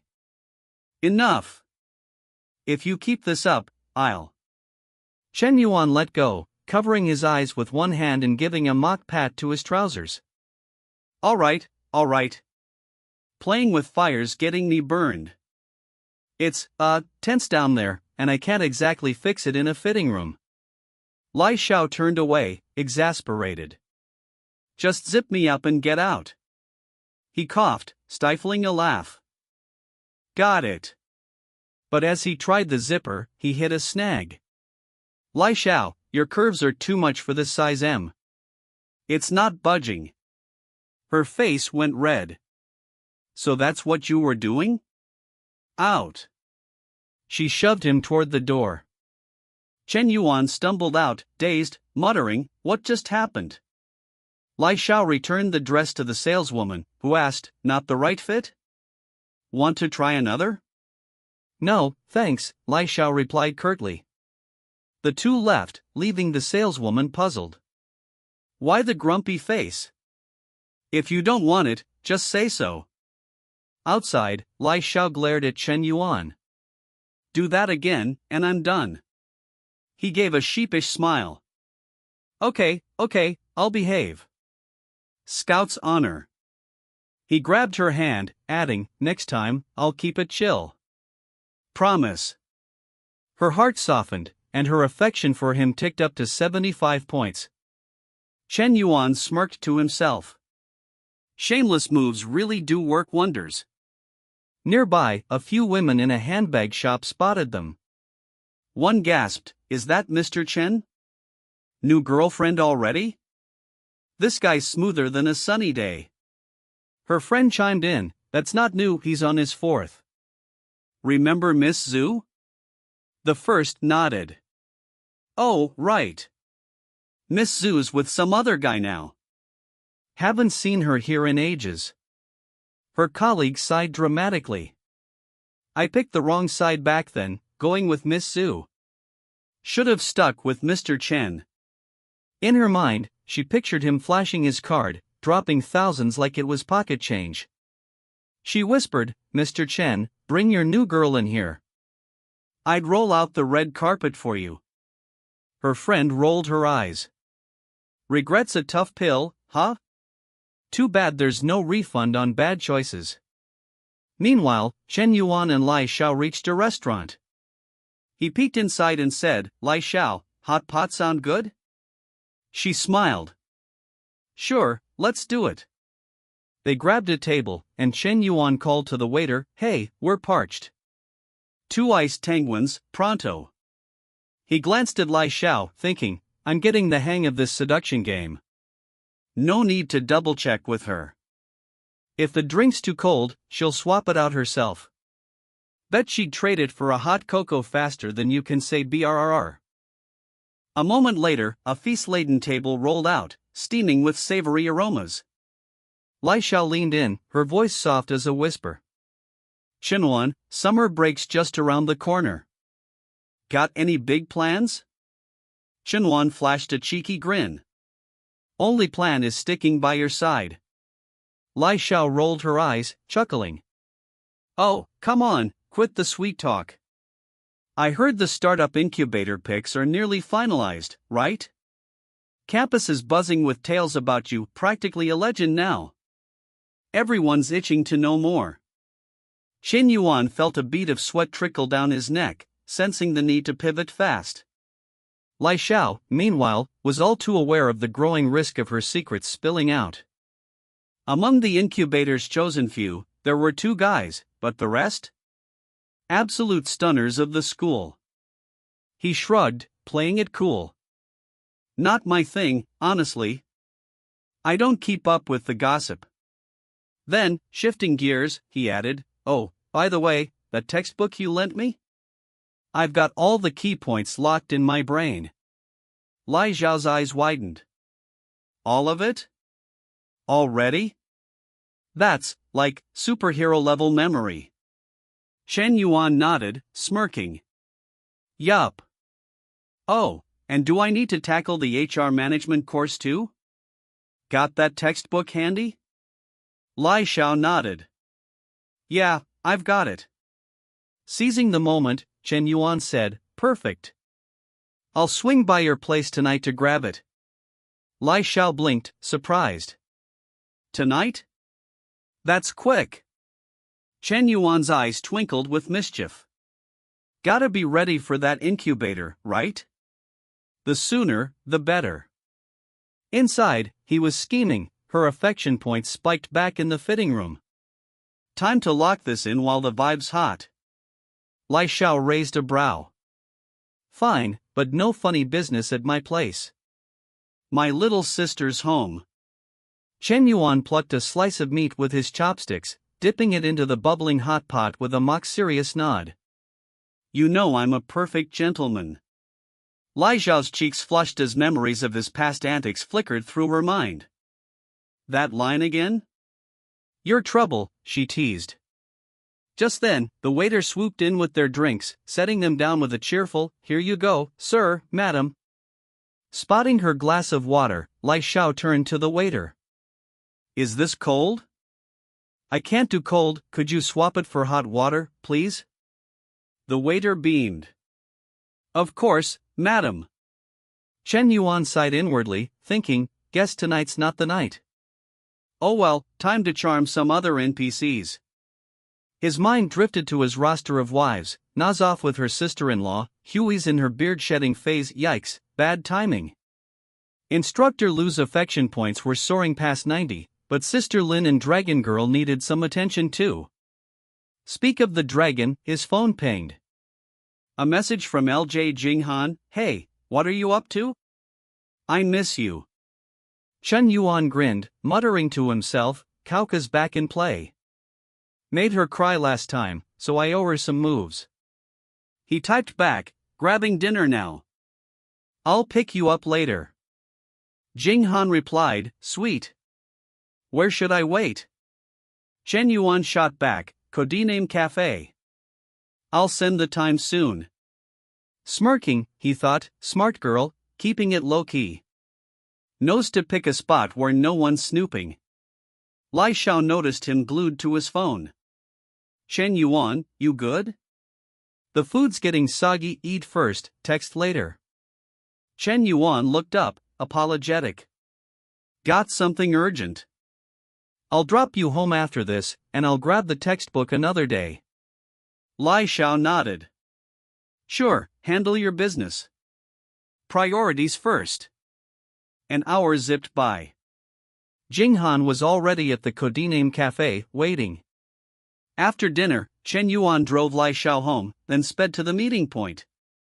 The second Jinghan spotted his car, she hopped in, turning to him with a curious smile. So, Shen Yuan, where we headed? He didn't miss a beat. To a hotel. Jinghan's heart sank as she buckled her seatbelt. After their last encounter, her emotional weight had lightened, but being treated like a fling still stung. If only there was a spark of real feelings between us, she thought. They arrived at the hotel, and the moment they stepped into the room, Shen Yuan lunged like a playful tiger, tugging at her clothes. Jinghan yelped, covering herself. Shen Yuan, can you go easy this time? Not like this, please. Her heart ached. Even without love, this feels too cold. Shen Yuan didn't answer, gently pushing her onto the bed. That was the final straw. Tears welled in Jinghan's eyes, her voice trembling. Sensing her distress, Shen Yuan softened, leaning in to kiss her cheek. He wiped her tears gently, whispering, Hey, I was just messing around with a little roleplay. You okay? Jinghan blinked, stunned. Roleplay? Shen Yuan grinned, leaning back. Yeah, you know, the classic bossy CEO sweeps innocent girl off her feet bit. Thought I'd spice things up. Jinghan let out a shaky laugh, tears still streaming. You could have warned me. I thought you were serious. Shen Yuan chuckled, brushing her cheek. Your reaction was kinda adorable, though. Got me hooked. I'll give you a heads up next time, promise. Jinghan pouted. But my clothes are ruined. What am I wearing to school tomorrow? Before she could finish, Shen Yuan silenced her with a soft kiss. Relax, I've got new ones coming. Can't let my star go out underdressed, right? And let's just say, the next couple of hours were eventful. 2 hours later, Shen Yuan flipped his phone toward Jinghan. Check these out, new bags, clothes, the works. They'll be here by morning. Jinghan's eyes lit up. For real? I get all this? Shen Yuan nodded. Pick what you like. Price is no object. Jinghan scrolled through the options, marveling. A guy who can get a store to deliver at 11 p.m.? And doesn't blink at the cost? This is unreal. Pride swelled in her chest. Out of all the girls, I'm here with him. That's gotta mean something, right? Just then, Shen Yuan's phone buzzed. Manhwa. He froze. Not another surprise check-in. He grabbed the phone from Jinghan, shushing her with a finger to his lips. Answering, he heard Minhui's voice. Yuan Bao, why no calls lately? I'm lonely.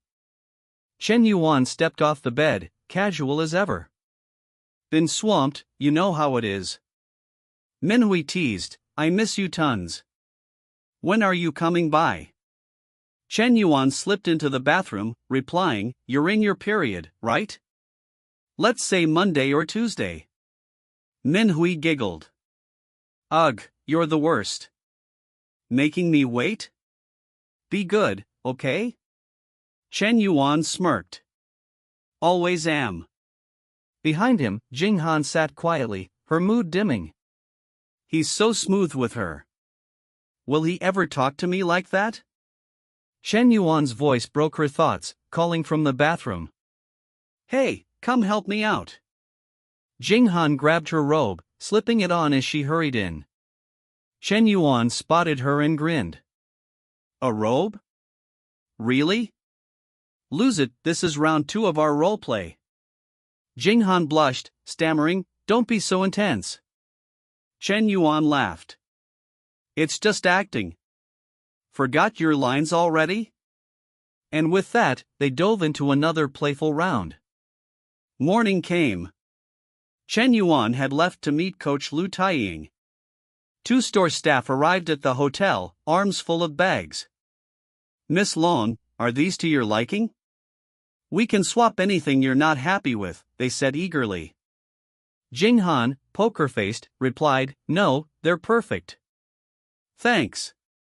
She caught her reflection in the mirror, the hall worth 112,000 sprawled around her. "Is this my dream life?" she wondered. But now, it's not just the stuff, it's Chen Yuan's feelings. Does he even care about me? Will he always be this gentle? Her emotions tangled. Meanwhile, Chen Yuan's phone chimed with a system alert, ding. LJ Jing Han's affection points surged unexpectedly, triggering a 4x critical hit. Earn 448,000. He smirked. Long Jr.'s got some serious potential. Gotta step up the game with her, maybe try a new roleplay. Pirate and mermaid next? Moments after stepping out of the hotel, Chen Yuan was already sweating it out at the military training gym. Noticing his intense workout, Mangla handed him a water bottle with a concerned frown. "It's just a bit of tardiness, isn't it? No need to go all out like this. Here, hydrate." Chen Yuan grabbed the bottle, gulping water while eyeing his stats. Weight, 73.2 kilograms, health score, 71, BMI, 28, body fat, 17.5%, immunity, 71, brain activity, 72. He sighed inwardly, all that effort, and my stats are practically napping. Body fat dropped a measly 0.2%, and my weight stuck. Only 2 weeks left on this celebrity experience card, I've got to crank up the pace. Turning to Manglu, he said, "Starting tomorrow, we're ramping up the training and tweaking the diet. This weight gain's moving slower than a turtle in flip-flops." She nodded, "Got it, boss." Chen Yuan added, "All right, let's head upstairs for a shower." Soon after, back in their room, Mangla gazed at Chen Yuan, her eyes sparkling. "Wow, you're looking more dashing every day, like a movie star." Chen Yuan, toweling his hair, chuckled. "You little charmer, what's with the sudden poetry? Spill it, what's the plan?" Mangla sidled closer, tugging his shirt playfully, her eyes gleaming. "Oh, nothing, just starving." She reached for a sausage, and Chen Yuan, stroking his chin, grinned. "That deserves a prize. Put on a little show for me, superstar." And so, Chen Yuan stood by the window, eyes half shut in contentment, as time zipped by like a puppy chasing its tail. Before they knew it, morning had arrived. The next day, Chen Yuan stood at the investment signing ceremony for a startup project in a cozy auditorium. Dressed in a crisp shirt and tie on the podium, he caught Li Hao's eye, who thought, first time seeing him so polished, way different from his usual vibe. Nothing like those pot-bellied big shots.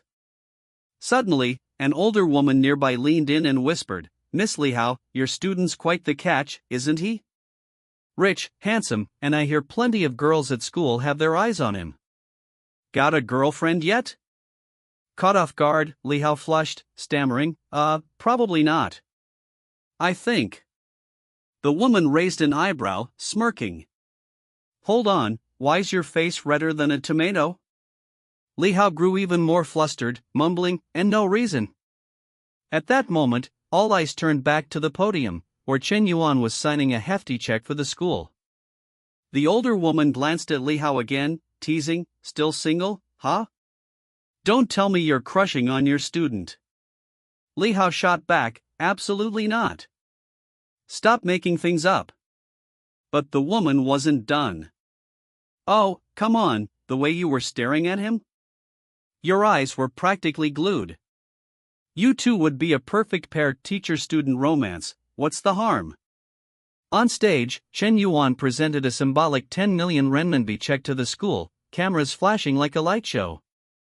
The old headmaster, beaming, turned to him. Student Chen, thank you for your generous support. Shen Yuan smiled politely. Headmaster Shu, you're too kind. I grew up at this school, it's the least I can do. After the presentation, Headmaster Shu shook Shen Yuan's hand warmly. Beyond this project, we've got more in the pipeline. If anything catches your eye, I hope you'll keep working with us. Shen Yuan nodded. If it's a good fit, I'll definitely consider it. Shu turned to the reporters, friends from the press, get some great shots of Shen Yuan and write glowing pieces about him. Make him a shining star of our foreign affairs school. The crowd chimed, yes, Headmaster Shu. Shen Yuan waved at the cameras, thinking, Shu's already laying the groundwork for the future. But am I that easy to play? If it weren't for the system's prestige mission and all the lovely ladies at this school, I wouldn't be sinking cash into this startup zone. Backstage, Headmaster Shu asked a teacher, does Shen Yuan have any other roles right now? The teacher replied, nope, just overseeing the startup zone. Shu nodded, good. Let's make him a role model. Approve him for this year's 3 Good Student title and add him to the school's top 10 outstanding students list. The teacher hesitated, but his grades are, well, awful. He skipped most classes this semester and will probably fail. Shu smiled, not an issue. These titles aren't just about grades, ability matters too. A student like him boosts our school's influence and gives us an edge in university competitions. The teacher bowed deeply. Your vision is spot on, Headmaster. I'll get it done. After his speech and the check presentation, Shen Yuan stepped off the stage. A female reporter hurried after him, calling, Student Chen, hold up. She flashed a card. I'm Shihan Iae, a trainee reporter from Xinjiang TV.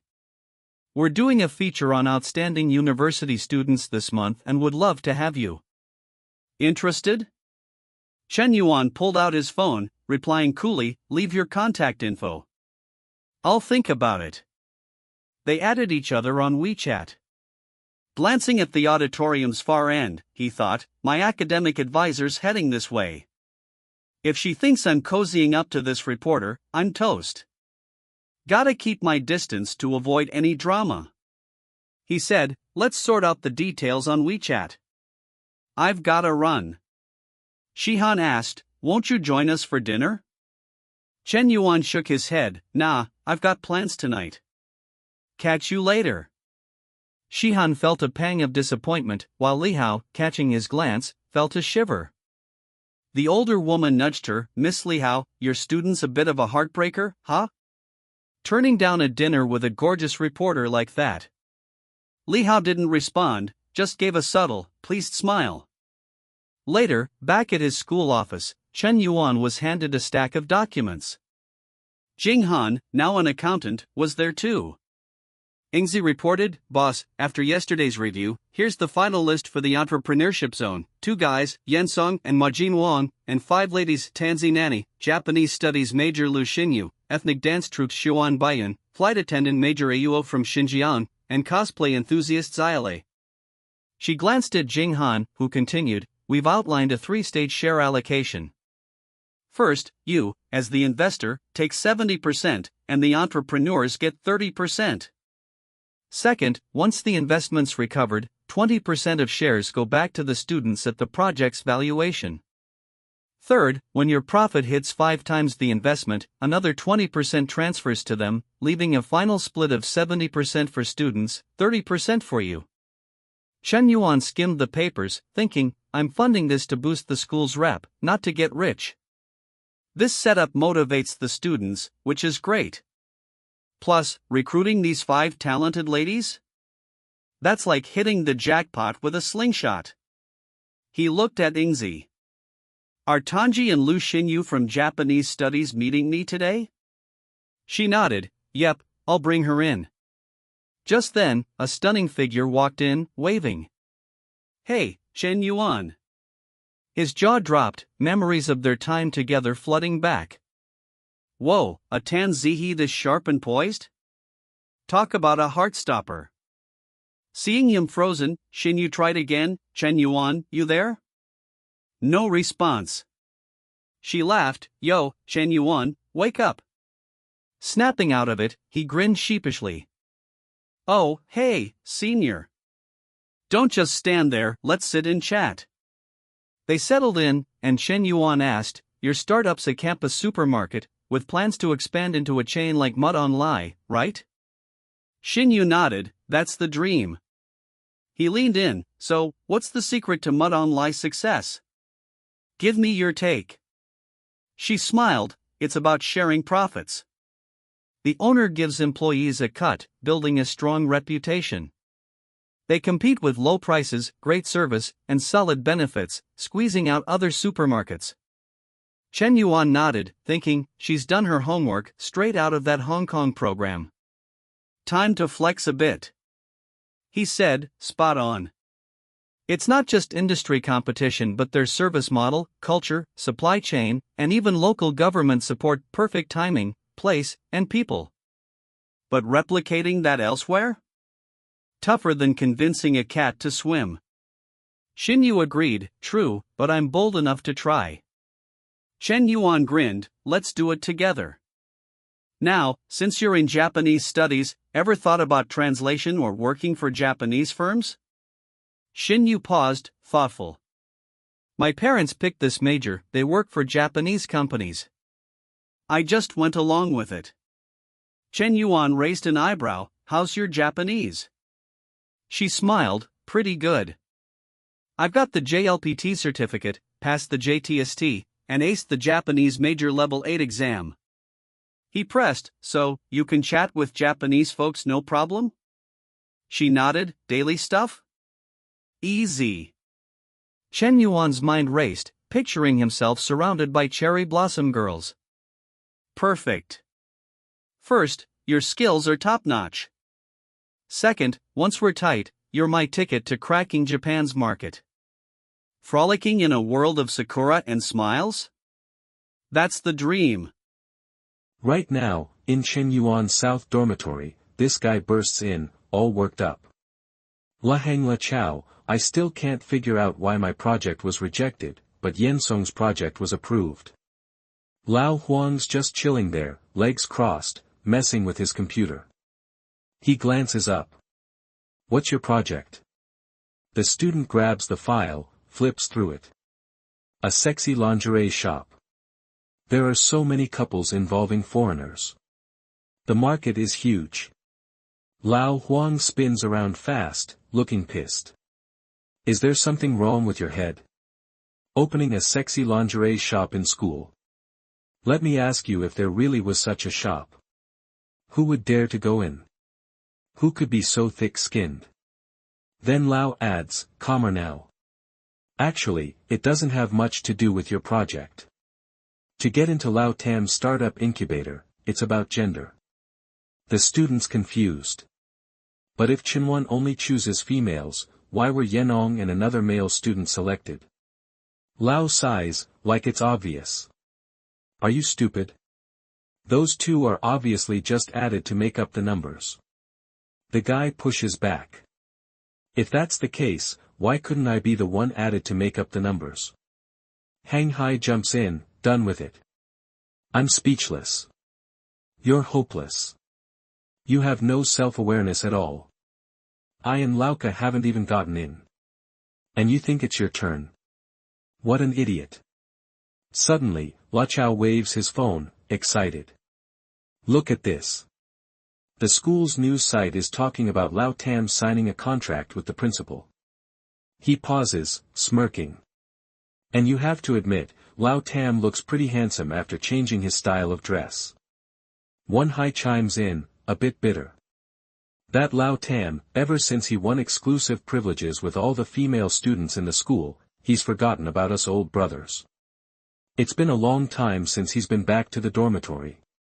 The guy snatches the phone, checks it out. If I were him, I wouldn't come back either. He hands it back. What's so fun about being with a bunch of guys? Wouldn't it be better to change girlfriends every day? But still, if he came back to the South Dormitory now, the guys from other classes would probably be green with envy. Wang Hai turns. Huh? Why? The guy explains. The list of those selected for the startup incubator. He's got all 5 school flowers in his grasp, shattering the dreams of countless otaku. Hang Hai nods, sighing deep. La is so lucky and cunning. Le Chao adds. If you had his money, you'd probably be even more extravagant than him. I wonder how far that damned Lao Tam has gone now. Cut to Chen Yuan's office at school. He's still right next to Shiny Yu, brushing off thoughts of expanding to Japan with those cherry blossom girls. In his head, let's talk about the future later. The first step now is to smoothly develop a good relationship with Senior then. Out loud, he says, so, why don't you say a few words in Japanese for me to hear? Shen Yuan turns to him. What do you want to hear? Chen Yuan shrugs. Whatever you want. I'm fine with anything. She starts showing off. Con. Chen Yuan asks. What does that mean? Shiny Yu replies. It means hello. Chen Yuan pushes. One more sentence. Arigato. What about this one? It means thank you. Anything else? Shizuka kudasai. What is that? It means keep listening. Now Chen Yuan gets that sly look. Add something more interesting. Shen Yu blushes hard, stammers. I understand. I guess what you want to hear is some lines from adult movies, right? He doesn't back off, leans in. Looks like Senior is quite knowledgeable. Then say one sentence. She covers her mouth. Yam. Yeah mate. That hits him, eyes narrowing. You're well prepared. I wonder if we Chinese people would go crazy if we heard these 2 power-up buffs in our ears during battle. His eyes slide to her, blushing, and she's playing along better than he expected. He stands up. Okay Senior, let's sign the contract. Little secretaries come in here. Yings and Jing Han rush in with the contract, hand it over. Ingzi points. According to Junior Jing Han's calculations, the investment amount for Senior Lu Xin Yes project is 220,000. Please sign your name here. Shiny Yu grabs the pen. Okay. Chen Yuan watches, chuckling inside, for the rest. I'll have to observe for a while to see Senior's actual combat ability. Right then, the system dings. Ding. Congratulations to the host for completing 10 million in investments. The system is distributing rewards. He perks up. Wow, Big Brother Systems industry reward is coming. What will it be? I'm so nervous. Next ding. Ding. Mission reward received 100% equity of Jing Qing Healthview Company Limited. Healthview under the umbrella of 2 health examination centers, 3 fitness centers, and a yoga studio. He grins to himself. Holy crap, the system is really domineering. This reward is too generous. Just throwing me an entire business. Phone buzzes, message from Manhwa. Chen Yuan, I miss you again. He smirks inside, HMP. This little Hui really has a good appetite. She gets cravings every few days. Texts back, come here. I'll wait for you at the cafe. Over with Minhui and Chenling, shopping in a clothing store. Chenlang leans in. Minhui, are you going to meet Shen Yuan again? Minhu smiles. Yep. Chenlang holds up her phone. Oh, by the way, have you seen the list of successful applicants for the startup incubator? There are 5 stunning beauties on it. Have you thought about making your relationship public? Minhu thinks, those things really don't concern me. I don't care either. After all, if Chenwan isn't making our relationship public, he naturally has his reasons. After being with him, I found that he's not like other ordinary boys. Beneath his extremely easygoing exterior is a maturity far beyond his peers. Although I've never heard him say what he wants to do, I can feel that he's someone who will achieve great things. I especially like that side of him. A bit later, Chenling eyes the outfit Minhui is trying on. Minhui, wow, if I were a guy and saw you like this, my legs would give out. I'm really jealous of Chen Yuan. That guy gets to enjoy this again today. Minhui, in this sexy getup, shoots back. Stop talking nonsense. Back to Chenwan. He wraps up in the office, heads to his G63. 2 shadows pop up from behind. Chen Yuan, where are you going? Can we come with you? It's Yuping and that tomboy from before, acting all friendly. We just happen to want to go to Zenoa Street. Could you give us a ride for a bit? He's stunned inside. Seriously, what's wrong with these 2 girls? How can they be so shameless? Once at the cafe, once at the small hall. Haven't I been blunt enough, yet they still manage to harbor fantasies?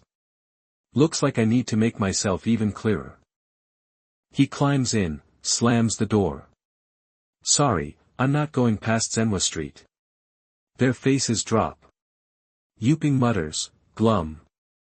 It's just a ride, and you won't even give us that. Is it that difficult? The tomboy sighs.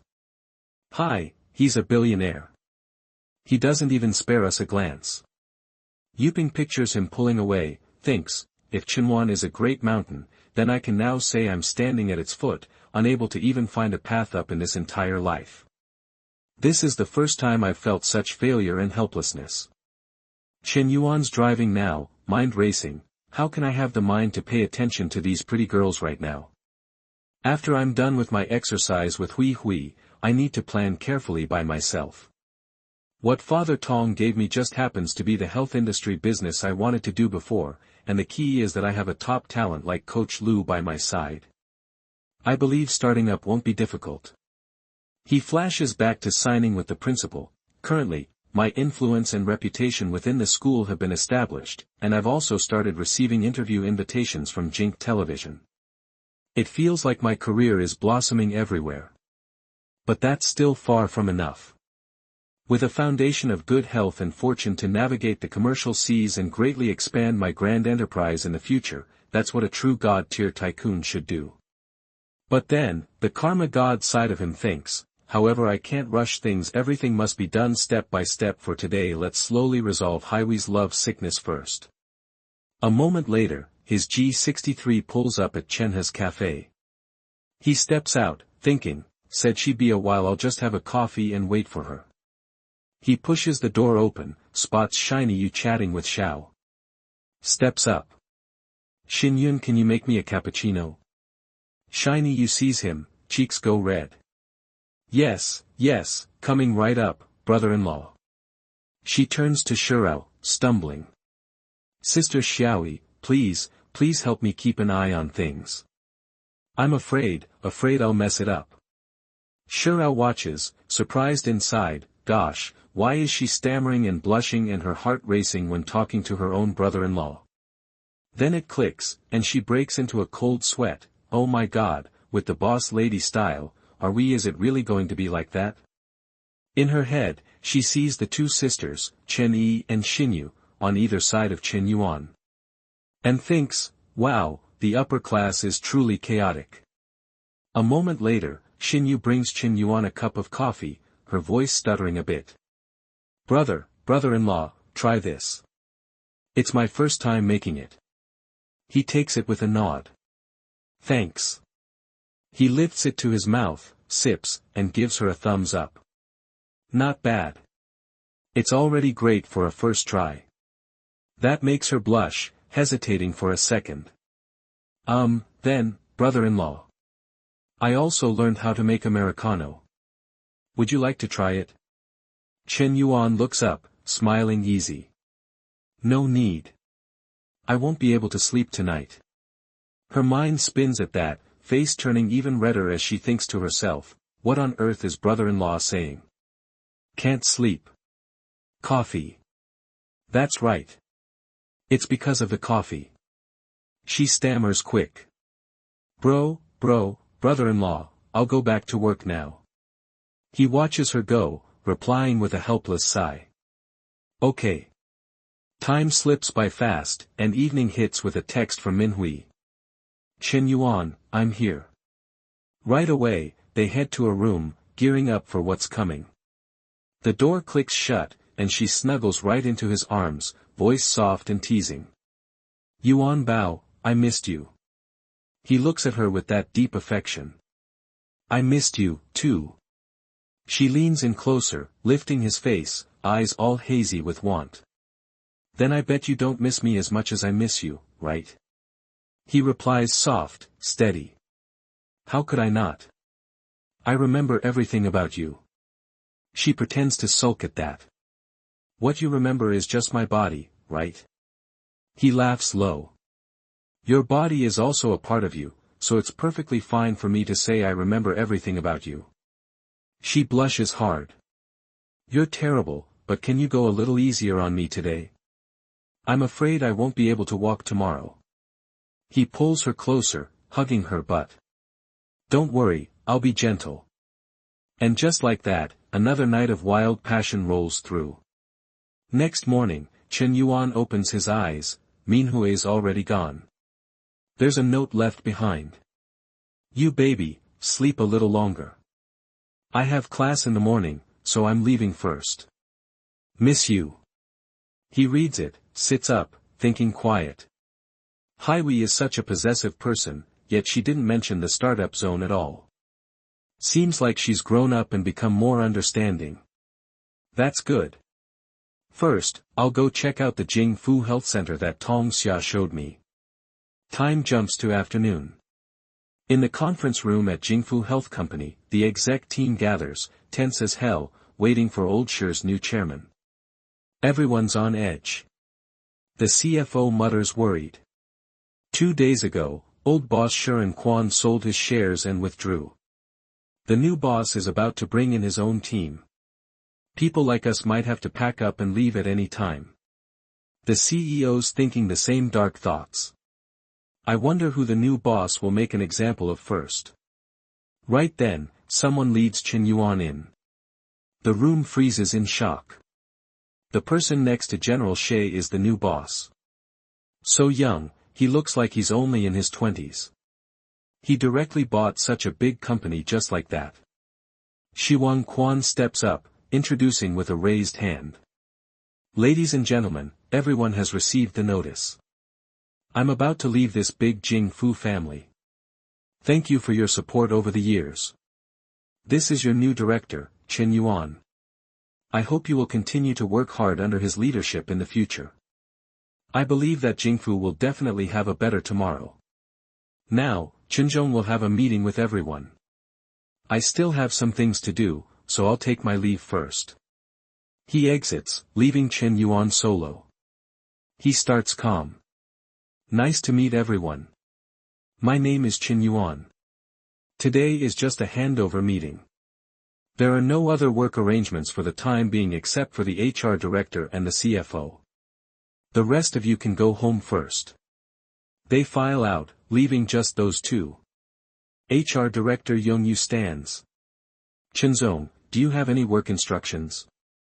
Shen Yuan walks over. I need the company's financial reports for the last 3 months and also the monthly reports from the HR department. Yongyu nods. Yes, we will go back and send the reports to your mailbox immediately. Then asks, do you have any other instructions? Shen Yuan pulls out a chair at the table, sits. How long have Director Jiang and Director Liu been in their positions? Director Jiang replies. I've been here for more than 5 years. Director Liu adds. I've just been here for 3 years. Shen Yuan pulls out his phone. I see. You two can go now. In his head, he's calculating sharp. The most important things in managing a company are 2 things, personnel power and financial power. Therefore, these 2 senior managers need to be observed first to see if they can be used. However, the key is to have my own people. He dials Ying Z. She picks up fast. Boss, please give your orders. The Startup Zone project is basically completed. The next work can be handed over to Long Jing Han, who has more suitable expertise. Tomorrow, you come to my Jing Fu Health Company to work. She's stunned silent for a beat. Holy crap. Shen Yuan really has other industries outside. He's been hiding it so well. Then she recovers. Wait, boss. I don't get summer vacation for another half month, and I still have to go to class every day. Just don't fail any subjects. Besides, aren't you starting your internship in October of next year? Now you can start challenging higher positions early. Are you planning to be a secretary for the rest of your life? She jumps at it. Then I'll go prepare, boss. Send me the company address. I definitely won't be late tomorrow. A message tone pings as he hangs up. He thinks. The quarterly financial report and the HR monthly report have both been sent. Let me take a look. He dives in, scans them.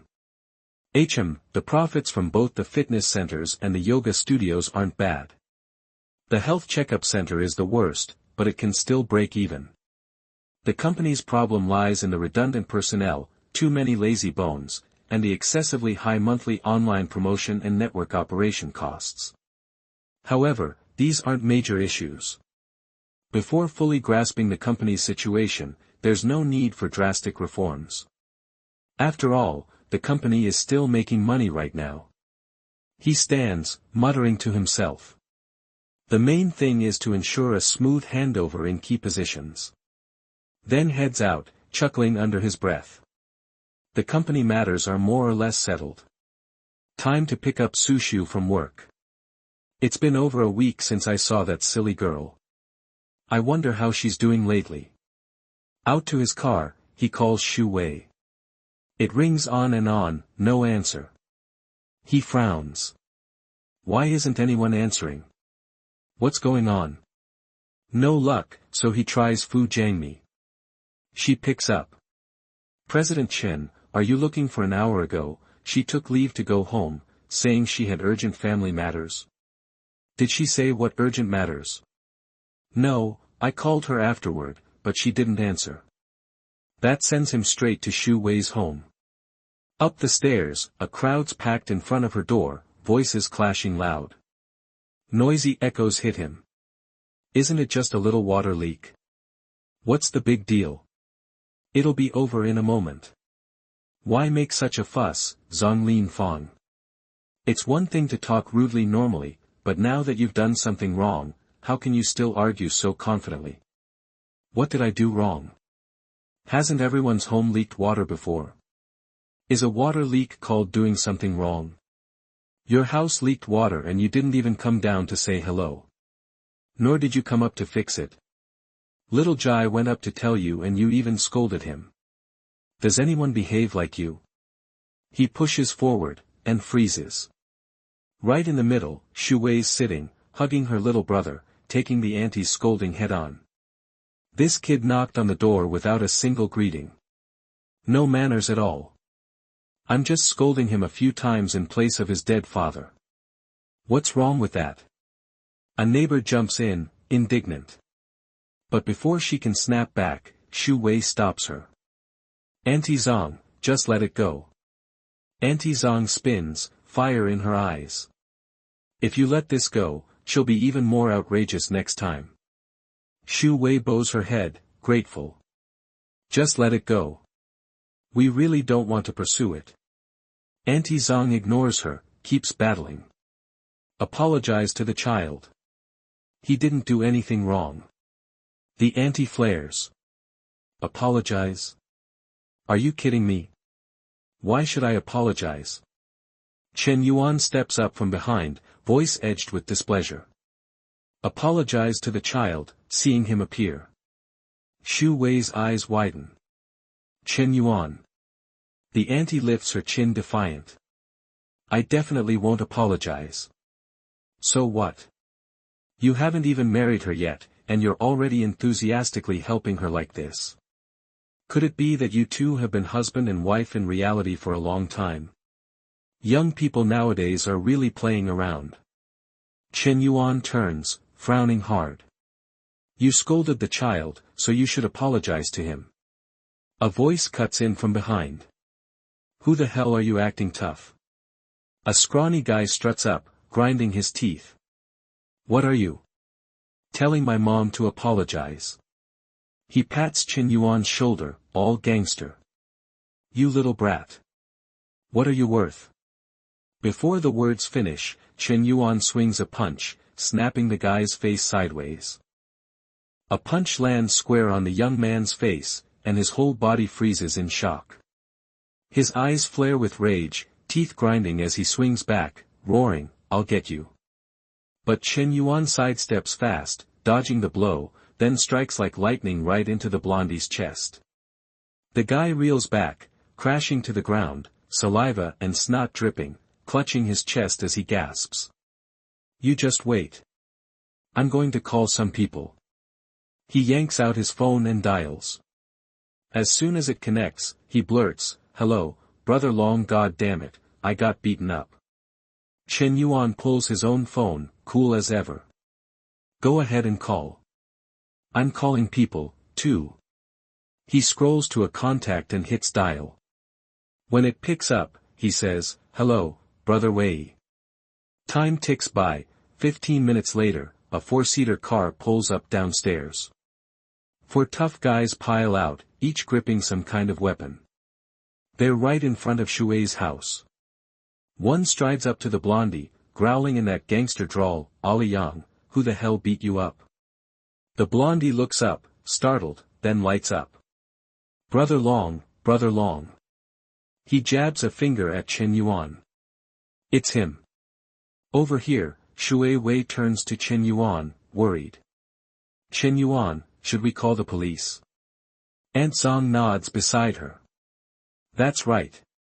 Fighting won't solve anything. This kind of dispute should be handled by the police. Brother Long steps forward, puffing his cigarette, sneering. Hey, you're the one who beat up my boy. Shen Yuan glances over, face blank, and says evenly, Don't rush. The people I called are almost here.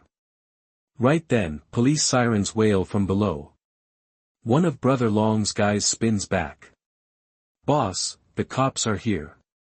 Brother Long panics, whirling on Ali Yang. Damn it, Ali Yang. You called the cops and still called me here for what? Ali Yang looks lost. I don't know. He said he was calling people, too. I just assumed he was calling thugs as well. Brother Long curses. Damn it, you idiot. A cop climbs the stairs, spots the thugs, and snaps, Luno Long, why are you everywhere? What are you doing here again? This is the deputy captain of the Quania police station's public order team, Shen Yuan's cousin. Brother Long turns sheepish, flashing a fake smile. Officer Chen, I didn't do anything. I just came to watch the fun. Chen Wei eyes him. Watching the fun? You brought so many people just to watch the fun. You stand right there.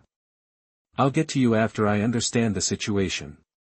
He pulls Shen Yuan aside, whispering, Little bro, what exactly happened? Shen Yuan lays it all out from the start. Meanwhile, Li Wenlong glares at Ali Yang, furious. These two look so alike. They're obviously brothers. You told me to come join the fun. God damn it. Are you brain dead? Ali Yang stammers, face dropping. Sorry, Brother Long. I didn't know this kid had such connections. I saw he had some money, so I thought maybe we could extort some from him. Lionel Long snaps. You're on your own. I'm not getting involved in this muddy water. Back with Chen Wei, after hearing the story, he punches Shen Yuan's chest lightly. Not bad, little rascal, playing the hero saving the damsel, huh? Shen Yuan grins. This is called drawing one's sword to help when injustice is seen. Your station should definitely give me an award. Chen Wei gets serious. No more joking around. Tell me, how do you want to handle this? Do you want to take all these people back to the station for questioning? Shen Yuan smiles. Can we simplify things a bit? If that woman is willing to apologize to the child and fix the leaking roof properly, we can let this matter go. Chen Wei nods. All right, I'll handle it. He steps in, mediating, warning Li Wenlong and his crew. They all bob their heads like puppets, silent. The loud-mouthed hag, once so bold, now bows low.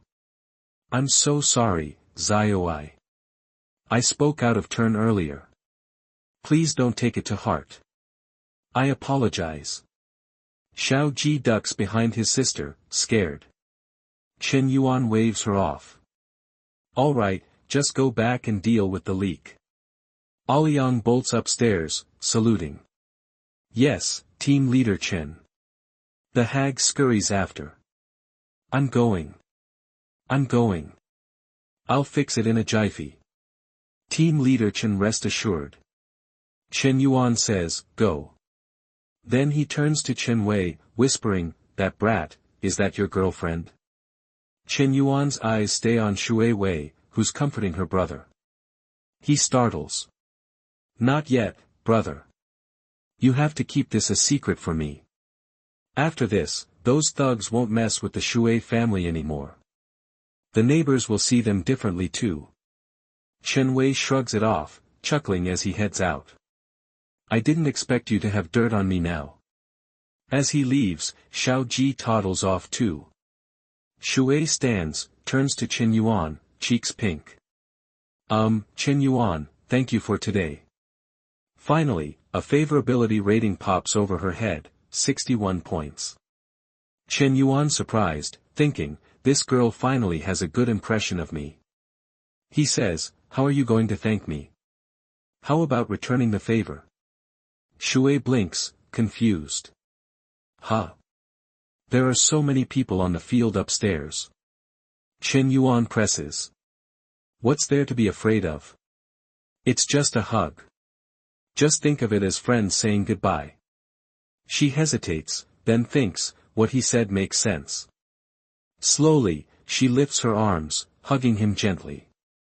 Chen Yuan seizes the moment, pulling her tight, thinking, the full feeling of those snow pears.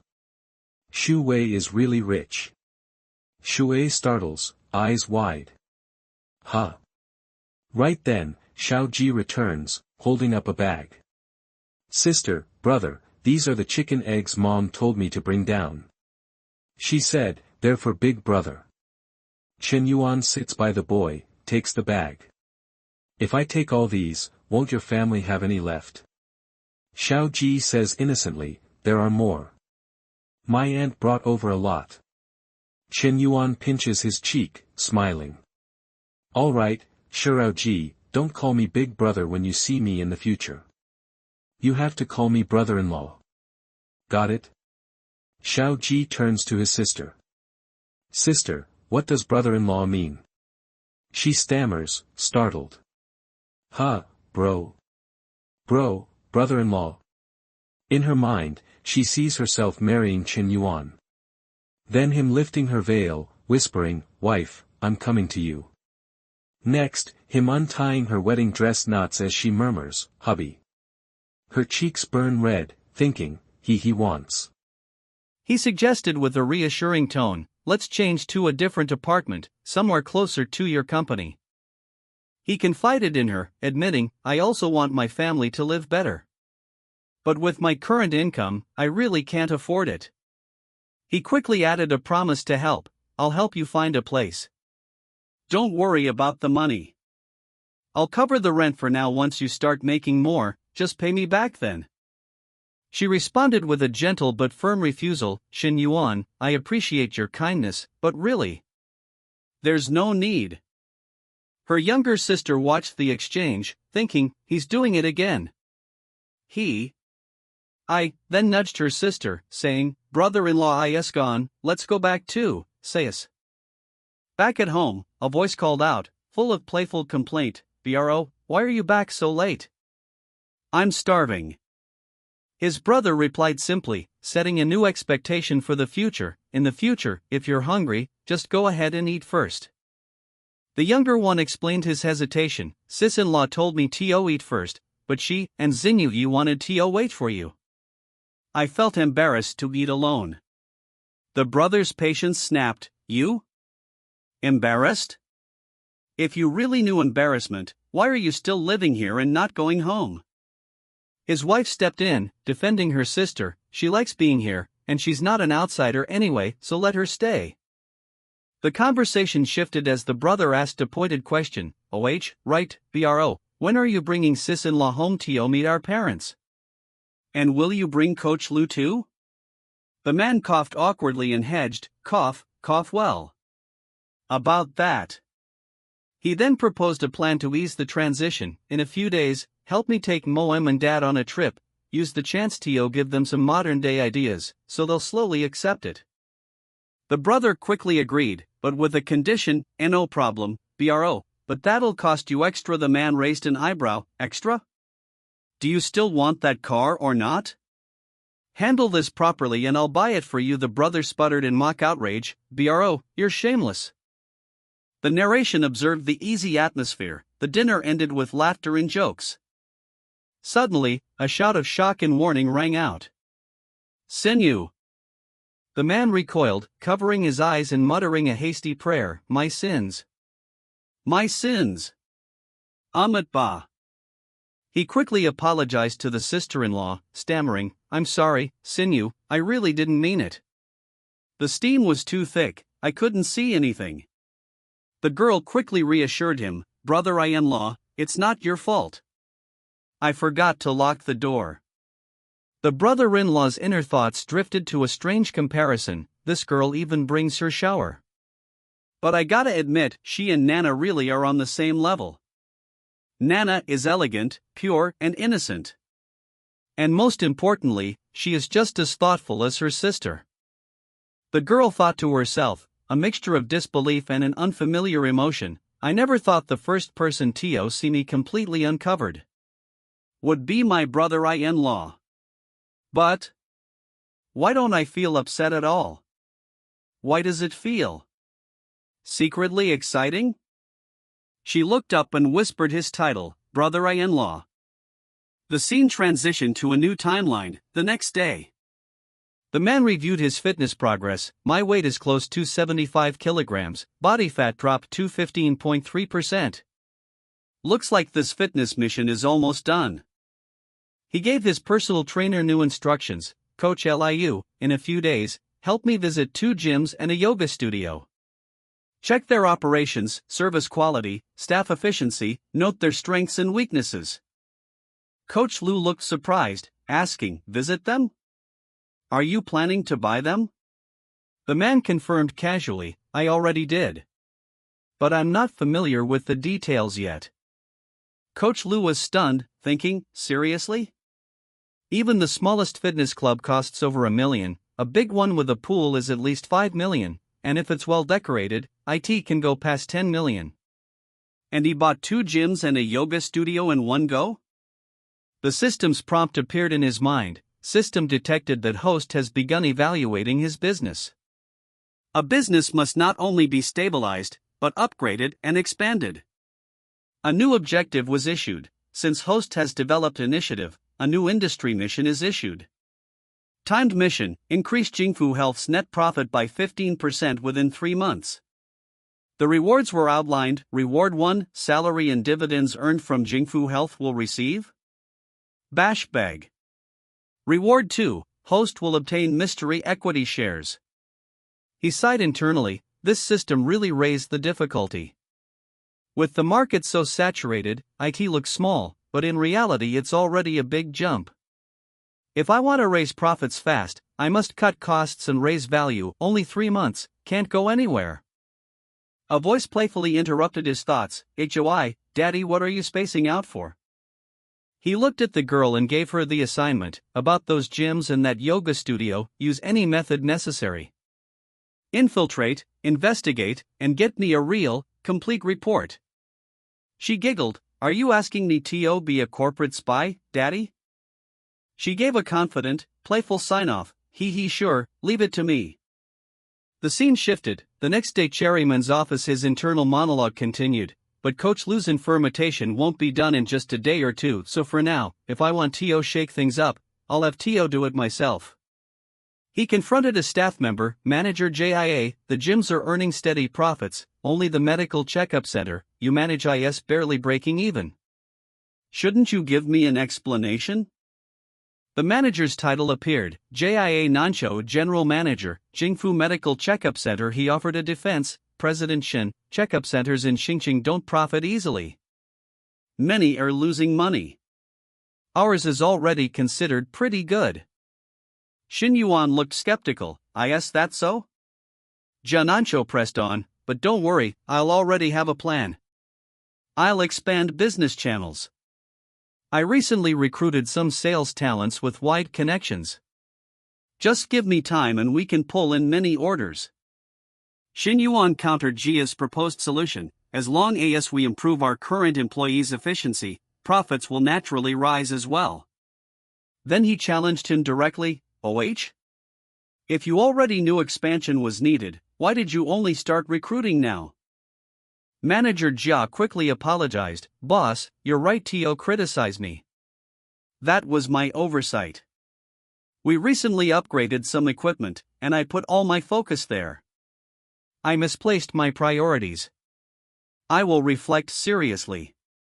Shen Yuan dismissed the apology and changed the subject. There's no need for a reflection. Manager Jia, I heard your son is taking exams, aiming for which high school? Manager Jia answered hesitantly, President Shen, my son's grades are average. We'll just see where he can get in. Shen Yuan concluded the conversation. I see. You may go then. Manager Jia quickly agreed. Yes, President Shen. Call me anytime. As Jia Nancho walked away, he wondered, what did he mean, asking about my family? That felt off. Shen Yuan thought decisively, this JIA Nan's HOU must be replaced. He analyzed the situation. He's slick, dishonest, and there are multiple employees with his surname. That means internal nepotism, and there are definitely under-the-table earnings, too. He picked up the phone and gave an instruction, Secretary, come to my office. The secretary arrived, boss? You were looking for me? He replied nonchalantly, noting special. Just checking if you're getting used to your job here. She assured him, it's fine, I'm still getting familiar, but everyone has treated me well. He grinned knowingly, of course they did, no one in this company would dare offend you. He then revealed his plan for her, just adapt quickly so I can transfer you sooner. Work hard, after 2 months, I'll allocate a 200,000 yuan car for you. The secretary's eyes widened in surprise. A 200K car? Boss. Is that promise real? He replied confidently, would I trick you? She was elated, boss, you're too generous. She then remembered an urgent matter, right about the school project. Other than Elyushina, the other 4 girls still don't have investments. They keep asking me every day. He dismissed the concern, no rush. Put that aside for now. He mused on the principle of timing. Some things must be taken one step at a time. Even a man with great will cannot rush the process. Meanwhile, in the health check center, general manager's office, Manager Jiao was instructing an employee, Old Yu, those people you recruited, are they actually reliable? Keep a close eye on them. I just made a military order level promise to the new boss. If anything goes wrong, we're all doomed. The employee, Olju, reassured him, "Don't worry, President JIA. Those sales reps are my former subordinates from my previous company. Their connections and abilities are top tier. Trust me, we'll secure contracts very soon." Ja still felt uneasy. "Fine, just stay alert. I have a bad feeling our good days at this health check center are ending. From now on, we'd better keep our heads down." Olju inquired cautiously, "President JIA, I asked the new boss hard to deal with?" Ja admitted his surprise. "I thought he was just some pampered rich kid who bought the company to play around, but he handles things like a seasoned veteran. I can't see through him at all, so listen, stop trying to take advantage of anything for now. Make our performance look good first." Olju acknowledged the command. "Understood, President JIA." Shen Yuan arrived home and greeted his wife, "Nana, I'm back." Evening. His wife responded cheerfully, "Shen Yuan, I went to Nigratron Mall this morning and bought you a few suits, 2 pairs of shoes, a belt, and a watch." Shen Yuan recognized the expense. "Naya and Buoni business menswear? Must have cost a fortune." He asked the total, "How much?" She replied casually, "Just over $1 million." She clarified, mainly the Peter watch, it alone was over 800,000. Shen Yuan affectionately scolded her, "Silly girl, spend the money on yourself. Why blow it all on me? My lovely Nana, come here, let me reward you." She shyly pushed him away. "Don't. Sinyu is home too. If she sees, it'll be embarrassing." He laughed, dismissing her concern. "What's there to be afraid of? It's just a kiss." Suddenly, the sister's voice came from the doorway, "Sister, the sterilizer." Shen Yuan froze, muttering, Sinyu." The sister stood there, looking at them. "Sister. Brother-in-law. You two go ahead." Nana immediately turned to Shen Yuan, "This is your fault." She really saw it. Shen Yuan shrugged, "She's 18, not a child. Eventually she has to adapt."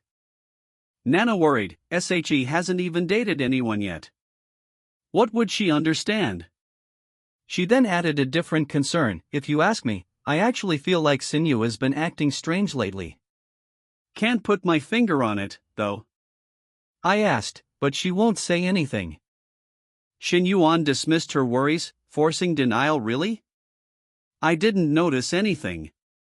Nana concluded, "Maybe I'm overthinkng." Shen Yuan agreed, "Yeah, you probably are."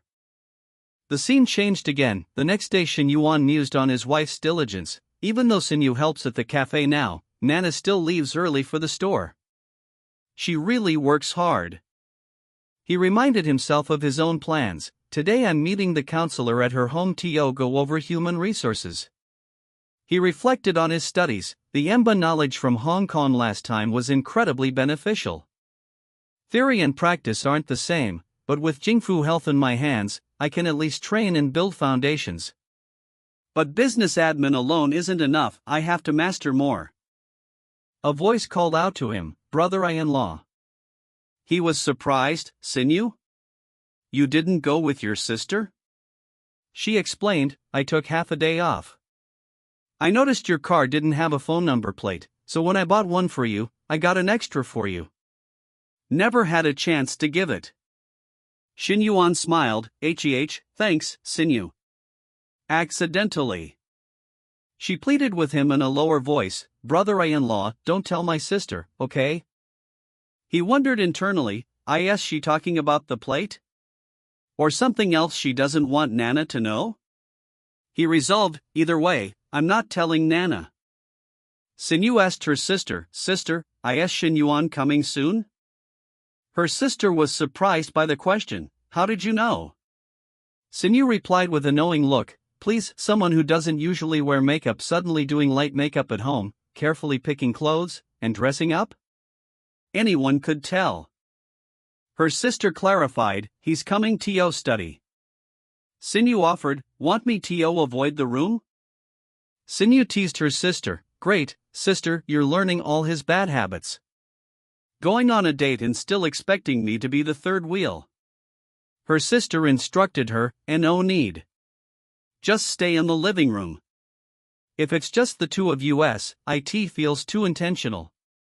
She insisted to herself, he's coming to study, what date? Sinu muttered under her breath, it is a date. It is a date. The woman opened the door, saying, come in. She saw him standing at the door. Why are you frozen at the door? Get inside, Shen Yuan smoothly complimented her. Counselor, you look amazing today. You look this good and still expect me to concentrate on reading? She smiled and told him, stop joking. Shen Yuan presented a gift. Li Meng, this is for you. See if you like it. Li Meng was thrilled. A gift for me? And it's NT? Thanks, Shen Yuan. Sinu interrupted with a pointed observation. I'll go inside and admire my gift, sister, Shen Yuan. I'll leave you two to your studying. The woman was annoyed. I told you to stay in the living room. That girl gets bribed so easily? Shen Yuan cheered. Come on, counselor, let's begin our happy learning time. She looked at him sternly. You did that on purpose, didn't you? He played innocent. What? I just didn't want to show up empty-handed, so I brought your sister a small gift. That's all. She decided to let it go. Forget it, let's study. I have several HR textbooks. Which one do you want to start with? The system chimed in with a new objective. System detected. Host has begun learning human resources to manage a company. One must master high-level management, stimulate employee motivation, and perfect company systems.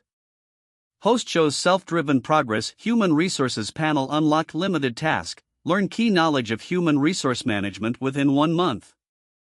Upon completion, the system will embed all MHRM content from Renmin University into the host's mind. He recognized the value. Renmin's MHRM is one of the best programs in China. Very prestigious. He pointed to a book. Let's use this one, Human Resource Management. She agreed, all right. Half an hour later, Li Meng thought to herself, if this were before, Shen Yuan would have already tried to pounce on me. Why haven't he made a move today? She tested him. Counselor, what are you doing?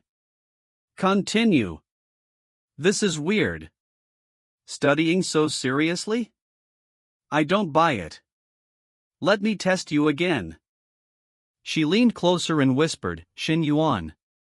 Shen Yuan looked up, focused on the book, and asked, Counselor, I came to study. What are you trying to do? She stammered, I. She wondered, sitting so close and still behaving? Did Shen Yuan change? She gently called his name, Counselor. He pulled her close and whispered, just now. You were playing with fire. He cut off her response with a kiss, MMHMMN. She tried to regain control, panting, Shen Yuan. How about you continue reading aloud? He smiled playfully. Of course, I'll study, but to truly focus, I need a clear mind first, right? She resisted. What are you planning to do? He challenged her attire. Counselor, the way you dressed today, was that on purpose? She denied any intention. I just tidied myself up a little to meet you, that's all. Then she asked softly, when we're alone, can you stop calling me counselor? He tilted his head, feigning a deep thought. Wouldn't that make it half the fun gone? She pushed him away gently. Shen Yuan, not yet. She asked for patience. Please, give me a little more time to prepare, okay?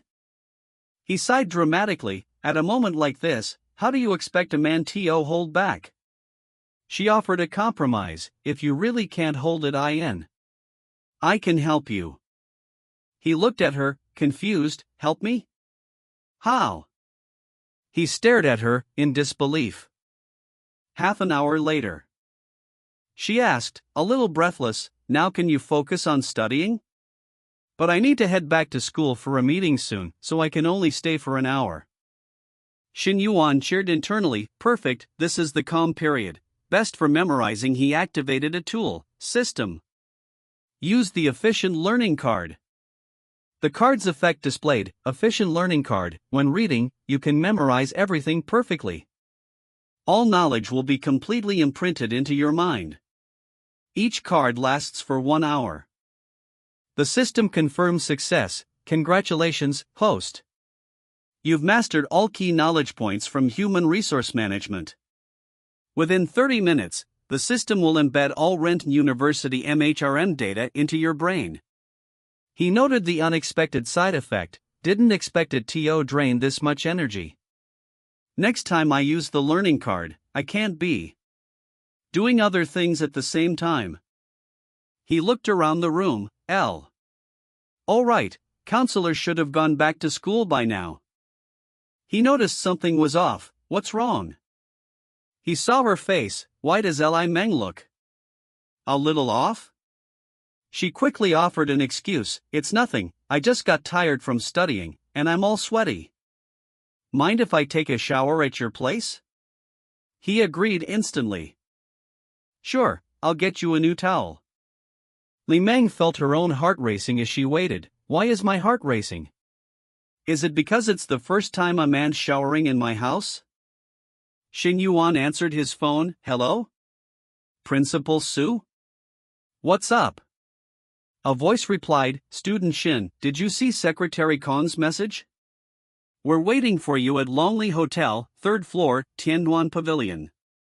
He quickly told Li Meng, Li Meng, I've got something to handle, I'll head out first.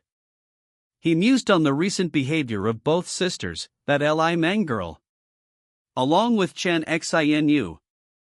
Both those sisters are acting weird lately. He arrived and greeted the school officials. Hello, Secretary Kong. Hello, Principal Su. Vice Principal Xu Shotai greeted him warmly. Student Shen, we meet again. No need to be so formal, Shen Yuan. Sit. Principal Su announced the school's decision. Shen Yuan, after discussions among the leadership, we've decided to award you as both a triple good student and one of the university's top 10 students. Also, we plan to nominate you as one of Star City's outstanding students and make you the school's foreign affairs student representative. The principal explained the impact. This means you'll become the face of the university. He added another request. During the freshman military training after summer break, we'd like you to give a speech as a role model for your juniors. Shen Yuan asked a focused question in return. Principal Xu, is there anything else I can do to contribute? The principal chuckled uncomfortably. Not exactly. He then shifted the topic. It's just that the school plans to renovate the library. Right now, our library's appearance, interior, and book collection can't compare with other universities. He continued with a grand description of the library's importance. For education, the library is the treasure house of knowledge, the heart of the university, the second classroom, and a place for cultivating talent. Shen Yuan's inner voice cut through the fluff. So after all that, you're just hoping for a free sponsorship. He analyzed the situation. All those fancy words mean nothing unless you're offering something real in return. Shen Yuan changed the subject immediately. Principal, let's talk about the library later. I have a question. Our school arranges 2 health checkups every 4 years, right? Which medical center do we currently partner with? A nearby official wondered, why is Shen Yuan asking about health checks now? Principal Su asked, Shen Yuan, why the sudden question? Shen Yuan explained his motive. I recently acquired a healthcare company. It happens to have a medical checkup center under it. I'd like to expand partnerships, and our school would be a great start. The vice principal excused himself awkwardly. I brought it up, but I don't have the authority to decide. It's awkward just sitting here, better excuse myself to the bathroom. He added as an afterthought, getting old, a few drinks and I'm running to the bathroom. I'll go take a smoke too. Principal Su replied smoothly, I didn't realize Student Shen owns multiple businesses. That's a good thing. You're one of our top students going international, it's only right for you to have school collaborations. Shen Yuan pressed on for a concrete answer. So? Principal Su, what are you suggesting?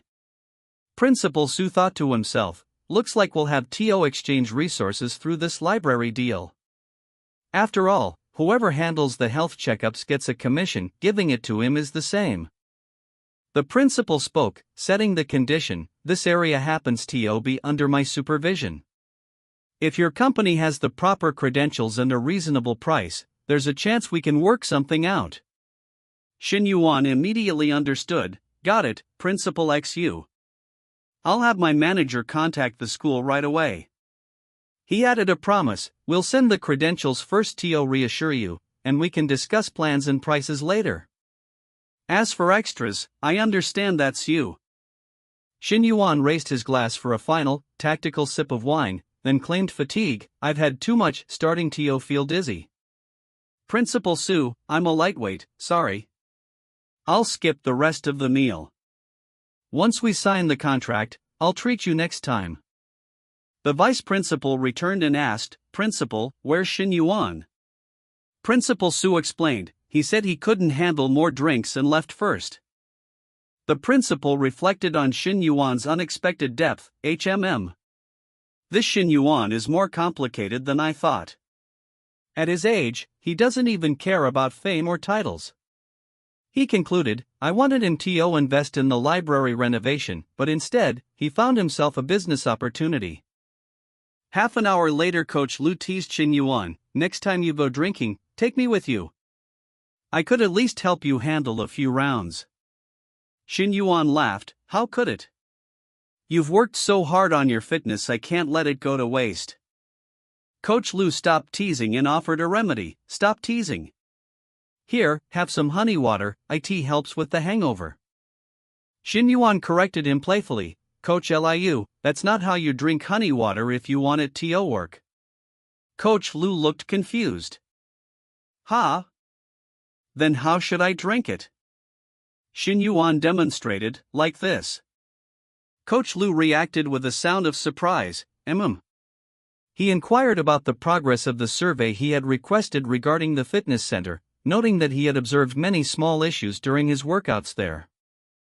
The speaker encouraged him to continue, and he began by listing the lack of engagement and attractiveness in the gym's social media content, followed by the average and unprofessional service level.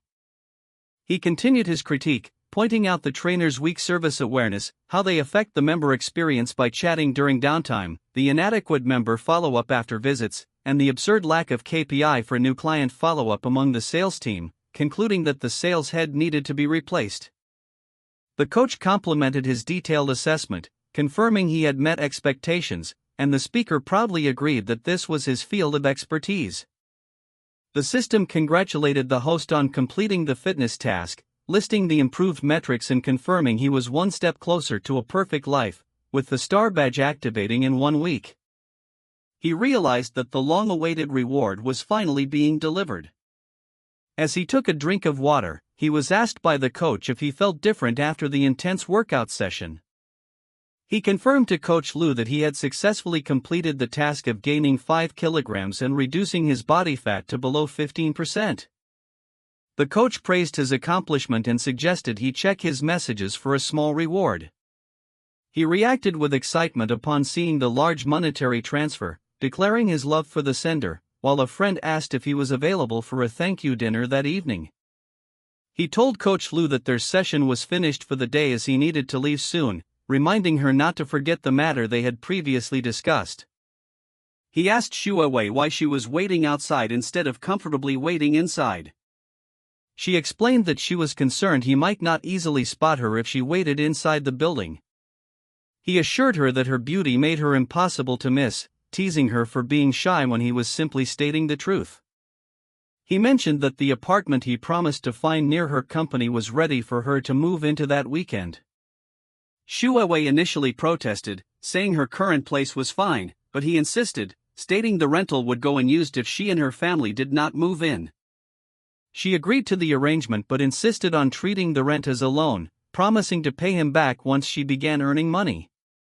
He casually agreed to her proposed arrangement. A person recognized him, exclaiming their surprise and briefly mistaking him for a celebrity or idol due to his attractive appearance. The friend accompanying the person speculated that he might be on a date. To ease the awkwardness, the person quickly changed the subject, introducing himself as Dong Chitao, or Xiao Dong, and reminding him they had met at Chen Na's house. He greeted them and noted the unexpected meeting, then asked why the man was not drinking that night, suggesting they share a few glasses. The man politely declined the offer, suggesting they meet again later, then offered his business card for sports equipment distribution and asked to exchange contact information. Recognizing that sports equipment could be useful for his business, he agreed to the exchange. The man wished him a good meal and told him to call any time before leaving. The friend demanded to know who the man was and why he had been trying so hard to please him. The man explained that the person was the wealthy boyfriend of a former blind date and that clinging to him might lead to future business benefits. His friend expressed disbelief, but the man insisted, pointing out that the watch on the person's wrist alone was worth 2 of his own cars. After identifying the expensive luxury watch, he wondered why such a rich man would dine at a common restaurant. He admitted he did not know the reason and then chastised his friend for considering the young woman a suitable blind date.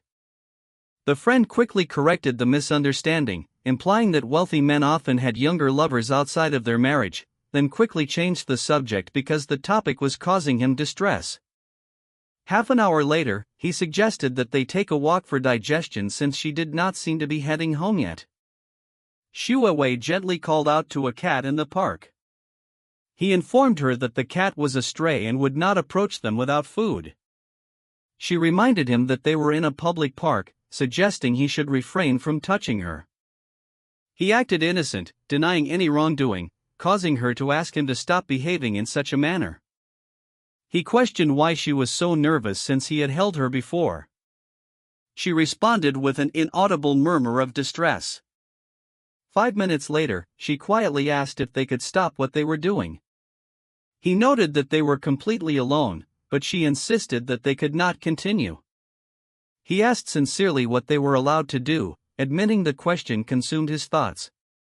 She realized he had been thinking about them seriously this entire time. She reflected that despite his often playful nature, he was unexpectedly responsible and even dependable when serious. She found Shen Yuan to be a complex and mysterious person, yet one who made her want to understand him more deeply.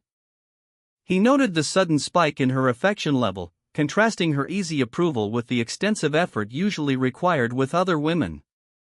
Upon returning home, he informed his mother that they would be moving in a few days. His mother questioned where and if this move was final, warning her that there would be no turning back once they left. She confirmed her decision, telling her mother that she thought she might be starting to like him. The next day, he inquired about the progress of the health check partnership arrangement. His assistant reported that the meeting had been arranged the previous day and was scheduled for 10 a.m. that morning with Principal Su in his office. The speaker realized it was already 9 o'clock and that their lazy subordinate, Jia, would soon be replaced. Principal Su was surprised to see Shen Yuan arrive at 10:10 a.m. Principal Su invited Shen Yuan to have a seat since he was already present. The marketing manager of the medical center, Yu Jifeng, was introduced to Mr. Shen. Jia Nanshou was surprised by Shen Yuan's unexpected attendance, as he had not mentioned coming, leaving Jia unprepared.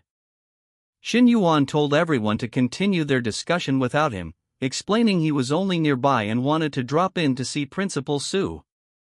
Shen Yuan listened intently to the negotiation, noting Jia Nanshou's incompetence and confirming his decision to find a replacement soon. Principal Su resumed the discussion, and the narrator expressed relief that the person he saw as an inspector had finally left. He considered Yu Jifeng as a potential replacement for Jia Nanshou but decided he needed to check his background first to ensure he was not connected to Jia's questionable activities before heading to Jingfu Company for his next meeting. An hour later at Jingfu Company, he questioned manager Chang about the poor quality of the company's online marketing videos on TikTok.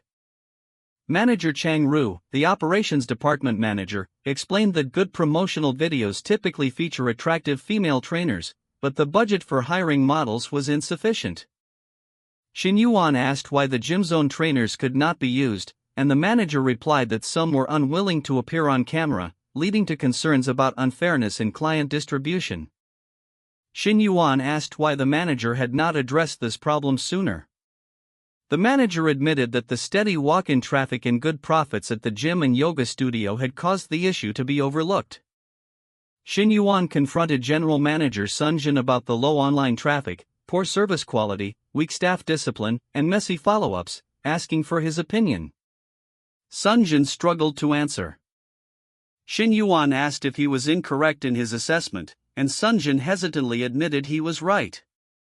Shen Yuan demanded immediate action, instructing Sun Jin to draft improvement measures and report them the following day. Sun Jin nervously agreed to the demand. The manager, surprised by the new boss's focus, wondered why his own profitable fitness center was being targeted instead of the less successful health center. He found a glimmer of hope in the request for improvement plans, realizing it meant they still had a chance to fix things. After studying the reports, he concluded that fixing the main issues in the gym would boost customer flow, conversion, and profits, and he was confident the staff would cooperate for the sake of better commissions.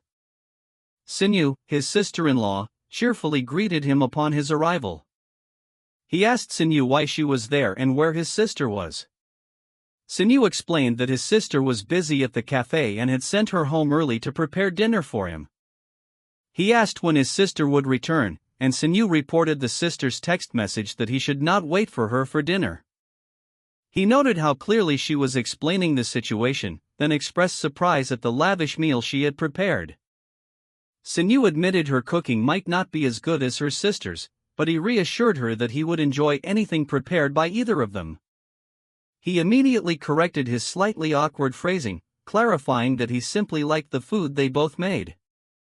He complimented Sinyu on the delicious food, and she happily revealed that she had prepared the dishes she noticed he liked the most. An intense moment passed between Sinyu and her brother-in-law. He abruptly excused himself to go to the bathroom. Sinyu hesitantly asked if she could start calling him by his first name, Shen Yuan. She chastised herself internally for nearly saying something she shouldn't have, reminding herself that he only cared for her sister and would never return her feelings. She decided she needed to immediately clarify the situation to him before it escalated. She started to explain that she hadn't meant her comment a certain way, but he interrupted, assuring her that it was okay. She observed that he didn't seem to care about the situation at all and sadly concluded that he simply didn't want her. He expressed confusion over why his accepting response had upset the girl who initiated the discussion, noting that teenage girls' thoughts were hard to understand. He decided to rephrase his earlier statement, assuring Sinyu that everyone had the right to choose freely and should not feel restricted by societal norms. She realized he understood her feelings and that his words did not mean rejection. However, she was left confused because his response was vague. She struggled internally, trying to figure out what to say next to her brother-in-law. His sister, Nana, arrived and asked if they had eaten dinner yet. Sinyu replied that they had eaten, then offered to heat up food for her sister.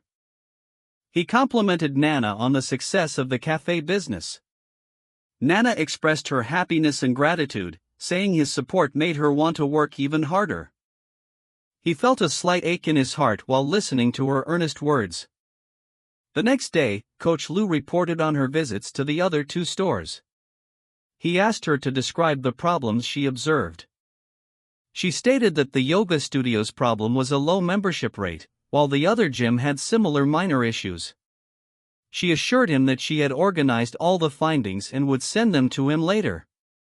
He praised her excellent work and suggested she deserved a reward. She wondered if the gesture meant he was about to give her another monetary reward. He dismissed her assumption, suggesting a date that afternoon instead, but added that she still needed to provide a plan to solve the problems she had reported. She stammered her agreement to his suggestion. He mentally calculated the total cost of their date activities, noting the significant net profit after the triple cashback reward. Coach Lu declared that the date was possibly the happiest day of her entire life. He realized that the cashback amount was secondary to the surge in Coach Lu's affection level, which was nearing 100, making the experience even more thrilling. The next day at Jingfu Company, General Manager Sunjin, the fitness center manager, nervously arrived for a self-review, presenting his possibly lacking improvement measures to Mr. Shen. Shen Yuan waved off the self-review, telling him to sit down and summarize the new measures briefly. Sunjin began by outlining disciplinary measures, including fines for staff delays and performance deductions for inadequate customer follow-ups. Shen Yuan stopped him, pointing out the lack of rewards and questioning why the focus was solely on punishment. Sunjin defended his approach, stating that punishment created a necessary urgency. Shen Yuan corrected him, stating that while punishment was acceptable, rewards must be primary, focusing on motivation rather than pressure. Sunjin quickly acknowledged his far-sighted wisdom. Shen Yuan asked about customer acquisition. Sunjin explained that they relied mostly on walk-ins and that he needed to consult with the network operations manager, Chang, for concrete online improvement plans. Shen Yuan immediately ordered him to adjust the traffic distribution rules due to the lack of coach cooperation in videos, demanding a detailed policy by the following afternoon. Shen Yuan emphasized that the company's goal was to boost staff efficiency and profit, asserting that the business could not afford to support idle employees. Sunjin confirmed that he understood what was expected of him. Sunjin sighed, realizing the new boss was just as capable and forceful as his predecessor had described, and wondered how someone so decisive could only be 21 years old. The manager worried that the boss's stern words meant his job was in jeopardy if he failed. The secretary noted that Sunjin had been completely intimidated by Shen Yuan, hoping she would never witness his terrifying side. The secretary leaned in to share some private gossip with Shen Yuan. Shen Yuan told her to drop the formal title since they were alone. The secretary, now calling him boss, revealed that Yu Jifeng was the one truly coordinating with the school, but he had been suppressed by Jia Nansho for 2 years. She added that she had checked Yu Jifeng's background and found he had been a deputy general manager at another medical center. She explained that he had to resign after physically assaulting his former boss, who had been having an affair with his wife, and that he was now enduring Jia because he could not risk another job change. Shen Yuan complimented his secretary for being able to uncover such detailed gossip. He then asked her if she had a boyfriend. She asked why he was suddenly asking, noting that he already had so many women in his life. She jokingly asked if he was tired of his current women and wanted to try a smaller physique. He responded with a suggestive comment about the secretary's duties. She insisted that her boss already had enough lovers and did not require her. She preferred to remain his devoted and industrious little assistant. He confirmed the approval of startup funds for Yen Song, Mo Zhenwang, and Lu Xinyi, instructing them to begin implementation immediately, which the boss accepted. Observing Sister Lin's daily social media posts, he noticed she appeared completely immersed in a new romantic relationship. He wondered if she was deliberately messing with his emotional state. She offered to send him the lunch she just prepared, asking if it suited his preferences, but he declined, explaining he would visit her after his lunch to repair her air conditioner. She nervously asked him not to come to her house, admitting that the thought of his visit was already making her apprehensive. He instructed her to bring her lingerie to the hotel, promising to send her the exact location soon. 1 hour later, the scene shifted to the hotel. He immediately noticed a striking woman at the elevator, fixated on her slender waist and the perfect curve of her hips, remarking on her unbelievable waist-to-hip ratio. Her physique was incredible, but unfortunately, he could not see her face because she was wearing a mask. He was suddenly struck by how much her figure resembled his wife's and decided he must call home to confirm her whereabouts after finishing the current customer check-in. He immediately questioned her for acting suspiciously and moving around as if she were a thief. She retorted that she was nothing like him, emphasizing that he had no idea of the immense risk she was currently undertaking. He questioned if it wouldn't be better if their secret were discovered, but she disagreed, stating the time was not right, and asked for a moment to change clothes first. 5 minutes later, she turned to face him. He admitted that this specific outfit was making it impossible for him to concentrate on his work, but she simply dismissed his concern. He demanded that she compensate him for his distraction and then asked how she planned to do so. She commanded him to kneel, calling out his full name, Shen Yuan. He was suddenly panicked by the incoming call, realizing it was Zhang Xianrong. He answered the phone, asking what the matter was, and was immediately asked if he was outside or currently at home. He claimed to be at home, asking why, and then added various sounds suggesting he was busy making dumplings. He replied that it was nothing important, he simply missed her and wanted to check in, to which she responded with a soft sound. She told him she had to leave immediately, knowing he would definitely return home later to verify her presence, and he urged her to go, advising her to endure this challenging period. 1 hour later, he asked if she was still making dumplings, wondering about the occasion for the dish. She replied that there was no specific reason, she just felt like eating them, and then questioned why he had returned home so abruptly, mentioning his client meeting. He explained that since she was making them fresh, he wanted to come home to try them immediately before they lost their quality in the fridge, and she readily offered to boil them for him. He praised her as an excellent wife, declaring that a man could want for nothing more with a woman like her. He realized that the incident would force him to postpone the work report he was supposed to receive from Yu Jifeng that day. He lamented his growing feeling of inadequacy in his knowledge and resolved to seek special tutoring from his counselor. He contacted his counselor and asked how long it would be before she would arrive back home. She explained that she had a lot of work due to the approaching summer break and would be at least 1.5 hours late. He explained that he wanted to study with her and asked if she had highlighted the key points in the International Economics textbook. She confirmed she had finished, asked if he wanted to start memorizing new chapters, and then suggested he go to her house to pick up the book if it was urgent since Li Meng was home. He admitted his main motivation was simply to see her because he missed her, teacherly, and she acknowledged his feelings but insisted she was genuinely too busy lately and promised to spend time with him later. He probed her, asking if she was currently dating someone, but she instantly denied it. He scoffed, telling her not to lie, claiming he could smell the lovesickness on her, and demanded to know who her new partner was, but she continued to deny having anyone. He teased her for treating him like a child, expressing disbelief at her denial, and speculating that her lover might be one of her students. Calling a forbidden teacher-student romance spicy.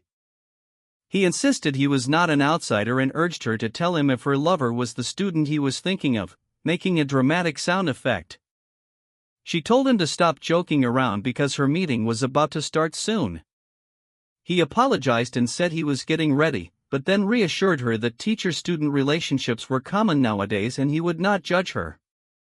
He announced his arrival, explaining he was there to collect the study materials, confirming that his sister had already sent him a message. She simply directed him to the bedroom shelf where the books were located, telling him to search for them himself. He noticed Li Meng was blushing and decided to ignore it, realizing he should avoid provoking his sister-in-law to ensure peace. Li Meng hesitantly announced that she needed to tell him something. He dreaded the revelation, fearing the worst, and nervously asked what it was. Li Meng shocked him by suggesting they engage in intercourse one time. He reacted with extreme surprise and incomprehension.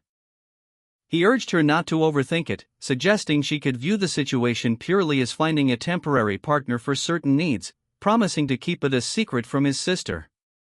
She demanded to know his motivation, dismissing the lack of a reason and refusing his proposal without an emotional connection, accusing him of treating her like an object. He told her to stop feigning innocence, questioning if all men could truly control their desires, but he insisted that he was capable of restraining himself.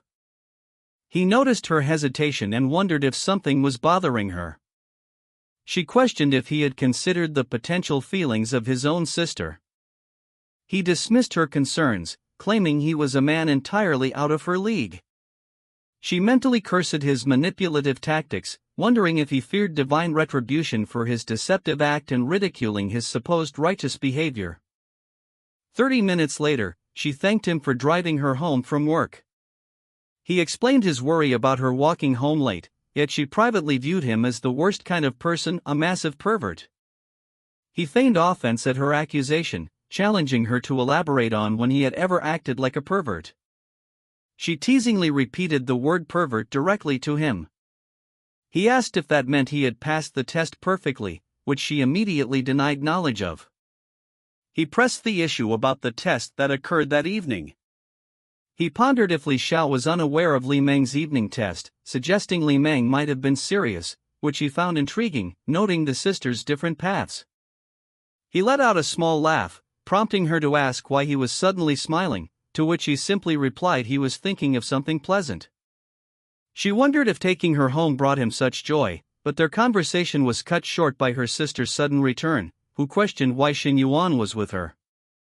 He mentally compared the sisters, noting Li Meng's height and figure contrasted with the counselor's slightly shorter stature and fuller chest, before the counselor dismissed his observations as showing off. It seemed Shen Yuan had not disclosed any details to the older sister. The sister warned Shen Yuan not to fool around, but he insisted he was being straightforward. The women tried to delay him, citing her exhaustion after a long, busy day. She expressed her disbelief, realizing the smile in the car had been due to his intentions for the night. She affectionately scolded Shen Yuan for being mean. 20 minutes later, he asked if she was satisfied and ready for him to leave. As it was nearly midnight, he announced his intention to stay, but she emphatically refused, citing that she had already helped him enough. He declared he would sleep on the sofa, making it a final decision, as he was exhausted. He observed that the counselor seemed to be already asleep, worn out from the day, before she suddenly questioned if he was still awake. He found it interesting that the sister-in-law had genuinely left the door unlocked. She gasped in surprise, asking what he was doing, to which he only told her to be quiet. She was shocked that he had actually come in, and he countered by asking why he wouldn't when she left the door unlocked. She desperately claimed her earlier words were impulsive and meaningless, but he firmly stated that he had already taken them seriously. She let out a small, muffled sound. He noted how loudly she was reacting even though he hadn't fully entered, calling her his sister-in-law. He found her attempts to suppress her voice endearing. Her breathing grew heavy, and she called out his name. He paused, prompting her to whisper that he should proceed. He challenged her to beg him first, and she softly pleaded. Her muffled sounds intensified. He asked if she was content now, noting that 2 hours had passed since the events began. He confessed that he hadn't felt this fulfilled in a very long time, then asked if she had been intimate with others previously. She emphatically stated that he was her first partner and nothing similar had happened with her ex-boyfriend. She warned Shen Yuan that her sister must never find out about them. She internally acknowledged that although their relationship wasn't emotionally cheating, Shen Yuan was still technically her brother-in-law, a fact that could deeply disappoint her sister. She announced her need to use the restroom. She realized that if her sister emerged and didn't see him in the living room, their secret would be exposed, frantically urging him to come up with a solution. He calmly contrasted the current minor situation with the few times he had to sneak around at Sister Lin's house, finding her panic unwarranted. A loud sound marked the door closing as her sister returned to her room, having thankfully not noticed Shen Yuan's temporary absence. He asked how she felt about the experience, comparing it to a roller coaster ride, but she immediately replied that it was terrifying and not fun at all. He told his partner to get accustomed to the situation, as this kind of arrangement would soon become their regular routine. The next morning, her sister greeted Shen Yuan, urging him to get ready for the breakfast she had prepared, which he enthusiastically complimented. Confused, she asked why he had suddenly used the intimate term, and he asked if she disliked it. She nervously denied disliking it, only stating that she was unaccustomed to the word, prompting him to suggest she would hear it much more often soon. She quickly interrupted, finding the exchange inappropriate for the early morning, especially if their sister saw, and urged him to go wash up, which he readily agreed to. He complimented her kindness, expressing his appreciation for her actions. She scolded him sharply, noting how different her personality was now compared to the previous night, and lamented that her affection meter for him still hadn't increased. He was momentarily shocked by her sudden change in tone. Her sister instructed her to cover up properly because Shen Yuan was present, and she acknowledged the instruction. Her sister told her not to look displeased, accepting the blame for letting Shen Yuan stay over and promising that he would not sleep there in the future. Misunderstanding her sister's intentions, she secretly worried about how she would satisfy her needs if Shen Yuan stopped visiting, then reassured her sister that she truly did not mind his presence. Her sister questioned her sincerity, which she affirmed with a double confirmation. Her sister noted Shen Yuan's large appetite, speculating he must have been starving, while she internally mused that his high energy expenditure the day before had likely been the cause. Shen Yuan insisted her breakfast was the most amazing he had ever eaten and, while calling her the affectionate term again, suggested an activity for later before abruptly trailing off. Li Meng quickly announced that she was returning to her room. She wondered why Li Meng looked so strange and was blushing, dismissing the idea that she had seen them hugging in the kitchen as a cause for such a reaction, finding the whole thing odd. At 9:30 a.m., President Shen demanded an explanation from Manager Jia at Jingfu Corporation. Manager Jia was visibly hesitant to address the situation. President Shen revealed that the current documents were only part of the evidence, and the numbers alone were enough to warrant prison time. Manager Jia pleaded that the situation wasn't that serious, but the president countered by highlighting the theft of company funds and asking if he should be serious. Manager Jia asked what he could do to receive leniency from President Shen. The president demanded that the manager and his associates immediately resign and leave the company, in addition to revealing everything he knew. Jia Nanho paused, weighing his options, prison or cooperation. Jia Nanho quickly agreed to tell President Shen everything and then leave, consequently exposing all the internal secrets of Jingfu Company, finally realizing the president's prior strategy. The president told him not to linger, instructing him to hand over everything to Yu Jifeng, take all his documents, and consider them even, hoping they would never cross paths again. Shen Yuan was impressed by his own strategic skill and the respect the young boss commanded. A subordinate addressed the boss, who told him to speak. The subordinate presented a prospective apartment near Guanting, noting the low rent and included utilities, and asked for the boss's opinion. The boss approved the apartment and instructed the subordinate to contact the landlord and sign the contract. He asked Coach Lu what the problem was now. Coach Lu was crying and tearfully calling him hubby, which caused him concern. He wondered why the coach had yet to say anything even though he was already present, noting that crying and making a scene was not in the coach's character. He threatened to leave, but the coach urgently begged him to stay. The coach tearfully complained that his workouts never exceeded an hour anymore and he left immediately, worrying that Shen Yuan no longer needed him, as nothing new was happening at the fitness center. He was surprised the coach was crying so hard over such a trivial issue. The coach asked if he even remembered how long it had been since he had called. He admitted it had been far too long since he last checked in on Coach Lu or offered any real support. He explained his focus was on restructuring the company to ensure she would have a perfect environment to excel in later. The renovation plans for the fitness centers were already underway, and she would soon be tasked with inspecting the final results. He surprised her by revealing her new official role as a highly paid special consultant within the Human Resources Department. She expressed her deep gratitude, touched that he had kept her in his thoughts despite his busy schedule. She playfully admitted her mind was occupied by him and his overwhelming presence, though he teased that wasn't enough. He toyed with her, suggesting that even her current level of devotion wasn't quite meeting his expectations. Their playful banter continued until he jokingly warned her to stop, claiming he was starting to feel a bit sympathetic toward her. He received an invitation to the soft opening of a new bar, where he was expected to appear in his capacity as a shareholder. The venue was packed with a lively crowd, most of whom seemed to be acquaintances of his business partner. An old face from his school days approached him, reintroducing himself after years of studying away in the city. He was quickly pulled toward a group of former classmates, all eager to reconnect and share a drink together. The group marveled at his transformation, noting that the most attractive boy from their class had grown into an even more impressive man. When asked about their host, they explained he was tied up with business but had insisted they start the festivities without him. The crowd whispered in awe at the sight of his luxury timepiece, realizing the wealthiest person in the room had finally arrived. A classmate pointed out their shared lack of female company, suggesting he use his charms to invite some beautiful girls over. He declined the suggestion, noting the room was already full of beauty and encouraging his friend to make a move himself.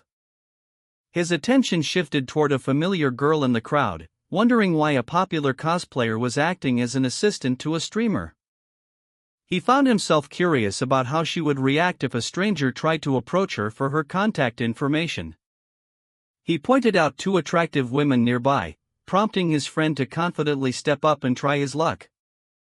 The friend felt confident, believing his expensive pilot watch would be enough to impress and win over the sophisticated women.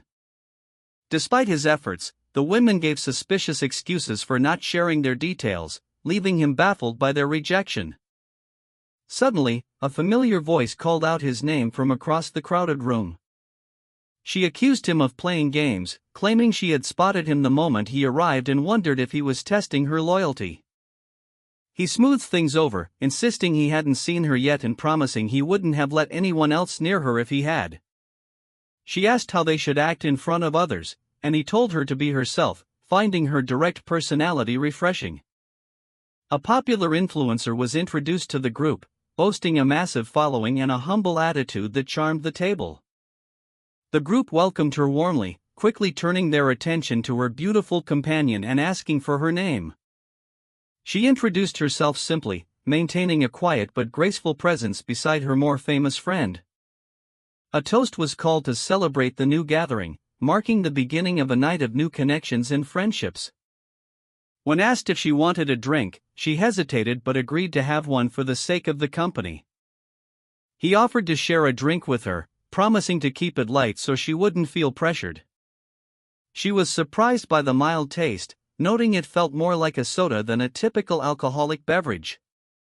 She pivoted the conversation toward her business dreams, asking when he might consider funding her startup. He questioned the viability of her media company, pointing out the risks involved for someone without a massive existing fanbase.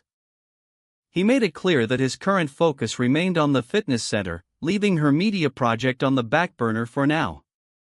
His partner finally arrived and dragged him back to the main group, wondering why he had wandered off so far. His friend jokingly accused him of once again attracting the most stunning woman in the entire building. He laughed off the comment, suggesting that perhaps she had been the one to seek him out instead. She boldly confirmed his theory, admitting she couldn't resist his charm and was completely captivated by him. His friends could only watch in envy as he effortlessly commanded the room and the attention of everyone in it. The classmates dispersed, leaving Shen Yuan to his own devices while they grumbled about his incredible luck with such a diverse array of beautiful women. He questioned why the shareholder was neglecting his duties just to flirt, feeling there was nothing left to discuss with such a playboy. Shen Yuan dismissed the concerns, trusting the current management to handle the bar while he made his exit. She was stunned to learn of his status as a shareholder, teasingly commenting on the impressive scale of the empire he had built. He asked if she had to be so blunt, though she countered that she had simply learned such directness from him. Onlookers watched in shock as the girl seemingly threw herself at him, offering no resistance to his charms. They marveled at how someone who looked so pure and innocent could be so proactive in her pursuit. She claimed to feel lightheaded after just one drink, prompting him to joke that even a stray dog had a higher tolerance than her. Offended by the comparison, she pouted and insisted that she was surely more attractive than any canine. He teased her further, playfully admitting she might be just a little bit prettier than a dog. Feeling the effects of the night, she softly asked him to take her home so she could finally rest. After saying his goodbyes to the group, Shen Yuan escorted her out, promising to catch up with everyone another time. His friends egged him on, telling him to hurry up and enjoy the night he had planned. They exchanged promises to stay in touch over the break, with him reminding her to message him the moment she got home safely. A jealous observer wondered what kind of spell Shen Yuan used to easily land a girl who was known for being difficult to get. She grew bold, questioning why he would even suggest the dorms unless he was intentionally trying to avoid an intimate encounter. When he suggested she be more subtle, she reminded him they were adults who should be able to speak their desires clearly. He clarified that he certainly wanted her, but he intended to maintain some control over the pace of their evening. He explained that because a woman's first time is a significant event, he wanted to treat her to proper dates first. She admitted her financial motivations for the entrepreneurship program, fully aware of the price she might eventually have to pay. He found her honesty refreshing. Despite being materialistic, she held on to her own set of principles and boundaries. Shen Yuan offered her the room to herself, preparing to leave so she could get some much-needed sleep. Before he could depart, she stopped him with a sudden request for a kiss. She clarified it wasn't about sex, but rather a genuine curiosity about what sharing a kiss with him would feel like. He acknowledged her request for just a single kiss, moving in closer to comply. He playfully noted that she hadn't specified exactly where he should kiss her.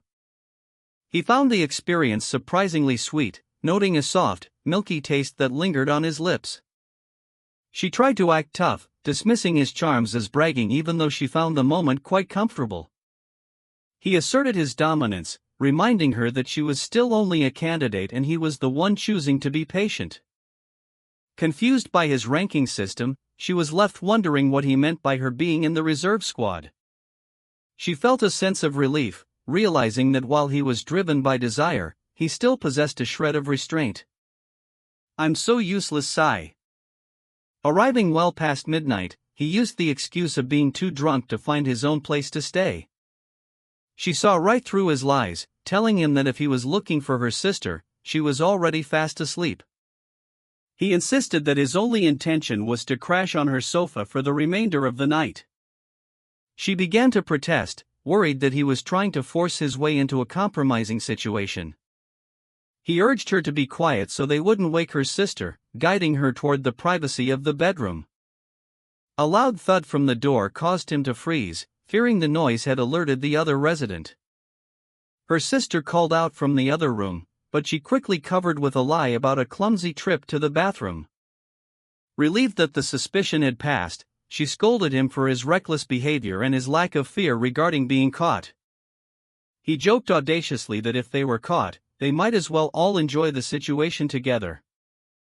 She dismissed his ridiculous fantasy with a sharp laugh, unimpressed by his bold suggestion. He yelped in pain as she lunged at him, begging her to be a bit more gentle during their secret encounter. He claimed he had been incredibly gentle, pointing out that her drunken state had made her unaware of her own strength during their encounter. After a few rounds, he suggested they avoid meeting at home due to the risks and proposed moving their future escapades to hotels. She immediately rejected the idea, reminding him that as a struggling student, she lacked the funds to book private rooms. Shen Yuan mocked her modesty, noting that the expensive gifts he bought for her and her sister proved she was far from broke. She winced in pain and complained about his rough behavior, threatening to end their partnership if he didn't learn how to treat a lady. He confidently asked who else could possibly replace him, promising to be much more careful and gentle during their next meeting.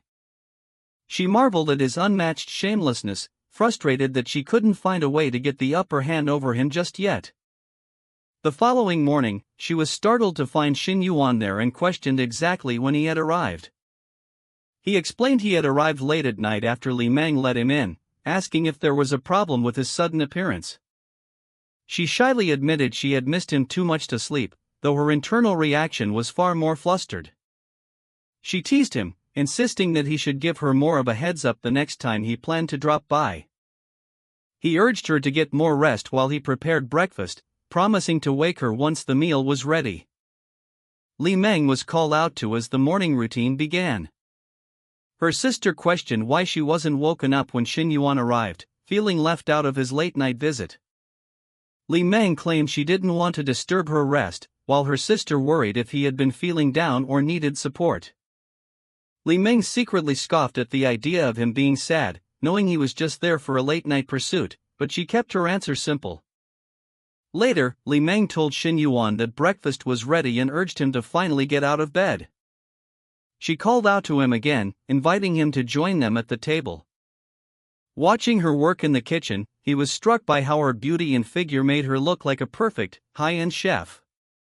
She caught him staring and snapped at him to focus on his food instead of ogling her.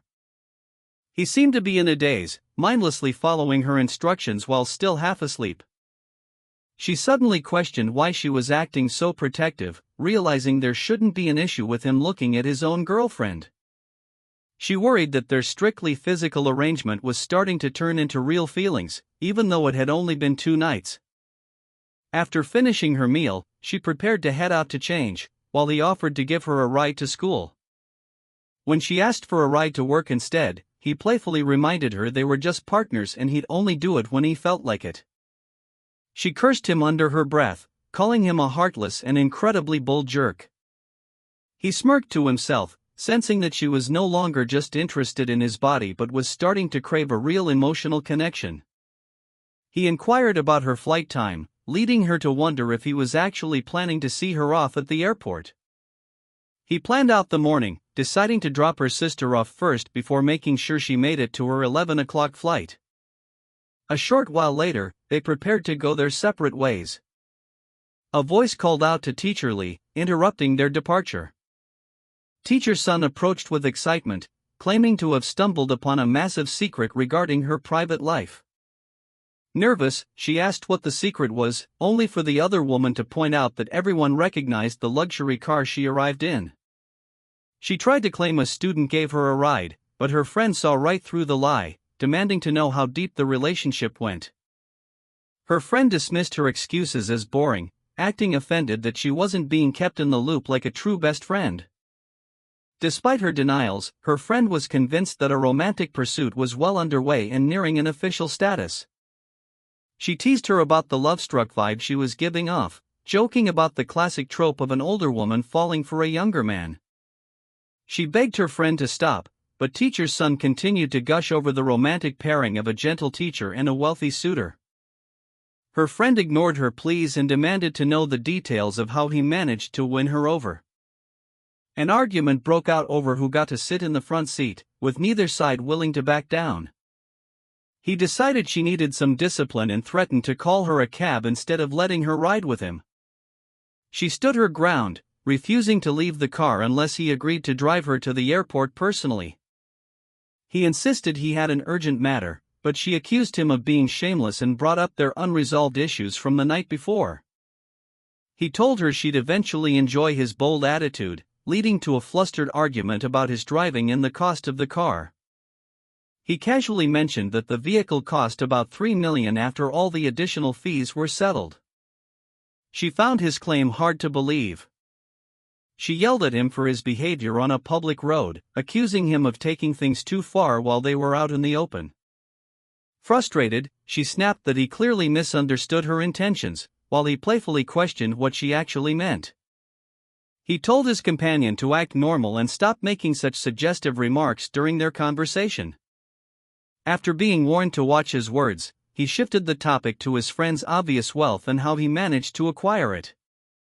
He explained that his fortune came from trading assets since his college days, which eventually led to him running his own firm. Impressed by the success, he joked about retiring early once his sister married into such wealth, asking if there was room for one more dependent. He countered that while the sister was a catch, the brother still had a lot of growing up to do before he'd consider supporting him. Offended by the remark, he snapped back, threatening to convince his sister to end the relationship as soon as his shift ended. He pointed out the flaw in that plan, noting that losing a wealthy benefactor would only be a disadvantage to him in the long run. Annoyed by the selfish attitude, she told him to quit staring and keep his eyes on the road while they were driving. He argued that his staring was a compliment to her looks and teased that he wouldn't bother looking at her next time if she was going to be ungrateful. She responded with a skeptical challenge, wondering if he could actually follow through on that promise. A sudden tension filled the air as one accused the other of acting with hidden intentions, while the other played innocent. He warned her about the potential fallout of her actions, but she remained defiant, questioning if he'd actually dare to do something bold right there. He gave a final warning, telling her that she was venturing into dangerous territory with her provocations. She brushed off the threat with a smirk, daring him to show her exactly what he intended to do about it. An onlooker watched the luxury car pass by, envious of the wealthy lifestyle and the beautiful company, feeling motivated to work harder. Navigation route deviated. Replanning for you now. Confusion arose when she realized they had veered off course, prompting her to question why they weren't heading toward the terminal. Despite her worries about missing her flight, he confidently claimed they had plenty of time to finish their business and still make it. She pleaded for him to keep his composure as the situation between them began to escalate. He confessed a long-standing desire to see her in that specific professional attire, making his intentions clear. Passers-by noticed the vehicle shaking violently on the side of the road, mistakenly thinking the car was malfunctioning or about to explode. A witness grumbled in disgust, criticizing the couple's lack of public decency for engaging in such activities in broad daylight. Much later at the airport, colleagues noticed her arrival in a high-end SUV, speculating that she must be dating someone with deep pockets. She quickly clarified that the man wasn't her boyfriend yet, describing him more as a future member of the family. She explained the hesitation was due to the fact that her sister hadn't officially given the relationship her blessing.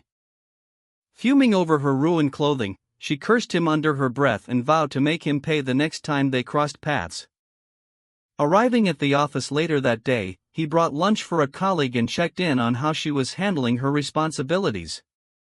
She reported that she was balancing her professional duties well, only returning to campus for her most essential lectures. He was impressed to learn she had mastered nearly the entire department's operations and was ready to rotate into a new role.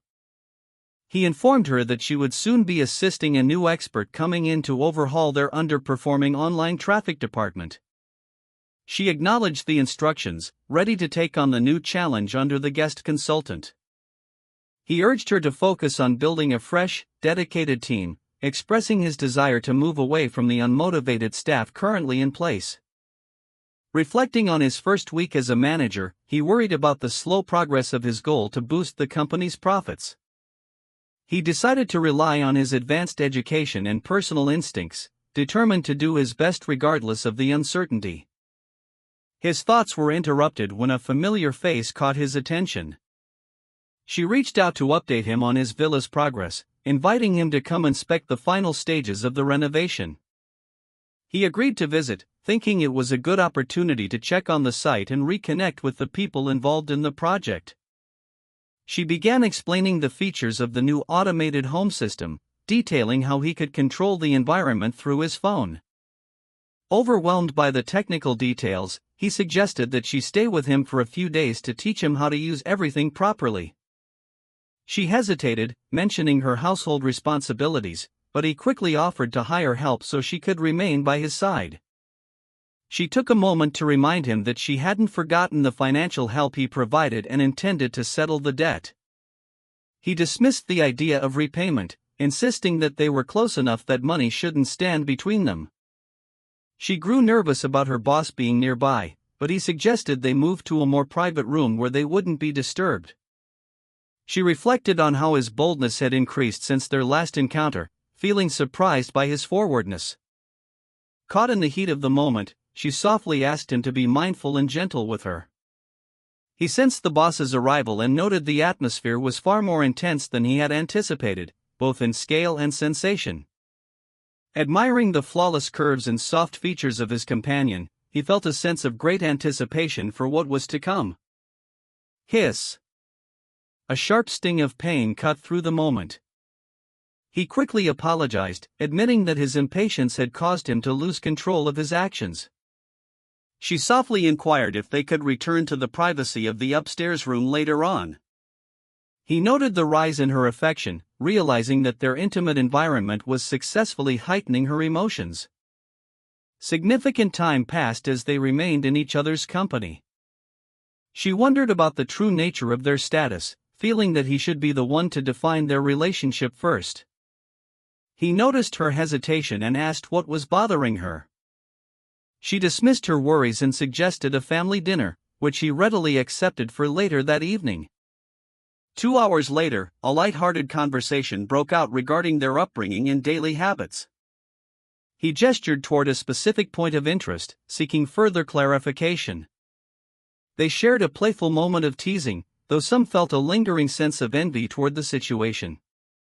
Upon his arrival, she checked to see if he had already eaten his evening meal. She offered to prepare a warm bath for him, wanting him to finally enjoy the luxury of the home. The sisters observed how much he was being pampered, noting the extreme level of care he received. They joked that even royalty didn't live as comfortably as he did with such dedicated attention. Questions arose about the sleeping arrangements, leading to a playful declaration of a girls' only sleepover. He teased her about her laziness, doubting she could actually provide any real care for anyone else. The offer to run errands for him sparked a minor debate about how much everyone was spoiling him. He monitored the steady growth of her affection levels just before being summoned into the room.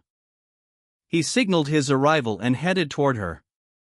She felt a deep sense of gratitude, believing it was only natural to care for the man who had done so much for her family. The others disagreed, jokingly claiming that the constant pampering had turned him into a giant baby. She insisted that her gestures were small and hardly compared to what he deserved. A sudden flush on her face didn't go unnoticed, prompting immediate questions. She tried to deny her obvious embarrassment even as her face continued to burn with heat. The teasing intensified as they accused her of harboring secret feelings for her brother-in-law. He let out a sigh of pure relaxation, feeling the tension finally leave his body. She offered to use her newly learned skills to give him a massage, surprising him with her initiative. She explained she had been practicing her technique and encouraged him to give her honest feedback. He teased her about her newfound skills, while she admitted she had learned them specifically for him. He expressed disbelief that she could have mastered such an impressive technique so quickly. She revealed she had been studying videos in secret, earning high praise for her dedication and talent. The intimacy escalated as she invited him to join her more closely. A soft moan escaped her lips as they shared a private moment together.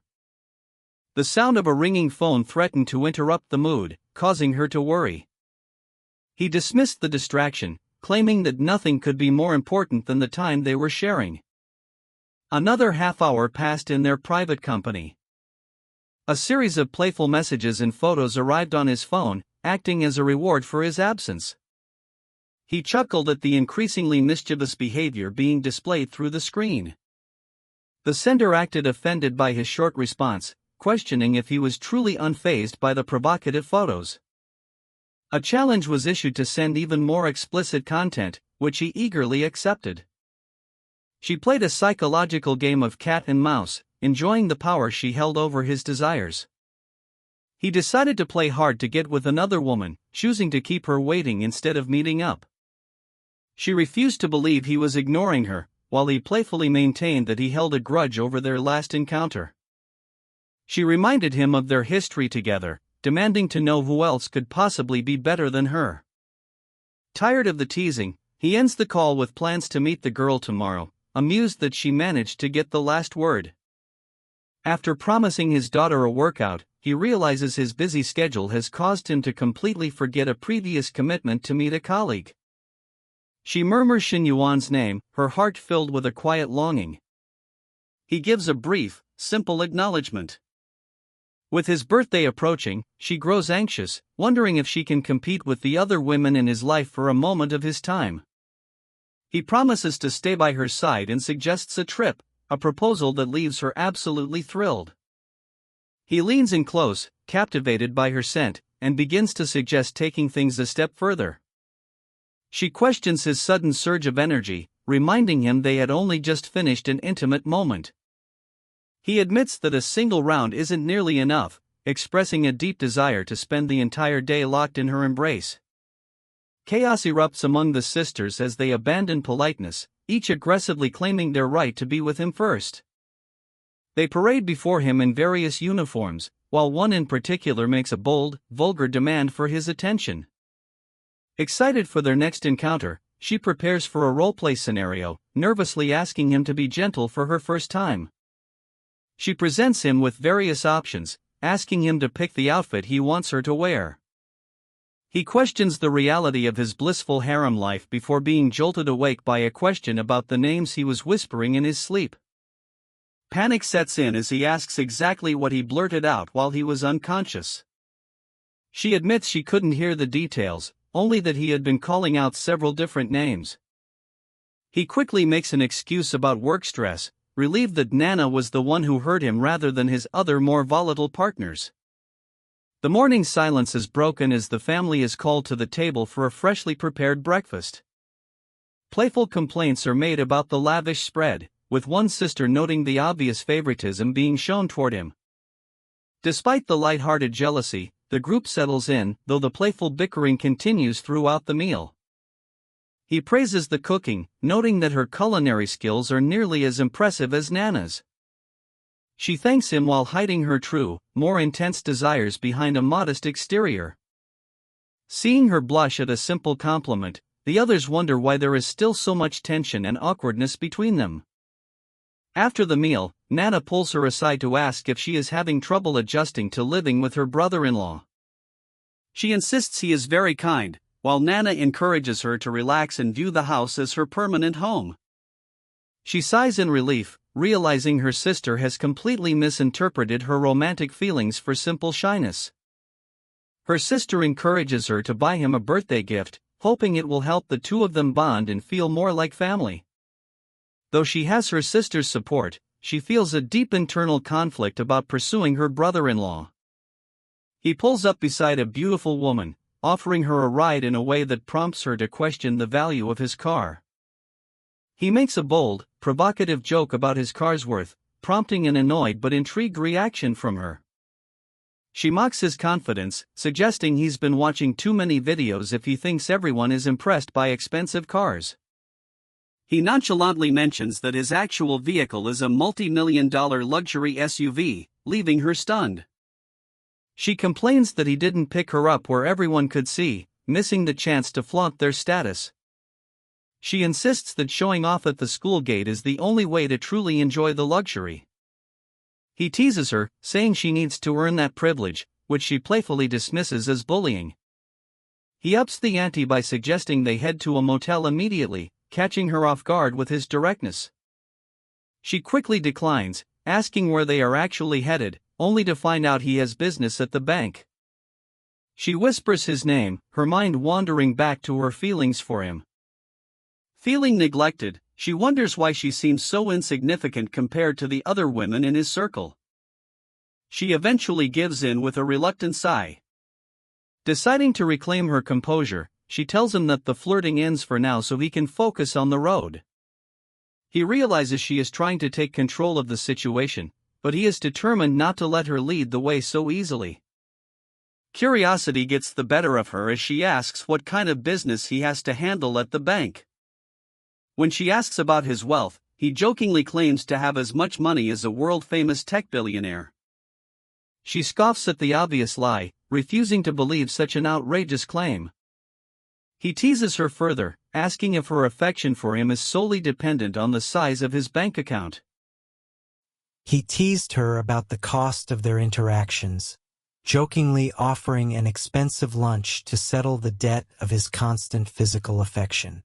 Bystanders couldn't help but notice his wealthy aura and the stunning woman by his side, remarking on how he looked like a high-level executive among the common crowd. The bank staff approached him with news that his massive balance qualified him for elite private banking, offering a suite of global luxury perks and immediate transaction processing. She marveled at how simple banking tasks granted him such immense social status, wondering just how vast his hidden fortune truly was to command such subservience. He requested a custom card number featuring his birthday, and the staff eagerly rushed to process the paperwork for their high-value client.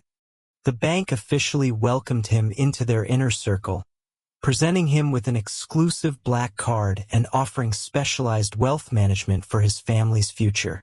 He declined the investment products for now but promised to keep their branch as his primary choice for future deposits, much to the manager's delight.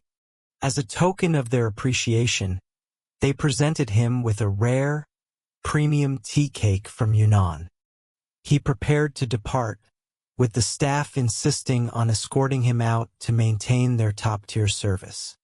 Observers were stunned to learn a 21-year-old had tens of millions on deposit, realizing his total assets and influence must be staggering. The girls nearby felt the allure of his wealth and charisma, lamenting that they weren't attractive enough to catch his attention. It was clear that his status allowed him to enjoy a world of luxury and special treatment without spending a single penny of his own. She questioned who his next appointment was with, but he kept the mystery alive by noting she wouldn't know the person. She wondered if the next woman was just an errand companion or something more, only for him to reveal the other woman would be staying the night. When asked if that meant an intimate encounter was guaranteed, he countered by asking if being with him was really such a burden. She realized that playing hard to get was her only strategy, hoping to eventually secure a permanent spot in his crowded life. The opulence of the restaurant left her in awe, as it was a place she had only ever seen in viral videos. He took charge of the menu, ordering sophisticated French delicacies, while including a classic beef stew just in case she preferred something familiar. She asked about their plans after the meal, but he bluntly stated they would be heading their separate ways. Her disappointment grew when she realized his afternoon and evening were already booked for someone else. He made it clear that his time was a limited commodity, and she would be lucky to get even half a day of his undivided attention. He presented her with several options, leaving her confused about the sudden shift in the atmosphere. He wondered if something specific had triggered her sudden change in behavior. When he asked what was wrong, she brushed it off as a simple inquiry into his personal tastes. She complained about his constant phone use during their meal, desperate for a real conversation that he seemed uninterested in starting. He explained that a good conversation should feel natural rather than forced, showing little interest in small talk for the sake of it. Frustrated by his coldness, she lost her appetite and called him out for his dismissive attitude. Sensing the mood was ruined, he immediately called for the check to end the meal. The server arrived with the bill, which totaled nearly 2,500 yuan for their brief lunch. He noted that he had fulfilled his promise of an expensive meal. She was disheartened to realize he was actually following through on sending her back to school so early. Oh, she was suddenly caught off guard by an unexpected development. She demanded to know what was happening as the situation took a sudden turn. He told her to secure her seatbelt as he prepared for the next stage of his day. She was shocked to see him immediately pick up another girl, accusing him of moving on far too quickly. She struggled to keep her composure, realizing that his serious business was simply meeting another woman. When she asked about their plans, he implied the answer was obvious, leaving her flustered. He asked if she had anything else to say before he drove off and left her behind. In a desperate move, she insisted on tagging along, refusing to be left out of whatever came next. He tried to dismiss her, insisting his upcoming tasks were important, but she questioned why she couldn't observe. She turned to the newcomer, checking if her presence would be an issue. While the other girl agreed, she secretly worried that acting jealous would only drive him further away. He decided to take them shopping, thinking that a bit of competition between the two women might actually be beneficial. She reached out to take his arm, testing her boundaries in front of her rival. He allowed the gesture without hesitation. He observed how cautious and timid his companion was, feeling a protective instinct toward her gentle nature. The other woman watched in jealousy, feeling like an unwanted third wheel as he indulged the girl's sweet behavior. Not wanting to be outdone, she moved in to grab his other arm. She wondered if he truly had a favorite among them or if he treated everyone with the same indulgence. He encouraged her to hold on tighter, which only made her feel more self-conscious. He teased her for her hesitation, asking exactly how close she intended to get. Despite the public setting, he enjoyed the physical closeness but reminded them to maintain some level of decorum in the mall. She defiantly held on tighter, even after he threatened to pull away if she didn't behave. Passers-by were convinced they were watching a movie scene, amazed by his ability to handle two beautiful women at once. Jealous onlookers assumed he was just another wealthy playboy who had somehow convinced two stunning women to share his attention. He felt a surge of pride from the envious stares, noticing that the competition between the women was reaching a fever pitch. A shop clerk recognized him, welcoming him back to the high-end boutique. He introduced his companions as friends, no longer feeling the need to hide the fact that he was with both of them. The clerk marveled at his boldness, noting that he had abandoned all pretenses of seeing his many girlfriends one at a time. He gave them free rein to choose whatever they wanted from the luxury collection. They were dazzled by the expensive jewelry and bags, realizing that his wealth provided access to the very best. One girl felt a pang of resentment, realizing her lunch date was nothing compared to the tens of thousands being spent now. 10 minutes later, he encouraged her to pick out more items, noticing she had only selected a few things despite the unlimited budget. He insisted she spend at least 100,000, calculating the massive cashback rewards his system would grant him for the splurge. Other shoppers were floored by his casual demand that she spend such a massive fortune. The disparity in treatment was painful, making one of the girls regret coming along just to witness her lower standing. She finally decided that she had selected enough items for the day. All right. He then turned his attention to the other girl, telling her it was her turn to choose a gift. She was shocked by the offer, hardly believing she was being included in the shopping spree.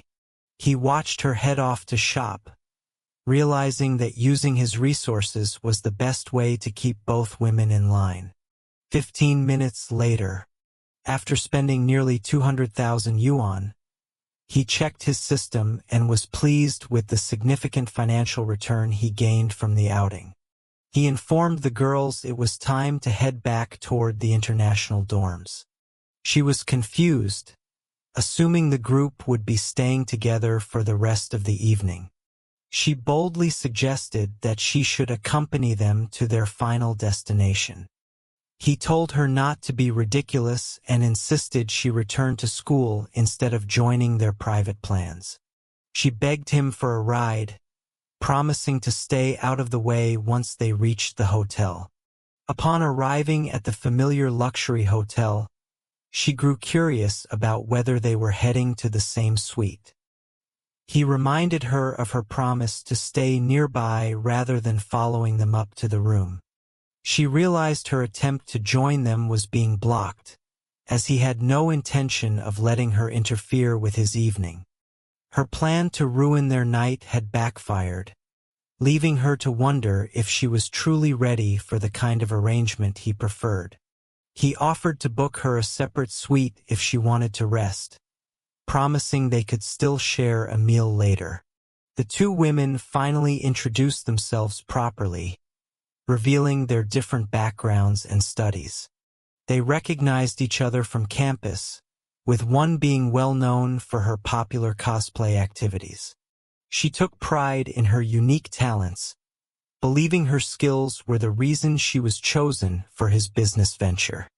The conversation turned into a subtle battle of who was more important to him and who he had sought out first. Behind the polite exterior, both women were sizing each other up, revealing their true, competitive personalities.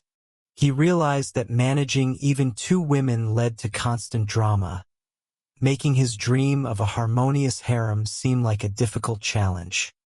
He stepped away to take an incoming call, leaving the two rivals alone for a moment.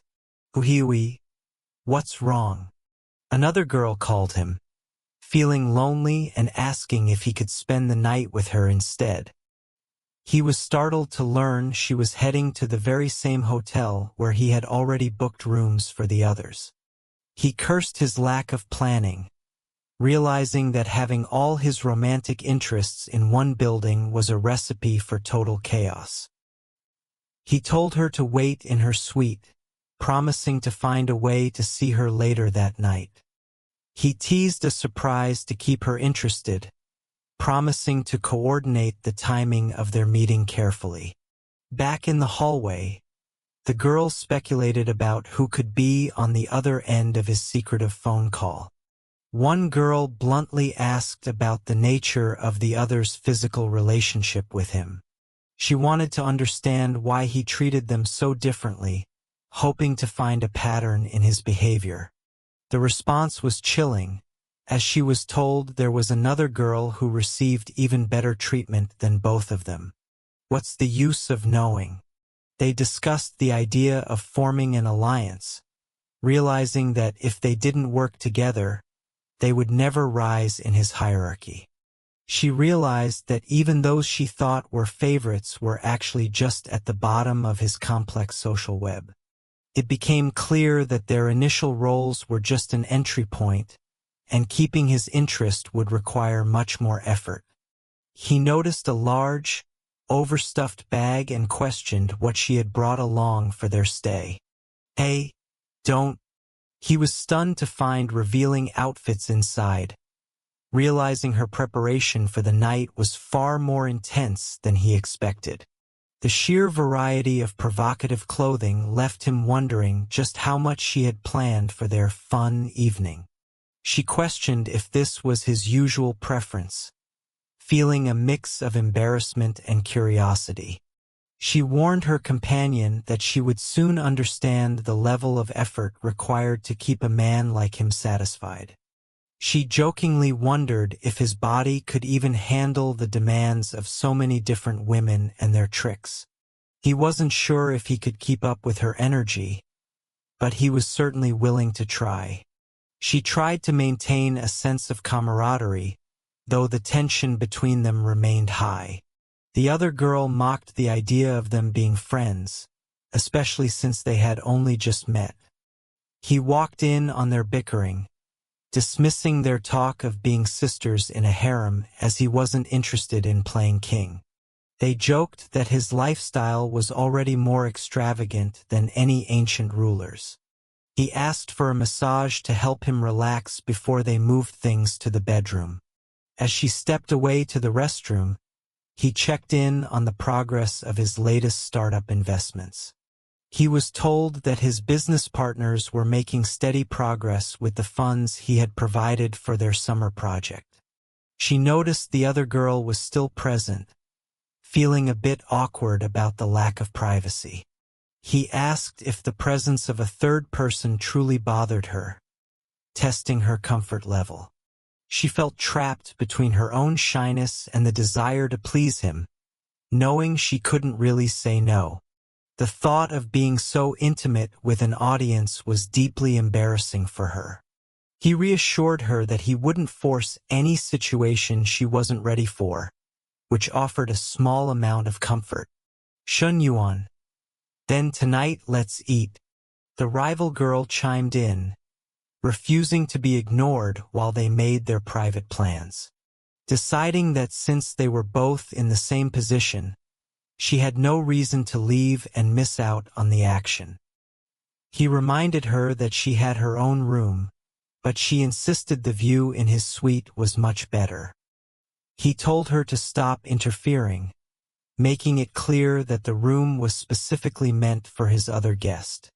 She took his words as a challenge rather than a rejection. Her sudden boldness caught him by surprise as she took an unexpected initiative. She argued that since they were both vying for his attention, there was no reason to be shy about competing directly. She proved her point with a bold physical gesture, showing she was willing to do whatever it took to stay relevant. He was stunned by how quickly a simple interaction had escalated into something much more intense. The other girl watched in shock, wondering if she was expected to join in or just watch the display. She struggled with the idea of a group encounter, preferring to have him all to herself despite the current circumstances. Seeing the other girl's low boundaries made her realize she might have to abandon her own reservations to keep up. He acknowledged that the situation had changed now that both women were actively involved. He directed one of them to wait in the inner room while he dealt with the immediate situation. She hesitated, expressing her discomfort with staying in the room under those conditions. He offered to move the party to the bedroom, leaving the other to wait alone in the lounge. "Then what do you mean?" He realized that this rare arrangement was the perfect way to get them used to his lifestyle for future outings. He told her to wait outside for a moment while he finalized the plans. She pleaded with him to be gentle, feeling overwhelmed by the intensity of the moment. She felt a sense of injustice, believing she was the one he truly brought there, while the other was just an intruder. Driven by a fear of losing her place, she decided to cast aside her shyness and join the competition. She boldly asked if it was finally her turn to receive his attention.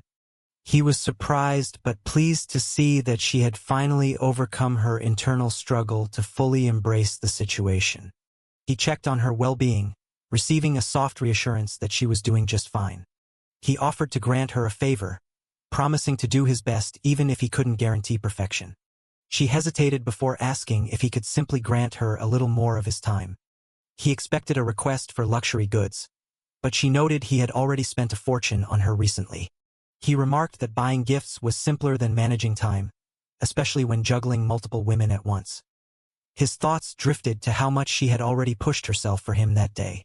He agreed to her request for more time, though he cautioned that it couldn't happen too often.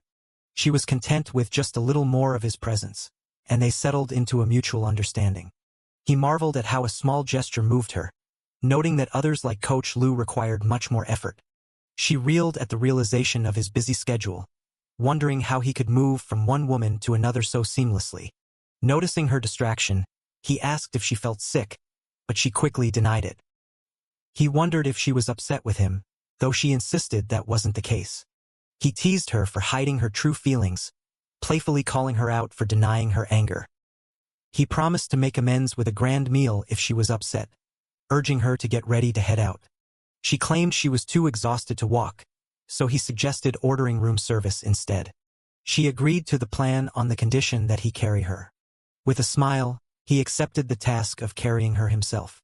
20 minutes passed in their quiet sanctuary. A heavy, awkward tension began to fill the room. He mused that they should adapt to this pace, as it would likely become their new normal. Feeling out of place, she suggested taking her food to her own room, but he encouraged them to bond. Despite his suggestion, the discomfort between the two women remained palpable. He questioned the source of the awkwardness, looking for an explanation. While she claimed to be fine, she privately admitted to feeling stifled by his desire to keep the other girl around. Both women denied any issues, yet one still asked if she could take her meal back to the school dorms. He surprisingly agreed, leaving her to wonder why he was letting her go so easily. His cold tone and lack of an offer to drive her home made her worry that he was secretly angry. He reminded her of her physical exhaustion, suggesting it was better to stay and rest with him a while longer. Softened by his words, she eventually agreed to stay. The sight of him being so uncharacteristically gentle with another woman filled her heart with a bitter sting. She found a strange happiness in his touch, wishing he would continue stroking her hair forever. An employee arrived with the requested clothes, and he offered a polite thanks for the delivery. The staff member remained at his beck and call, ready to assist with any further needs. The worker was struck by the sight of two top-tier beauties, each with their own unique and stunning charm. The staff whispered about his incredible stamina and lifestyle, amazed at how the wealthy spent their nights. He asked about the other girl's whereabouts and learned she was freshening up in the shower.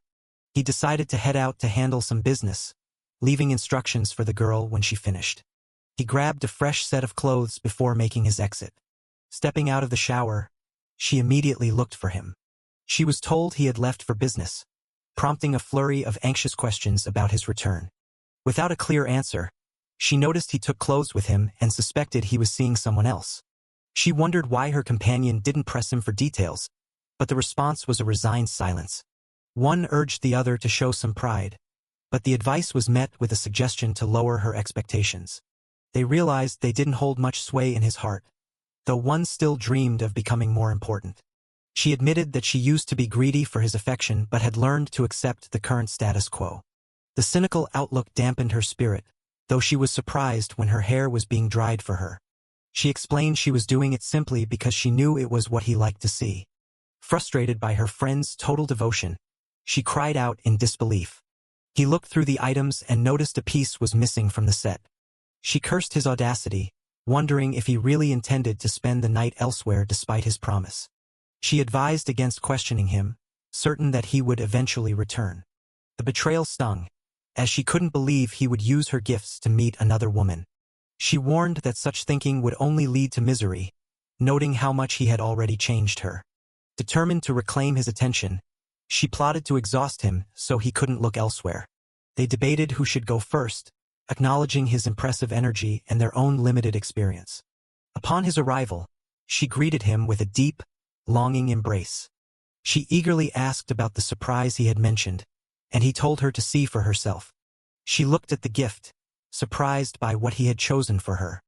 He asked for her opinion, but she teased him that the gift seemed more for his benefit than hers. He insisted that his pleasure was her surprise and urged her to go change into the outfit. She playfully complained about his demands while heading off to comply. Emerging in the new attire, she sought his approval. She whispered for him to be gentle as they grew closer. He requested a more submissive title during their intimate moments, moving away from his usual nickname. He promised a great reward if she followed his lead and gave him what he wanted. She gave in to his desires, addressing him exactly as he had requested. Breathless, she asked again what the grand surprise actually was. He laughed, revealing that the true surprise was the massive financial goals he had achieved. She accused him of teasing her again, wondering if he had made as much progress in other areas. He warned her playfully that she was playing with fire by testing him. He reflected on her incredible talents and skills, ranking her as the most gifted among all his partners. He asked if his performance had finally reached her expectations. Overwhelmed by the experience, she praised his incredible prowess. He reminded her once more of how he wished to be addressed in the heat of the moment. She enthusiastically complied, declaring him the absolute best. Afterward, he prepared to leave, promising to return for breakfast the next morning. She pleaded with him to stay, unwilling to let the night end so soon. He gently told her to be good, explaining that he had an unavoidable social commitment to attend. She worried he was going out drinking and urged him to be careful with his health. He assured her that he would keep everything under control. He realized he had been away too long and needed to return to the two women waiting upstairs. He was surprised to see how close they had become in just a few short hours. He took a moment to check and reply to his messages. Something caught his attention, causing him to pause. A message arrived from them, inviting him to indulge himself completely that night. He was struck by the sudden boldness and the shy, alluring charm they were displaying. Surprised by their sudden shift into high gear, he decided to match their resolve and take charge. Suddenly overwhelmed by the intensity, she started to have second thoughts. He asked what was wrong, and learned that the bravado had been a group decision that one wasn't ready for. He told her to go persuade her friend, noting that there was no turning back now. She was confused about how to convince her, comparing the task to a very scandalous negotiation. He encouraged her, believing that as a woman, she knew exactly how to handle her friend's hesitation. She agreed to give it a try, heading off to talk sense into her companion. He realized that the lack of deep affection made the request particularly embarrassing for her. She confronted her friend, asking what was causing her to freeze up. She questioned if she was simply unable to accept the situation. She admitted the revealing nature of the clothes made her feel incredibly exposed. Her friend pointed out that her hobby outfits were similar, but she argued this was far more extreme. The fact that they were supposed to do it together only added to her immense shame. She reminded her that she suggested the idea to gain favor with him, but she feared losing her dignity. She argued that everyone was vying for his attention and that this was just a wilder way to play. Seeing she couldn't be swayed, her friend offered to let her rest while she dealt with him alone. She approached him to explain the situation. He had already been informed and told her to go ahead and rest in the other room. His lack of anger made her feel unimportant, as if she were completely dispensable to him. Despite her online popularity, his hot and cold nature made her feel inferior and full of doubt. His current indifference left her feeling a level of frustration she had never experienced before. He noticed her tears and asked why she was crying, though she tried to hide it. He softened, explaining he didn't want to force her and hated seeing her upset. She playfully pushed back against his teasing, trying to regain her composure. He suggested she check herself in the mirror to see how messy she had become. He complimented her beauty, which prompted her to ask if he truly found her attractive. He confirmed her beauty, but she wondered why he treated her so coldly if he liked her. He assured her that she was just being sensitive and that he had always cared for her. He repeated his promise of affection to soothe her worries. She asked him to be kinder in the future, and he agreed without hesitation. He knew that with a proud girl like her, a mix of toughness and gentleness was the key to her heart. She changed her mind and decided to stay, earning a curious look from him. She confirmed that she had finally thought everything through. He suggested she start in the next room to get comfortable first. She was amazed at how easily he had won her over, admiring his deep understanding of women. She recalled her own overwhelming experiences with him and the shame that still lingered. She felt a sense of relief and terror, knowing she was now fully his. Driven by competition, she vowed not to fall behind the others. A sudden cry of surprise escaped her as the night intensified. The atmosphere in the room grew heavy with emotion. He woke up feeling drained after an exhausting night, knowing he needed to recover his energy. He checked the status of his various relationships and scores. He was pleased to see their affection had grown, hoping he could manage them together from now on. As one girl slept, the other asked about breakfast arrangements for the morning. He ordered food to the room but noted the growing familiarity between the two women. He realized he had forgotten some of the previous night's details and prepared to head out for work. She gave a simple nod of understanding. Seeing another girl was still asleep, he decided to hit the gym before starting his day. She reflected on their shared future, realizing their time with him would always be divided. She remained uncertain if this new lifestyle was truly a blessing or a curse. His trainer teased him for being late, wondering if he had been out partying too hard. He admitted that he had indeed been occupied with other matters. The trainer was shocked that his physique was improving despite less frequent gym sessions. She suspected he was secretly training elsewhere to achieve such results. He claimed he practiced on his own at night, leaving her wishing she could be the one by his side. He asked if the financial rewards he provided weren't enough to satisfy her. They moved to business, discussing a new position he had arranged for a specialized consultant. With his birthday and a trip coming up, he needed someone reliable to keep an eye on the company. She was thrilled to be helping his career, feeling more connected to his professional life.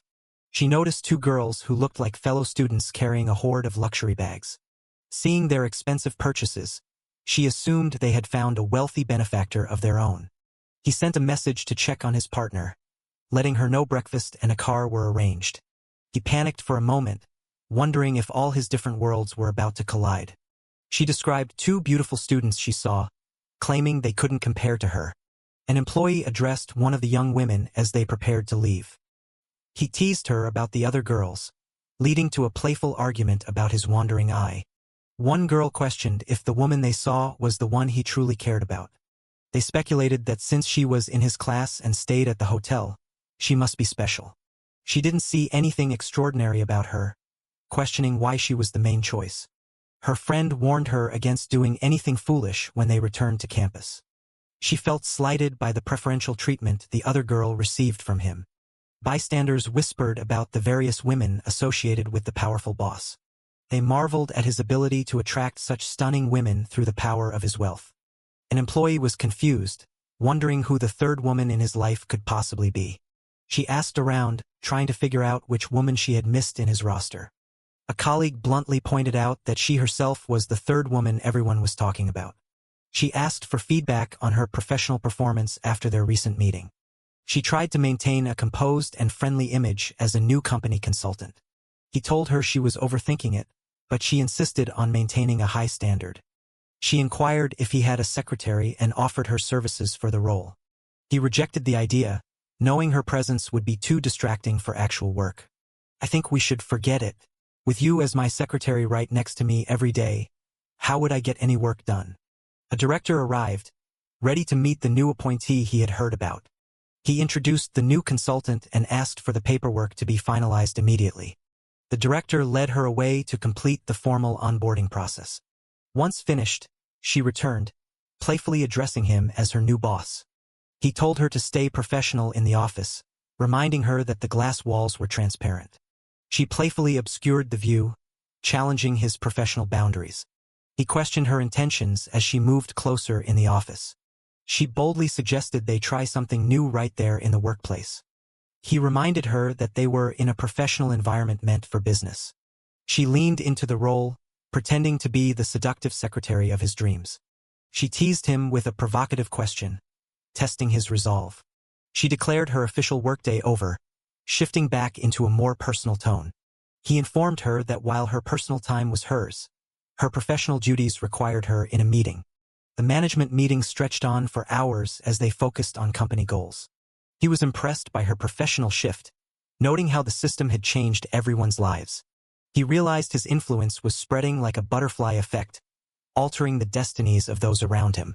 She boasted to President Shen about her newfound influence, thrilled that the powerful executives who once intimidated her were now the ones trying to win her favor. This shift in status brought her immense joy, and she couldn't help but express her deep gratitude to her husband for the change. He reassured her that she earned her success through her own merit, then informed her of his upcoming week-long trip, instructing her to reach out if she needed anything. Surprised by the sudden news, she asked to join him, but he explained the group was full and promised to dedicate an entire day to her upon his return. She accepted the situation, mentioning she had prepared a special birthday surprise that she would save for his homecoming. He gave a simple nod of agreement. Having reached a significant milestone in campus reputation, the system informed him of his accumulated points and offered a chance to trade them for rewards. After several attempts, he secured a mix of cash and attribute points, deciding to hoard the rare points until they could provide a more noticeable physical boost. He felt particularly relieved to acquire a learning card, knowing it would give him the upper hand when dealing with the school counselor.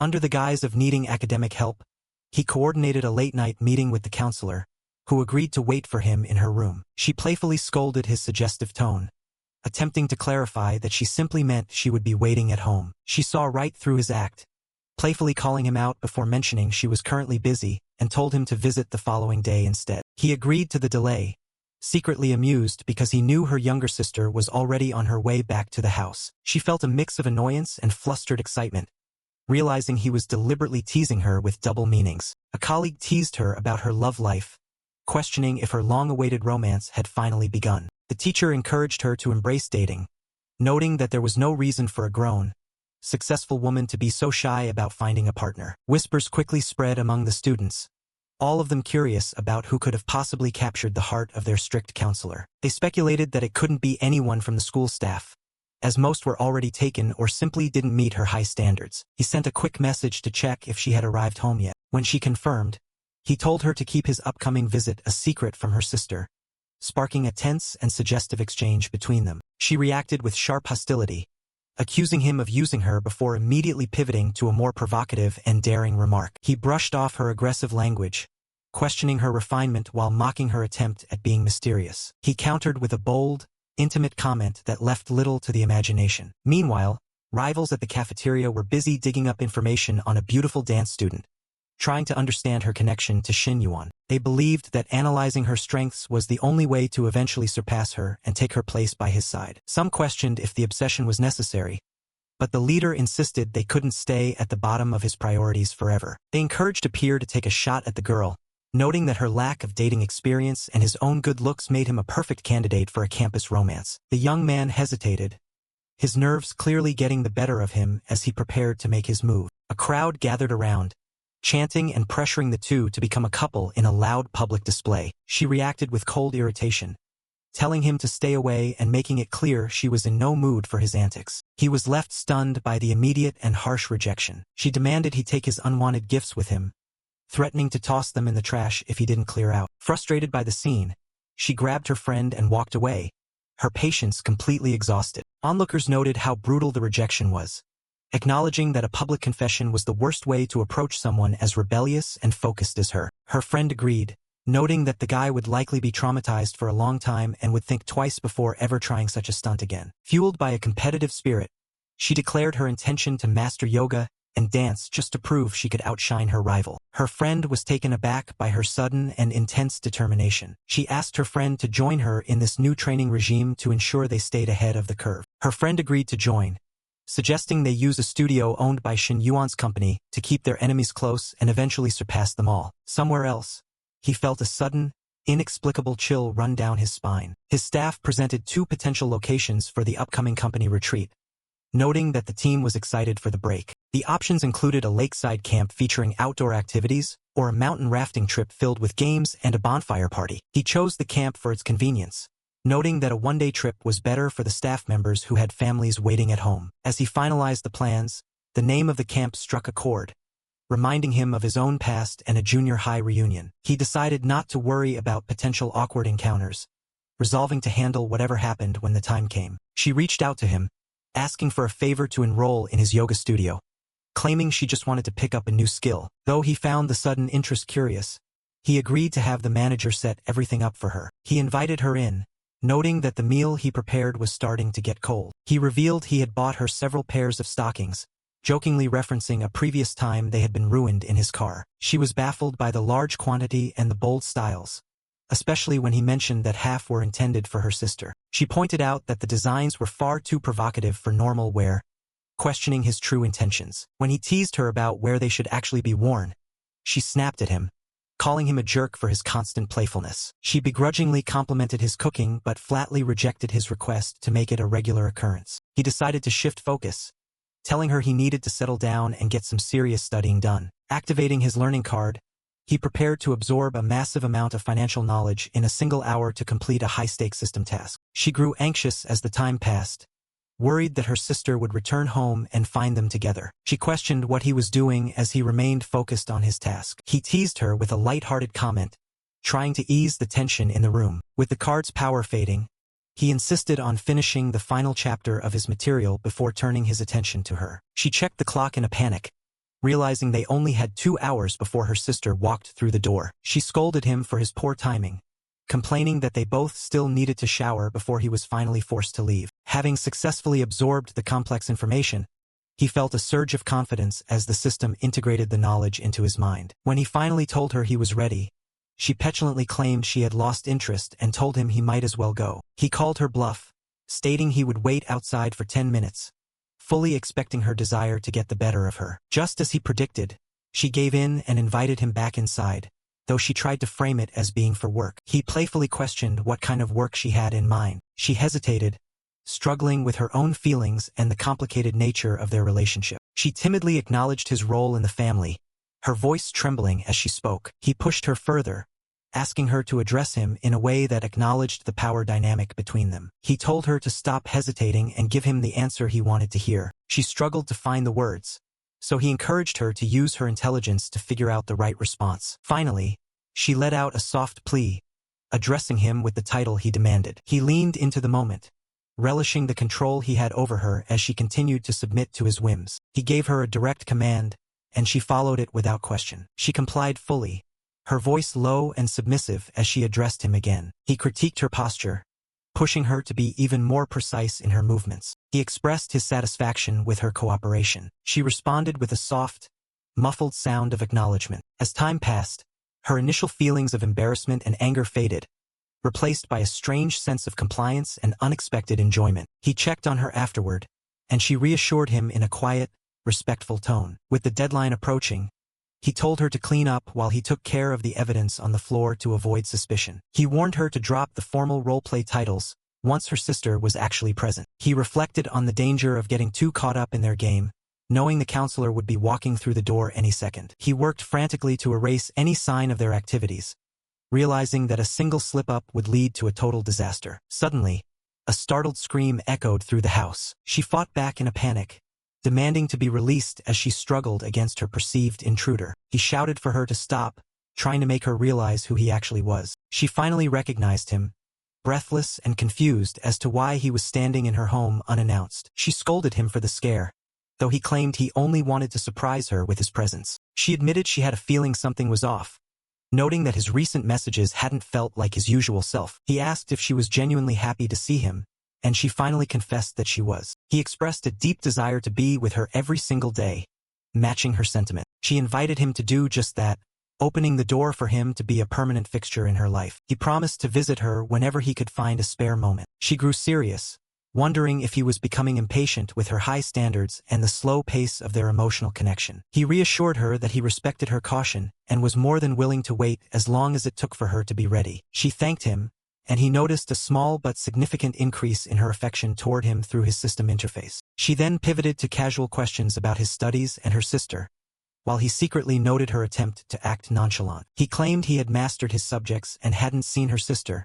though he worried his shifting expression might have given him away. Sensing a change in his mood, she told him to always be honest with her if she did something wrong, promising she was willing to change for him. She insisted she was perfectly fine, expressing concern that he was exhausted from work and shouldn't have to deal with chores upon returning home. He reassured her that he wasn't tired at all and was more than willing to lend a hand. He realized he had completely miscalculated the situation, never expecting the counselor to be so full of energy today. A soft sound escaped him as he processed the unfolding events. He toyed with the idea of being with the counselor, but quickly checked himself, realizing that juggling both sisters was more than enough for any man. A faint gasp filled the air as the tension shifted. Someone wondered aloud if her sister had finally returned home. She acknowledged the painful truth that his heart belonged to her sister and not to her. She lamented her position, feeling like nothing more than a temporary distraction in his life. Complaining about her aching knees, she made a mental note to bring a cushion for their next encounter. A gentle warning was offered to stay mindful and move carefully. She questioned if he planned to sleep on the couch again or if she should simply head back to her own place. He insisted that staying close to her made any discomfort on the couch entirely worth it. As she prepared to depart,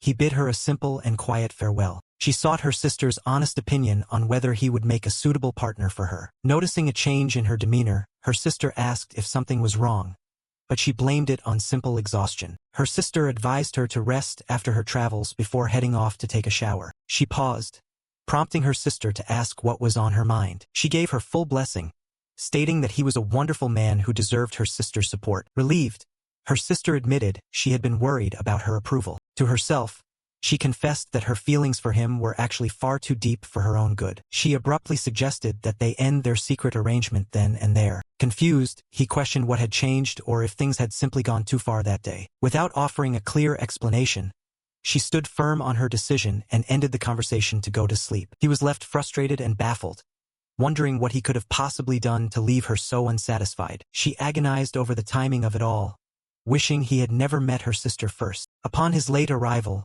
his brother questioned what had kept him out for so long. He criticized her unrefined behavior, suggesting she take a leaf out of their friend's book. She defended her need to relax, pointing out that she deserved a break now that her exams were over. He teased her about her future prospects, but she countered that she was perfectly happy living off the family. He urged her to spend more time at home as university approached, just as a voice called out that his bath was ready. She pleaded with him to take her along on his trip, even offering to pay her own way with extra cash. She playfully revealed that her sister-in-law had provided her with a generous allowance. He dismissed the idea, noting that the logistics were already settled and her extra money originally came from him anyway. Defeated by his logic, she realized there was nothing left to say. After confirming the water was perfect, they discussed the travel plans and his decision to leave his sister behind for the sake of their parents. Plans were finalized for the Sunday departure, including car arrangements and a heads-up about a company event the following night. The driver checked in to see if the president needed a quick nap during the long drive ahead. He declined the offer of a nap or snacks,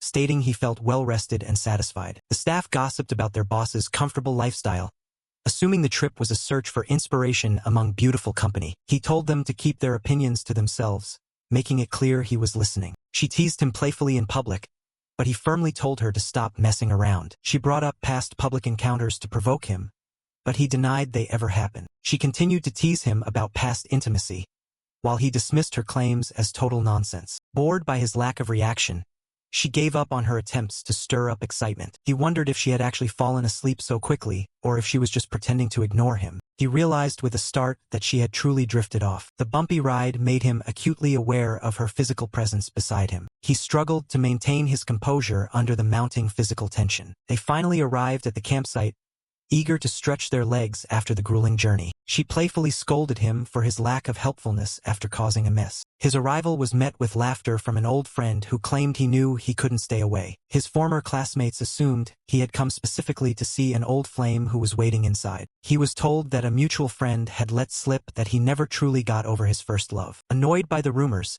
he went looking for the friend who had been spreading such stories. He corrected the record, explaining that his presence was strictly for a company team-building retreat. His old acquaintances were stunned to hear that he was now running his own company. A friend nudged a girl named Jeme, encouraging her to finally approach her childhood crush. Others gossiped about his family's past bankruptcy, doubting he was a catch worth pursuing anymore. They whispered about his supposed fall from grace, believing he was now living in a humble rental. An employee interrupted the chatter by bringing freshly washed fruit to her boss. The onlookers were mesmerized by the woman's stunning beauty and commanding presence. He introduced her as his employee, leaving his old friends shocked by his professional success. He confirmed that he had indeed started his own business. He realized that calling her an employee was a safer bet than admitting the complexity of their relationship. The group marveled at his gorgeous staff, realizing he had built his own empire despite his family's setbacks. When an employee offered to assist him with cooking, he declined and let the team handle the meal. Observing the respect he commanded, his former peers realized he was now a man of significant power and influence. He shared details about his successful health management company, even offering his old classmates a discount at his gyms. Despite the invitation to join the main group, he decided to keep his distance for the time being. Some assumed he was too embarrassed to show his face due to his family's past. They speculated that his pride was wounded, unaware of his actual current standing. One friend set the record straight, revealing the massive scale of his new business venture. They looked up the company records, stunned to find a massive registered capital under his name. An expert in the group valued his company in the tens of millions, solidifying his status as a top-tier entrepreneur. The revelation left the entire group in a state of absolute shock. They couldn't believe he had achieved such massive wealth entirely on his own. Realizing he held immense liquid assets, they acknowledged he was now on a completely different level than any of them. A girl who once held a crush on him felt a sudden, sharp realization that he was now far out of her league. She wondered if only someone of high status could possibly stand by his side now. He confirmed to his companion that the group nearby was indeed his old middle school class. When asked about past romances, he admitted that his first love was among them. He jokingly compared the physical attributes of his past and present interests. He shut down the prying questions, making it clear that a reunion with his ex was not on the table. Despite her skepticism, he insisted that he only had eyes for his current partner. She remained unconvinced, doubting his claims of total loyalty. His team called him over to enjoy the feast they had prepared in his honor. The employees encouraged him to share a few words of wisdom during the meal. A warm round of applause broke out as everyone waited for their leader to speak. He gave an honest speech, stating that both he and the employees were there for one primary goal: mutual profit. The staff appreciated his refreshing honesty, finding his direct approach much better than typical corporate talk. He encouraged them to focus on personal growth and skill development as the true value of their hard work. He set an ambitious goal for growth, which some staff members found surprisingly short-term. He motivated them with the promise of massive bonuses and luxury cars for the top performers. The team erupted in excitement, fired up by the clear rewards and his direct, no-nonsense leadership style. She noticed a girl standing out in the crowd and correctly guessed her identity as his first love. His old flame approached him with a distant greeting, her tone lacking the warmth of their shared history. He responded with a simple acknowledgement, marking their first meeting in many years. He greeted Shen Yuan warmly, noting how much time had passed since they last saw one another. She was genuinely surprised that he still managed to hold onto her name after all these years. Reminding her of their 3 years as classmates, he recalled the many love letters she had sent him back in middle school. Word of his success had spread, making his current status as a major company owner seem like an unreachable peak to his old peers. He remained humble, downplaying his massive success as nothing more than a modest business venture. She felt completely outclassed by her rival's beauty, noting how much Shen Yuan had physically transformed into a strong, muscular man. Observing the competition, she dismissed one girl as no threat, while feeling offended by another who acted superior to the man she adored. She found it strange that someone who used to be chauffeured in luxury cars was now arriving in such a modest vehicle. Her mother warned her about their decline in status,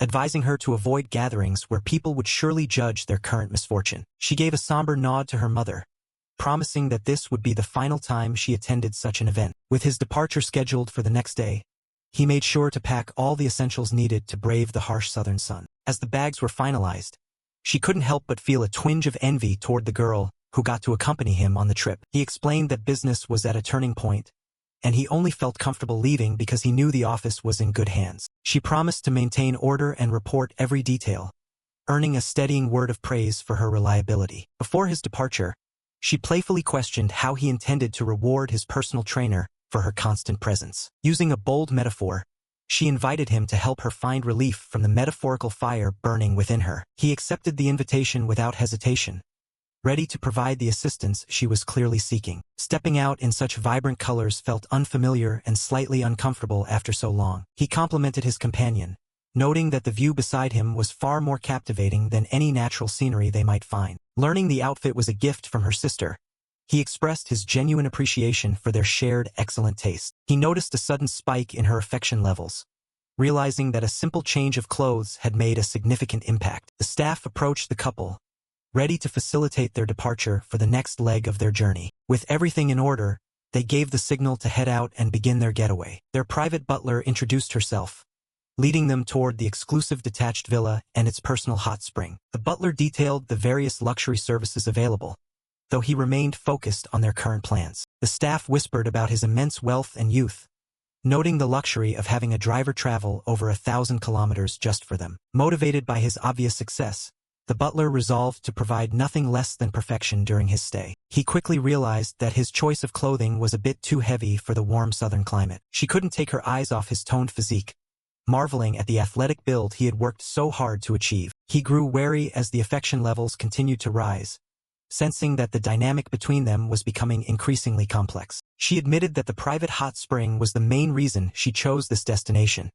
wanting to experience true luxury. He found himself distracted by her appearance, while she shyly reminded him that they weren't alone. He agreed to postpone their private conversation until the evening, allowing the women time to change into their swimwear. She checked in on her sister, curious to see which swimsuit she had finally decided to wear. The younger girl hesitated, clearly overwhelmed and unsure of her choice for the upcoming dip. She was stunned to find that her sister's choice was far more daring and revealing than her own. Feeling protective, she questioned the provocative nature of the outfits, worried about the boundaries within the family. Realizing the clothes were more revealing than they looked online, the girl agreed to try a more modest option. Despite the size difference, she tried to set boundaries, even suggesting that her sister skip the hot spring if she felt uneasy. The girl insisted on joining them, choosing her own outfit while her sister tried to dismiss her lingering worries. The staff gossiped about his striking looks, though some remained skeptical about pursuing a man who was clearly taken. A senior butler joined the conversation,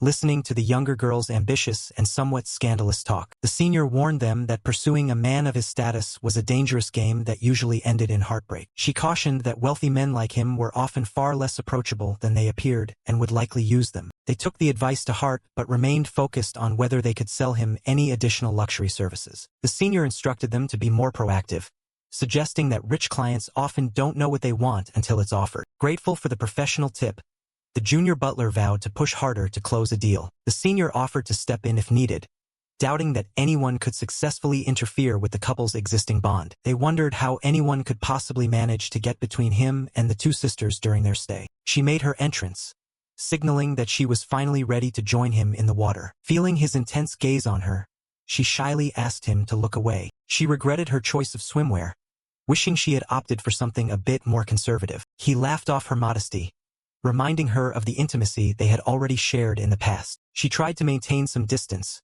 worried that her sister would walk in on them at any moment. The younger sister finally appeared, calling out to them as she joined the scene. Seeing her clearly for the first time without the fog, he realized she possessed a hidden beauty he hadn't fully noticed before. Filled with insecurity, she compared herself to her sister's perfect form, fearing she wouldn't measure up in his eyes. Observing the hopeful look in her sister's eyes, she began to wonder if the daring outfit was a deliberate attempt to gain his attention. She tried to shake off the unsettling thought that her own sister might be developing feelings for the man she loved. He recalled stories of forbidden tension between in-laws, noting how a younger sister-in-law's familiar yet fresh charm could easily captivate a man's curiosity and admiration. Observing Sinyu's constant blushing and awkward behavior, it became clear she was harboring the classic, unmistakable signs of an innocent girl's crush. Regret washed over her as she realized that encouraging their interaction and proximity was equivalent to playing with fire. She noted that while no lines had been crossed yet,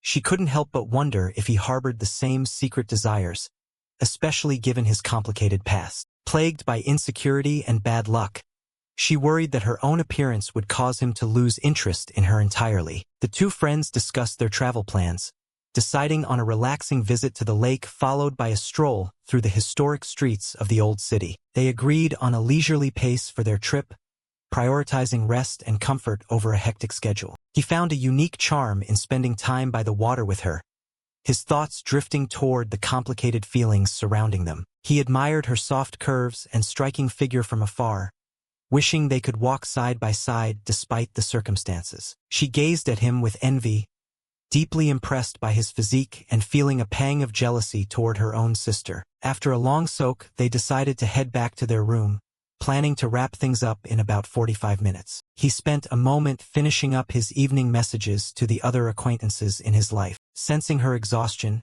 he checked in on her, but she simply dismissed it as being a little tired. He gently encouraged her to prioritize her rest, telling her to sleep in and wake up whenever she felt refreshed the next day. Still replaying to messages, trying to fall asleep, she suggested that he take advantage of the hotel's professional spa and therapy services if he found himself unable to sleep. While she didn't worry about him seeking out other women for emotional connections, she wondered if he would indulge in purely physical interactions during their travels. Intrigued by the idea of a professional massage, he decided to experience it himself so he could offer better advice to his other companions. As she prepared to contact the staff, she hesitated, looking as though she had something important to ask him. Summoning her courage, she began to speak about her sister's role in the current situation. A sudden shift in the weather forecast caught them off guard, suggesting that rain might ruin their outdoor plans for the following day. He quickly pivoted the conversation to the weather, and she followed suit, asking if their trip would still proceed despite the rain. He felt relieved that he managed to change the subject, hoping his true intentions remained hidden, while wondering if the younger sister had dropped any hints. She decided to turn in for the night early, leaving the rest of the evening's decisions entirely up to him. The staff discussed who should handle the wealthy guest's request, debating whether the generous tip was worth the potential pressure of the task. They speculated on his true intentions, wondering if he wanted a standard massage or something more, ultimately deciding to send a more experienced therapist. When asked which type of service he preferred, he surprised the butler by being incredibly direct about his choice of therapist. He preferred a familiar face over an unknown professional, deciding that a person he already knew was a much safer bet. The staff felt a wave of nervous anticipation, worried about what kind of specific requests a man of his status might make during the session. Upon hearing about the spa request, one of the women eagerly prepared herself to meet the high-profile guest. However, the situation became complicated when it was revealed that he had specifically requested a different woman to attend to him. A senior staff member warned the younger girl about her lack of experience, suggesting that she might be taken advantage of due to her innocence. The younger girl saw through the warning, suspecting her colleague was simply trying to hoard the lucrative opportunity for herself. The senior staff member tried to convince him that a more experienced woman with a better figure would provide a superior service. Despite the warnings, the younger woman insisted on going, feeling obligated to fulfill the guest's specific request herself. They reached a compromise, deciding to let the guest choose between the two of them in person. They set off together, both realizing that the night was about to take a very interesting turn. The older woman offered her colleague one last chance to back out before they faced the guest. Refusing to yield, the younger woman noticed how hard her rival was trying to use her charms to win the guest over. Introducing herself as an exclusive butler and a supposed beginner,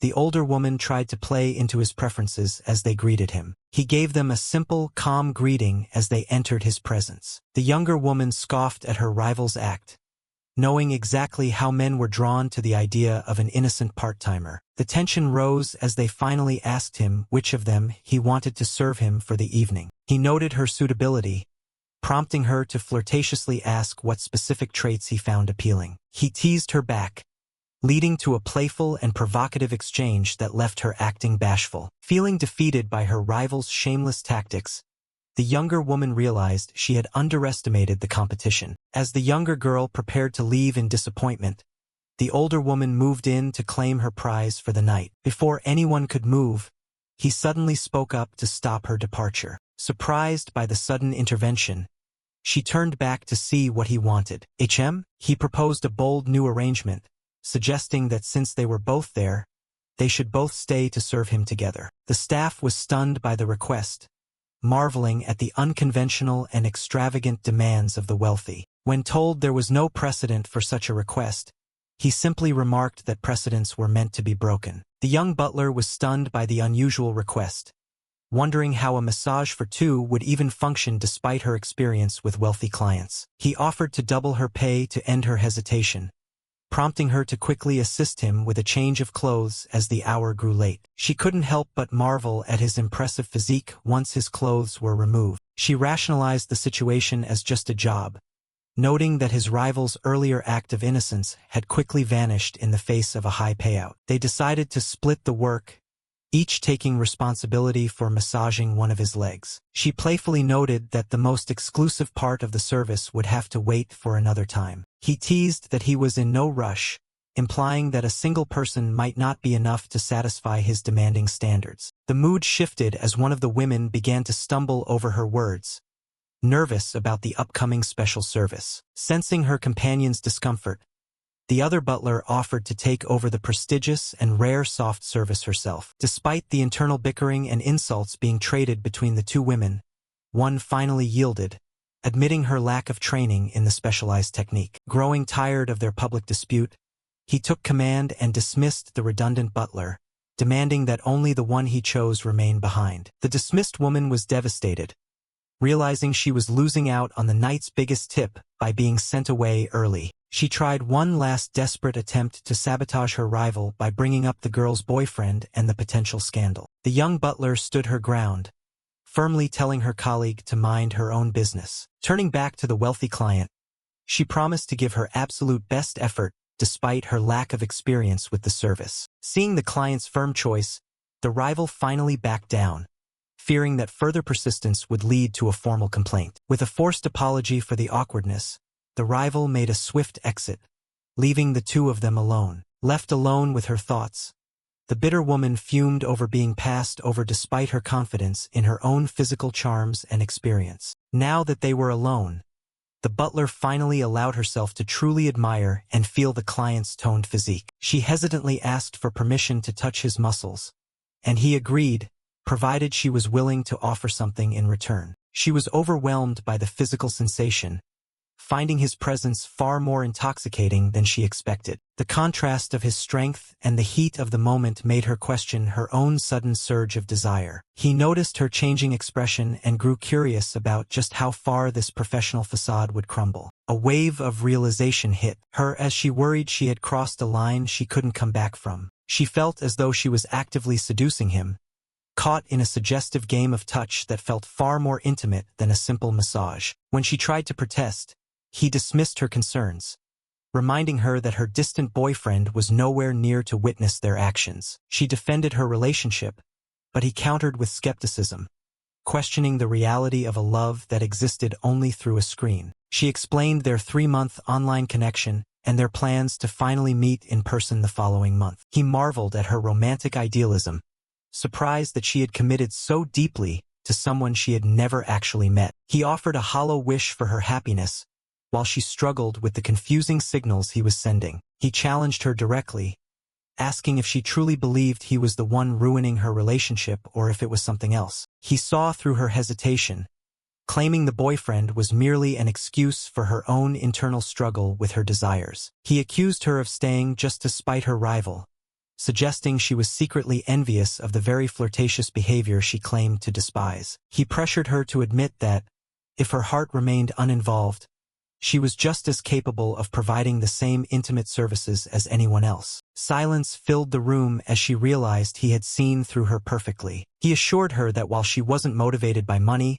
he intended to settle the score so she wouldn't feel any burden of debt. She tried to frame their encounter as a mutual exchange of needs rather than a cold business transaction. He agreed, telling her not to overcomplicate the moment. Mr. Chen, guilt began to gnaw at her as she questioned if her actions constituted a betrayal of her commitment. She tried to brush off her internal conflict when he asked what was weighing on her mind. He encouraged her to view the night as a temporary escape, though she wondered if this was simply a practiced routine he used on every girl. He claimed he didn't use tricks, but rather had a knack for uncovering the hidden desires people kept buried deep inside. She wondered if he was right, feeling a terrifying instinctual draw toward a man of his power and confidence. He pointed out that her every movement and glance betrayed what her subconscious truly wanted. She acknowledged the danger he posed, realizing he could easily manipulate her, yet she found herself unable to simply walk away. The weight of her choices made her feel as though her existing relationship had been permanently ruined. He mocked the idea of her online romance being genuine,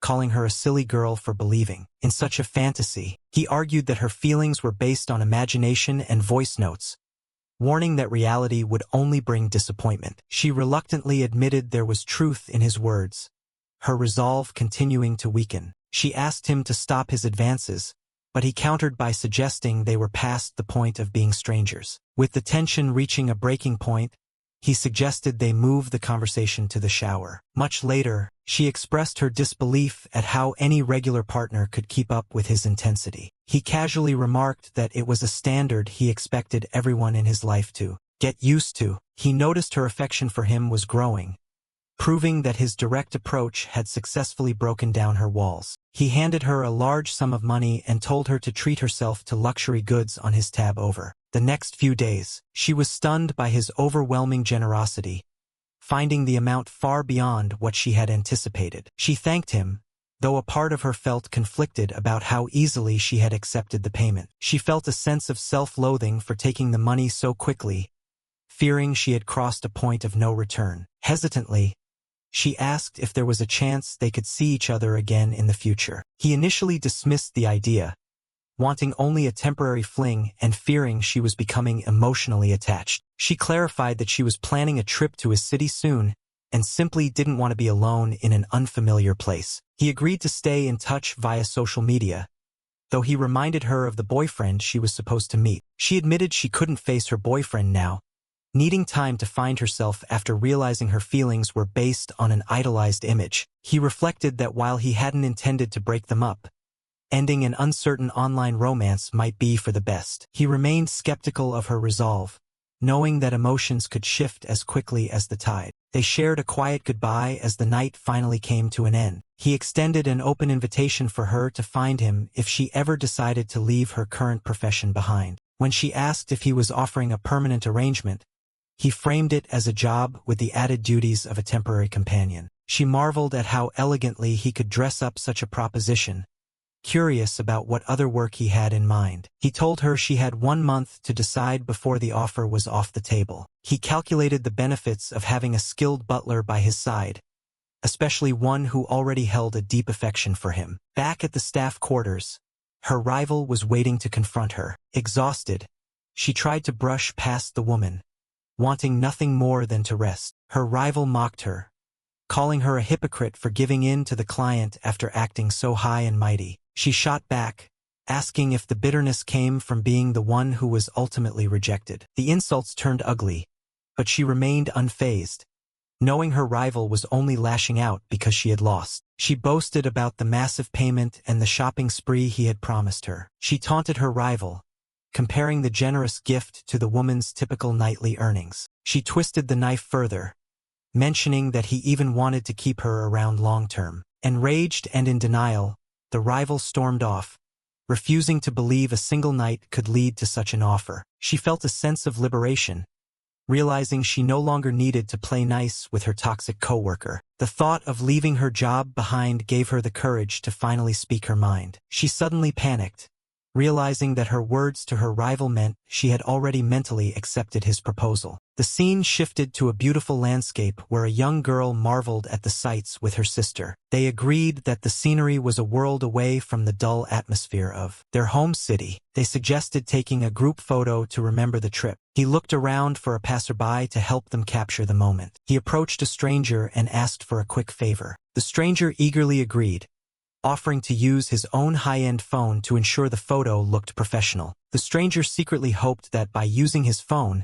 he could trick the single sister into giving him her contact information later. He noticed the stranger's lingering gaze and immediately suspected the man had ulterior motives regarding his family. He played along, allowing the man to take the lead with the photography. The stranger plotted his move, imagining a way to integrate himself into their lives through the shared photos. He began directing the women, asking one of them to pose more provocatively for the shot. She followed his instructions, unaware of the stranger's wandering thoughts. The stranger counted down, focusing on the perfect shot. She felt a thrill as he pulled her close for the photo, hoping her sister hadn't noticed the intimacy of the gesture. Nearby onlookers whispered in envy, assuming he was involved with both beautiful women at once. After the photo, he thanked the man but firmly instructed him to delete the copies once they were transferred. To ensure no further contact, he sent the stranger a small payment as a thank you for the brief service. The stranger felt a wave of sudden depression, realized he had been completely shut out of their private circle. The group moved on to feed the local wildlife, trying to regain a sense of normalcy. He watched the younger sister closely, noticing her shyness and the way she avoided direct contact. She reflected on her past life of grueling sales work, grateful that her life had changed so drastically since meeting him. She began to contemplate a radical idea, wondering if sharing him with her sister might actually protect the girl from a hard life. She considered the strength they would have as a duo bound together by the same man. She feared that opposing her sister's growing feelings would only lead to resentment and a broken bond. More importantly, she didn't want him to view her as an obstacle or an uncooperative partner. However, the reality of explaining such a complex arrangement to their parents remained a daunting hurdle. Her sister noticed her distraction and asked if she was feeling unwell. She brushed it off, deciding to stop overthinking and let their future unfold naturally. He checked in on them, wondering if the long day of sightseeing had finally worn them out. She admitted she was exhausted, citing her monthly cycle as the reason for her sudden fatigue. He suggested they head back to their private villa to rest for the evening. They arrived at their luxury accommodation where a fresh meal of local cuisine was waiting for them. The staff noticed the younger sister's longing glances toward him, finding her affection quite transparent. The observer wondered if the older sister was aware of the situation and if she had already made her peace with it. They mused that in the world of the wealthy, such complicated relationships were often the norm. He invited the attending butler to sit and join them for dinner, showing a rare moment of inclusivity. He insisted, noting there was more than enough food for everyone to share. The sisters joined in the invitation, encouraging the butler to eat rather than let the meal go to waste. The butler was terrified, feeling as though sitting between his two partners was a social minefield she wasn't ready to cross. A quiet restlessness stirred within him as he endured the moment, not daring to make a single move. Despite the presence of both his main girlfriend and another woman, Mr. Shen maintained an astonishing composure. One of the women then inquired if the dish proved too spicy for Butler G. Butler G quickly affirmed, confessing his limited tolerance for spicy cuisine. His host acknowledged their oversight and suggested a dipping sauce to temper the spice, for which Butler G expressed his humble thanks. About 30 minutes later, after the meal concluded, a voice offered Mr. Shen and Miss Chen the use of the hot spring that night, proposing to prepare the water. They readily accepted the offer, apologizing for the imposition on butler G, who assured them he would prepare it promptly after cleaning up. One of the women then asked Shen Yuan about their impending move to Licheng the following morning, expressing concern it might be too hurried, but he dismissed her worries. She then announced that she and Xinyu would go for a post-meal walk and invited him along, but he chose to decline. Accepting his decision, she called out to Xinyu, and the younger woman enthusiastically agreed to depart. Though Xinyu might have been naive, Chen Na, a perceptive saleswoman, likely discerned the subtle tension between him and Jia, subtly engineering an opportunity. He mused that Na was considerate to a painful degree. She privately rationalized that as long as Shen Yuan remained emotionally detached, she wouldn't truly mind. In fact, she felt she should thank Chen Na for alleviating the situation, especially since her current cycle prevented her from satisfying him anyway. Shen Yuan had lavished upon her a house valued at over 3 million, a car exceeding 2 million, similar properties for her parents, and even 5 million in pocket money, but most significantly, he had presented her to his parents as his official girlfriend. Considering this generous treatment akin to an official partner, she questioned what right she possessed to be anything but understanding. Regarding her sister, she resolved to simply allow events to unfold as they would. Meanwhile, a different scene began to unfold. Someone inquired about his quality of sleep the previous night. He responded with a slight stutter that his sleep had been merely adequate. He was reminded of an instruction to shop at luxury stores and was questioned why he had not complied, accompanied by a physical gesture. He explained he lacked time that day but promised to go tomorrow, then pleaded with Mr. Shen, mentioning Miss Chen was downstairs, but they had departed for a walk and would leave for Licheng the next day. Mr. Shen issued a direct command for him to approach and then to kneel. He hesitantly protested, finding the command inappropriate and voicing concern over Miss Chen's potential return, but Mr. Shen calmly reassured him they would not return for at least an hour. He internally noted that typical walks rarely extended beyond 10 to 20 minutes. A sudden realization struck him. Miss Chen's earlier request about preparing the water must have been a veiled signal, indicating her full awareness of their situation, leaving him to ponder Mr. Shen's inexplicable charm that made women go to such extremes. Mr. Shen pointedly reminded Butler G of the remaining hour and questioned his hesitation. With cheeks flushed, a woman looked up as a hand firmly drew her closer. 40 minutes later, she announced to Mr. Shen that she had ended her relationship with her online boyfriend that very afternoon. She pondered if she had truly considered her decision, admitting that yesterday's events might have influenced her and made it impossible to face him again. He replied that the responsibility was not his, clarifying that the breakup had been her choice and he had merely stated the reality without any intention of interference. She acknowledged his words, explaining that already in her mid-20s, a typical marriage age in her hometown, she had yet to find the right person, thus leading her to place all her romantic hopes in online dating. A wistful expression crossed her face as she reflected on her past aspirations. Her gaze softened, lost in a moment of quiet contemplation. She fidgeted slightly, a silent testament to her inner turmoil. A subtle shift in her posture conveyed a deepening vulnerability. Her eyes held a flicker of lingering uncertainty, weighing her recent decisions. She swallowed hard, gathering her thoughts for what came next. Her lips parted slightly, ready to articulate a new conviction. A quiet resolve hardened in her gaze, indicating a firm decision. She took a deep, steadying breath, preparing to speak her truth. Her hand came to rest gently on her lap, a gesture of newfound calm. She conceded the truth of his statement, then questioned if the ability to remain beside someone one truly loved wasn't, in itself, a profound happiness. Internally, Butler G concurred, realizing he didn't even need to deliberate. As an outsider, he had only assisted twice and already received extravagant gifts, prompting him to imagine Mr. Shen's immense generosity towards his closest companions, especially given his youth and handsome appearance. He then addressed Miss Chen directly, asking why she shared this information, asserting that he ought to be thanking her. Miss Chen expressed surprise, inquiring what he could possibly be thanking her for. He offered a knowing smile, but refrained from providing an answer. A realization dawned on him. She was, in essence, thanking him for assisting in her stead. He mused that Miss Chen possessed an incredible understanding, appearing as the epitome of a perfect partner, and resolved to learn from her if he were to ever find himself with Mr. Shen.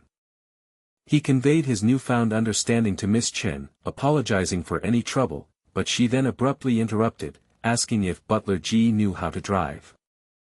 He confirmed his driving ability and inquired about her reason, to which she proposed he act as their driver and guide for the next 5 days, citing their upcoming trip to Licheng and Lijiang, areas with which he was familiar.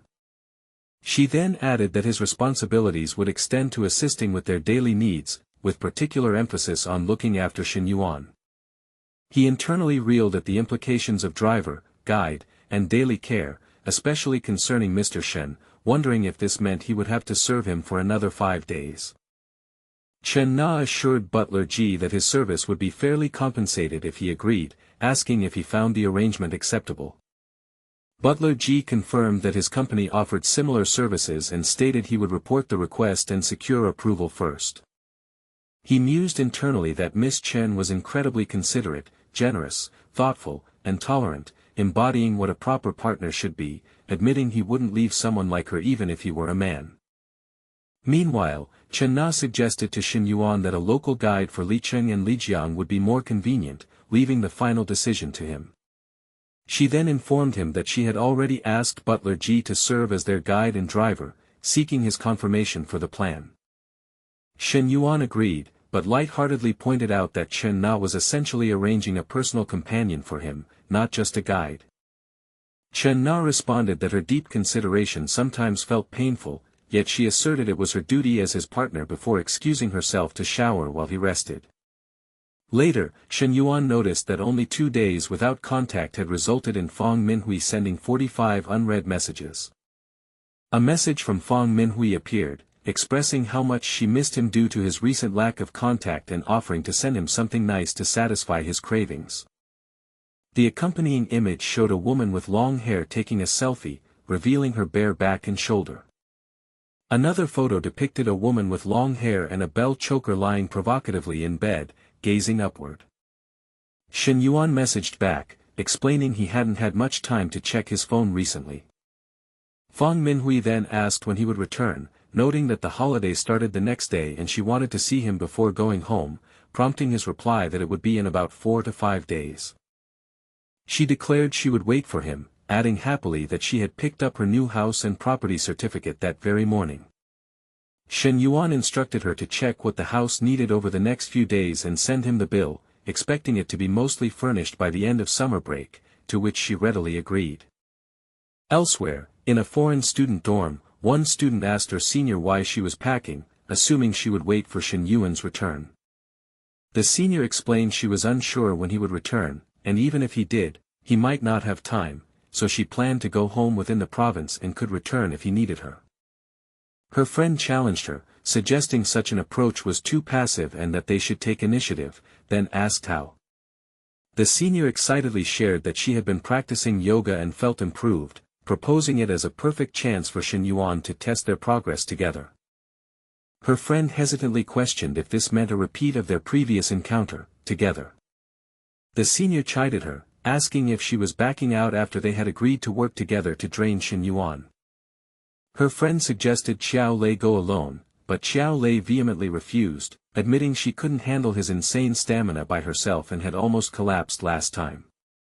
Xiao Lei then challenged her friend, asking if she was truly willing to lose out to Fang Minhui, which brought a moment of silent consideration.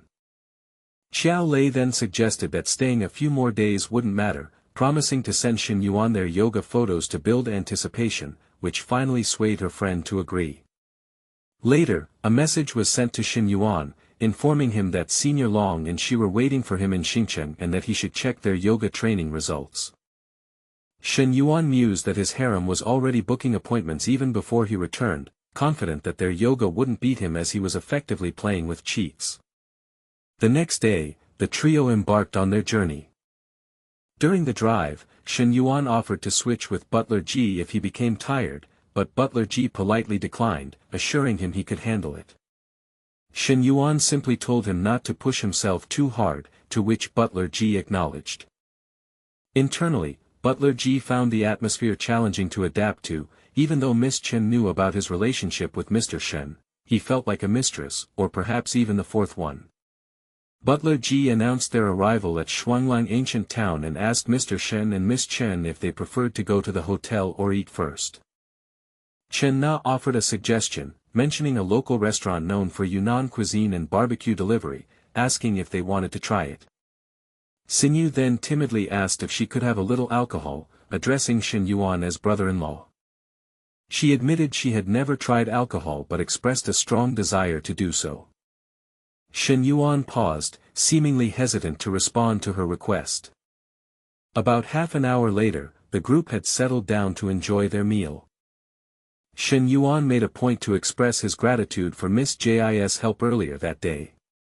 Xinyu, having consumed some alcohol, wondered if her brother-in-law would finally stop seeing her as a child. Chen Na, feeling tired, told Shen Yuan she wanted to rest and suggested they each take one of the suite's 4 bedrooms. Shen Yuan simply commented that Xinyu should drink less, observing her state. Xinyu was visibly feeling dizzy from the alcohol. Shen Yuan directly told Xinyu that she was drunk and instructed her to go to sleep. Xinyu stammered an agreement, calling him brother-in-law. A girl in a red plaid dress, presumably Xinyu, stumbled precariously, appearing on the verge of falling. Shen Yuan then asked Butler G to help Xinyu inside to her room. Xinyu protested, denying she was drunk and insisting that she wanted only her brother-in-law to help her, not anyone else. Shen Yuan, feeling helpless in the situation, quietly sat down. He relented, reassuring her that she wasn't drunk and agreeing to help her to her room. Butler G observed the scene, internally wondering if the situation was about to escalate. Xinyu, still in her inebriated state, continued to deny her sleepiness and intoxication to Shen Yuan. She then earnestly pleaded with him to stop treating her like a child, asserting her adulthood and independent thoughts. Xinyu brazenly claimed to know all his secrets, referencing past instances where she believed he had spied on her in the hot spring and at home in the bathroom. Shen Yuan, taken aback by her bluntness, instinctively attempted to cover her mouth. Despite his attempt, she persisted, directly asking why he liked looking at her and if he harbored feelings for her. He mentally confirmed that she was indeed heavily intoxicated, realizing the gravity of her words. Xinyu then accused him of disloyalty, questioning why he looked at Butler G in addition to herself and her sister. Shen Yuan tried to gently push her away, attempting to create some distance. However, Xinyu clung to him, declaring her refusal to let go of him. He softly suggested she lie down and go to sleep, hoping to calm the situation. Defiantly, she insisted she was very mature, challenging him to look and see for himself. Xinyu then provocatively implied he admired certain physical attributes, explicitly questioning if hers were larger than Butler J's. A wave of concern washed over Shen Yuan as he recognized her extreme intoxication and the potential for serious trouble. She confided that she thought about him constantly, day and night, especially at that very moment, prompting Shen Yuan to gently advise her against such confessions. Xinyu stubbornly rejected his advice, declaring her strong desire to speak her mind. She then audaciously asked if he wanted to kiss her, promising to keep it a secret from her sister. Internally, Shen Yuan admitted that if she were sober, he might succumb to temptation, but he firmly resolved not to take advantage of her in her current state. Xinyu, noticing his hesitation, asked what was wrong and if he disliked kissing her, her expression visibly hurt. He quickly reassured her, telling her not to overthink the situation. With a sudden pull, she escalated her advances, asking if he wanted to touch her and again promising secrecy from her sister. She emphasized that she was the one initiating the request, reiterating her absolute commitment to silence.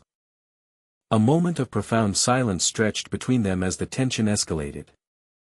Xinyu made a soft, longing sound, her eyes fixed on him in anticipation. Shen Yuan warned her that she would surely regret her actions once she woke up the next morning. Xinyu confidently declared she would not regret it, believing that their interaction was merely a dream that she would forget upon waking. This revelation surprised Shen Yuan, making him wonder what other things she had dreamt about, realizing her current boldness stemmed from her dreamlike perception. She vaguely admitted to dreaming a lot of things, prompting his curious inquiry about the specifics. Shen Yu coyly stated that her dreams were not for just anyone to hear, particularly not him. Shen Yuan playfully threatened her with punishment for her reticence, which quickly led her to agree to tell. She recounted a dream where he had first bullied her sister upon arriving at their house, and then came to her room to bully her as well. Shen Yu continued, detailing another dream where he had suddenly burst into her bathroom while she was bathing. She then described a dream where, during an argument with her sister, she had intentionally left her door ajar, and he had entered, silencing her to prevent any noise. Shen Yuan pondered the connection between her waking thoughts and these vivid dreams, wondering if she was preoccupied with such fantasies nightly. Feeling the intensity of her dreams, Shen Yu then boldly invited him to sleep with her that night, rationalizing it as merely a dream. Shen Yuan firmly rejected the idea, recognizing her muddled state and concluding that such an act could not take place. He gently tucked her into bed, wishing her pleasant dreams and a good rest. Shen Yuan reflected on his self-control, acknowledging that things could have escalated, but a darker thought emerged: since she dreamt of this daily, he would eventually make those dreams a reality. Meanwhile, Butler Ji, having processed Shen Yuan's earlier instruction, contemplated the situation from his room, wondering if Shen Yuan was still with Shen Yu and if he intended to involve both of them, regretting his presence if that were the case. He mistakenly sent a message to Shen Yuan, apologizing and declining any involvement with three people, before receiving Shen Yuan's puzzled reply, clarifying that he was in his own room and questioning Butler Ji's assumptions about his relationship with Miss Chen. A wave of embarrassment washed over Butler Ji as he realized his grave misunderstanding and profusely apologized to Shen Yuan.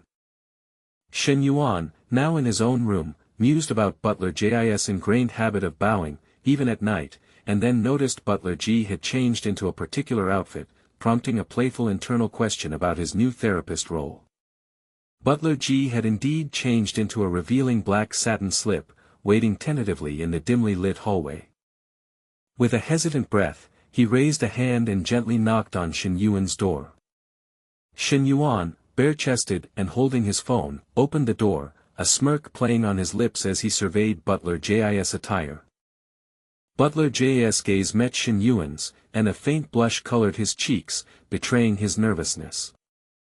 With a subtle nod, Shen Yuan stepped aside, gesturing for Butler Ji to enter the room. Butler Ji quietly slipped inside, the door softly clicking shut behind him, plunging the corridor back into silence. The door softly clicked shut, sealing Butler Ji and Shen Yuan within the private confines of the room, leaving the hallway to silent darkness. A hushed stillness enveloped the household as the late hours of the night drew on. Soon, the first faint glimmers of dawn began to paint the sky outside. The new day gradually awakened the residence, stirring it from its slumber. As morning light streamed through the windows, the tranquility of the night gave way to the day's beginnings. Shen Yuan, now engrossed in matters of business, held his phone to his ear. He listened intently as a conversation began to unfold on the other end. His expression remained composed, yet a hint of concern settled on his features. The voice on the phone conveyed an urgent and professional tone. Shen Yuan silently processed the information being relayed to him. He took a moment, considering the implications of the news. The discussion continued, focused on a significant and complex issue. He maintained his thoughtful posture, absorbing every detail. The caller's voice conveyed a sense of growing frustration and urgency. Manager Yu apologized for the late disturbance, informing Shen Yuan of Vice Principal Su Shoutai's unresponsiveness regarding the International Department's medical checkup project, mentioning Su's continuous delays despite attempts to arrange a meeting. Manager Yu emphasized the current reliance on individual clients and small businesses, explaining that securing the school's 20,000 student project was crucial for broader expansion, and suspected Su was trying to backstab him despite his 10 million investment. Shen Yuan confirmed that Su had helped Manager Yu's son, then questioned if summer break was the cause, which manager you dismissed, noting good communication just last week, finally instructing a check for other medical institutions contacting Sue and an update on their progress. Shen Yuan internally acknowledged his safeguards against Sue's potential greed, noting the 10 million startup funds were secure, with only a small initial allocation, but still found Sue's behavior frustrating, even if it was just an attempt to bargain after comparing quotes. He realized other contacts like Kong Zongping and Lu Zhaojiang were similarly unhelpful, considering the low-ranking but project-involved counselor, Teacher Li, as a potential ally whom he planned to contact in a couple of days. The next day, Xinyu woke up disoriented, wondering why she hadn't changed into pajamas and if she had drunkenly forgotten, then pondered if her brother-in-law had carried her to her room. She recalled her previous night's drunken confessions to him, desperately wishing it had all been nothing more than a dream. A wave of dread washed over her as she realized it hadn't been a dream at all, she had indeed said and done those embarrassing things, convinced she was completely doomed. Her sister knocked gently on the door, asking if Xinyu was awake and inviting her to breakfast. Xinyu, seized by panic and nerves, flusteredly replied that she was indeed awake. Her sister then outlined their morning plans, suggesting a visit to the ancient town or the 3 pagodas, followed by an afternoon trip to the snow mountain. In the distance, a tall, multi-tiered pagoda stood majestically, while a lone horse grazed peacefully in a vibrant green field. Shen Yuan proposed that they save mountain climbing for the following day, suggesting horseback riding for that afternoon instead. Xinyu's sister promptly agreed to the change of plans. Just 10 minutes later, they were prepared for the proposed activity. The instructor explained the necessity of understanding the horse first by touching its fur to build rapport before mounting, comparing riding to driving, easy to learn but difficult to master, and offering to guide them initially. The instructor then posed the question of who wished to go first. Xinyu's sister confidently stated that as a local, she had ridden before and did not require any guidance. Xinyu, however, declared she wasn't feeling well and chose to sit out the activity entirely. Internally, Shen Yuan requested to use a skill pack exchange card from his system. The system confirmed the successful redemption of a skill for riding, controlling, and mastering horses, prompting Shen Yuan to question the precise distinctions between these abilities. The system then clarified the comprehensive nature of the skill, detailing its inclusion of horse behavior understanding, proper rein, stirrup, and whip usage, as well as acceleration and braking techniques. The instructor demonstrated the use of the stirrup and reins, then invited Shen Yuan to mount the horse. Shen Yuan playfully offered to sit behind the coach, an idea the coach quickly dismissed as dangerous due to the risk of falling. Another person intervened, warning Shen Yuan against reckless behavior, stressing the inherent dangers of horseback riding and the importance of heeding professional advice. Ignoring the warnings, Shen Yuan boldly urged the horse forward with a firm command. Internally, Shen Yuan comically lamented his predicament, feeling as if the horse was controlling him rather than the other way around. Xinyu's sister inquired if their brother-in-law truly did not know how to ride, to which Xinyu responded with an uncertain shrug. 10 minutes later, Shen Yuan visibly stumbled, struggling to maintain his balance on the horse. Shen Yuan, surprisingly, offered the coach another round, while the coach, visibly shaken, politely declined, suggesting Shen Yuan continue alone. Shen Yuan feigned disappointment about not having someone to guide him from the front, to which the coach retorted that Shen Yuan's skills clearly surpassed his own. Xinyu's sister asked Shen Yuan if he had ridden horses before, and he confidently affirmed he had, then playfully questioned if she hadn't. Xinyu's sister teasingly commented on Shen Yuan's mischievous nature. Shen Yuan then extended an invitation to Xinyu, asking if she wanted to try riding. A woman with short hair, visibly Xinyu, blushed and looked surprised, or perhaps flustered, by the unexpected offer.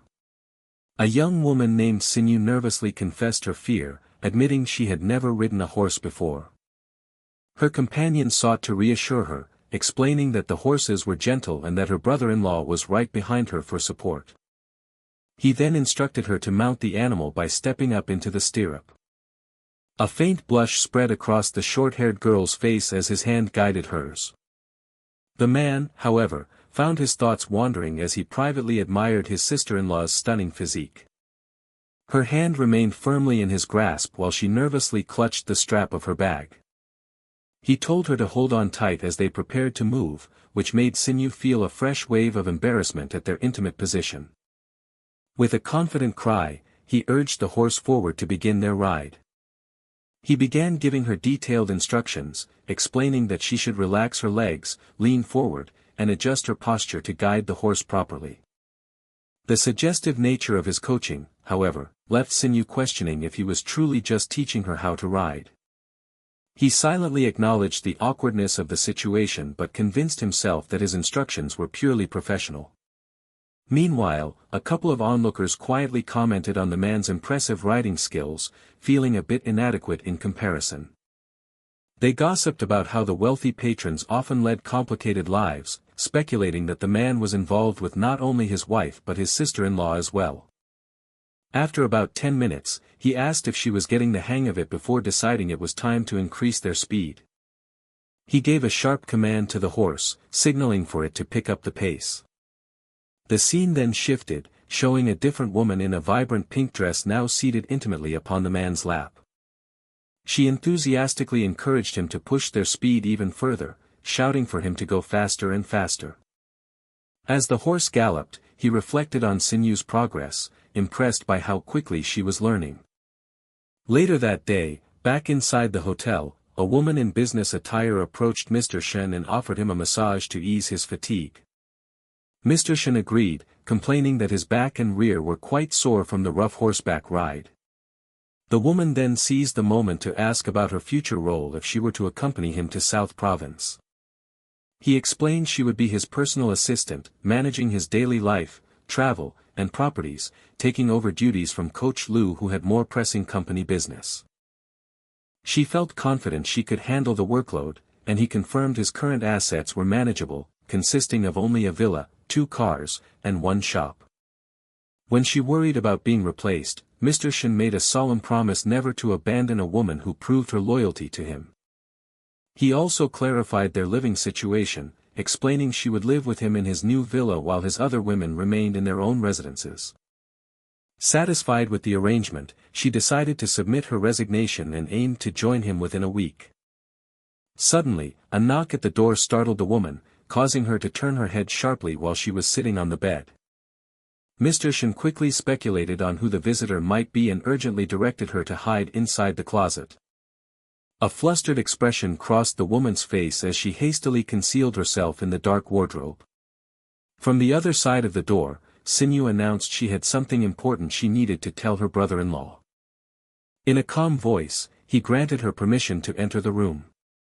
Shen Yuan came in and asked what had happened the previous night, explaining her memory was hazy from drinking and she only recalled him taking her back to her room.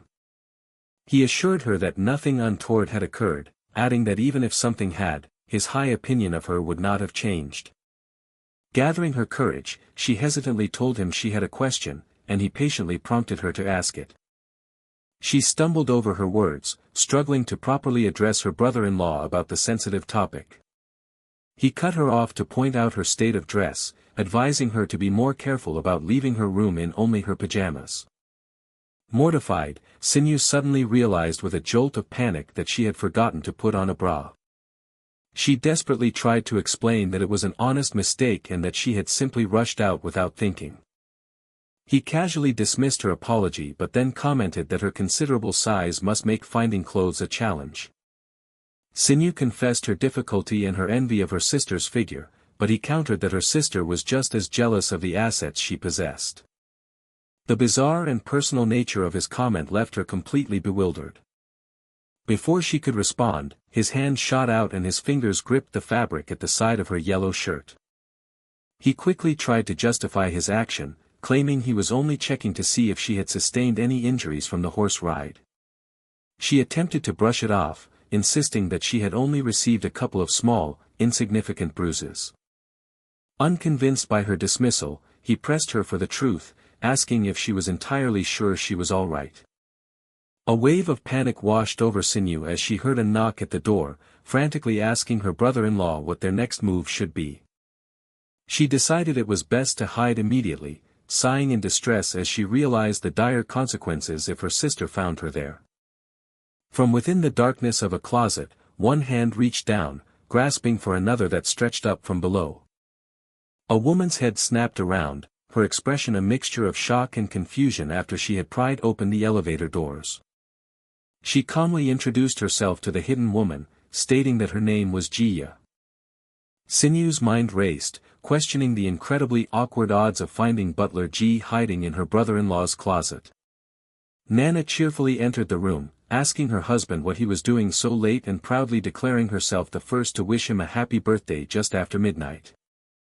At that moment, his phone began to buzz incessantly with a stream of notifications from his other girlfriends. He assured Nana she was indeed the first and expressed his happiness, mentioning her surprise gift was waiting for them back at their house. After agreeing to open her present later, Nana made a bold request to be the first woman he was intimate with in his 22nd year. He attempted to postpone her advances until the morning, but she insisted she wanted him right then and there. Leaning in close, she pointed to one spot on her body, offering herself to him. Then, her finger moved to indicate another area, giving him a choice. She declared that anywhere was fine and that he should consider it his first birthday gift, to which he hesitantly agreed. A tense silence filled the closet as the two women hidden inside listened intently to the sounds from the room. Sinyu was in disbelief, privately remarking on her brother-in-law's vigor and her sister's unexpected boldness. Butler Ji mused on the unusual situation, seeing it as a live demonstration from the older sister and considered that she too could learn something new. From her own hiding spot, another woman wondered what Sinyu was so engrossed in and what could be happening to get her so worked up. She whispered to Sinyu, asking if she could also take a peek at the scene unfolding outside the closet. A woman clad only in a simple robe knelt on the floor, her face flushed with a deep blush. The man let out a soft sound of contemplation as the scene progressed. 45 minutes later, Nana told her husband to rest up as she prepared to leave, and he quietly agreed. Mr. Shen then coolly announced that the two of them could now emerge from their hiding place. The women inside let out a sharp gasp, startled by his awareness of their presence. He casually questioned if his sister-in-law had been peeping the entire time. When asked why she was in the closet, Jiya calmly explained she was giving a tired Mr. Shen a massage and hid to avoid a misunderstanding. Sinyu pleaded with her brother-in-law and Jiya to keep her presence a secret from her sister, and they assured her they would not say a thing. Mr. Shen then commented that her sister likely already knew what was happening and was just choosing to play along. Jiya asked Mr. Shen if he still required a massage, but he dismissed it, suggesting they could do it another time. Sinyu then playfully asked her brother-in-law if he still needed to check on her supposed injuries before announcing she was also leaving. A system notification surprised him, showing that Sinyu's affection points had risen, making him wonder if watching the live show had caused the boost. The following day, he asked Nana about their planned schedule. She outlined their itinerary, which included a daytime visit to Blue Moon Valley followed by beers in the old town at night. Unseen by the others, he skillfully dodged out of sight while someone else began packing up their equipment. Mr. Shen instructed Butler Ji to purchase some local specialties for him in Lijiang after their departure, prompting her to ask how many sets he needed. A mental image formed of 8 different women, all dressed uniquely, posing together in a group photograph. He mentally recounted the women in his life, realizing that besides Nana and Sinyu, there were 8 others he needed to account for. He specified 8 sets, each unique, with a generous budget of 20,000 per person, an order she dutifully confirmed. Butler Ji was privately taken aback, knowing Mr. Shen was popular with women but never imagining the sheer number he was involved with. He then remembered his young secretary, increasing the order to 10 sets to ensure no one was left out and adding smaller souvenir sets for his management. Jiya confirmed she had noted all the details and would arrange for shipping once he sent the addresses after her shopping trip. Upon their return to Star City the next day, they were greeted by an enthusiastic young woman who exclaimed how much she had missed them both. Nana playfully interjected, reminding the overly affectionate girl who her actual blood relative was. A quiet girl in a school uniform stood apart from the group, observing as the other three walked ahead of her. Suddenly, she broke her silence and called out to her brother with unbridled affection. She rushed to him and declared how much she missed him, while he teasingly remarked on her overtly thirsty behavior. She giggled in response, admitting that her affectionate display was reserved only for him. She then proudly pointed out her ponytail and innocent attire, asking if she successfully resembled the pure high schooler type that he liked. She teased him that he wasn't really old, just a 30-year-old man feigning youthfulness. He defensively retorted that he was only 26, which he joked was practically 30 anyway. Shen Yuan scoffed that by her logic he should round down to 20, before shifting the topic to give him a business update on the company's successful new service measures. He remained confident, asserting that as long as the stores executed the plan properly, results were guaranteed, especially after they had made an example of one particular business. Seeing her success, Shen Yuan playfully asked if she deserved a reward for her work as his consultant, to which he readily agreed.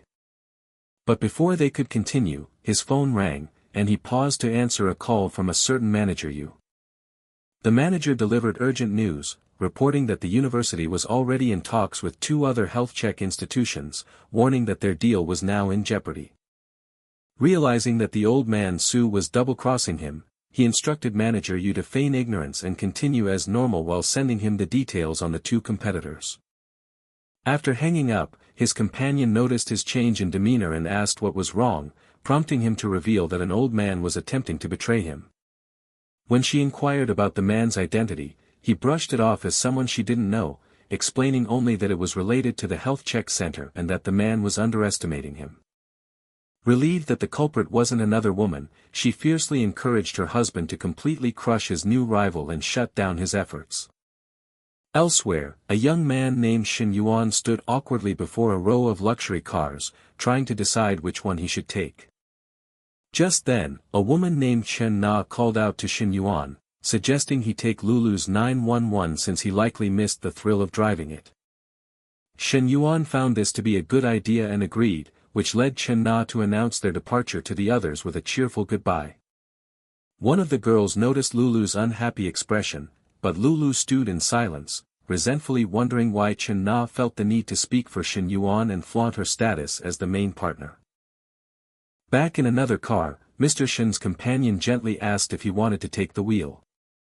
He told her to drive instead, explaining he had something to attend to as he dialed his phone and asked for his counselor.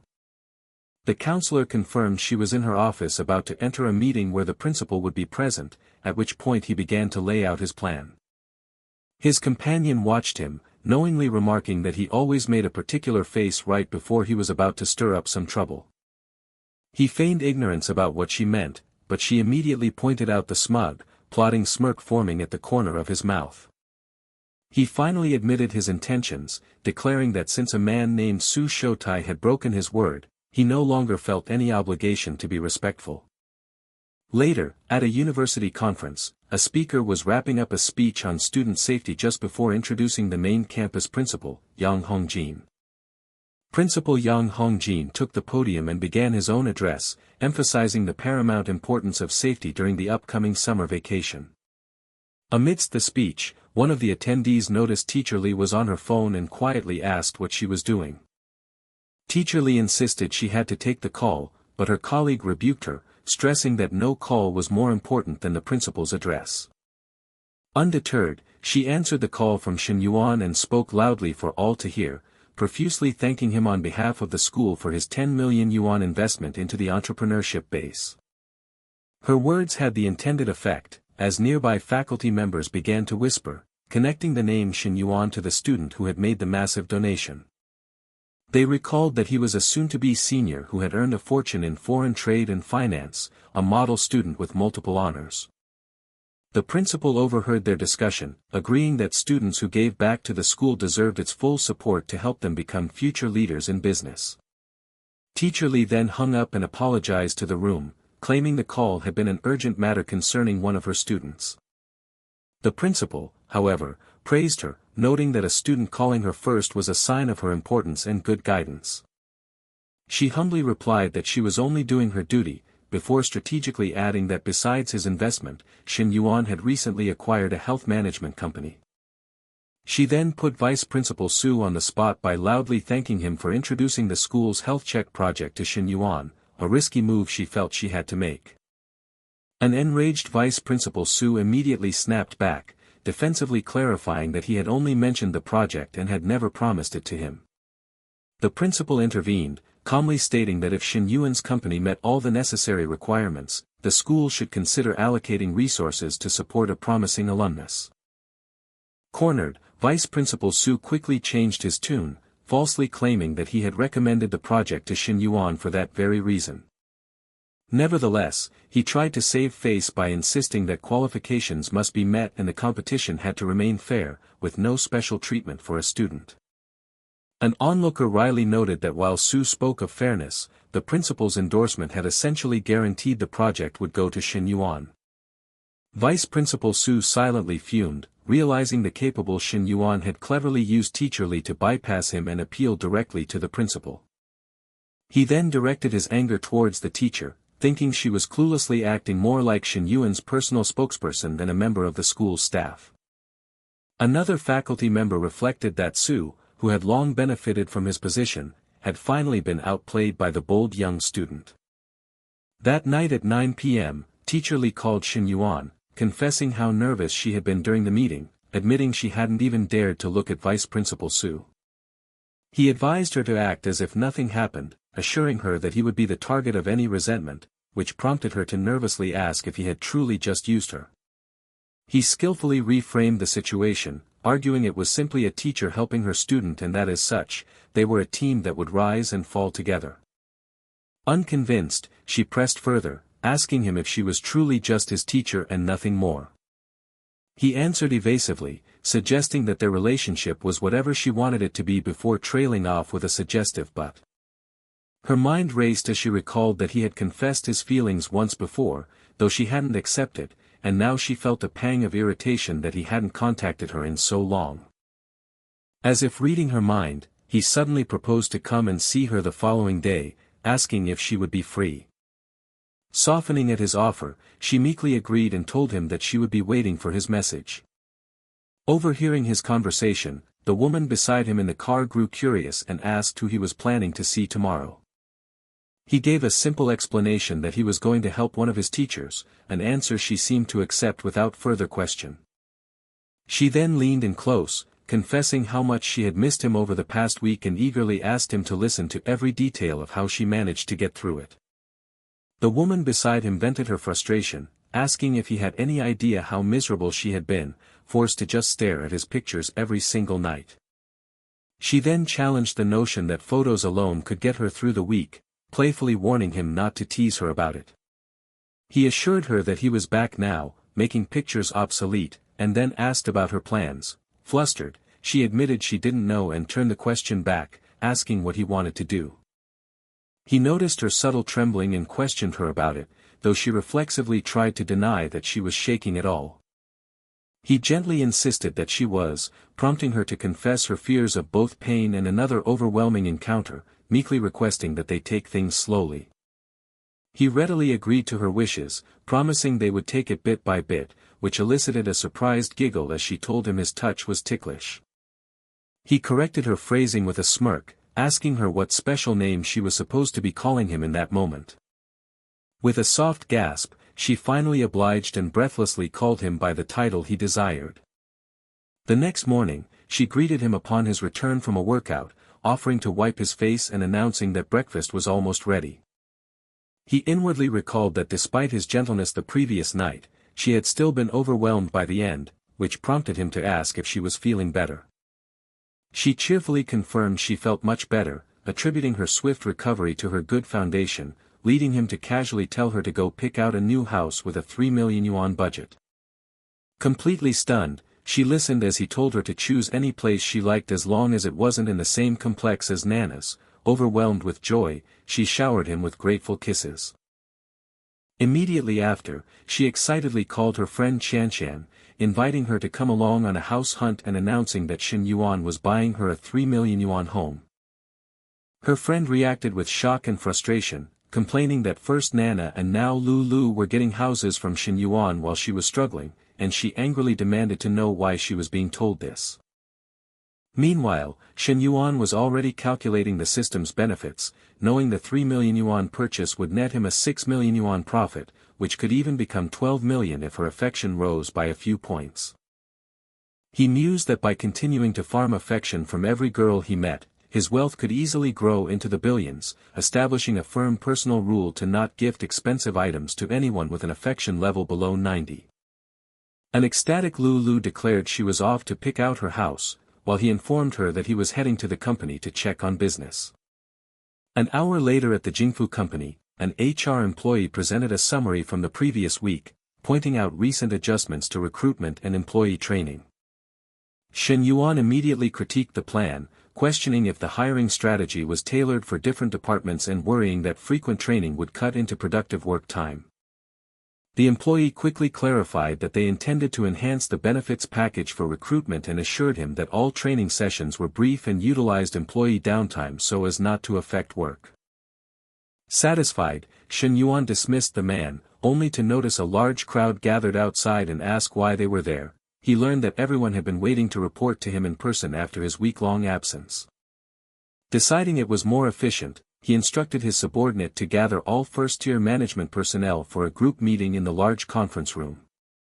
He then privately acknowledged the downside of lacking an executive assistant, resolving that it was time for his young secretary to officially start her duties now that her department rotations were nearly complete. After the meeting, a manager reported that Vice Principal Su had requested a quote and asked about offering a discount. Shen Yuan instructed him to match the competitors' prices, adding that a kickback was possible but only if they controlled the terms. The manager affirmed his understanding and prepared to leave for the Foreign Affairs office, privately thinking that his previous worries had been unnecessary and that his boss had some truly powerful connections. As the manager was leaving, Shen Yuan asked him to send Fu Yingzi to his office if he saw her. Shortly thereafter, Fu Yingzi entered his office, addressing him respectfully as boss. He began by complimenting her increasingly refined taste in clothes, which made her wary as she felt his charming tone often preceded some kind of scheme. He ignored her suspicious look and instead asked for a status update on her departmental rotations, inquiring how many were left. She reported that only the finance department remained, which would take about another week and a half, after which he informed her that she would also need to rotate through their stores to prepare for her future work there, in his office. Her confusion was evident as she asked what work he meant, prompting him to remind her of her original role as his secretary before teasingly asking if she no longer wanted to do it for him. A moment of clumsiness sent him stumbling forward, causing him to fall on top of her as scattered papers fluttered around them. Her mind reeled from his deliberately suggestive phrasing and tone, finding it incredibly difficult not to interpret his words in the most scandalous way possible. Flustered, she stammered that his words had simply caught her off guard, as she had assumed he planned to assign her to another position entirely. He then explained that being his secretary was a prime opportunity for growth, as Jingfu was just the beginning. She nodded in understanding and stated she would get back to work, telling him to call her if he needed anything. As she left, Shen Yuan felt a deep sense of satisfaction, reflecting that with a personal assistant and an administrative secretary now in place, his inner circle was finally forming, and the future looked bright. His thoughts were interrupted by a call from Lulu, who reported that she had seen 2 good housing developments and was viewing a third that afternoon. He replied that he was busy and told her to just send the account information for the money transfer once she decided. She gratefully thanked him, but he quickly cut her off, reminding her to watch her behavior as she was calling him at the office. Disconnecting that call, he immediately made another to a school counselor, asking if a man named Yang Hongjin was on campus, to which the counselor replied yes. He then told the counselor to let Yang Hongjin know that he would be coming to visit him that afternoon. To prepare for the visit, he tasked an associate with procuring 2 cartons of high-end cigarettes and 2 bottles of premium Maotai, which made the associate wonder aloud who could possibly be important enough to still warrant such a personal visit from the boss.